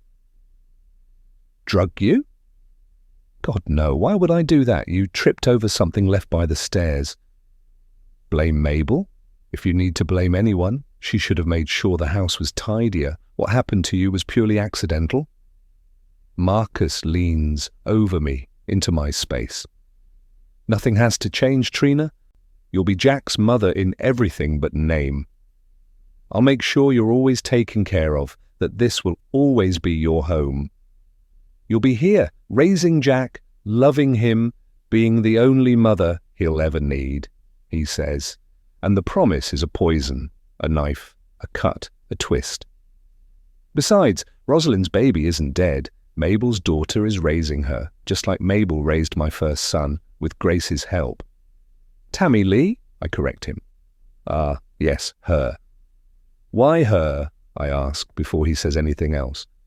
Why not her? We have history and she knows your history, and I knew the price tag attached. He says it like it's just another business deal. She hates you, you know that, right? You and Rosalind, she lost everything when your foster home burned down. She was months from aging out and she'd hidden a stash of money that went up in flames. She was there when Rosalind went into labour, and that woman called my mother. My mum came personally to pick up Matthew when he was born. Somehow, Tammy Lee convinced my mum to hire her. Why? Why what? He looks genuinely confused. I think about which question I actually want answered first. Why did you hide Matthew like you did, and have Mabel raise him? He shrugs. That was my mother's choice. Call her old-fashioned. I claimed him as mine, but we had staff raise him. What's the big deal? I was raised by a nanny. You're a nanny. He pauses.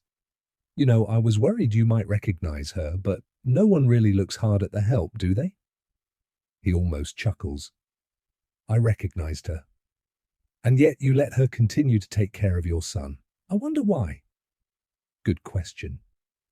I let her plant the listening device, he continues. I needed to make sure you'd be good. Then when you found that, I had to add the cameras. She's got guts. Got to give that to her. But that's our little secret. Tell anyone, and I'll make sure you never see Jack again, and you know I have the means. Think about it, Trina. I shake my head. A quick, defiant motion, a quick, defiant loss. I don't care about Tammy Lee and what he just said. I care about Rosalind. You gave your daughter away. He scoffs.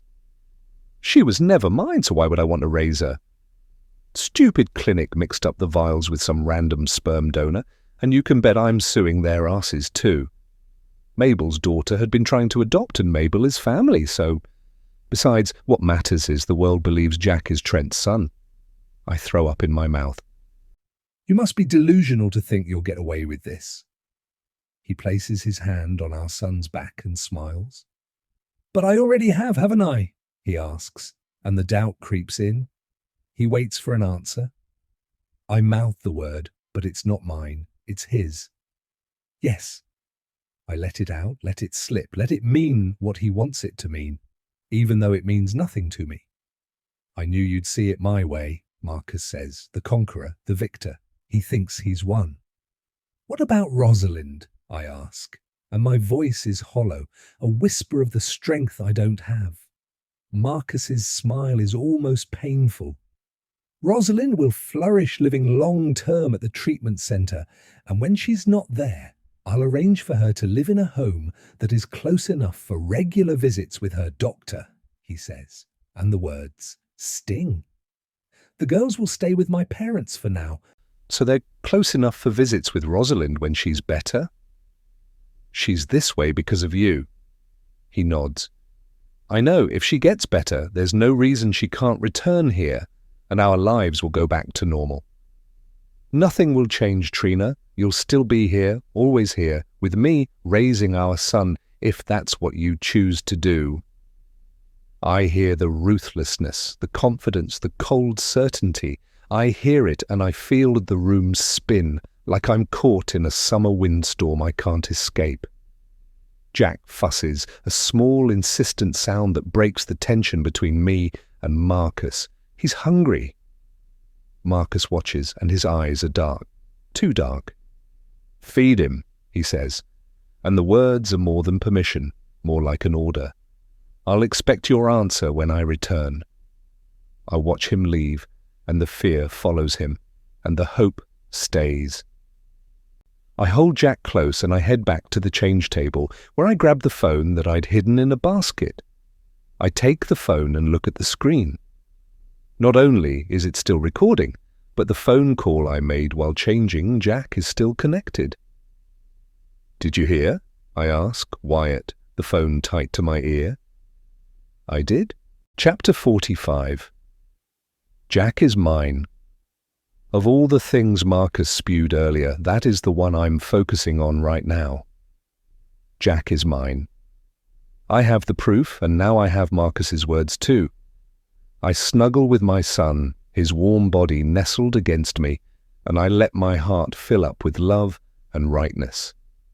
I don't know what's going to happen when Marcus walks back into the room, demanding my answer, but I do know that no matter what, I will not let go of my child. The phone in my lap buzzes with a text message. Turning it over, I see it's from Trent. Rosie sends her love. She says to remind you that sisters never apologize, and she had Wyatt burn that ugly sweater of yours. Tell him he needs to buy you a new one, and you can decide the color. She also says she's sure you'll find those receipts safe and sound, and to have fun gardening. Let Marcus know what you need. I reread his words. Everything that needed to be said is there, clear as mud, but I understand completely. Trent goes on, you two are ridiculous. She wants a photo of whatever you go with and will even try to call you tonight. And she says, family first. He then includes an emoji of a man with his hands being held up, as if saying, I don't know. Give Jack kisses from both of us. My grip tightens on my son, and my breath catches. I wasn't sure if she'd understand what I was saying or remember our code, but she does. Memories crash over me, vivid and urgent. I remember the worn floors of the group home, the shared fears, the unbreakable bonds. Sisters never apologize. That has been our promise, our vow to each other ever since we were teenagers, just trying to survive in that group home. We agreed that no matter what happened to us, between us, our bond would never break. We could go low, dark, do the most horrific things to each other if there was a reason, and when it was over, we'd never have to apologize for doing what was necessary. As long as we said our code words first, to give the other a heads up about what was to come. Rosie said our code phrase and I didn't notice it. I think back and remember that day by the pool. That's when she said it. Sisters never apologize. Why didn't I catch it then? Her message to me tells me everything I need to know. I send Wyatt a message. My fingers move quickly, typing the words, sending them like an arrow. Rosalind said you burned my red sweater and that you're to buy me a new one. I send the message and wait. Wait for his reply. Wait for the next steps. My stomach rolls, and a wave of nausea sweeps through me, but I push it back down. The memories swirl, vivid and chaotic, of a time before this fairy tale life, the time before the lies and the half-truths, the time when everything was raw and real. The group home with its grey walls and dim lights, with its sadness and anger. We were young, too young, but even then we understood the power of family, even if it meant we had to make our own. We knew it and we promised it and we held on to it like it was all we had. Family first. The words cut into me, but they are also a balm. They cut and they heal, and no matter what happens next, it'll be okay. I kiss the top of Jack's head and wait for Wyatt to reply. The house is quiet, the silence of it thick and heavy and strangely comforting, like a weighted blanket when you're trying to sleep. The silence presses in. I pause, I breathe, I hold my son. The screen lights up, and for a moment I almost don't want to read his reply. Red, white, or a black one. My sharp inhale startles Jack, who jumps a little. His eyes open wide. Then he fixates on my face and smiles. For that smile I will burn down the world. I will destroy anything and everything in my path for that sweet smile. Let's go with black this time. I rock the chair, and the motion is soft, like a lullaby. I rock and wait, holding my son and envisioning the life ahead of us. What will it look like? How different will it be from this moment? Marcus is going to want an answer, and I have one. I will not be separated from my son. He will grow up knowing the power of family, and he will grow up never having to worry about where he came from or where he's going. As I rock my child to sleep, the house is so silent I can hear the soft rustle of his breath, the soft beat of my heart, the soft sound of hope.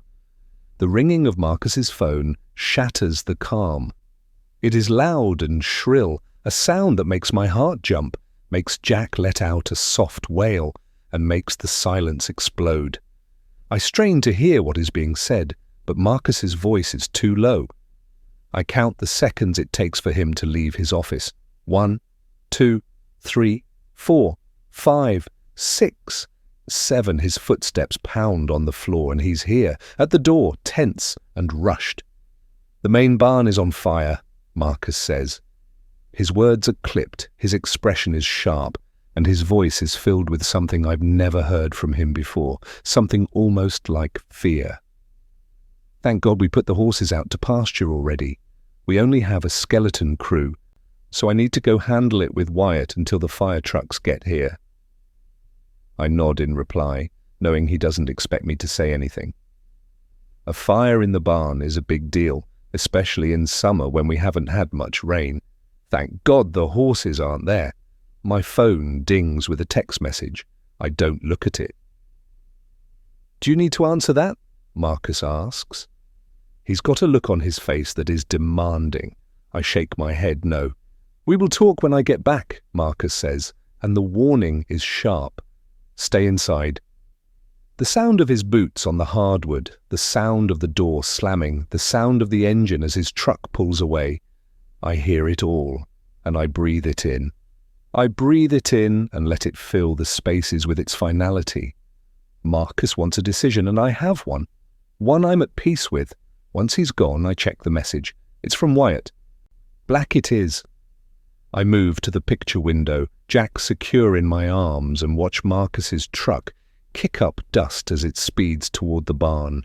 Smoke billows into the sky, black and thick and alive. There's something about a fire that speeds up the racing of my heart till it's a greyhound on a racetrack. The flames are mesmerizing, the smoke destructive. My hand traces the phoenix tattoo, a colourful bird created to cover the flame scar on my chest as I remember the scorching pain from the last fire I was in. The smoke was midnight black that day too. Marcus's figure disappears into the burning barn, and there's a part of me that wants to scream at him, to tell him not to. Tammy Lee walks into my line of sight. She's pacing the gravel like a caged animal, arms wrapped tight across her chest. I press closer to the glass. What is she doing there? What is she waiting for? She stops, looks toward the barn where Marcus has just disappeared, then back to the house, her eyes daring as though weighing her options. Her lips move, muttering, whispering, maybe cursing. I can't tell. Her hands rise to her face, scrubbing hard at her cheeks. For a moment she tips her head back, staring up into the sky, her fists balled at her sides. Then she straightens, sudden and sure, her whole body hardens with decision, and she walks, not toward the house, not toward her vehicle, but toward the barn. I freeze. Do I warn her? Do I protect her? I press my palm flat to the window, useless, invisible. She glances up, and I swear she sees me. Then she follows Marcus into the barn. Wyatt races around the barn from the opposite side toward Marcus's truck, and then flies into the air as the world explodes. The house trembles. My breath stops. I hold Jack tight as the windows shake with the force of the explosion. The sound is everywhere, a roar, a scream, a cry that I'm not sure is mine or Jack's. The barn is a fireball, bright and huge and terrible, and I can't see anything. Not Wyatt, not Marcus, not Tammy Lee, not the trucks. The shockwave is a physical thing, a push as it rocks the house and my body. My grip on my son tightens as I stare in horror at the scene in front of me, frozen as the barn burns, a massive fire that is bright and raw and violent. The flames shoot skyward, reaching, twisting, turning. The orange glow fills the space with its flash. The barn roars, a living beast of fire. The blaze splits the night open, and I press my hand to my tattoo, to the ink hidden beneath my shirt. The phoenix, my mark, my reminder. We all were burned the night we left our foster home, after the flames swallowed the past and left me gasping in the ash. The tattoo means survival, proof I can keep going, that nothing can keep me down. But now, watching the barn collapse in on itself, I finally understand. Survival isn't enough. The phoenix isn't just about living through the fire. It's about rising up from it. It's about recreation. The flames dance and they twist, and the smell of smoke drifts in, sharp and bitter and real. I stare, transfixed in horror, my world crashing down around me, and that's when I see him, stumbling out of the smoke, bent over, hands clutching his knees. He's alive. Wyatt is alive. I lean against the wall with a thud. Relief spreading through my body as Wyatt stands there, far enough away from the blaze not to get burned. My tattoo throbs against my skin, hot as if the flames themselves have branded me again. In a way, they have. We all survived that first fire. We will all survive this one too. That's when I move. I grab my phone and call the emergency line. The emergency crews are on their way. Are there any animals or people in that barn? The operator asks me. The horses are out to pasture, I say, my throat parched. I think my boss ran inside and one of the ranch hands was nearby when it... I stop because I realize the truth of what I'm about to say, about what I've done. Marcus Eaton is in that barn, I manage to whisper to the operator. Oh God, please hurry. I hang up the phone, dropping it onto the windowsill with a thud, and hold tight to my son. Did we get away with it? Chapter 46. Rosalind. I sit in the serene space, and the world stretches into various shades of ocean and sky. It's wide, like grief, a kaleidoscope of emotions that change with the wind and come in and out like the tide. Every new thought, there's grief. Every old memory, there's grief.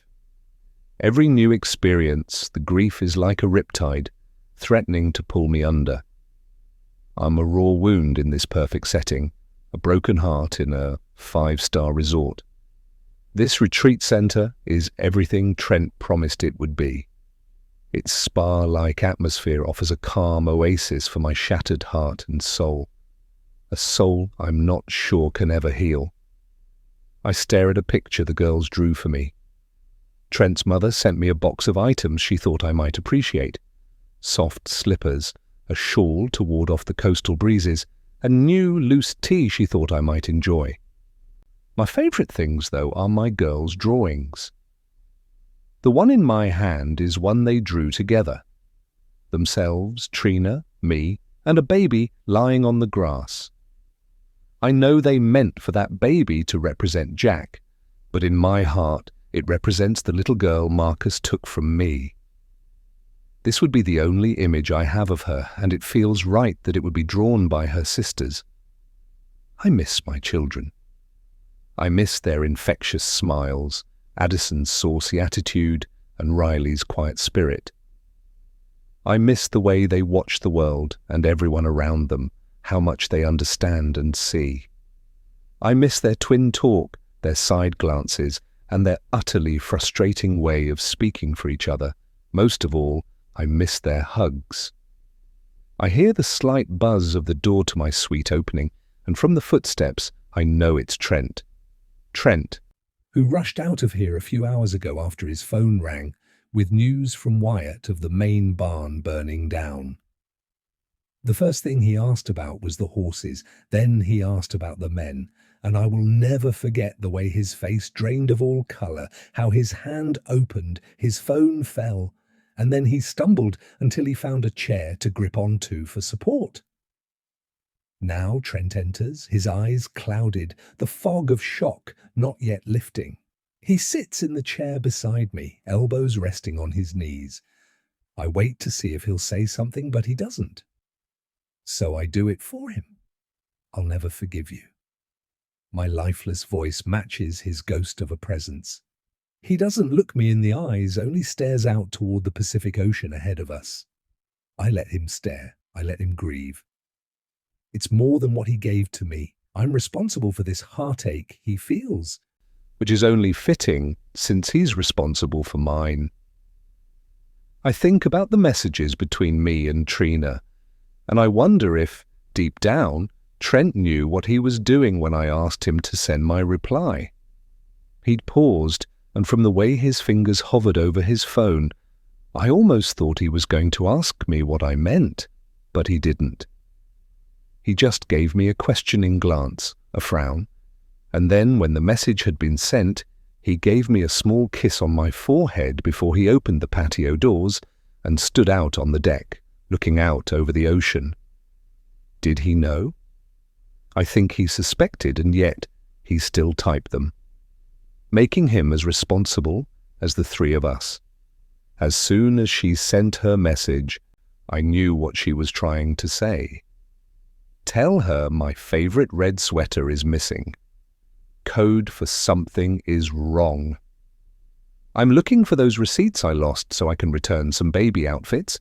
She was looking for proof about our children, the same proof I'd found myself after hearing a conversation between him and Marcus about the money they paid the doctor to falsify the death certificate, the financial transactions to Mabel's daughter, how all the times Trent left to run an errand. He was seeing my daughter behind my back. The photos on Marcus's phone just cemented everything together. Marcus's words replay in my head on repeat, and I'll never forget the satisfaction in his voice when he said it never mattered to him who gave birth to his son, and that's why he'd come up with the backup plan to sleep with Trina. The idea that we'd been used so callously lit a flame in my heart, and that's when the plan came into play. It took me a minute to figure out why she'd bring up gardening. Then I remembered our promise about the shovel and flamethrower. I also hoped that she understood my message. When I reminded her that sisters never need to apologize, I hoped she understood that everything I'd done it for a reason, no matter how crazy I looked. Adding Wyatt to the message told her to include him in the next step, and she could choose what to do. We always used colors to convey our intentions. Red was to destroy someone's life but leave a way out if needed. White was to let it be, and black was to burn it all down and start anew. We'd only ever used black before, and we all have the scars to show for it. My fingers touch the roses on my arm, covering my burns. Trent pulls out a tissue and wipes at his face. I should feel for him, for what he's going through, but I don't. It's been hard to look at him, to hold his hand, to let him be a strength when he is the last person I've wanted around me. It was hard to fake my outbursts and what he's been calling my episodes. It was hard to pretend not to love Jack, to act like he was a doll in my arms when I knew he wasn't. What's not hard is being able to hate this man beside me. I hate him for what he took from me. I hate him for not having the strength to do what is right, for cowering to his brother and destroying not only our lives, but also Trina's. I trace the drawing from the girls, colours bright against the dark, colours that blur with the tears that flood my eyes, threatening to fall off my lashes and down my sunken cheeks. Trent reaches for my hand, a motion full of doubt, of regret, of everything he can't say. I don't pull away, but I also don't turn to him. "I'm sorry," he finally says, his voice low and raw. I didn't know, not until it was too late, what Marcus did, how he switched the babies and had Mabel take our daughter, and then I didn't know what to do. His voice cracks and breaks. I hear the grief, the exhaustion, and the pleading for me to believe him. "My daughter." He shakes his head. "Ours. I don't care what the clinic did. She's our daughter and she looks like you." He swallows hard. "I'm so sorry, Rosie, for everything." If Marcus was still alive, would he be apologizing? When I turn to him, his eyes are a landscape of grief, a portrait of everything we've lost. My own tears blur the room, and I want to look away. I want to let the hatred I'm feeling manifest and grow. I don't want to remember the love that I do have for him. You should have trusted me with the truth, I say, and the words are hard, a sharp edge in the soft room. You should have stood up to him. You should have had compassion for Trina. There is no amount of sorries to make up for what you should have done, but didn't do. You realize that, right? He nods, his head down. We would have figured it out, but instead, you let your brother tear our family apart. He gave our daughter away, and he was going to get rid of me too. You understand that, right? I can't figure out why, but I guess it doesn't matter now, does it? My lips tighten at the thought.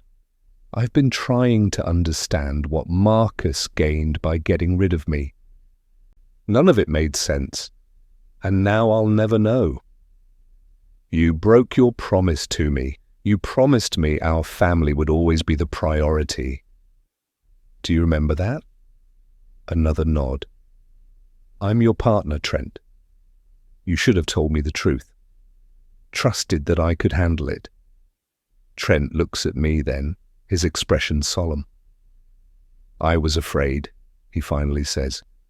Afraid I'd break more than I had. I see the truth in his gaze, and for a moment I understand. I do, but it doesn't excuse him either. I was broken because I couldn't bond with a child that my heart knew wasn't mine, not in the way I did with the girls. I was broken because of that doll that kept making its way into the crib, the same doll your brother kept forcing me to hold. He was gaslighting me, him, the doctor, you never being home. None of that helped me. I can't hold back the bitterness, the anger. How was I supposed to heal when no one would let me? The only person on my side is Trina. I didn't know about the doll, he says. Yes, you did. I told you. You just chose not to believe me. You ran rather than face the truth. He hangs his head in shame. You need to go home, don't you? I ask.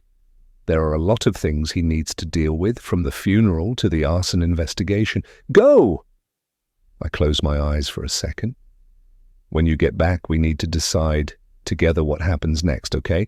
But let me be clear about one thing. I want my children back. All of them. He doesn't speak. I see the conflict, see the struggle, see the regret on his face. It hangs between us, a living thing, and I know my husband is lost without his brother. Now it's up to me to step into that void, to be the strength he needs right now. I'm so sorry. I'm tired of his apologies. Of course you are, but it doesn't matter. Not now. I need you to understand something. Whatever we do from here, Trina needs to be a part of that decision too, I say. And the name feels like a wound, like a scar, like a promise. Trent watches me, not saying a word, and that silence is heavy.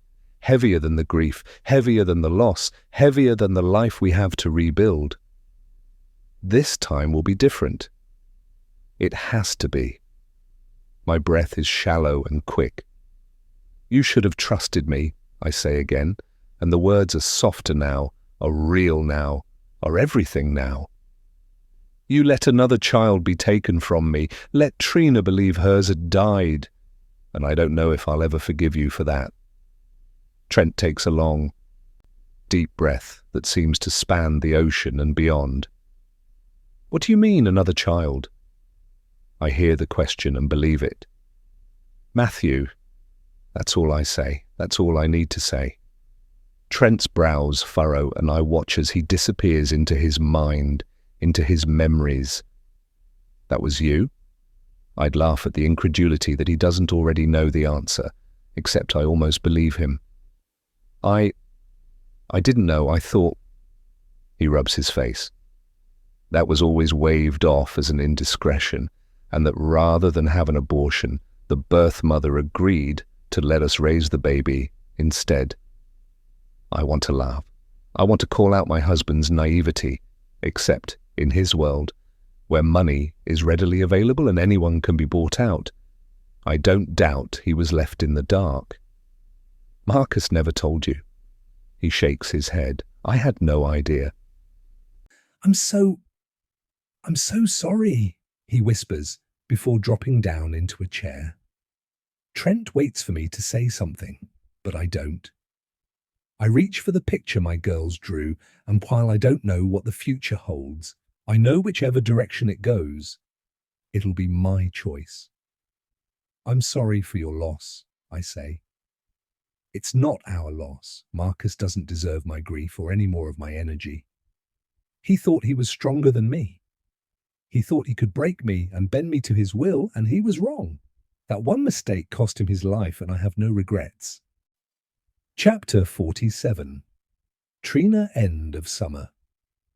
Dusk on the ranch is the kind of beautiful that sinks into your soul and doesn't let go. The crackling fire at my feet dances with the slight breeze, and Rosalind and I stare into its mesmerizing flames. We're flanked by empty Adirondack chairs that could use a fresh coat of paint. We don't say much, we don't have to. My phone sits in my lap with Jack's sleeping face on my screen. His mouth is pinched in that stubborn baby way, and it makes me wonder what he'll be like as he grows. Will he be stubborn and full of self-assurance like his father was? Will he be quiet and contemplative, or loud and spirited like the other two men in his life? I glance down every so often, hypnotized by his features, completely in love with this little bundle that is mine. Rosalind has a mug of alcohol-free cider balanced on one knee and a toasted s'more in one hand. She's softer now, but it's the kind of softness that comes after breaking, like a bone that recently healed. She's fragile and looks tired, but not the lost, bruised kind of tired from before. It's a good tired, a healthy tired. She's been home a week, and it's been a busy week with her and her daughters all being back home. Josie, her baby girl, sleeps in the stroller beside her. Rosie hasn't let her out of her sight, and I don't blame her. Trent's laughter bounces from the field behind us, the sound of it so unfamiliar I almost don't recognize it. He's chasing the twins, their two little shadows racing wild through the dusk. The girls are hunting fireflies, shrieking every time one escapes their fingers. Riley runs in loops. Addison zigzags straight ahead, both of them breathless and reckless and so full of energy. I've missed them. I've missed this. My heart is fuller now that my family is home. Addison told me today, if I make her go to school, she's going to run away. It made me think about the time we tried to run away as kids. Rosalind's voice is hoarse, a rumble through the quiet. I almost choke on my drink. That doesn't surprise me about Addie. Ever since Marcus's death, she's been a little clingy. Which time? She lets out a laugh that sounds too big for her ribs.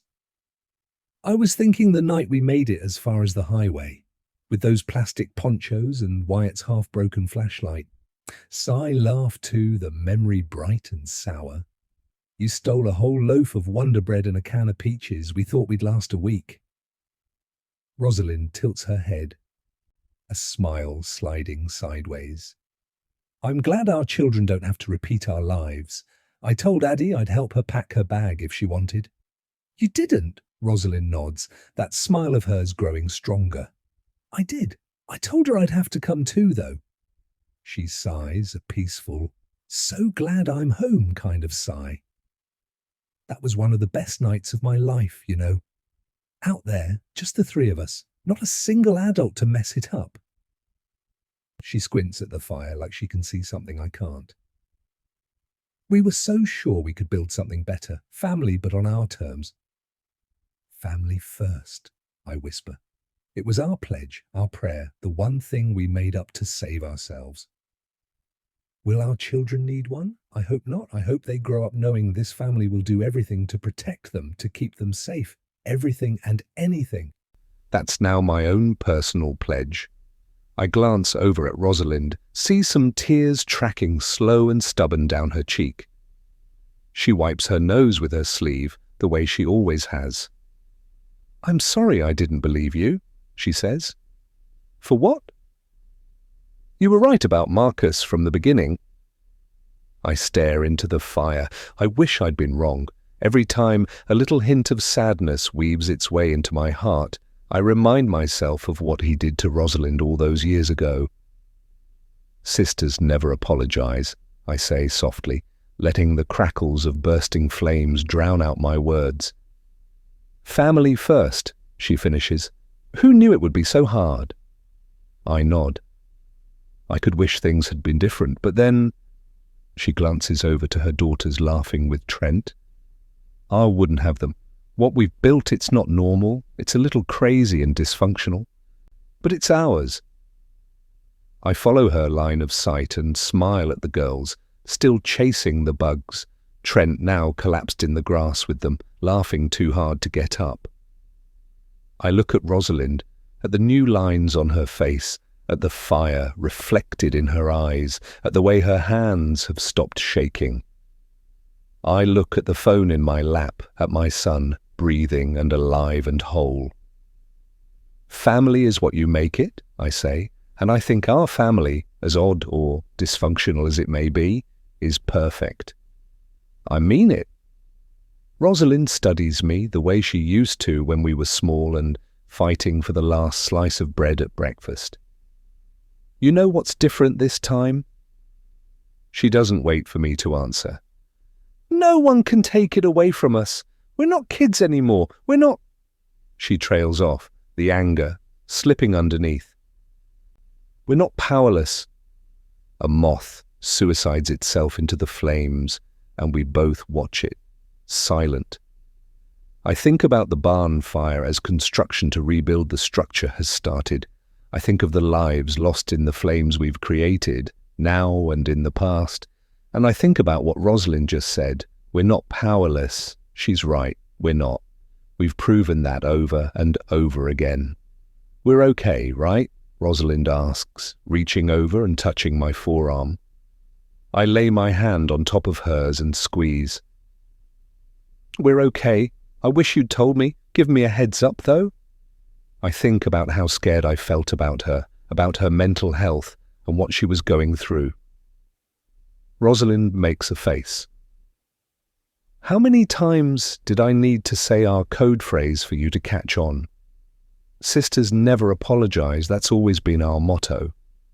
I sigh. I should have paid better attention. I wish I had. Things might be different. I'm not sure how, and I'm not even sure if it might be better, but... Was it all an act then? She shakes her head. Not all of it. I wasn't okay, I can admit that. The doll, Marcus, that didn't help for sure, but I was sick. I can see that now. I never wanted to hurt Jack, though, and I never would have. That night you thought I stole him. Please say you didn't believe it. Her hand drops. When I woke up and he wasn't in his crib, I did freak out. When I called Trent, I honestly thought I'd lost him, that something had happened to him. But once Trent told me he'd called Marcus, I remembered by then, but I decided to run with it. I'm sorry if I scared you. I snort. Scared. I was terrified. For you, for what you must have been going through.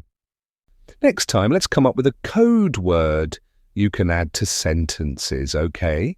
Something to give me a heads up at least. I hope there won't be a next time. She leans her head back against her chair and looks at me. Honestly, I didn't have a thought-out plan with step-by-step details. I just knew I needed to get away from Marcus so I could figure out what to do. I needed Trent away from him too. I thought we were broken, that something was wrong with our marriage and that it was my fault. But once I found the proof, I knew he'd been part of the reason why we were broken. And if I didn't get him away from Marcus, soon there'd be no fixing us. I nod, understanding too much. Do you miss him? She asks, her voice breaking with the question. Do I miss him? I wish I knew what to say, or even how to explain what I feel for Marcus.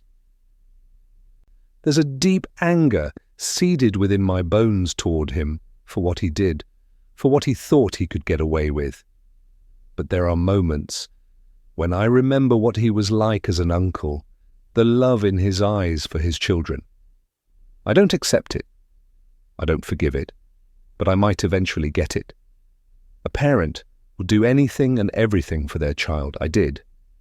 I miss who I wanted him to be, who I thought he could be for our son.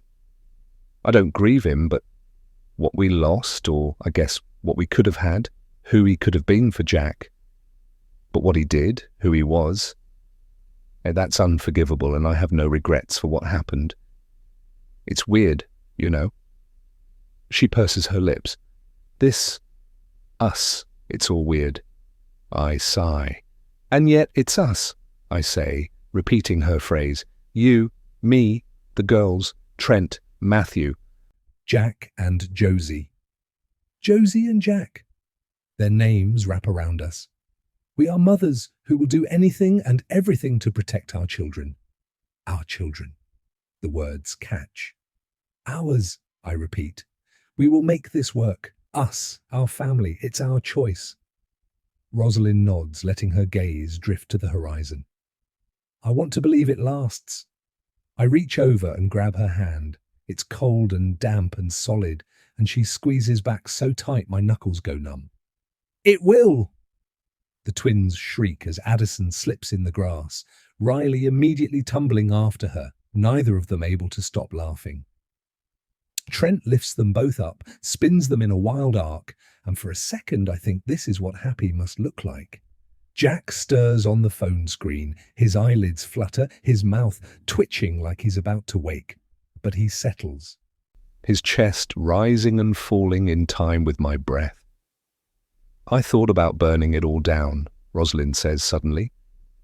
After everything, I thought that would be the only way to be really free, you know, like before. Like before. When she'd been forced to give birth in a bathtub at a young age. When our foster mother slept drunk in her armchair, her daily soap opera on in the background while Rosie screamed through her contractions. I've never forgiven myself for not being there for her, for arriving when it was too late. Is that who we are now? She asks. People who burn and run? I think about that. Before I would have said no, that it was a one-time thing, something that needed to be done, and we all paid the consequence. But now that it's become a repeat experience, where someone who has hurt us dies by fire, now I'm not so sure. I squeeze her hand again. We didn't run this time, though. We stayed and fought and won. We did what we had to do, but maybe we don't make it a habit. Rosalind laughs, soft and fluttery. You're such a mum. The label is new, strange. I like it. The sun's almost gone when Wyatt walks around the corner, Matthew following behind him. He looks taller, all long shadows and heavy strides, blueprints rolled tight under one arm. The twins barrel toward the two at full speed. They crash into Wyatt's legs and he pretends to stagger, spinning them both in a rough, happy circle before setting them down with a thump and a low, mock scolding. Gentle on the knees, cowgirls. Some of us want to walk tomorrow. Matthew watches with a smile and then looks our way. He lifts a hand in greeting, then heads into the house. No one stops him. It's going to take time, Rosalind says softly. Life has changed drastically for the young man since Marcus's death. He lost a father but gained a mother and siblings. That's a lot to take in. He has a room in the house now, but he prefers to sleep in the bunk houses with the other cowboys, but comes up to the main house some nights to eat, spend time with the girls, and learn how to be part of his new family. Wyatt makes his way to us, slow and patient, stopping only when Trent meets him at the edge of the stone patio. Their conversation is muted, just shapes in the dusk, but Trent nods a few times and Wyatt claps him on the shoulder, a brotherly gesture that says more than the words. Wyatt passes over the blueprints, Trent glancing at them and shaking his head in quiet disbelief. He then glances our way and gives us a thumbs up. Those must be for the house, Rosalind says. I can't wait to see the changes they've made. You don't think it's too much? I ask. I feel bad for all the requests I made, knowing how much they're spending to do this. Don't even worry about that. I want it to be perfect for you. The firelight catches in Rosalind's hair, throwing shadows over her cheekbones. If anyone deserves it, it's you. I shrug, unable to keep the small smile off my face. Deserve isn't the right word, but it's the best thing for Jack. I let myself imagine it, a real place of my own, with Jack's crib in the room next to mine, windows that look out at the pasture, a sense that I'm wanted not just as a fixture, but as a part of the story. The kind of family that gets built instead of handed down, the kind that keeps its promises. Trent herds the twins toward the house. 5 minutes to bath, he calls, and Addison throws her hands up, while Riley accepts her fate, grabbing Addison's wrist and dragging her along. They disappear up the steps, the last of their giggling trailing behind them. Kathleen, the new house manager, stands at the top of the porch, waiting for them. Rosalind met Kathleen at the clinic. She was Rosalind's personal nurse, but had expressed a desire for a different life. Rosalind offered her one as Mabel's replacement, and it's been a relatively smooth transition since Mabel's leaving. I still don't know what to think of Mabel. Rosalind will never forgive her for what she did, and I don't blame her.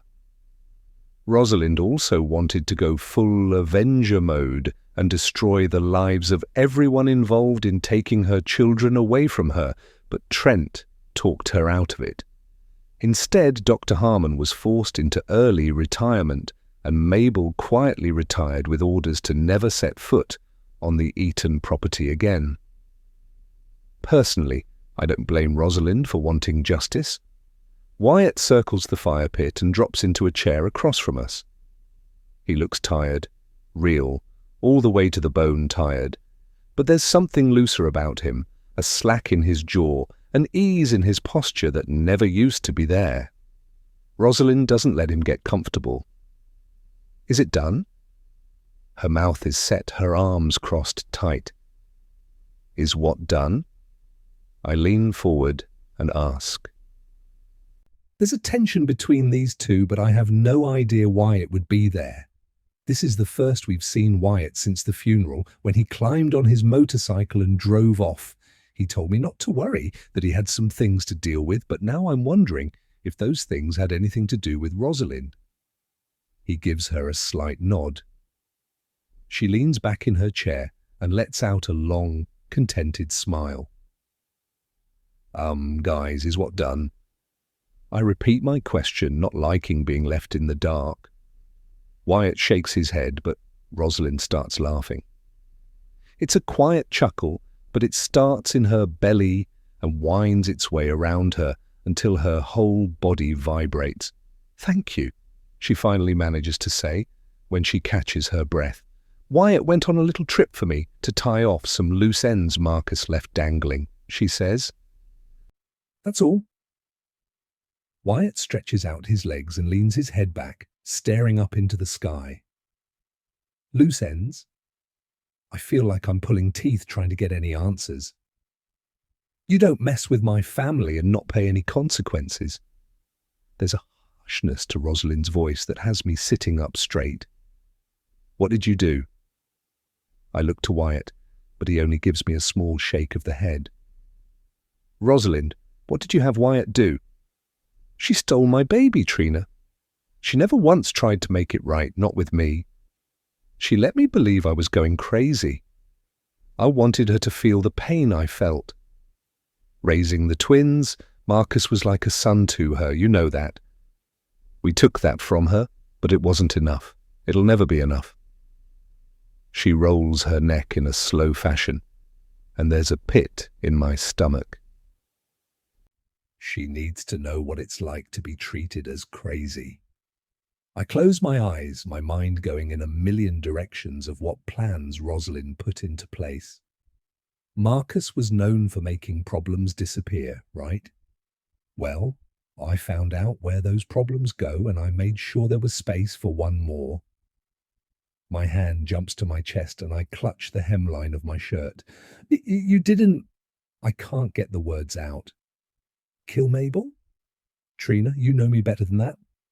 No, Trent did promise that I would never see her again. I wanted her gone, but that wouldn't be fair to Matthew, so instead, she's going on a little vacation. Did you know that Marcus served as a founding board member to a psychiatric clinic and that our lawyer added a clause that as long as the Eaton family continued to fund the clinic, we'd always have a seat? Well, that seat now belongs to me. Wyatt went down as my representative to discuss funding a new initiative toward the elderly and their mental well-being. Thanks to our generous increased donation, Mabel now has her own private room at that clinic with the best doctors at her disposal. The poor girl broke when she found out about Marcus's death, but now she's in a safe place to heal. It's basically a luxury retirement home. This doesn't sit right with me. Mabel was as much a victim as we were. Sure, it's different, but... Wyatt's hand reaches out and rests on my forearm. The squeeze of his fingers stops me from saying anything else. I sneak a look at him, and he gives me a tight headshake. It's all taken care of, he says, leaning forward, elbows on knees. I suggest we move on from the subject and talk about all the changes you guys made while I was gone. He says it so matter-of-factly, but I breathe a little easier. We'll chat later, I know we will, and he'll explain everything to me. You mean the house plans? Rosalind asks. I'm excited. Wyatt smiles at her, his eyes flashing red and gold, like the fire in front of us. The changes to the house look good. Watching all those home improvement shows has rubbed off on you. It was mostly Trina, Rosalind says, giving me more credit than I deserve. Trent says if we're going to be one big happy family, we might as well have the space. You could even move in if you wanted to.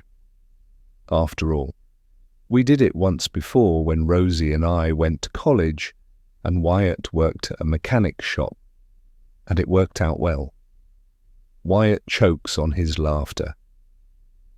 Yeah, no thanks. Once was enough. I'm a bachelor at heart, and it's time I had my own place instead of bunking in the clubhouse with the crew. I will take you up on that offer of moving into Trina's cottage, though. But I'll need to redecorate. That place is too girly for me. There's a pause that grows, stretches, fills the air with the weight of things unsaid. Fair enough, Rosalind says. Make it a man cave if you want. He nods, clearing his throat, voice low. You two look good. You look whole. The word sticks in my chest. I feel it, I say, surprising myself. It helps that we received word today that the official investigation ruled the barn explosion an accident caused by improperly stored chemicals. Rosalind raises her mug, a lazy salute. To being too stubborn to keep down, Wyatt snorts. Damn right. He leans back, the chair creaking, the quiet settling. The fire burns a little lower now, but the night is still warm. The three of us sit, letting the silence do its work. After a while, Rosalind looks at Wyatt, face softer than I've ever seen it. I've missed you, brother. He looks up, the word making its way through the thick air. He nods, slow, a gravity to it. I've missed my sisters too. Glad we're all back together. The old label should feel childish, but it doesn't. It feels earned. It feels like a key turning in a lock. It's who we are, who we've always been, thrown together in foster care, growing up, taking care of each other. This is family. Our family. Did you ever think we'd end up here? I ask, mostly to myself. Rosalind laughs, shakes her head. Not in a million years. Wyatt studies us. The lines at his eyes deeper now, but not from frowning. Maybe not here, he says, but together. Always. The fire crackles, the wind picks up. Something shifts in the dark. I feel it, the way you can sense a coming storm change. We sit there, three broken things made whole again, and watch the fire burn down. The night closes in, but it's not cold. Not really. Home, I think. Family first. Always. The end.